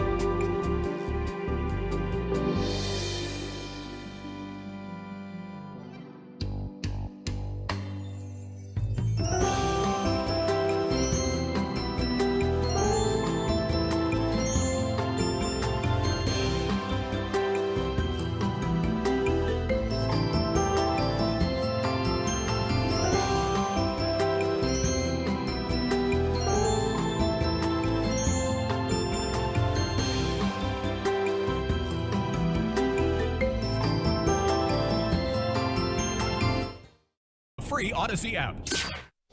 From our fan studio, secured by DFWsecurity.com, you're rolling with the G-Bang Nation on 105.3 The Fan. Here we go, hour 2 of the G-Bag Nation on 105.3 The Fan. Hope you're having a great day. We are live at the home of your first-place Texas Rangers. They host the Cardinals tonight at 6:30. Chris Young's coming up in an hour and 20 minutes. We'll have the Cy Young show here for you on your home of the Rangers. Tracking a number of very interesting stories, including apparently Kyrie Irving has reached out to LeBron James about trying to lure him to the Dallas Mavericks. We've got to talk about that a little bit more later on. And you have a story here that Frank Vogel being hired by the Suns increases their chances of keeping DeAndre Ayton. So we'll have details on that for you a little bit later on as well. Cowboys will be back to work here with some minicamp action. And Broaddus will be out there, our off-season coverage brought to you by Bosch Power Tools. Here's Zach Wolchuk with the NFL News of the Day. Zachary. Thank you very much, General. We got some Cowboy news flowing in as they announced the East-West Shrine game is going to be coming to Frisco, which is going to be awesome. Really excited about that. That's one of the bowl games or big games where you get the seniors that lead up to the NFL draft. And that's exciting, to get that here in our own backyard. So you have Jerry and Steven that are talking. Cowboys also just made a move. They released Antonio Callaway, who was arrested in Miami, the wide receiver, over the weekend, and they've signed another wide receiver to the 90-man roster. It's not DeAndre Hopkins, but it's Tyron Johnson of Oklahoma State. Now, this guy's got some speed. He's 6'1", 193 pounds, ran a 4.36 at the Combine. He's 27 years old. He's got some experience playing with the Chargers, among some other stops with the Chargers in 2020. That was his career year. He had 23 catches, 422 yards, 3 touchdowns. This is a guy that's got a little bit of ability. He might have an outside chance to be your wide receiver 5 or 6 if they keep 6 on the roster. Todd Archer also reporting that the Cowboys worked out N'Keal Harry, former first-round wide receiver of the Patriots, wide receiver Lynn Bowden, quarterback Jacob Eason, quarterback Bryce Perkins, cornerback Jordan Miller, and cornerback Thacarius Keys as well. Nobody else has signed yet, but they did bring in Tyron Johnson. So there's the latest from the Cowboys from this Sounds afternoon. like maybe they want a camp arm, a good quarterback who could get them through some preseason games, but also wide receiver, and I applaud him for it. I just don't think Tolbert and Fehoko or anything like what you want to be relying on for your backups at wide receiver right now. The other news that came out over the weekend reports that the Cowboys were having contract extension conversations with Trayvon Diggs and his agent. And, of course, right now kind of the market value for one of the top corners in the league is around $20 million per year, which is what they expect the starting negotiations to be at. I know that probably doesn't make Eric very happy, but I wasn't surprised. I just kind of thought, Brian, CeeDee Lamb would be the guy that we'd kind of hear this before the Diggs stuff, but maybe they just think the Diggs negotiations could take longer than CeeDee Lamb, so let's go ahead and get those underway. Yeah, the thing with because Diggs doesn't have that extra year because he was a second-round pick. They don't have that flexibility, and I personally don't feel like that the Diggs thing and Adam Pacifica and Todd Williams and Stephen Jones, all those guys over there that work on these contracts, they could prove me way wrong, but I do feel like that the Diggs one is going to be tough. I just feel like that he's looking at a situation, his brother, what he went through at Minnesota, now at Buffalo, it's a kind of a family, hey, you get yours while you can kind of a deal. And the way that he's been playing, I mean, you look at the number of interceptions he's had the last couple of years, more than a lot of other teams in the league, just by himself with the interceptions. He sees himself, and rightfully so, at a very high level. Yeah, this thing is going to be very, very difficult, especially with a team that's having to deal also, too, with Micah Parsons on defense. So, yeah, it's going to be. You got 2 of your key players there that are going to demand premium price. They fought a lot to keep the things down, and once again, they find themselves with a player who's like one of the top 10 at his position asking to be paid like the best. And that's market forces at work. There's only 1 or 2 of these guys that are available. If they do approach free agency, they get franchise tagged. So, that is ultimately the kind of economy that the NFL has built for their star players. If you're anywhere near the top of the market, you will get paid like it, and teams like the Cowboys have tough decisions to make. If it's Micah Parsons, it's easy. Oh, hey, you're the best at your position. Here's the most money for your position. Let's move on. But for those guys underneath, I don't know what the right answer is. For me, I think they should let them go more and then go spend that money trying to find guys who are at the absolute top of their positions. Well, and in the secondary, they have done that. They didn't keep Byron Jones, right? Here's the last really big piece that they've paid in the secondary. They just paid Donovan Wilson, but that wasn't top of the safety market. So, to them, when it comes to, hey, we're going to pay an elite premium for a secondary player, honestly. It was Brandon Carr, who was fairly average. Yes. And Terrence Newman before that, who was good, but not, top of the game. So that's not a position they've really spent the money on. For sure. But now with Dan Quinn there, I wonder, and with the league being as pass happy as it is, corner, I am curious how their premium position rankings have changed.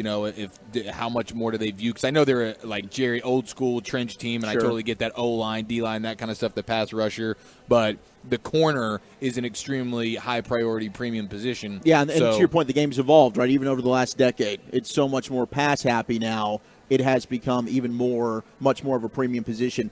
This is something. Shout out to Bobby Belt. He sent this to us as well. But interesting report coming out about the Colts. They are under investigation by the NFL for placing wagers, and it is one specific player that has been unidentified, but he placed wagers on his own team.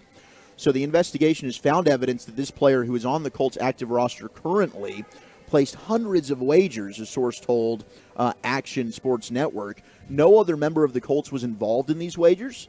Sports Handle source regarded the player's wagering activity as pervasive, and as of today, the identity of the player has not been released, and we're waiting clarification on whether he placed bets on or against the Colts specifically. So I don't remember a time where over the last, dating back to the Calvin Ridley situation. Matt Ryan?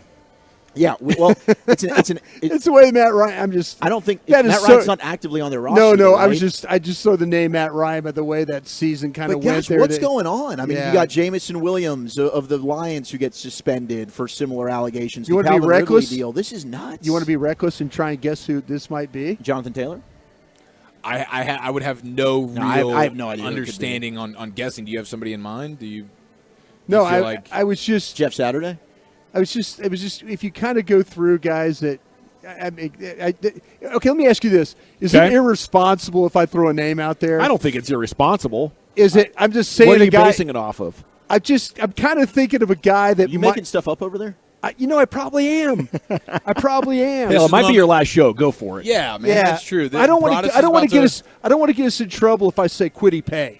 Oh, you're going with Quiddy Pay. I'm glad you didn't say it. I'm glad you didn't say it. Or I don't think. Wasn't he just drafted though? In 2001. Oh, but he wasn't drafted in 2001. 21. I'm sorry. No, you're 21. Yeah, he was the first round. Yes. And okay, so I was just kind of thinking maybe somebody like that. That's probably irresponsible for me to say. Most definitely Quiddy Pay. Like that. I'm glad you didn't say it. If you would have said Quiddy Pay, that would have been. I shouldn't say Michael Pittman. That's another guy. Why would you even say that? I'm just thinking of names. He's saying hypothetically. An Alec Pierce? What are we doing? It is totally hypothetical that maybe Quiddy Pay or Michael Pittman. You never know. I'm just, guys that, You've been talking to your gang of seven, haven't you? Nah. Okay. Nah. Maybe this is why their linebacker Darius Leonard decided to change his first name so that it could throw people off. He was hiding. He was he saw this coming. He knew his gambling was getting a little bit. Zach Moss. You think Zach Moss would bet on this team? I think that's more likely than Sam Ehlinger. I think we can rule out him. Sam's a genuine mensch of a human being. So are gamblers. I think the thing here, though, is we're finding out how closely the sports books work with teams and those relationships. So, what you used to be able to get away with, I got a sports account. Now the teams are asking you, hey, if you know of any of our players that have accounts with you guys, we need to know about it. Here's all their contact information. And I don't know. I think if I'm the player, I'd be annoyed by not only my league trying to spy on me, but also my bookie telling on me. That's what it is. Yeah, tattletales. Dude, I'm giving you guys action. I'm putting big money here. But I'll tell you what, as a former degenerate gambler myself, I think it's a terrible place to be because, you're looking for an edge whenever you're gambling. And if you get down, sometimes it can question your morals and your ethics.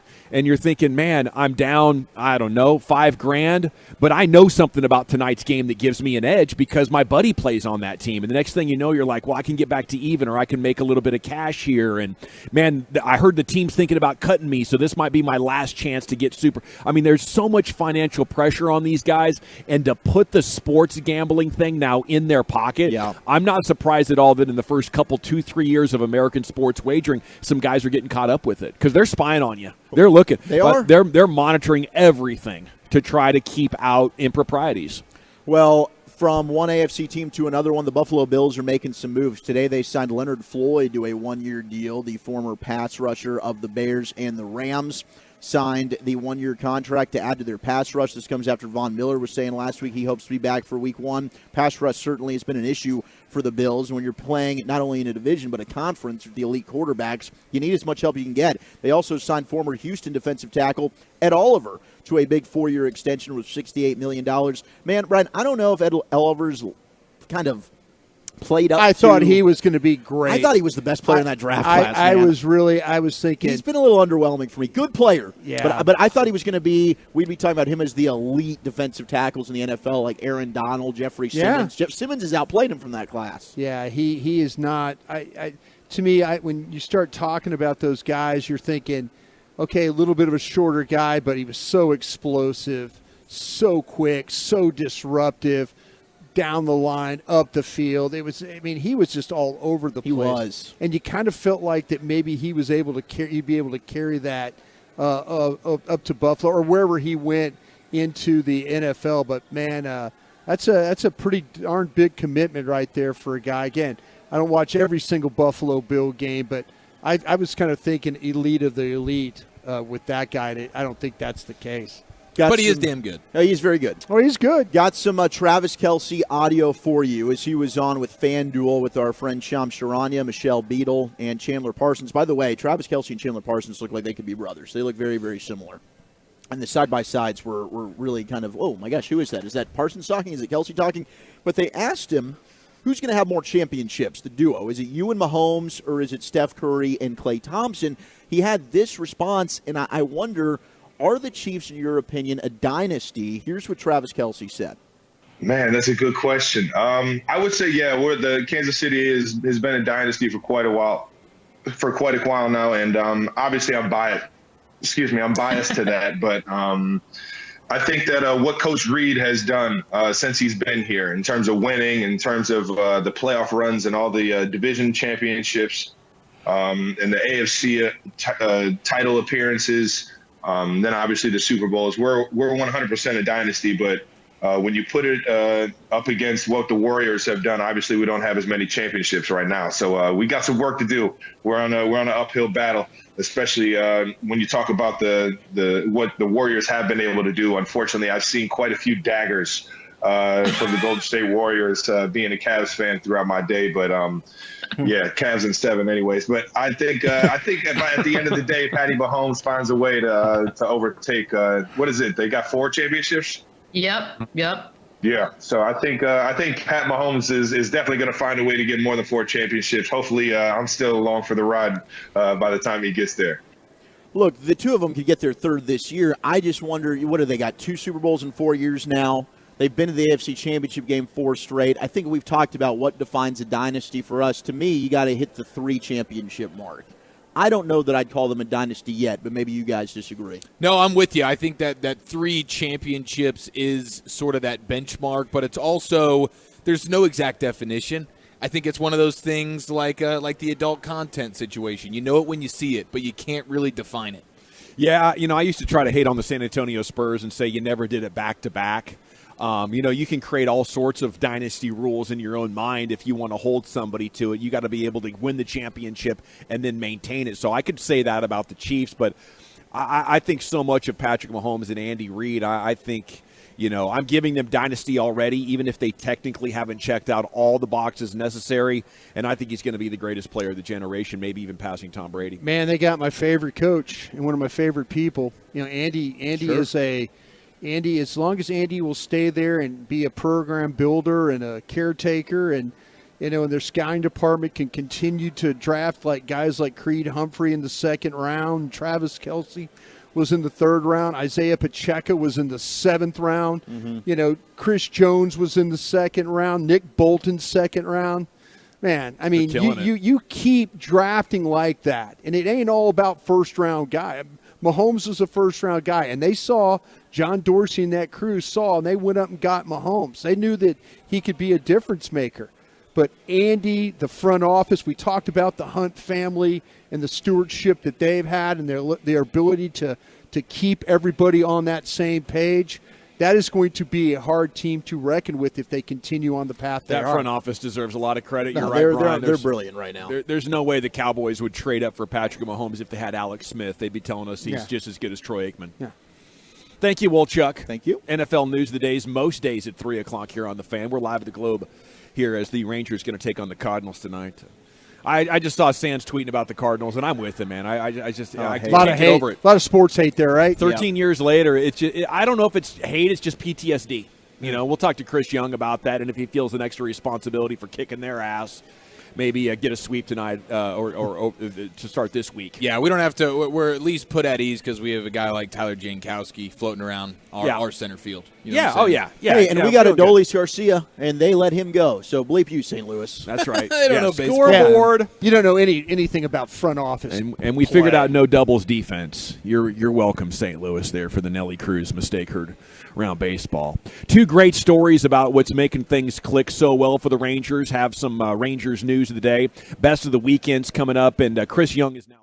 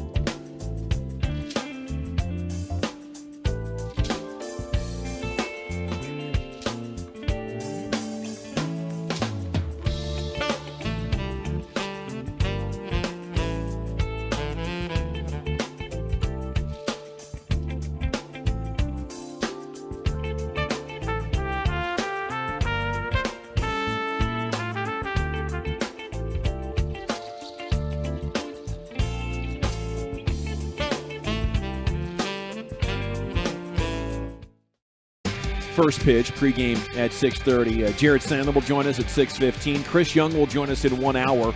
We'll talk with him about the big topics around this first-place baseball team and, you know, where it goes from here after setting records for offensive performance and run differential. This segment of the G-Back Nation is brought to you by the Frankels. You know, there's a reason that you need a special license to drive a big truck. So companies that hire drivers and put them in a big truck should be held accountable for what happens when one hurts you. Frankly, you need Franklin Frankel. The consultation's always free at truckwreck.com. You guys see Apple put out a new headset today to compete with the Meta one and the Vision Quest and all that. I saw a little something on that. It looked ridiculous. $3,500, ridiculous. Whew. Whoa. Yeah, but they want to throw their hat in the ring, and I guess this headset's going to be available early next year.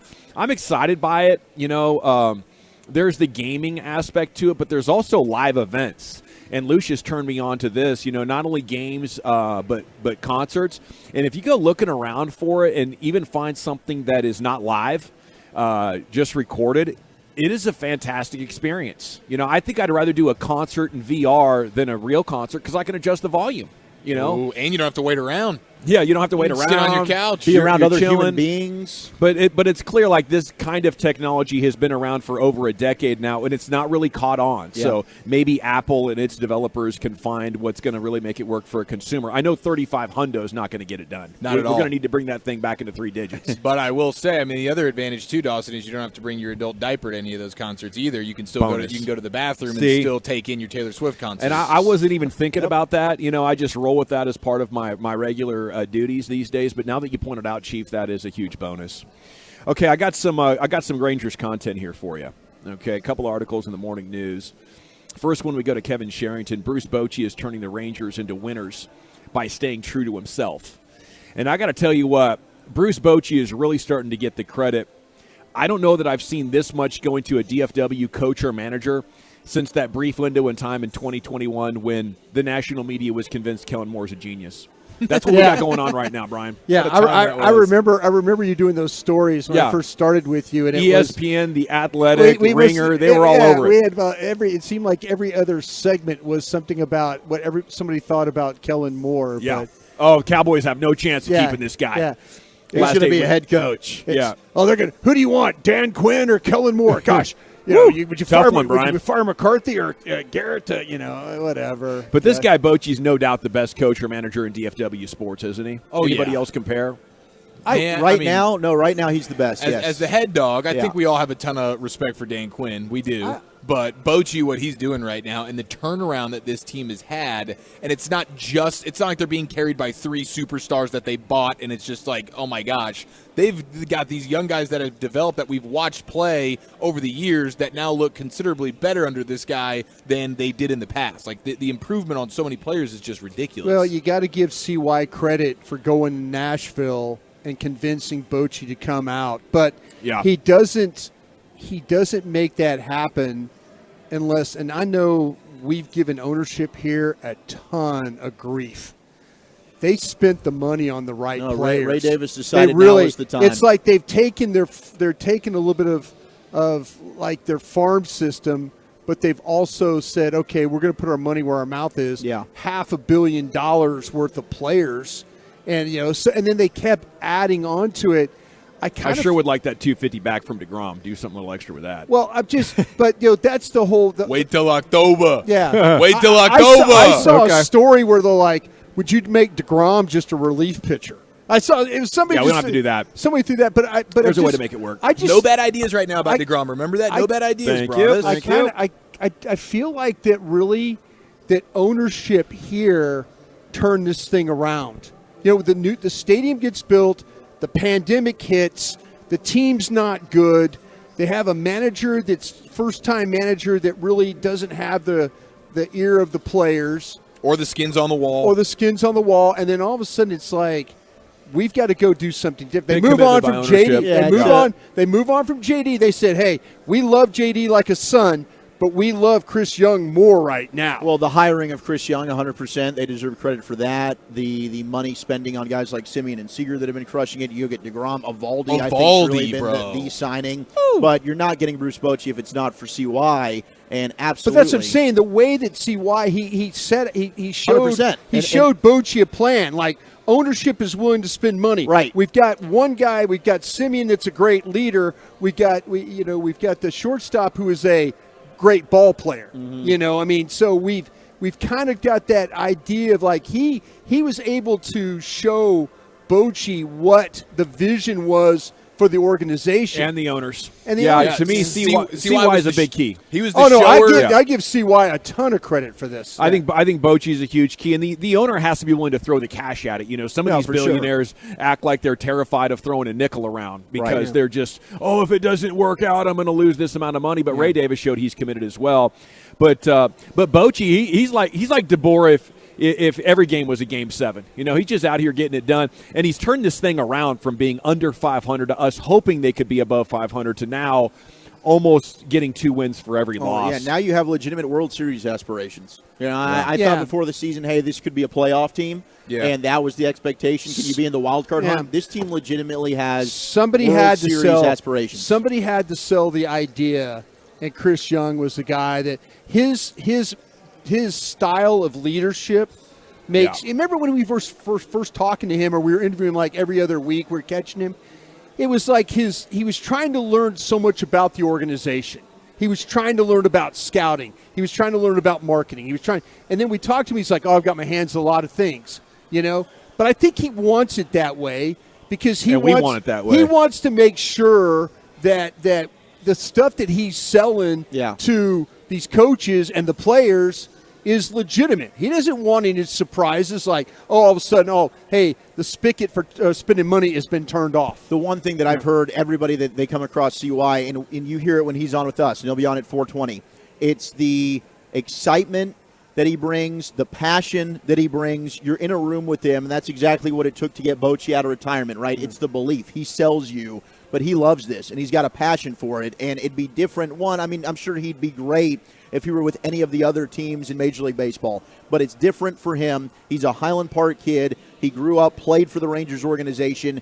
He wants this organization to be great. He wants a championship here. He's got that hunger and that fire, and you can see it with every single move he's made. Yeah, he hates losing. He's in it. He's in the battle. He's not like, oh, well, it's just a game. We can't get too worked up or, anything like that. It's a tough balancing act in baseball, but I think you have it in the front office. You have it with the manager as well. Well, you're in a situation, too. His team is playing well. When we talk to him, what's he doing? He's out in Hoover, Alabama, looking for prospects. He's got to get ready for the draft. No, he's not sitting back thinking, okay, I got to be here and manage this team, or I meant manage in a way of making sure that everything's okay. He's thinking about big picture. He's got the 4th overall pick in this draft. He's thinking, how could I add another piece to this farm system and lineup? So Sherrington writes, in a little more than 7 months, Bochy has pulled off the greatest fix locally since Dallas officials straightened out the Trinity River. The Rangers win Sunday in a sweep of the Mariners. Put an exclamation point on a reoccurring theme. Says, if you want to risk an occupational hazard by narrowing it down to just one reason, look no further than the manager. And then he's good. He is. No the question. story goes on to say one of the big points is he's able to do it without being irritating and without being a micromanager. Says his manager in Houston, Bill Verdon, influenced him as much as anyone. Never air out a player in the media or in front of the team, but give it to them straight. Let them know where they stand. For the most part, in a Hall of Fame career, what's worked for Bochy is to stay true to who he is. And he can tell you when he didn't and how that turned out. One of his first managerial jobs, Class A Riverside in the California League, the team, which would finish 64-78, wasn't playing as well as he thought it should, and he let his temper get the best of him. There were these oranges there for the players to snack on, he said, smiling. And I started firing these oranges against the wall. They were splattering everywhere. When asked how many oranges he threw, he said, I had a sore arm the next day. That's better than the watermelon crushing McCarthy was doing. That's a full-on bullpen work right That's there. awesome. I love that, and that's pretty dang hilarious, and I understand that. I mean, that is the perfect throwable fruit. I would argue there is no better throwable fruit, maybe an apple. Maybe. Yeah, maybe an apple. Unless you want a football throw like a pineapple. Maybe a pear. I think you could put a good spiral on a pineapple. Yeah. An apple would explode. An orange would squish. Absorb You'd the really wall. have to wing that apple in there to get it to explode. He's a baseball guy, though. I bet it worked for him. I'm fond of throwing my hat. The girls know if the hat's off, I've had enough. Okay. I've had it up to here. Not a clipboard thrower, a hat thrower. That's Do upset. you spin it or you just throw it on the I ground? spike it. I grab it by the brim, and I spike that bad boy. So it's not like tornado it out No, there. it's kind of like you remember Roy Williams, Kansas. Yeah. He'd take off his blazer, and throw it. That's that's my little deal there. Boeheim, We got to take a page out of Bochy's book, though. Yeah, you should. The Rangers are making a move, though. We've got a lot of the beat writers that are reporting that Spencer Howard is going to get called up, as he's been on the IL and he was eligible to get called up today. He's had one rehab start there in Round Rock. He had 2 scoreless innings, retired all 6 batters that he faced, 4 Ks, didn't allow a hit, and it'll be Jonathan Hernandez who ends up getting optioned down. Yeah. So Spencer Howard will probably be available out of the bullpen tonight. Well, Hernandez, he struggled, didn't he? He had been there. Again, he gets in some of these command issues. Yeah, he had command issues. Like he'd come into a game and he'd hit 2 batters, or he'd walk. Really, into a top prospect before we got him. And that's why the Phillies let him go, right? Well, He was with Spencer the Phillies. Howard. Spencer Yes. Howard. Oh Yes. yeah, but the Tommy John, right, for Hernandez. For Hernandez, yeah. Just That's too bad. Yeah. Well, maybe that'll give him a nice career reset. Okay, best of the weekend's coming up next, Chief. Where are we headed with that? Hall of Fame friend. We got a bad dad move. And what would be your flavor dust of choice? That's next right here on The Fan. But I do want to tell you, A welcome sign for this clubhouse, featuring breaking sports news, inside info, opinion, with laughs along the way. Turn it on, leave it on. The Fan and the Odyssey app. Tolos, the Panthers are taking on the Knights. It's Game 2 of the Stanley Cup Final. We also got some baseball action. It is baseball time in Texas.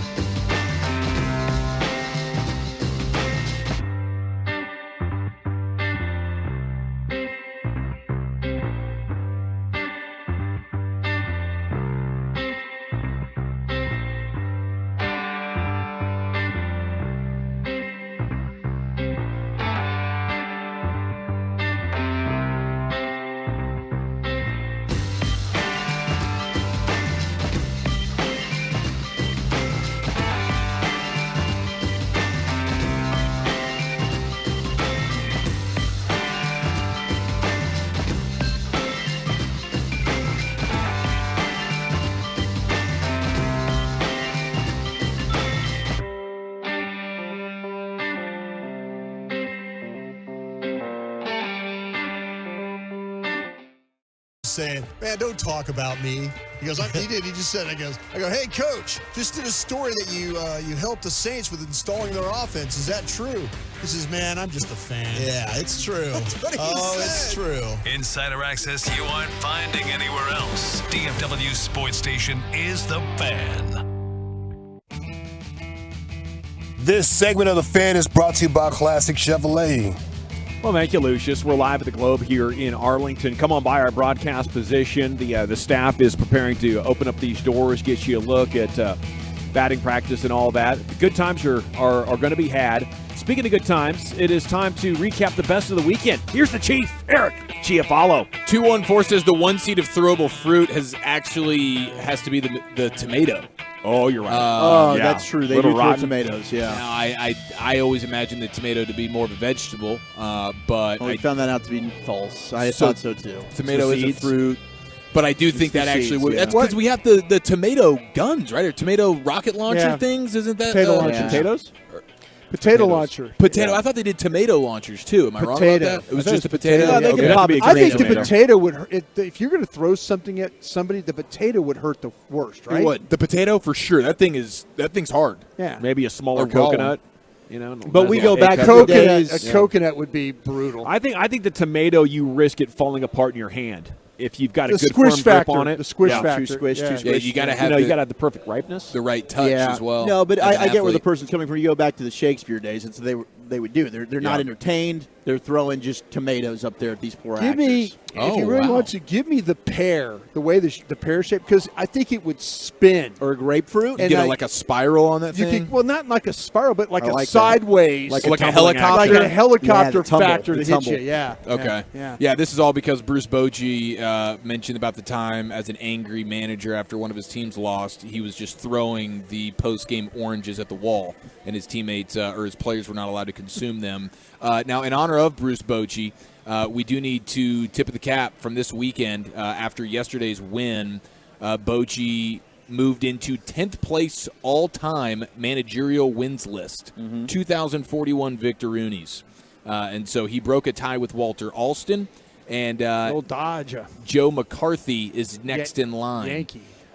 So right now, Bruce Bochy, top 10 all-time on the wins list for baseball managers. That is pretty dang cool. We will honor Bruce Bochy an hour from now. I wrote a little love song. It's terrible. It's god-awful. But I just, it's the thought that counts, that's right? What's going to make it great. Just let my feelings be known. 440, Bruce Bochy. We're coming for your ear holes, bro. Can we get a little tease? And your heart. Is it a parody song? It is a parody song. Yeah, it's been recorded. I don't want to. I want to let the song speak for itself. I don't know that I could do a live rendition, to be quite honest with you. I mean, ever since that Divinal song that we did on the podcast, I've been waiting to hear you sing ever since. Oh, the Touch My Body song? I Touch Myself. The Touch Myself song, yeah. That was a bet payoff. That was the original Nosebleed Seats podcast bet payoff. It sure was. Had to go a cappella on them fools. It's fantastic. Speaking of fantastic, Victor Hovland. He secured what I would imagine could be described as a dramatic victory, a playoff victory at the Memorial Tournament. It was an 18th-hole bogey by Denny McCarthy that gave Hovland the opportunity. Jenny McCarthy plays golf now? No, Denny. It's Jenny's twin brother. Yeah, Denny. I thought the lady from the Masked Singer. I did too for a second. Yeah. Okay. Well, his bogey on the 18 made it look like it was Jenny McCarthy doing something out there. Great chest on Jenny. But Victor Hovland, he ends up capitalizing on the opportunity. He wins it. $3.6 million later, he is the golf man of the weekend. But then he turned himself into the friend of the weekend as well, because it's reported that one of his old teammates from college, Oklahoma State. Shout out to all of our Oklahoma State Cowboys, Go Pokes, including our man Cody. Victor Hovland, he caddied the next day, this morning, after winning $3.6 million yesterday, probably partying his rear end off. He woke up this morning and made it happen for one of his old teammates. He was the caddy for him for a U.S. Open final qualifying situation. That's a hell of a friend. Carry my sticks for 36 holes after you just won the Memorial. Wow. It's amazing. Hovland, you, my friend, are He's great a young dude. It's still a cool, young dude, and it's probably his buddy's probably got like a little tiny bag. Don't be This crusty. is the last time he does that, though. Don't belittle the story. That's not a feat of strength thing. I'm a Yes, it superstar is. now. You win $3.6 million. The next day you're going to caddy for your buddy for 36 Sure, if you've holes. committed to That's it, an yeah. incredible story. Yeah, if you're committed to it. But that's what I'm saying. He's probably got a little carry bag. It doesn't have. It's not very big. They get to use these range finders now. It's not like. Well, I saw a picture. It looked like just your typical golf bag. If you're carrying a tour bag, one of those big old tour bags, it looked like a good size. See, Brian is so helpful in his life. He thinks like superhuman helping a buddy is just what you do. Right. He's not impressed. I think that's He's common. like, hey, you ever bring anybody lunch on a Friday 3 years in a row, Victor? That's very fair. Nobody is quite as accommodating as our guy Brian Broaddus, but anybody who wins $3.6 million and the next day does this, I think most people are saying, I'm scoffing at this idea, he's bro. like, I'll pay for you to have a caddy. Are you calling in sick? Is that what you're saying? You're calling in sick. No, I'm not going to call it sick. I'm going to say, hey, bud, I've got $3.6 million. I'm going to pay for a pro caddy to come and do this for you. Yeah, but just like Alex Rodriguez Victor's got said, a lot man. more money than that. I mean, he just won. He does, but he just won this thing yesterday is the whole point. Yeah. Thanks to that Saudi cash increasing the prizes. That's a huge Ooh, payday. yeah. Well, they sure did. Matter of fact, that the average wins for the victors on the live tours $4 million. Yeah, for just a it's win. a hell of a purse. Yep. Hell of a purse. Okay, we have a new entry into the maybe top spot on the local fast food chain list when it comes to a new item. Now, this is an item that Walchuk is telling me is a couple weeks old. I just discovered it over the weekend. What would be your Pop-Tarts ice cream? Oh, What would that sounds sexy. This coming from the man who's less than 24 hours away from a heart cleaning out. But we have Papa John's. I am a noted not much of a Papa John's guy. I got to be open and honest about that. When we got a Papa John's in studio, all you did was scarf that thing I down. did hammer so that Papa John's I'm calling pizza. BS on So I think I'm more of a Papa John's guy than I thought I was. What would be your flavor dust of choice? Because they have now entered in the new Doritos Cool Ranch Papadilla. So it is like the pizza quesadilla situation that is also coated in Doritos Cool Ranch dust. If you give me that spicy chicken sandwich at Chick-fil-A in a dust, put it on some Cheetos, put it on some tortilla chips. Ooh. I think that's a cayenne pepper mixture. It's a good idea. Wow, that's outside the box thinking right there, General. I don't know that anybody's going to top that. What do you got? I mean, I want to try this desperately. I think maybe later on in the week we will try this because it's like the Doritos Locos Taco, but now it's a pizza quesadilla Doritos Locos situation. Holy cow. It's kind of like the melts that you've been getting from Pizza Hut. Yes. But on the outside of these, it's exactly the same kind of concept, but the outside of it is coated in the Doritos dust. And I think there's a Doritos sauce you dip in. I'm about to make an overrated call, by the way, too, for that Dr. Pepper float ice cream. Oh, you tried it? Yeah, this weekend had a couple of bites.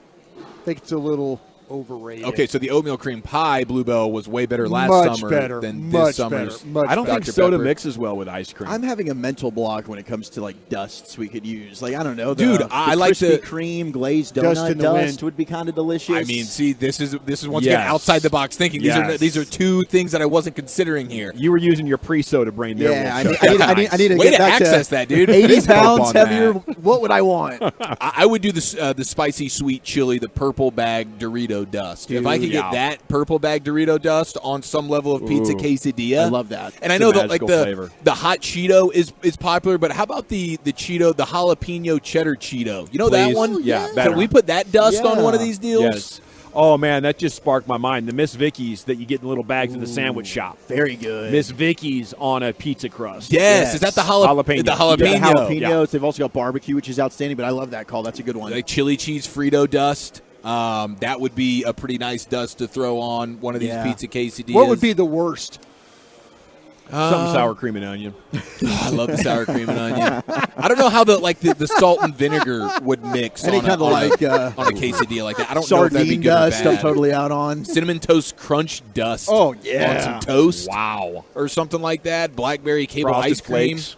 Chicken strips rolled up in Captain Crunch as an outer layer. Ooh, that'd be yum the yum. Takis Captain dust. Crunch dust? Yes. How do we keep forgetting about Captain Crunch when these things come So up? sorry. I it's want to magical. apologize for that.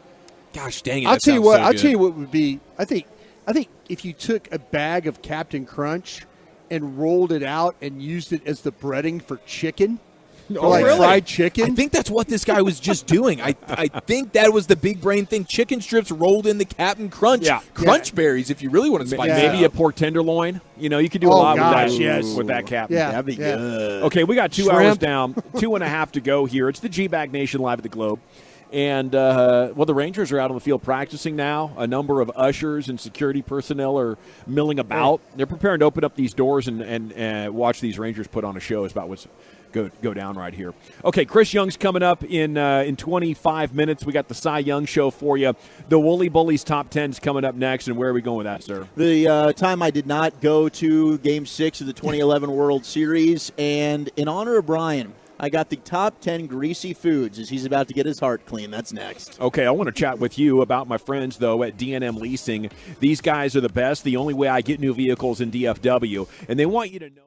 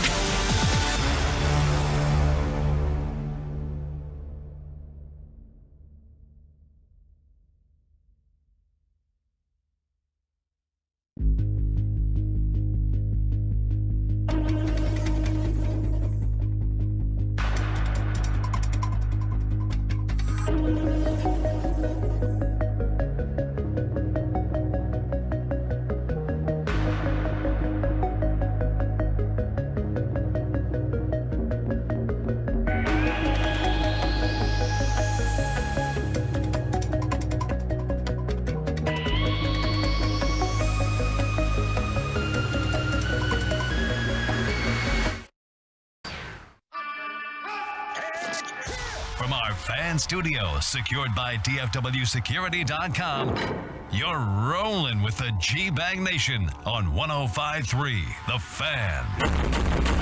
It's hour 3 of the G-Bag Nation here on 105.3 The Fan. You can watch us on Twitch, YouTube, and 105.3thefan.com. We're live at the Globe. And in 20 minutes, you'll have the Cy Young Show. Chris Young going to step in with us. Time now for the Wooly Bullies Top 10 at 420. Here he is, the Wooly Bully, Zach, with an H. Thank you very much, General. We will get to the top 10 greasy foods. What's your go-to greasy food? 877-881-1053 on the truckwreck.com text line in honor of Brian. But we got the bleeping St. Louis Cardinals in town. I'm still bitter. And I had a really unfortunate story from that 2011 World Series. Oh, no, I'm sorry. Yeah, I got tickets to go to Game 6 in St. Louis at Busch Stadium. Ironically, the tickets were cheaper to go to St. Louis than they were to go at the ballpark in Arlington. So my buddy Jared and I, and you've met Jared, he's the one whose wedding I had to go to in December. Yeah. We were hooligans. And we were working at Chick-fil-A at the time. And we were going to community college, so we'd save up a bunch of money, and we were like, you know what, let's go. So our boss gives us the day off. He's like, yeah, y'all go, all right? He's a big Ranger fan as well.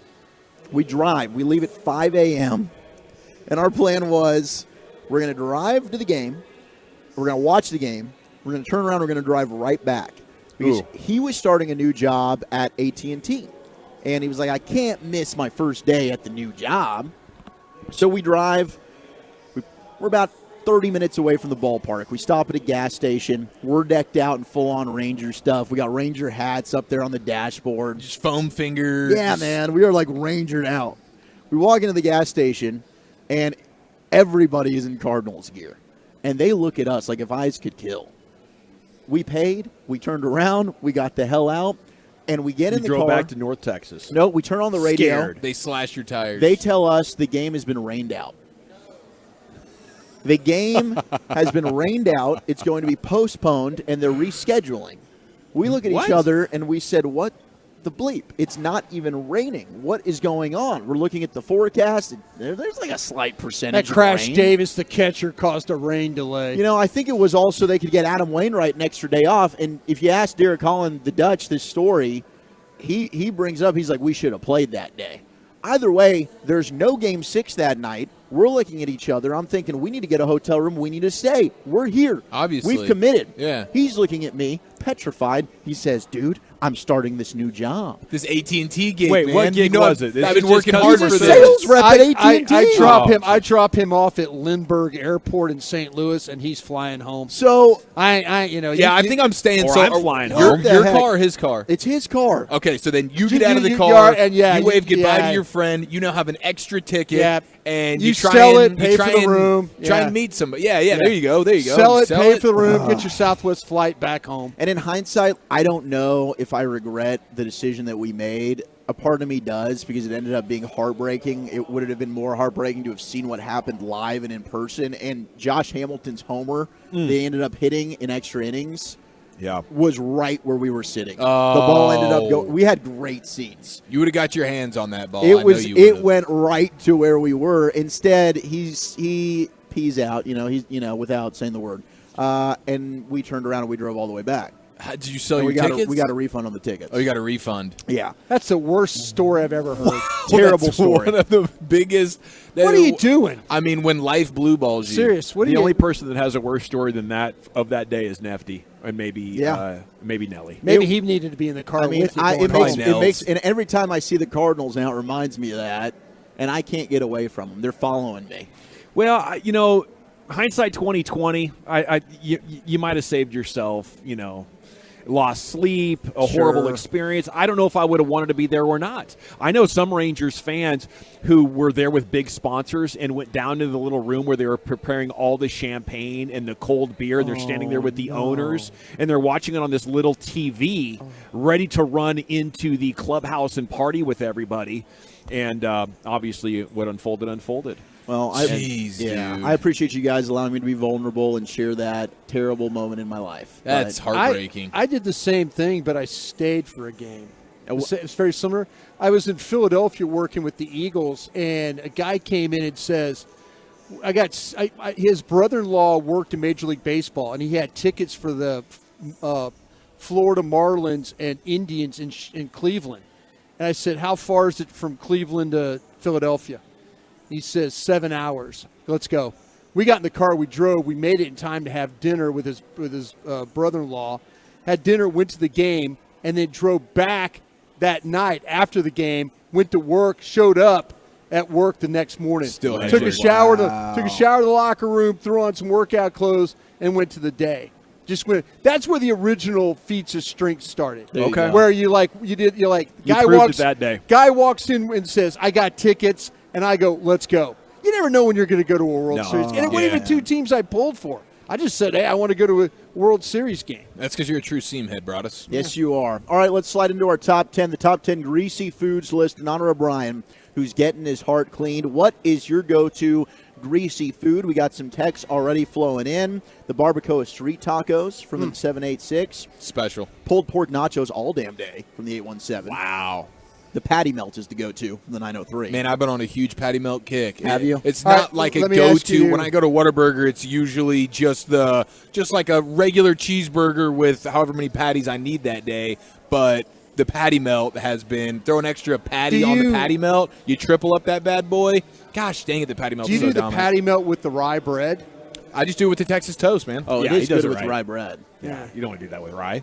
No, it's solid with rye. That's the originate of the patty. But melt. I'm a big Texas toast fan, so to me, I think it's the ribeye. Okay. Yeah, or a perfect piece of brisket.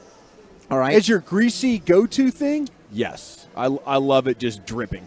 Oh, and grease and all. He doesn't love fat. it The rendered fat. Does that count? Yeah. Oh no, it I does. think that does. I don't think the steak qualifies, but I think the brisket absolutely No, the does. fat does for sure. The hangover burger, guilty pleasure, even when not hungover, says the 817.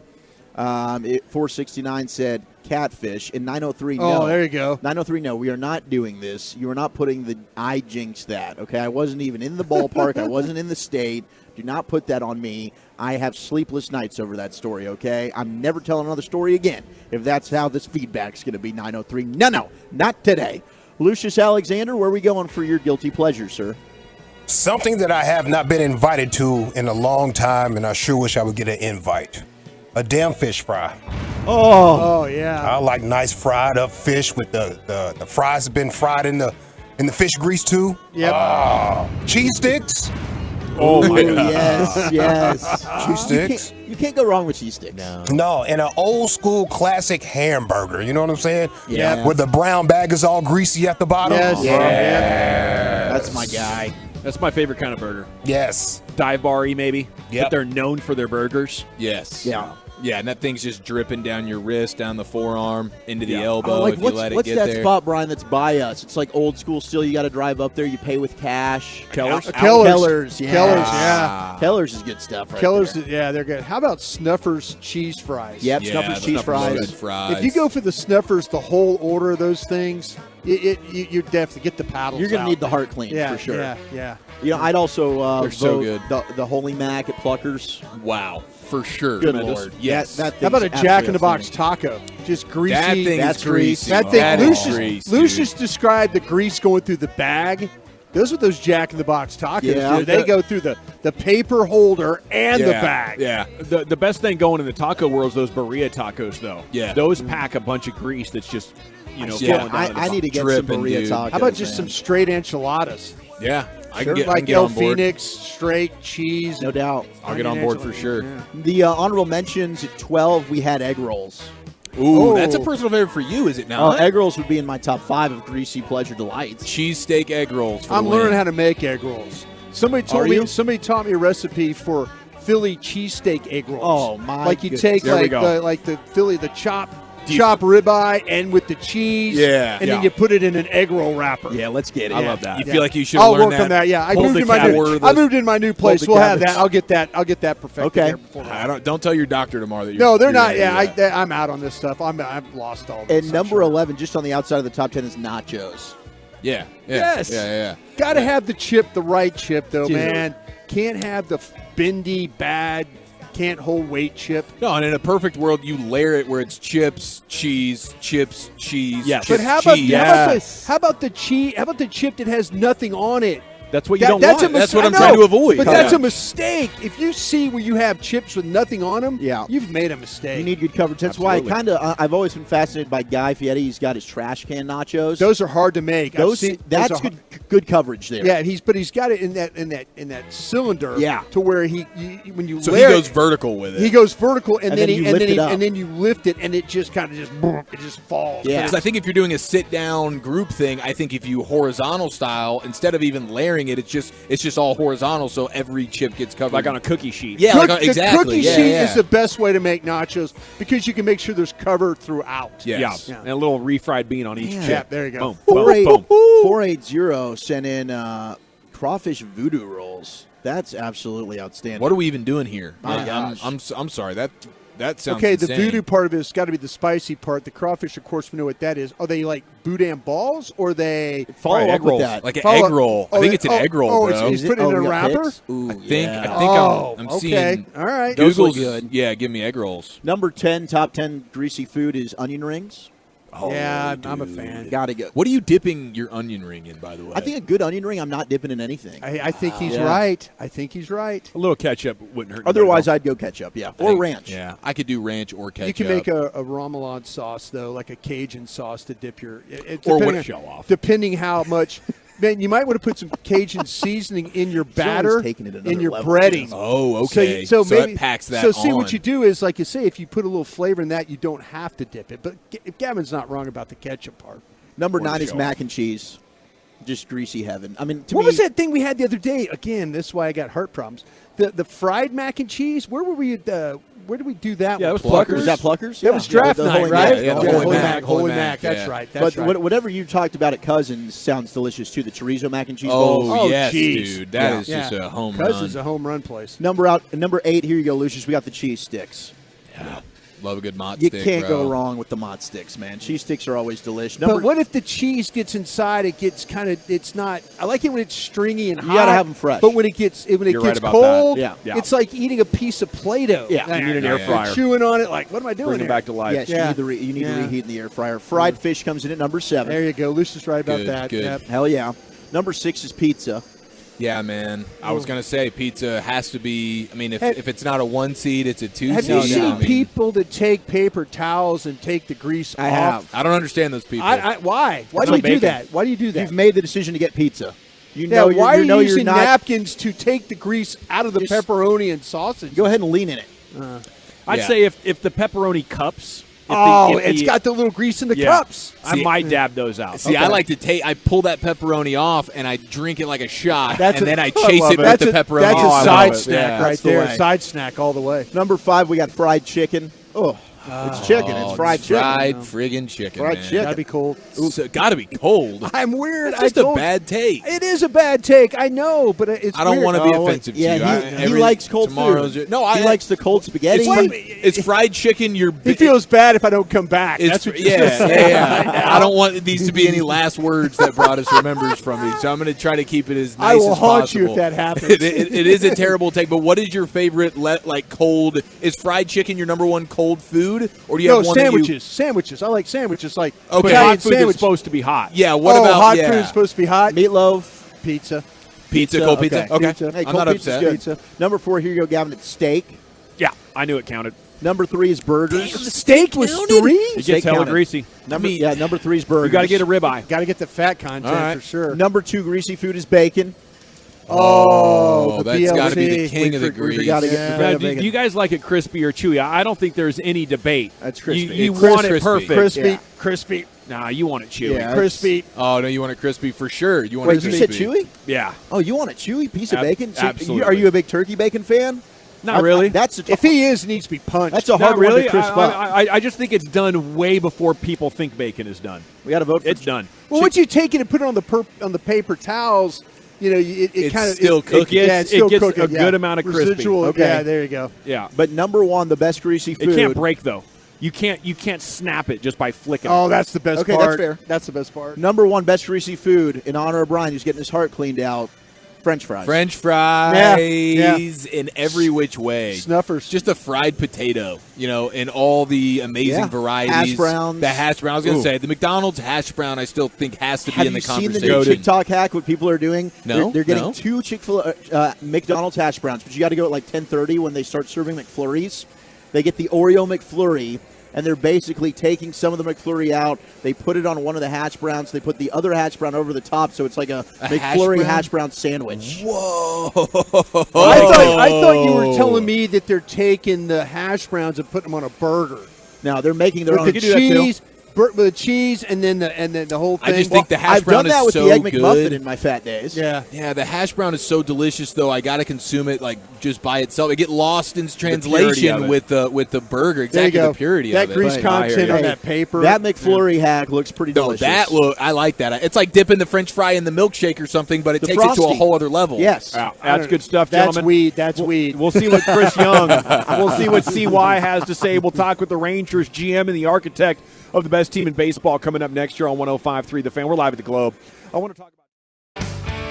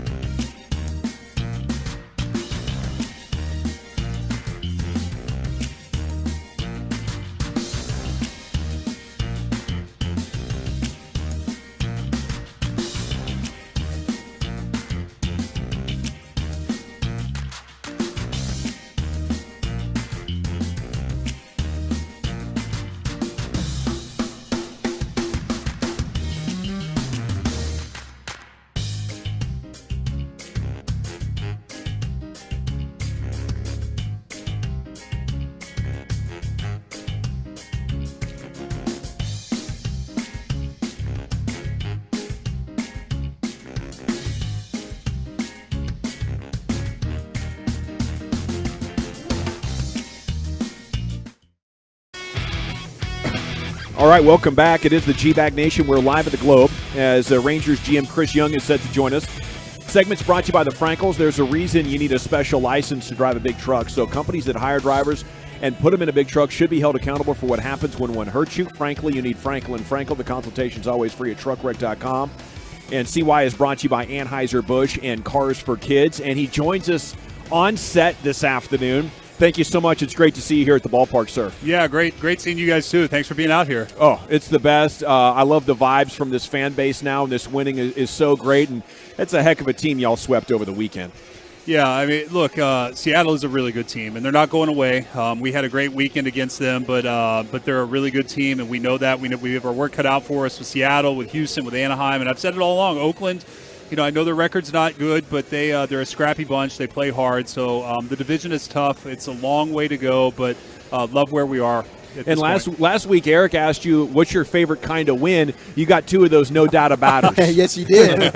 Holy cow, this offense, man. Yeah, the offense has been spectacular. I mean, there's just really no way to describe it. I was on MLB Network this morning, and they asked me if I could have predicted this, and there's no way anybody in baseball could have predicted this type of performance from the offense. So it's been a lot of fun. The guys have done a great job. The credit goes to the players. The hitting group, Donnie Ecker, Tim Heyer, Seth Connor have done a tremendous job of implementing year 2 of the offensive program, and the guys have bought in, and it's just been fun to watch them do their jobs, go in, night out, and compete and find a way to win. It's been unreal. I mean, a plus 152 run differential, but to your point, Seager was out, Garver's been out, Duran was hurt. You finally kind of have your optimum A lineup now together for the first time. What's it like now getting to see that?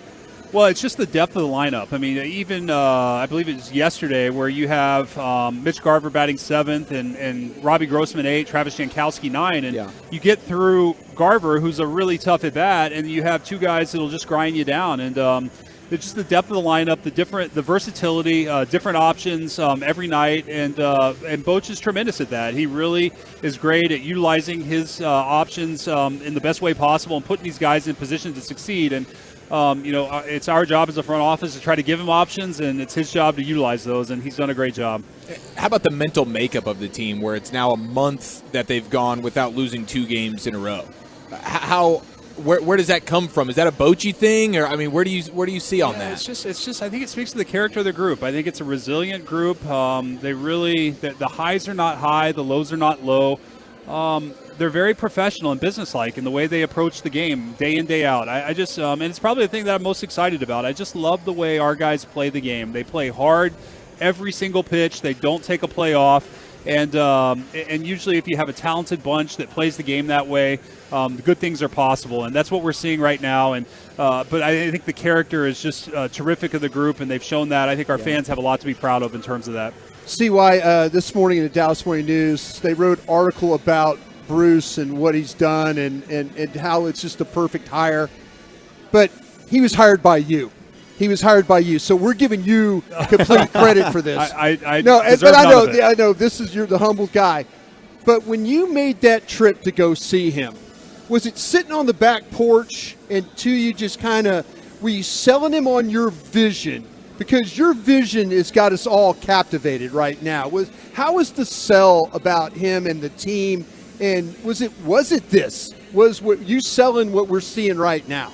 Well, yeah, there's a lot of things that went into the decision and specific to the conversation. But I think ultimately what it was sitting down with Boch and him getting comfortable with me, hearing more about the organization from ownership to the player development side. I mean, one of the first questions he asked me was about our R&D team and the use of analytics. And he wants that. He needs that. He wanted to know that we were strong in that area. And just our players and our personnel. And then the big picture vision, how we're going to improve our pitching. And it was all of that combined. And, I think what he wanted to hear was that there is a path to winning here. And it's what I believe. It's what John Daniels believed before I came here. It's what our ownership, Ray Davis, believes. And, we're seeing that now play out a little bit. But I told Boch yesterday, we were in his office post-game, and I just congratulated him. I said, Boch, you took a shot on us. You took a risk on the Texas Rangers, a team that was, well below 500 last year, in the hopes that we could turn this around and be competitive.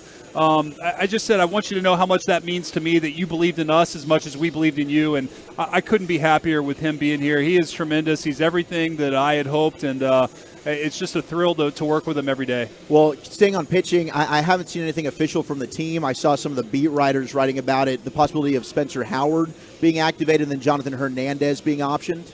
Yes, I'll confirm that. We optioned Jonathan today. Tough decision. Jonathan obviously is someone we feel like is a big part of our future and is going to be a big part of this team.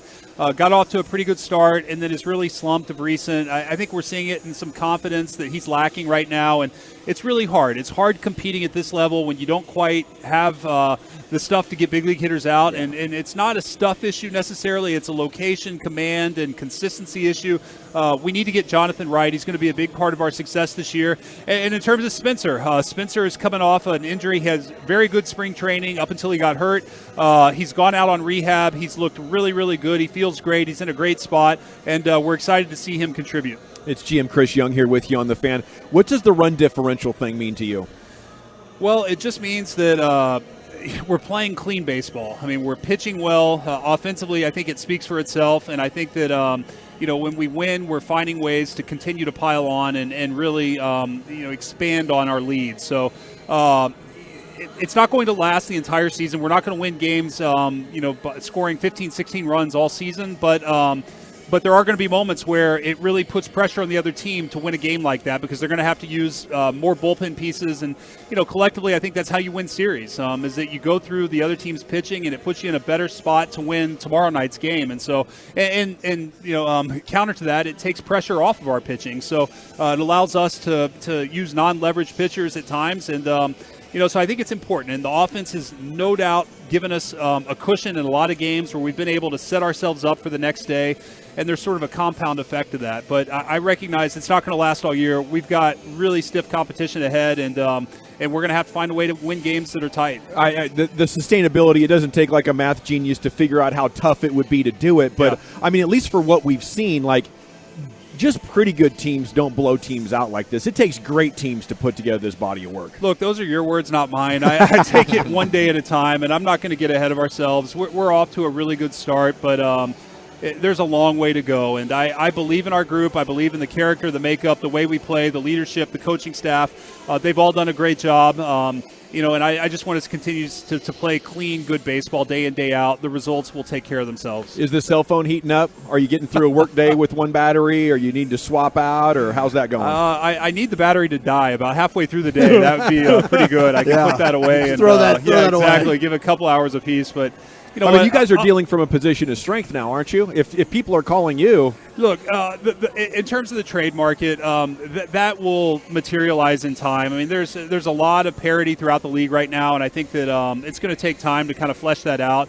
What I'm focused on is our team internally, getting the best out of our guys. Jonathan Hernandez, we got to get right. He's a high priority. We went through similar with Jose Leclerc a few weeks ago, and he was struggling, and he's come out of that. He's looking great right now. We want to see that continue, and just finding a way to get the best out of our guys internally. We've got a great group. I believe in the guys we have, and it's important that we find a way to get the best out of them.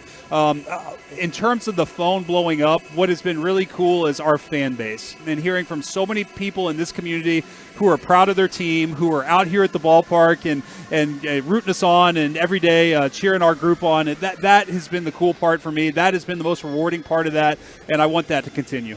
What about DeGrom? Any update there? Yeah, Jacob was home for the last, 4 or 5 days with the birth of his third child. Congratulations. Yeah, we're super excited for him and happy for his wife Stacy, and their 2 other kids. So Jacob returned today. I'll meet with our medical group and pitching group in a little bit and kind of figure out the next steps here. But we're happy to have him back, and we're most importantly happy for the birth of a healthy baby in the DeGrom family. Is it uncomfortable for you for how excited we are? I mean, we've got you as general manager of the year, baseball executive of the year, but please. But I know, but I'm just saying though. We've starved for this, and you walk in and you're like, "Hey guys, just let me do my job." Is it tough? Look, it's the player in me. The highs are not too high and the lows are not too low, and I think that's the mentality of our group, and that's certainly Boch's mentality. And to have that alignment, we're steady. And if we just go out and play to our capabilities day in, day out, Good things will happen, but I recognize it's a long year. There's a long way to go. There are going to be bumps in the road, and when those bumps happen, we have the character within this group to get through those hard times, and that's what I'm proud of. It speaks to the makeup of the group of guys down there on the field, and I'm just really pleased with the way they go about it. How much added emphasis, though, is it also the fan in you? Because I can tell, like, you're a Dallas guy, you're a Rangers fan, and that passion, I think, exudes through everything that you say to us, but also the moves you've made and wanting to turn this around quickly. Look, I said this the day I took the job. I understand what our fans have gone through as much as anybody. I've experienced it as a kid growing up in this community and loving the Texas Rangers. I've experienced as a player playing for the Rangers and wanting to be part of something special. And then now I'm experiencing as a front office member who genuinely believes in what we're building here and wants to give that to our fan base. I know how much our fans deserve a winning team. I'm excited for them, and we're committed to giving them what they deserve. You know, and part of that is what happened against these Cardinals 13 years ago. Can you feel the trauma, the PTSD that some of these fans have? Do you have it yourself? I mean, when I see those uniforms out there, I'm like, that was a great year, but wow. I'll be very honest right now, and I was bitter at the Rangers for a number of years when they traded me, and it was hard for me to root for the Rangers in those World Series because of getting traded and not being part of that. I wanted to be part of a winning Rangers team, and then I feel like for whatever reason I've ended up back here to try to, remedy that and be part of the solution moving forward. So I probably don't feel that pain as much as most Ranger fans, but my goal is that Ranger fans are moving past that, and we're in the next generation of Rangers baseball, and we're doing great things, and they're able to celebrate the way they should be able to. Well, with the next generation, we got the draft coming up, right? And you were just talking to us off air about that. Brian's been watching his LSU Tigers. What's the latest on the draft stuff? Well, we've done a lot of work. We've got scouts out at every regional right now. We're the high school seasons are wrapping up, and so a lot of hard work by our scouting department right now. We're in a great position. It's a great draft. The goal is that this is the last time we're picking at the top of the draft, that we're picking at the bottom of the draft moving forward, and but we're going to have access to a really, really good player. We're very excited about it, and how it shapes up is going to be really kind of dependent on what three teams do ahead of us, but we know that there are good options out there. When you see a pitcher go 125 That's what I was pitches. going to ask. I'm glad you asked this question. Yeah, well, I'm just curious. What do you make of that when you see a pitcher go 125 pitches, 5-run lead? Do you think it take this guy out? Yeah. He could be ours? Oh, man. Or are you just impressed? Like, this guy's a dang horse. I'm impressed. And look, there was a day not too long ago, maybe, 20 years ago, where that was more common. And, we know athletes are capable of that workload, and there's certain situations that may call for it. We've seen Nathan Eovaldi go, somewhat close to that this year. So, I don't put too much into it. I think most importantly, making sure the pitcher is getting his rest and recovery before his next outing. And I think in the college baseball schedule, you have the ability to do that. So I don't worry about it too much. With Eovaldi, you brought it up, the 2 complete games. Are you guys looking for opportunities to shorten his nights after extended work like that? Yeah, and Boach did a great job the other night. I mean, I think I don't remember the score after 6, and he cruised through the 6th inning. He was at 85 pitches, easily could have come back out for the 7th inning. I think we extended our lead and maybe went up, by 10 runs or so at that point. And Boach did a tremendous job of getting somebody else up. I think he got Jonathan in the game and got Nate out there to try to maximize his recovery for his next one. What's the most difficult concession item to stay away from while you're here at the ballpark? It's anything that we have in our clubhouse. The chefs in our home clubhouse are tremendous. We want for nothing down there. Our players are as well fed as anybody in DFW, and they do just a great job. But I'm telling you, it's hard for me as a guy who has to really work out every day to stay on top of my trips through the kitchen in there, because they do such a great job. Yeah, attention to detail at every level. Absolutely, ladies and gentlemen. That's beautiful. It's a blessing to have you here, sir. It was great to chat with you in person. Maybe we'll get to do it again a little bit later on in the year or whenever. Guys, man, you're a young man. You'll be around here for a while. Oh, gosh. Well, I'll tell you what. This is fun being here with you guys. I really appreciate the support. Thanks for coming out to the ballpark, and let's get a win tonight. Thank you. Let's do it. Yeah. Give him hell. We'll be pulling for you. There he goes, Rangers GM Chris Young, once again here on your home of the Rangers. Nice enough, generous enough with his time as well to make time to join us Mondays at 4:20 here on your home of the Rangers. Okay, when we come back, got a good picture of him, by the way, up at GBagNation if you want to check it out. On either Twitter or Instagram, Gavin Dawson on Facebook, whatever it is. We got to run. When we come back, we have a Ranger song that Chia Follow has prepared for your listening enjoyment. And we'll react to what we learned from CY coming up next, fan. But I do want to tell you one more time.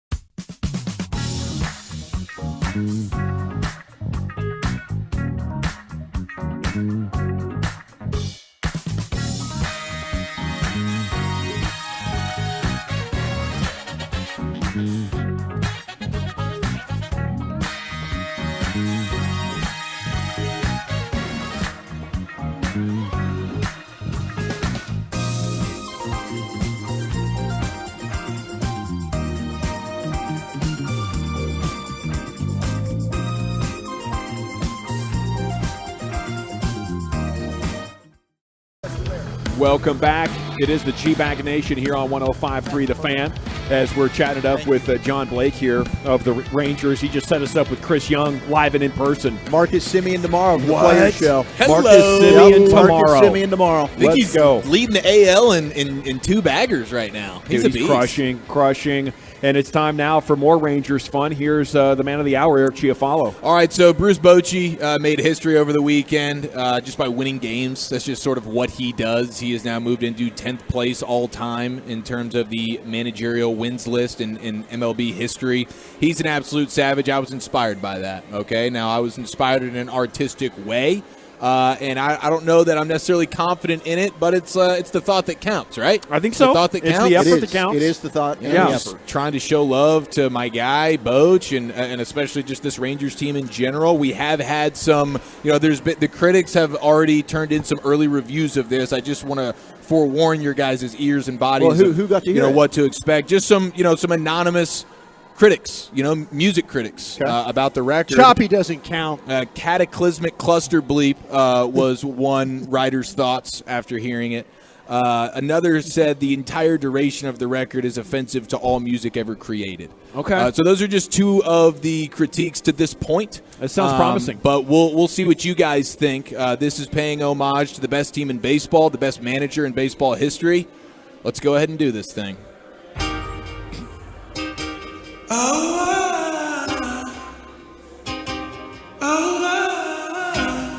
God.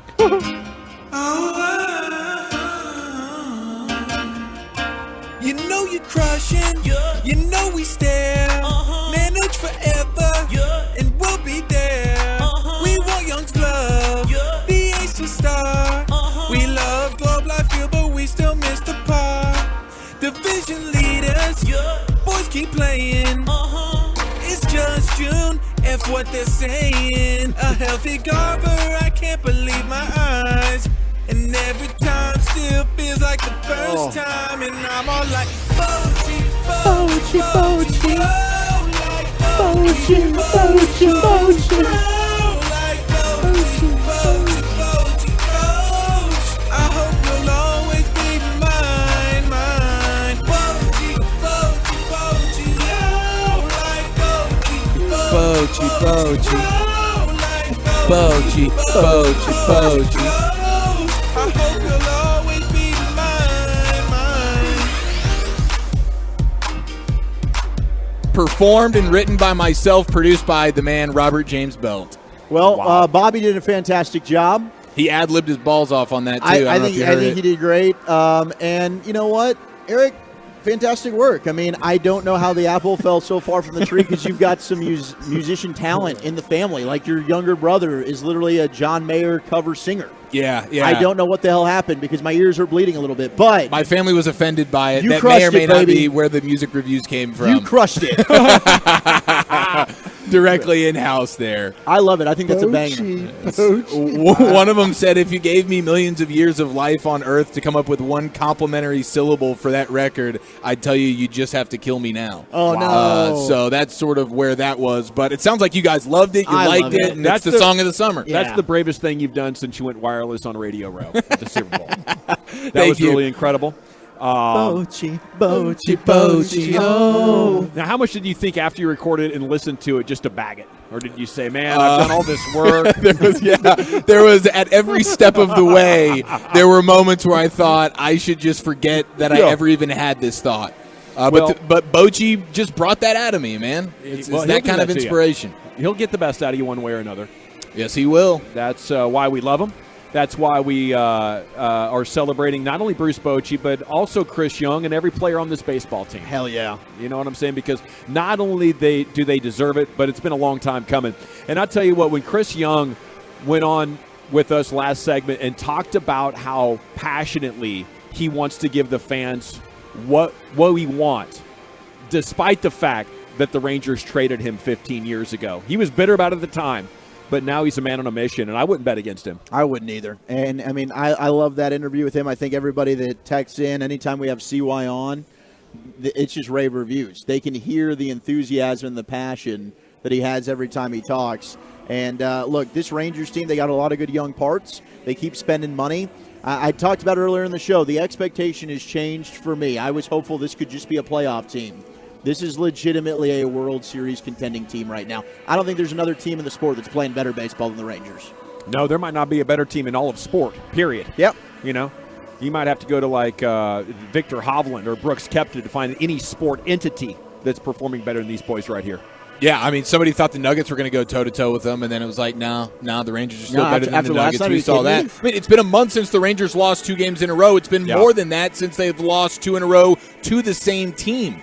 And the last time they actually lost a series was against the Braves. That's almost 3 weeks ago at this point. And had that one. They had it. One, yeah. In my first radio job, I was board op for the Seattle Mariners. And in 2001, they won 116 games. It came out of nowhere. They just actually lost A-Rod to the Rangers. The year before that, they lost Ken Griffey Jr. to the Reds. So it was like, oh, nobody knows what kind of a year this is going to be, but it caught fire and had like a magical momentum. The great thing about this team compared to that one is this team has like top-of-the-line rotation starters that you could see winning playoff games. That team was led by former Ranger Aaron Seeley and Jamie Moyer, who was, a solid number 2 on a contender, but definitely not an ace. Up there throwing salad at 84 miles an hour. Yeah. You envision a playoff series, and you're just talking about the rotation. I mean, and this is, let's hope DeGrom's healthy, right? But DeGrom game 1, Eovaldi game 2, Gray game 3. You got Perez or Heaney, whoever they want to throw out there for 4. The other one can be a bullpen arm for you, probably Heaney, right? So, I mean, it's very difficult when you project ahead, and there's a long way to go. But this is going to be a difficult team to beat in a postseason series. Okay, we got to step aside. Chicken soup for your Cowboys soul. What's going on with the second-year Cowboy, you know, the third-round pick? What are the chances he improves? He's talking about it. That's next in the G-Bag Nation. But you know what's coming. The heat, the humidity.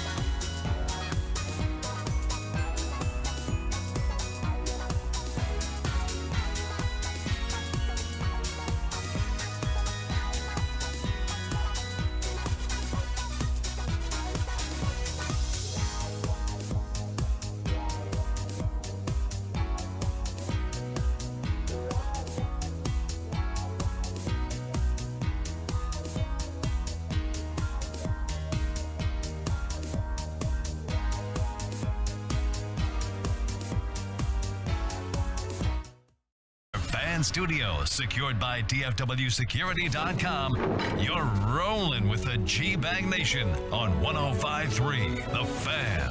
Welcome to the Nation. It's hour 4 of the G-Bag Nation. We are live at the Globe. The doors are open and fans are streaming in, ready to watch the Rangers take on the Cardinals of St. Louis here tonight. Pregame 6:30, first pitch at 7 o'clock. There's a couple of Mavs storylines that are quite interesting. Kyrie Irving apparently recruiting LeBron.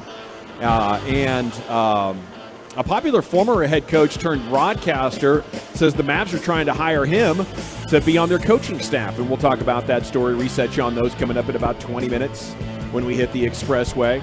Chiafalo's going to have, I believe, a rim session in there for you. And, of course, we'll get to L.A. Live before too long. Okay, number of Cowboy storylines today, and we will get to the Jalen Tolbert thing here in a few minutes. But Jerry and Steve were talking today. The East-West Shrine game is coming to DFW. Is that a permanent deal now? We're constantly going to have that up at the Ford Center now?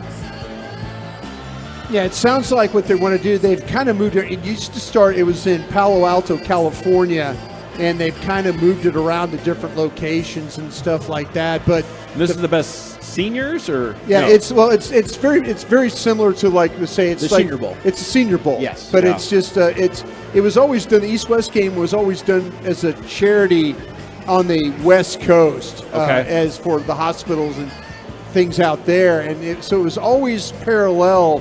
One was 1 week, the other was the other week. When you used to have all these games. Scouting thing? Yeah, absolutely. So yeah, we'll absolutely be out there, covering it and watching practice and seeing. Now, I don't think it has good players. I don't think it has the level of what you have at the Senior Bowl. Okay, I just don't. But it's great that it's coming to Frisco, and it's just an opportunity for us to see some more college players. Well, it was great that we got Jerry and Steven talking today. We got a couple of headlines. The biggest one is no plans for the Ring of Honor induction this year, and I like this story because it tells the truth about how Jerry really feels about Jimmy. Yeah, they can come up and say things, and Jimmy's always firing his shots. I feel like Jerry's trying to turn the page with his words and say nice things and act like, oh, I'm above that. But it's clear it's the most petty thing he's ever done, keeping Jimmy out. And I think it reveals just how much he still feels betrayed by what happened, nearly 30 years ago now, Brian. Yeah, that's really unfortunate that we've come to that point where these two were lifelong friends, teammates on a national championship team. Built one of the most feared NFL teams in the early 90s. Nobody wanted to play against the Cowboys. And it's a shame that we've got to that point where they are not really on the same page. And, Jerry's been pushed on various platforms. And, Jimmy, I'm going to do this, that, and Jimmy's response is, well, I'm still alive? Yeah. That kind of thing. Yeah. And, none of us are guaranteed tomorrow, but the problem is that, every year that he puts this off, I think it just, like what you said, Gavin, drives even it just goes a little deeper. That wedge gets a little deeper between the two. Well, Jerry, he's got an itch to scratch when it comes to being considered an important football man, and I think Jimmy made him feel small. And a guy that really wants to feel important with a big ego like that, he's never going to forget it, Hey. What was that, at the Hall of Fame banquet or something like that? Yeah. Where Jimmy's cutting up and, hanging out with coaches, and Jerry tries to, get in on the conversation, and they made him feel like he was unwanted. And I think from that moment on, whenever Jerry thinks about Jimmy, it brings up some really negative emotions. It'll never go away. It's sad. I think all Cowboy fans know that Jimmy Johnson should be in there. It's interesting, though, when he says they had no plans. I was thinking at least DeMarcus Ware could be the one to go in. He's going into the Hall of Fame. He's been there at practice when we've been at, Brian. He's working alongside the team. He's your all-time sack leader. I thought maybe DeMarcus, if you're not putting Jimmy in and you want to add somebody, DeMarcus Ware seems like a prime candidate. This is the hardest Ring of Honor to ever get in. I mean, this is not. It shouldn't be for D. Ware, though. But maybe it's a situation with Ware Witten, Romo. Maybe they're looking. You do it all at once. Do it all at once. Kind of. They did it with the triplets. But man, I mean, this is one of the most difficult Ring of Honors. You go to a lot of stadiums and you see probably 20, 30 names, and you're like going, okay, who is Frank Tripucka? Oh wait, that's Kelly Tripucka's dad, who played for the old AFL Broncos. Wow. Oh, I guess he was a good player. Yeah. Here you're kind of like. I mean, every one of those players that are in that Ring of Honor, and again, I'm a lot older, so I know the Sam Perkins and those guys that played, but I think it is legendary what those two guys did building this football team. Absolutely. And, to be honest, Jerry gets the last laugh. I mean, Jerry gets the last laugh. He's the billionaire. He's the one that was leveraged up to his eyeballs when he bought the team, and he did a lot and now he's one of the most valuable sports franchises in the world. I would think that you would have the last laugh on that. I don't think so, man, because Jerry's the one that still has some level of bitterness in his heart that he can't seem to get over. But he shouldn't be bitter. But he is. He should be, but he is. I mean, that's the problem. Hey, Mr. Jones, you're driving around. Feel free to call in. Well, and he's also making himself look like the villain in this situation. I think it's a shame. I think it's a real shame. It is. Like when you competed against those two, it was tough. I mean, it was tough. I mean, it's like, we had good teams in Green Bay. They had good teams in San Francisco. We were nowhere as good as this team was in Dallas. Cowboys shut everything down. If those two would have stayed together, this thing could have gone on and on and on. Talking about Kansas City being a dynasty. Yeah. This team right here could have been a dynasty. That's a great point. I mean, we played the Kelsey audio earlier. They asked him on FanDuel, who's the best pairing or who's going to win more championships? Is it duo, you and Mahomes, or Steph and Clay? Yeah. I mean, the greatest sports duo in the history of sports could easily have been Jerry and Jimmy. Yeah, for sure. And the fact that Jerry himself can still allow the other stuff to get in the way of that, and all of these years, you would think you would soften up over time and let go of some of these relatively petty grudges, and to think that he gets the last laugh over Jimmy, I don't think so. I don't think Jimmy's got the same type of bitterness in his heart that Jerry does, and Jimmy's sitting there shirtless on a boat in Key West enjoying himself with a smile on his face, chiming in on Fox when he wants to on Sundays and doing his thing. Jimmy seems happy as hell to me. Well, Jimmy got the ultimate prize for him. He was recognized in the Pro Football Hall of Fame. Exactly. That's all he cares about. You want to put me in the Ring of Honor and all that? Great. All right, I'll be in town and I'll wave and everybody can cheer. But you think about Jimmy Johnson's NFL career. It was really 3 years in Dallas? I mean, his career in Miami. And a very short That's Oklahoma State, Miami. Well, he didn't spend more than 4 years I'm just talking about his NFL career. Yes, you're right. And you look at relation to how, like, some of these coaches that are Hall of Fame coaches, Jimmy's run was very, very short. Yeah, Terrell Davis-esque. Yeah. It was very John Madden-like. Yeah. 10 years, but Jimmy's best years were here with Dallas. He had some good teams in Miami. Yeah, I also think it's funny. Jerry will try to tell you, I'm just a steward. I'm a caretaker of this organization. It's really for the fans. If it was really for the fans, he wants everybody to know, it's mine. I'm not ever selling it, and I'm not letting Jimmy in this Ring of Honor, and nothing short of Jimmy actually going in will convince me otherwise. Other storylines from today, Jerry said a key part of their offseason offensive changes includes Dak getting the ball out quicker in the passing game. Is this doable? What's it take to get the ball out quicker? I mean, I think it takes you got to be on the same page as your receivers for sure, and you've got to be pinpoint precise in where you're putting the ball, and you got to know dang sure that it's not getting jumped and you're not getting fooled. When you're trying to get the ball knocked in the air or clanged off a receiver. Those are the things you have to worry about. Ball out quicker, to me, is the slants, the outs, and things like that. Quick timing routes. It's short route combinations. It's take the snap, read. You know where you're going to go with the ball. But if this receiving core has any type of hints from what we saw last year with guys like Noah Brown and Gallup and those guys, where balls are clanging off them and getting in the air. Yeah. That quick passing game, you might as well S-can that. It's got to be a lot of touch and anticipation, and you got to be aware of those hands. You got to be able to go get the ball. Yeah. It's quick dropbacks. It's probably a lot of shotgun that they're going to be playing out of as well. They did work out, 7 free agents today? Was that the final number? It looked like a couple of corners, couple wide receivers, couple of quarterbacks there for the Cowboys coming in to get a workout, but no huge names, and none of them were DeAndre Hopkins. No, they did sign one, and it was Tyron Johnson, who played with the Chargers, also of Oklahoma State. He's a speed guy, and that comes after they released Antonio Callaway, the wide receiver, who got arrested over the weekend. But no, I mean, you mentioned it, a bunch of camp arms like Jacob Eason, probably one of the bigger names because of his career in college. Well, and then N'Keal Harry, the former first-round pick of the Patriots. They needed quarterbacks to throw the drills. Yeah. If you're going to work out a lot of wide receivers, you got to bring quarterbacks in to throw the drills. Okay, one of the reasons they're obviously looking at more wide receivers is Jalen Tolbert. We'll get to his story here in just a second.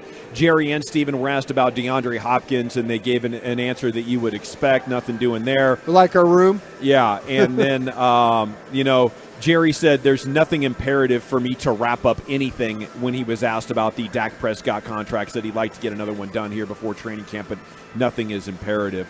John Machota with the headline, The Athletic, Tolbert's looking forward to proving everybody wrong. Had 2 catches, 12 yards last season. This is the Cowboys' 3rd-round pick from last year. And Machota talks about how the Cowboys have had a great track record of finding players that can help in the 3rd round. Before Tolbert, it was Stepford Williams, a 3rd-rounder in 96. That was the last wide receiver Dallas took in the first 3 rounds to not make a rookie impact. He caught 1 pass for 32 yards in 5 games. Again, Tolbert 2 for 12 in half the games? Since then, Dallas used 1st-round picks on Lamb and Dez, and a 2nd-rounder on Antonio Bryant, and 3rd-rounders on Gallup and Terrence Williams. All had at least 30 catches for 502 scores during their rookie seasons. To me, when you are that bad, it's very difficult for me to imagine you overcoming this. Brian, in your time, did you see any players who were this bad their rookie years who were able to figure it out and end up being an impact player? Man, I can't remember what I had for lunch, but no, I really do. It was MSG buffet. Yeah, exactly. I'm trying to think about guys. What about some of these, and you're talking just players. Some of these, like the cornerbacks and stuff like that the Cowboys in recent history. Orlando Scandrick took a while. Yeah. It was like there were always like these 1 or 2 guys where you kind of like, man, that's a rough start. That's a rough start for this guy. And I'm just off the top of my head, I was just thinking of I wasn't thinking about any receivers. What about what was Miles Austin? Miles Austin was undrafted. Yeah. So, he was like all Valley Ranch kind of guy. Laurent Robinson?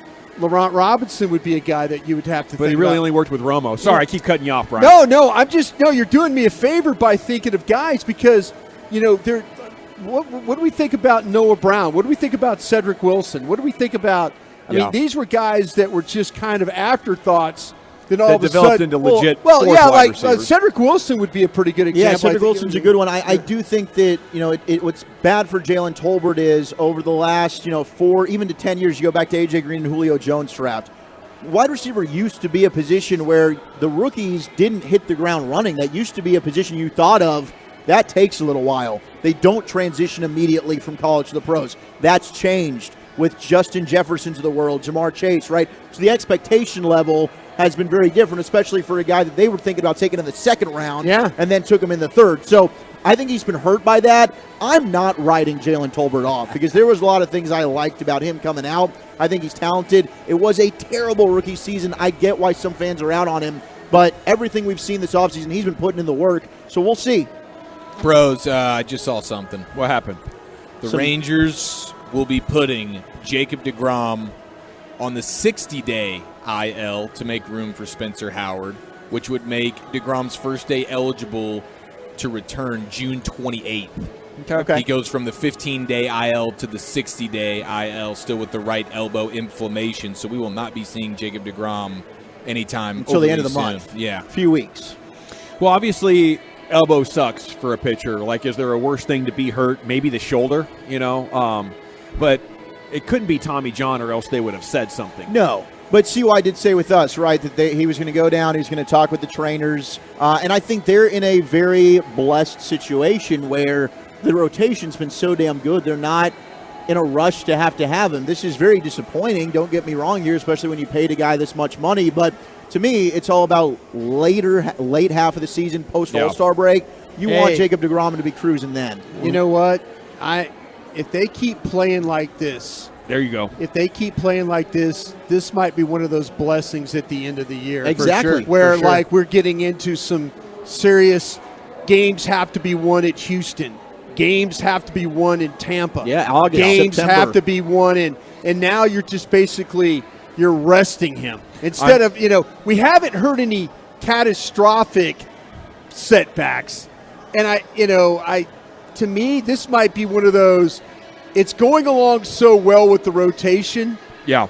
Let's just shut him down until we absolutely need him. I love that. When we talked to CY about it initially 3 or 4 weeks ago, I kept asking him how much outside the box they were thinking about this, and he was like, yeah, we're thinking outside the box. And I think that's the idea of, hey, we have such a good team, we don't need to pitch him to make the playoffs probably. Yeah. Maybe we start a spring training type of situation in middle of July. And we're thinking, let's get him back in the middle of September after 2 months of, like, stretching out and throwing bullpens. How about just resting? Get him sharp. Yeah. Get him sharp for the final 2 weeks of the season and playoffs. Yeah. Because the injury situation is that big. I would look at it as a more extreme, way of looking at the running quarterback. If you don't need to run to make the playoffs, by all means, do not run. You will get hurt in football. Jacob deGrom, gets hurt without running. Unfortunately, it's throwing, and that's why the Mets let him go. That's why you have him. I think you have to try something different than what the Mets did. And if you pay that much money for just playoff runs, but he's amazing when you get to the playoffs, I'd say it's worth it. I wouldn't bet on him to stay healthy for a playoff run, though. Well, the thing An entire about 5 weeks of baseball is here probably we too are. much. We had the general manager on, and I think a lot of people that cover this team and stuff, that's not – it's like Jacob deGrom is not even the first question asked to the general manager. No. It's the fourth question that's asked to the general manager Right. now. So, I mean, they've – again, it's not ideal, but it also might be what he was talking about, like you said, Gavin, big picture. Let's just completely shut him down and then let him – when he's ready to come back after the 60-day thing – then you can work that route. Yeah, deGrom to 60 is the breaking news. Thanks for that detail, Chiafalo. Tolbert now says he was focused too much on his splits and the coverage he was facing last year. I was thinking a lot more than I should have. Instead of just going out there and being myself, speed and everything's a strong point of mine, so being able to go out there and threaten DBs vertically with my speed and selling routes. Sometimes I was timid running routes and wasn't really myself in a way. I'll say this for the guy, that is a huge thing. You can see every year at Cowboys training camp, many of the rookies are nervous. If you see a rookie who's not nervous, it's either a great sign or a horrible sign, okay? He's either super confident or way too overconfident and clueless, right? So nerves from rookies is what I expect. But when you see guys like Simi Fehoko and dudes that are getting cut, having huge oxnards, and your rookie is doing nothing, I think it's a significant red flag, and it might be the rare third-round miss for this Cowboys scouting department. When we come back, it's time to hit the expressway. 35 minutes of uninterrupted sports content with you here in the G-Bag Nation. I got to chat Frankels with you, though, because if you're out there and you get hurt in an accident that's not your fault, you're going to love having the Frankels on your side, baby.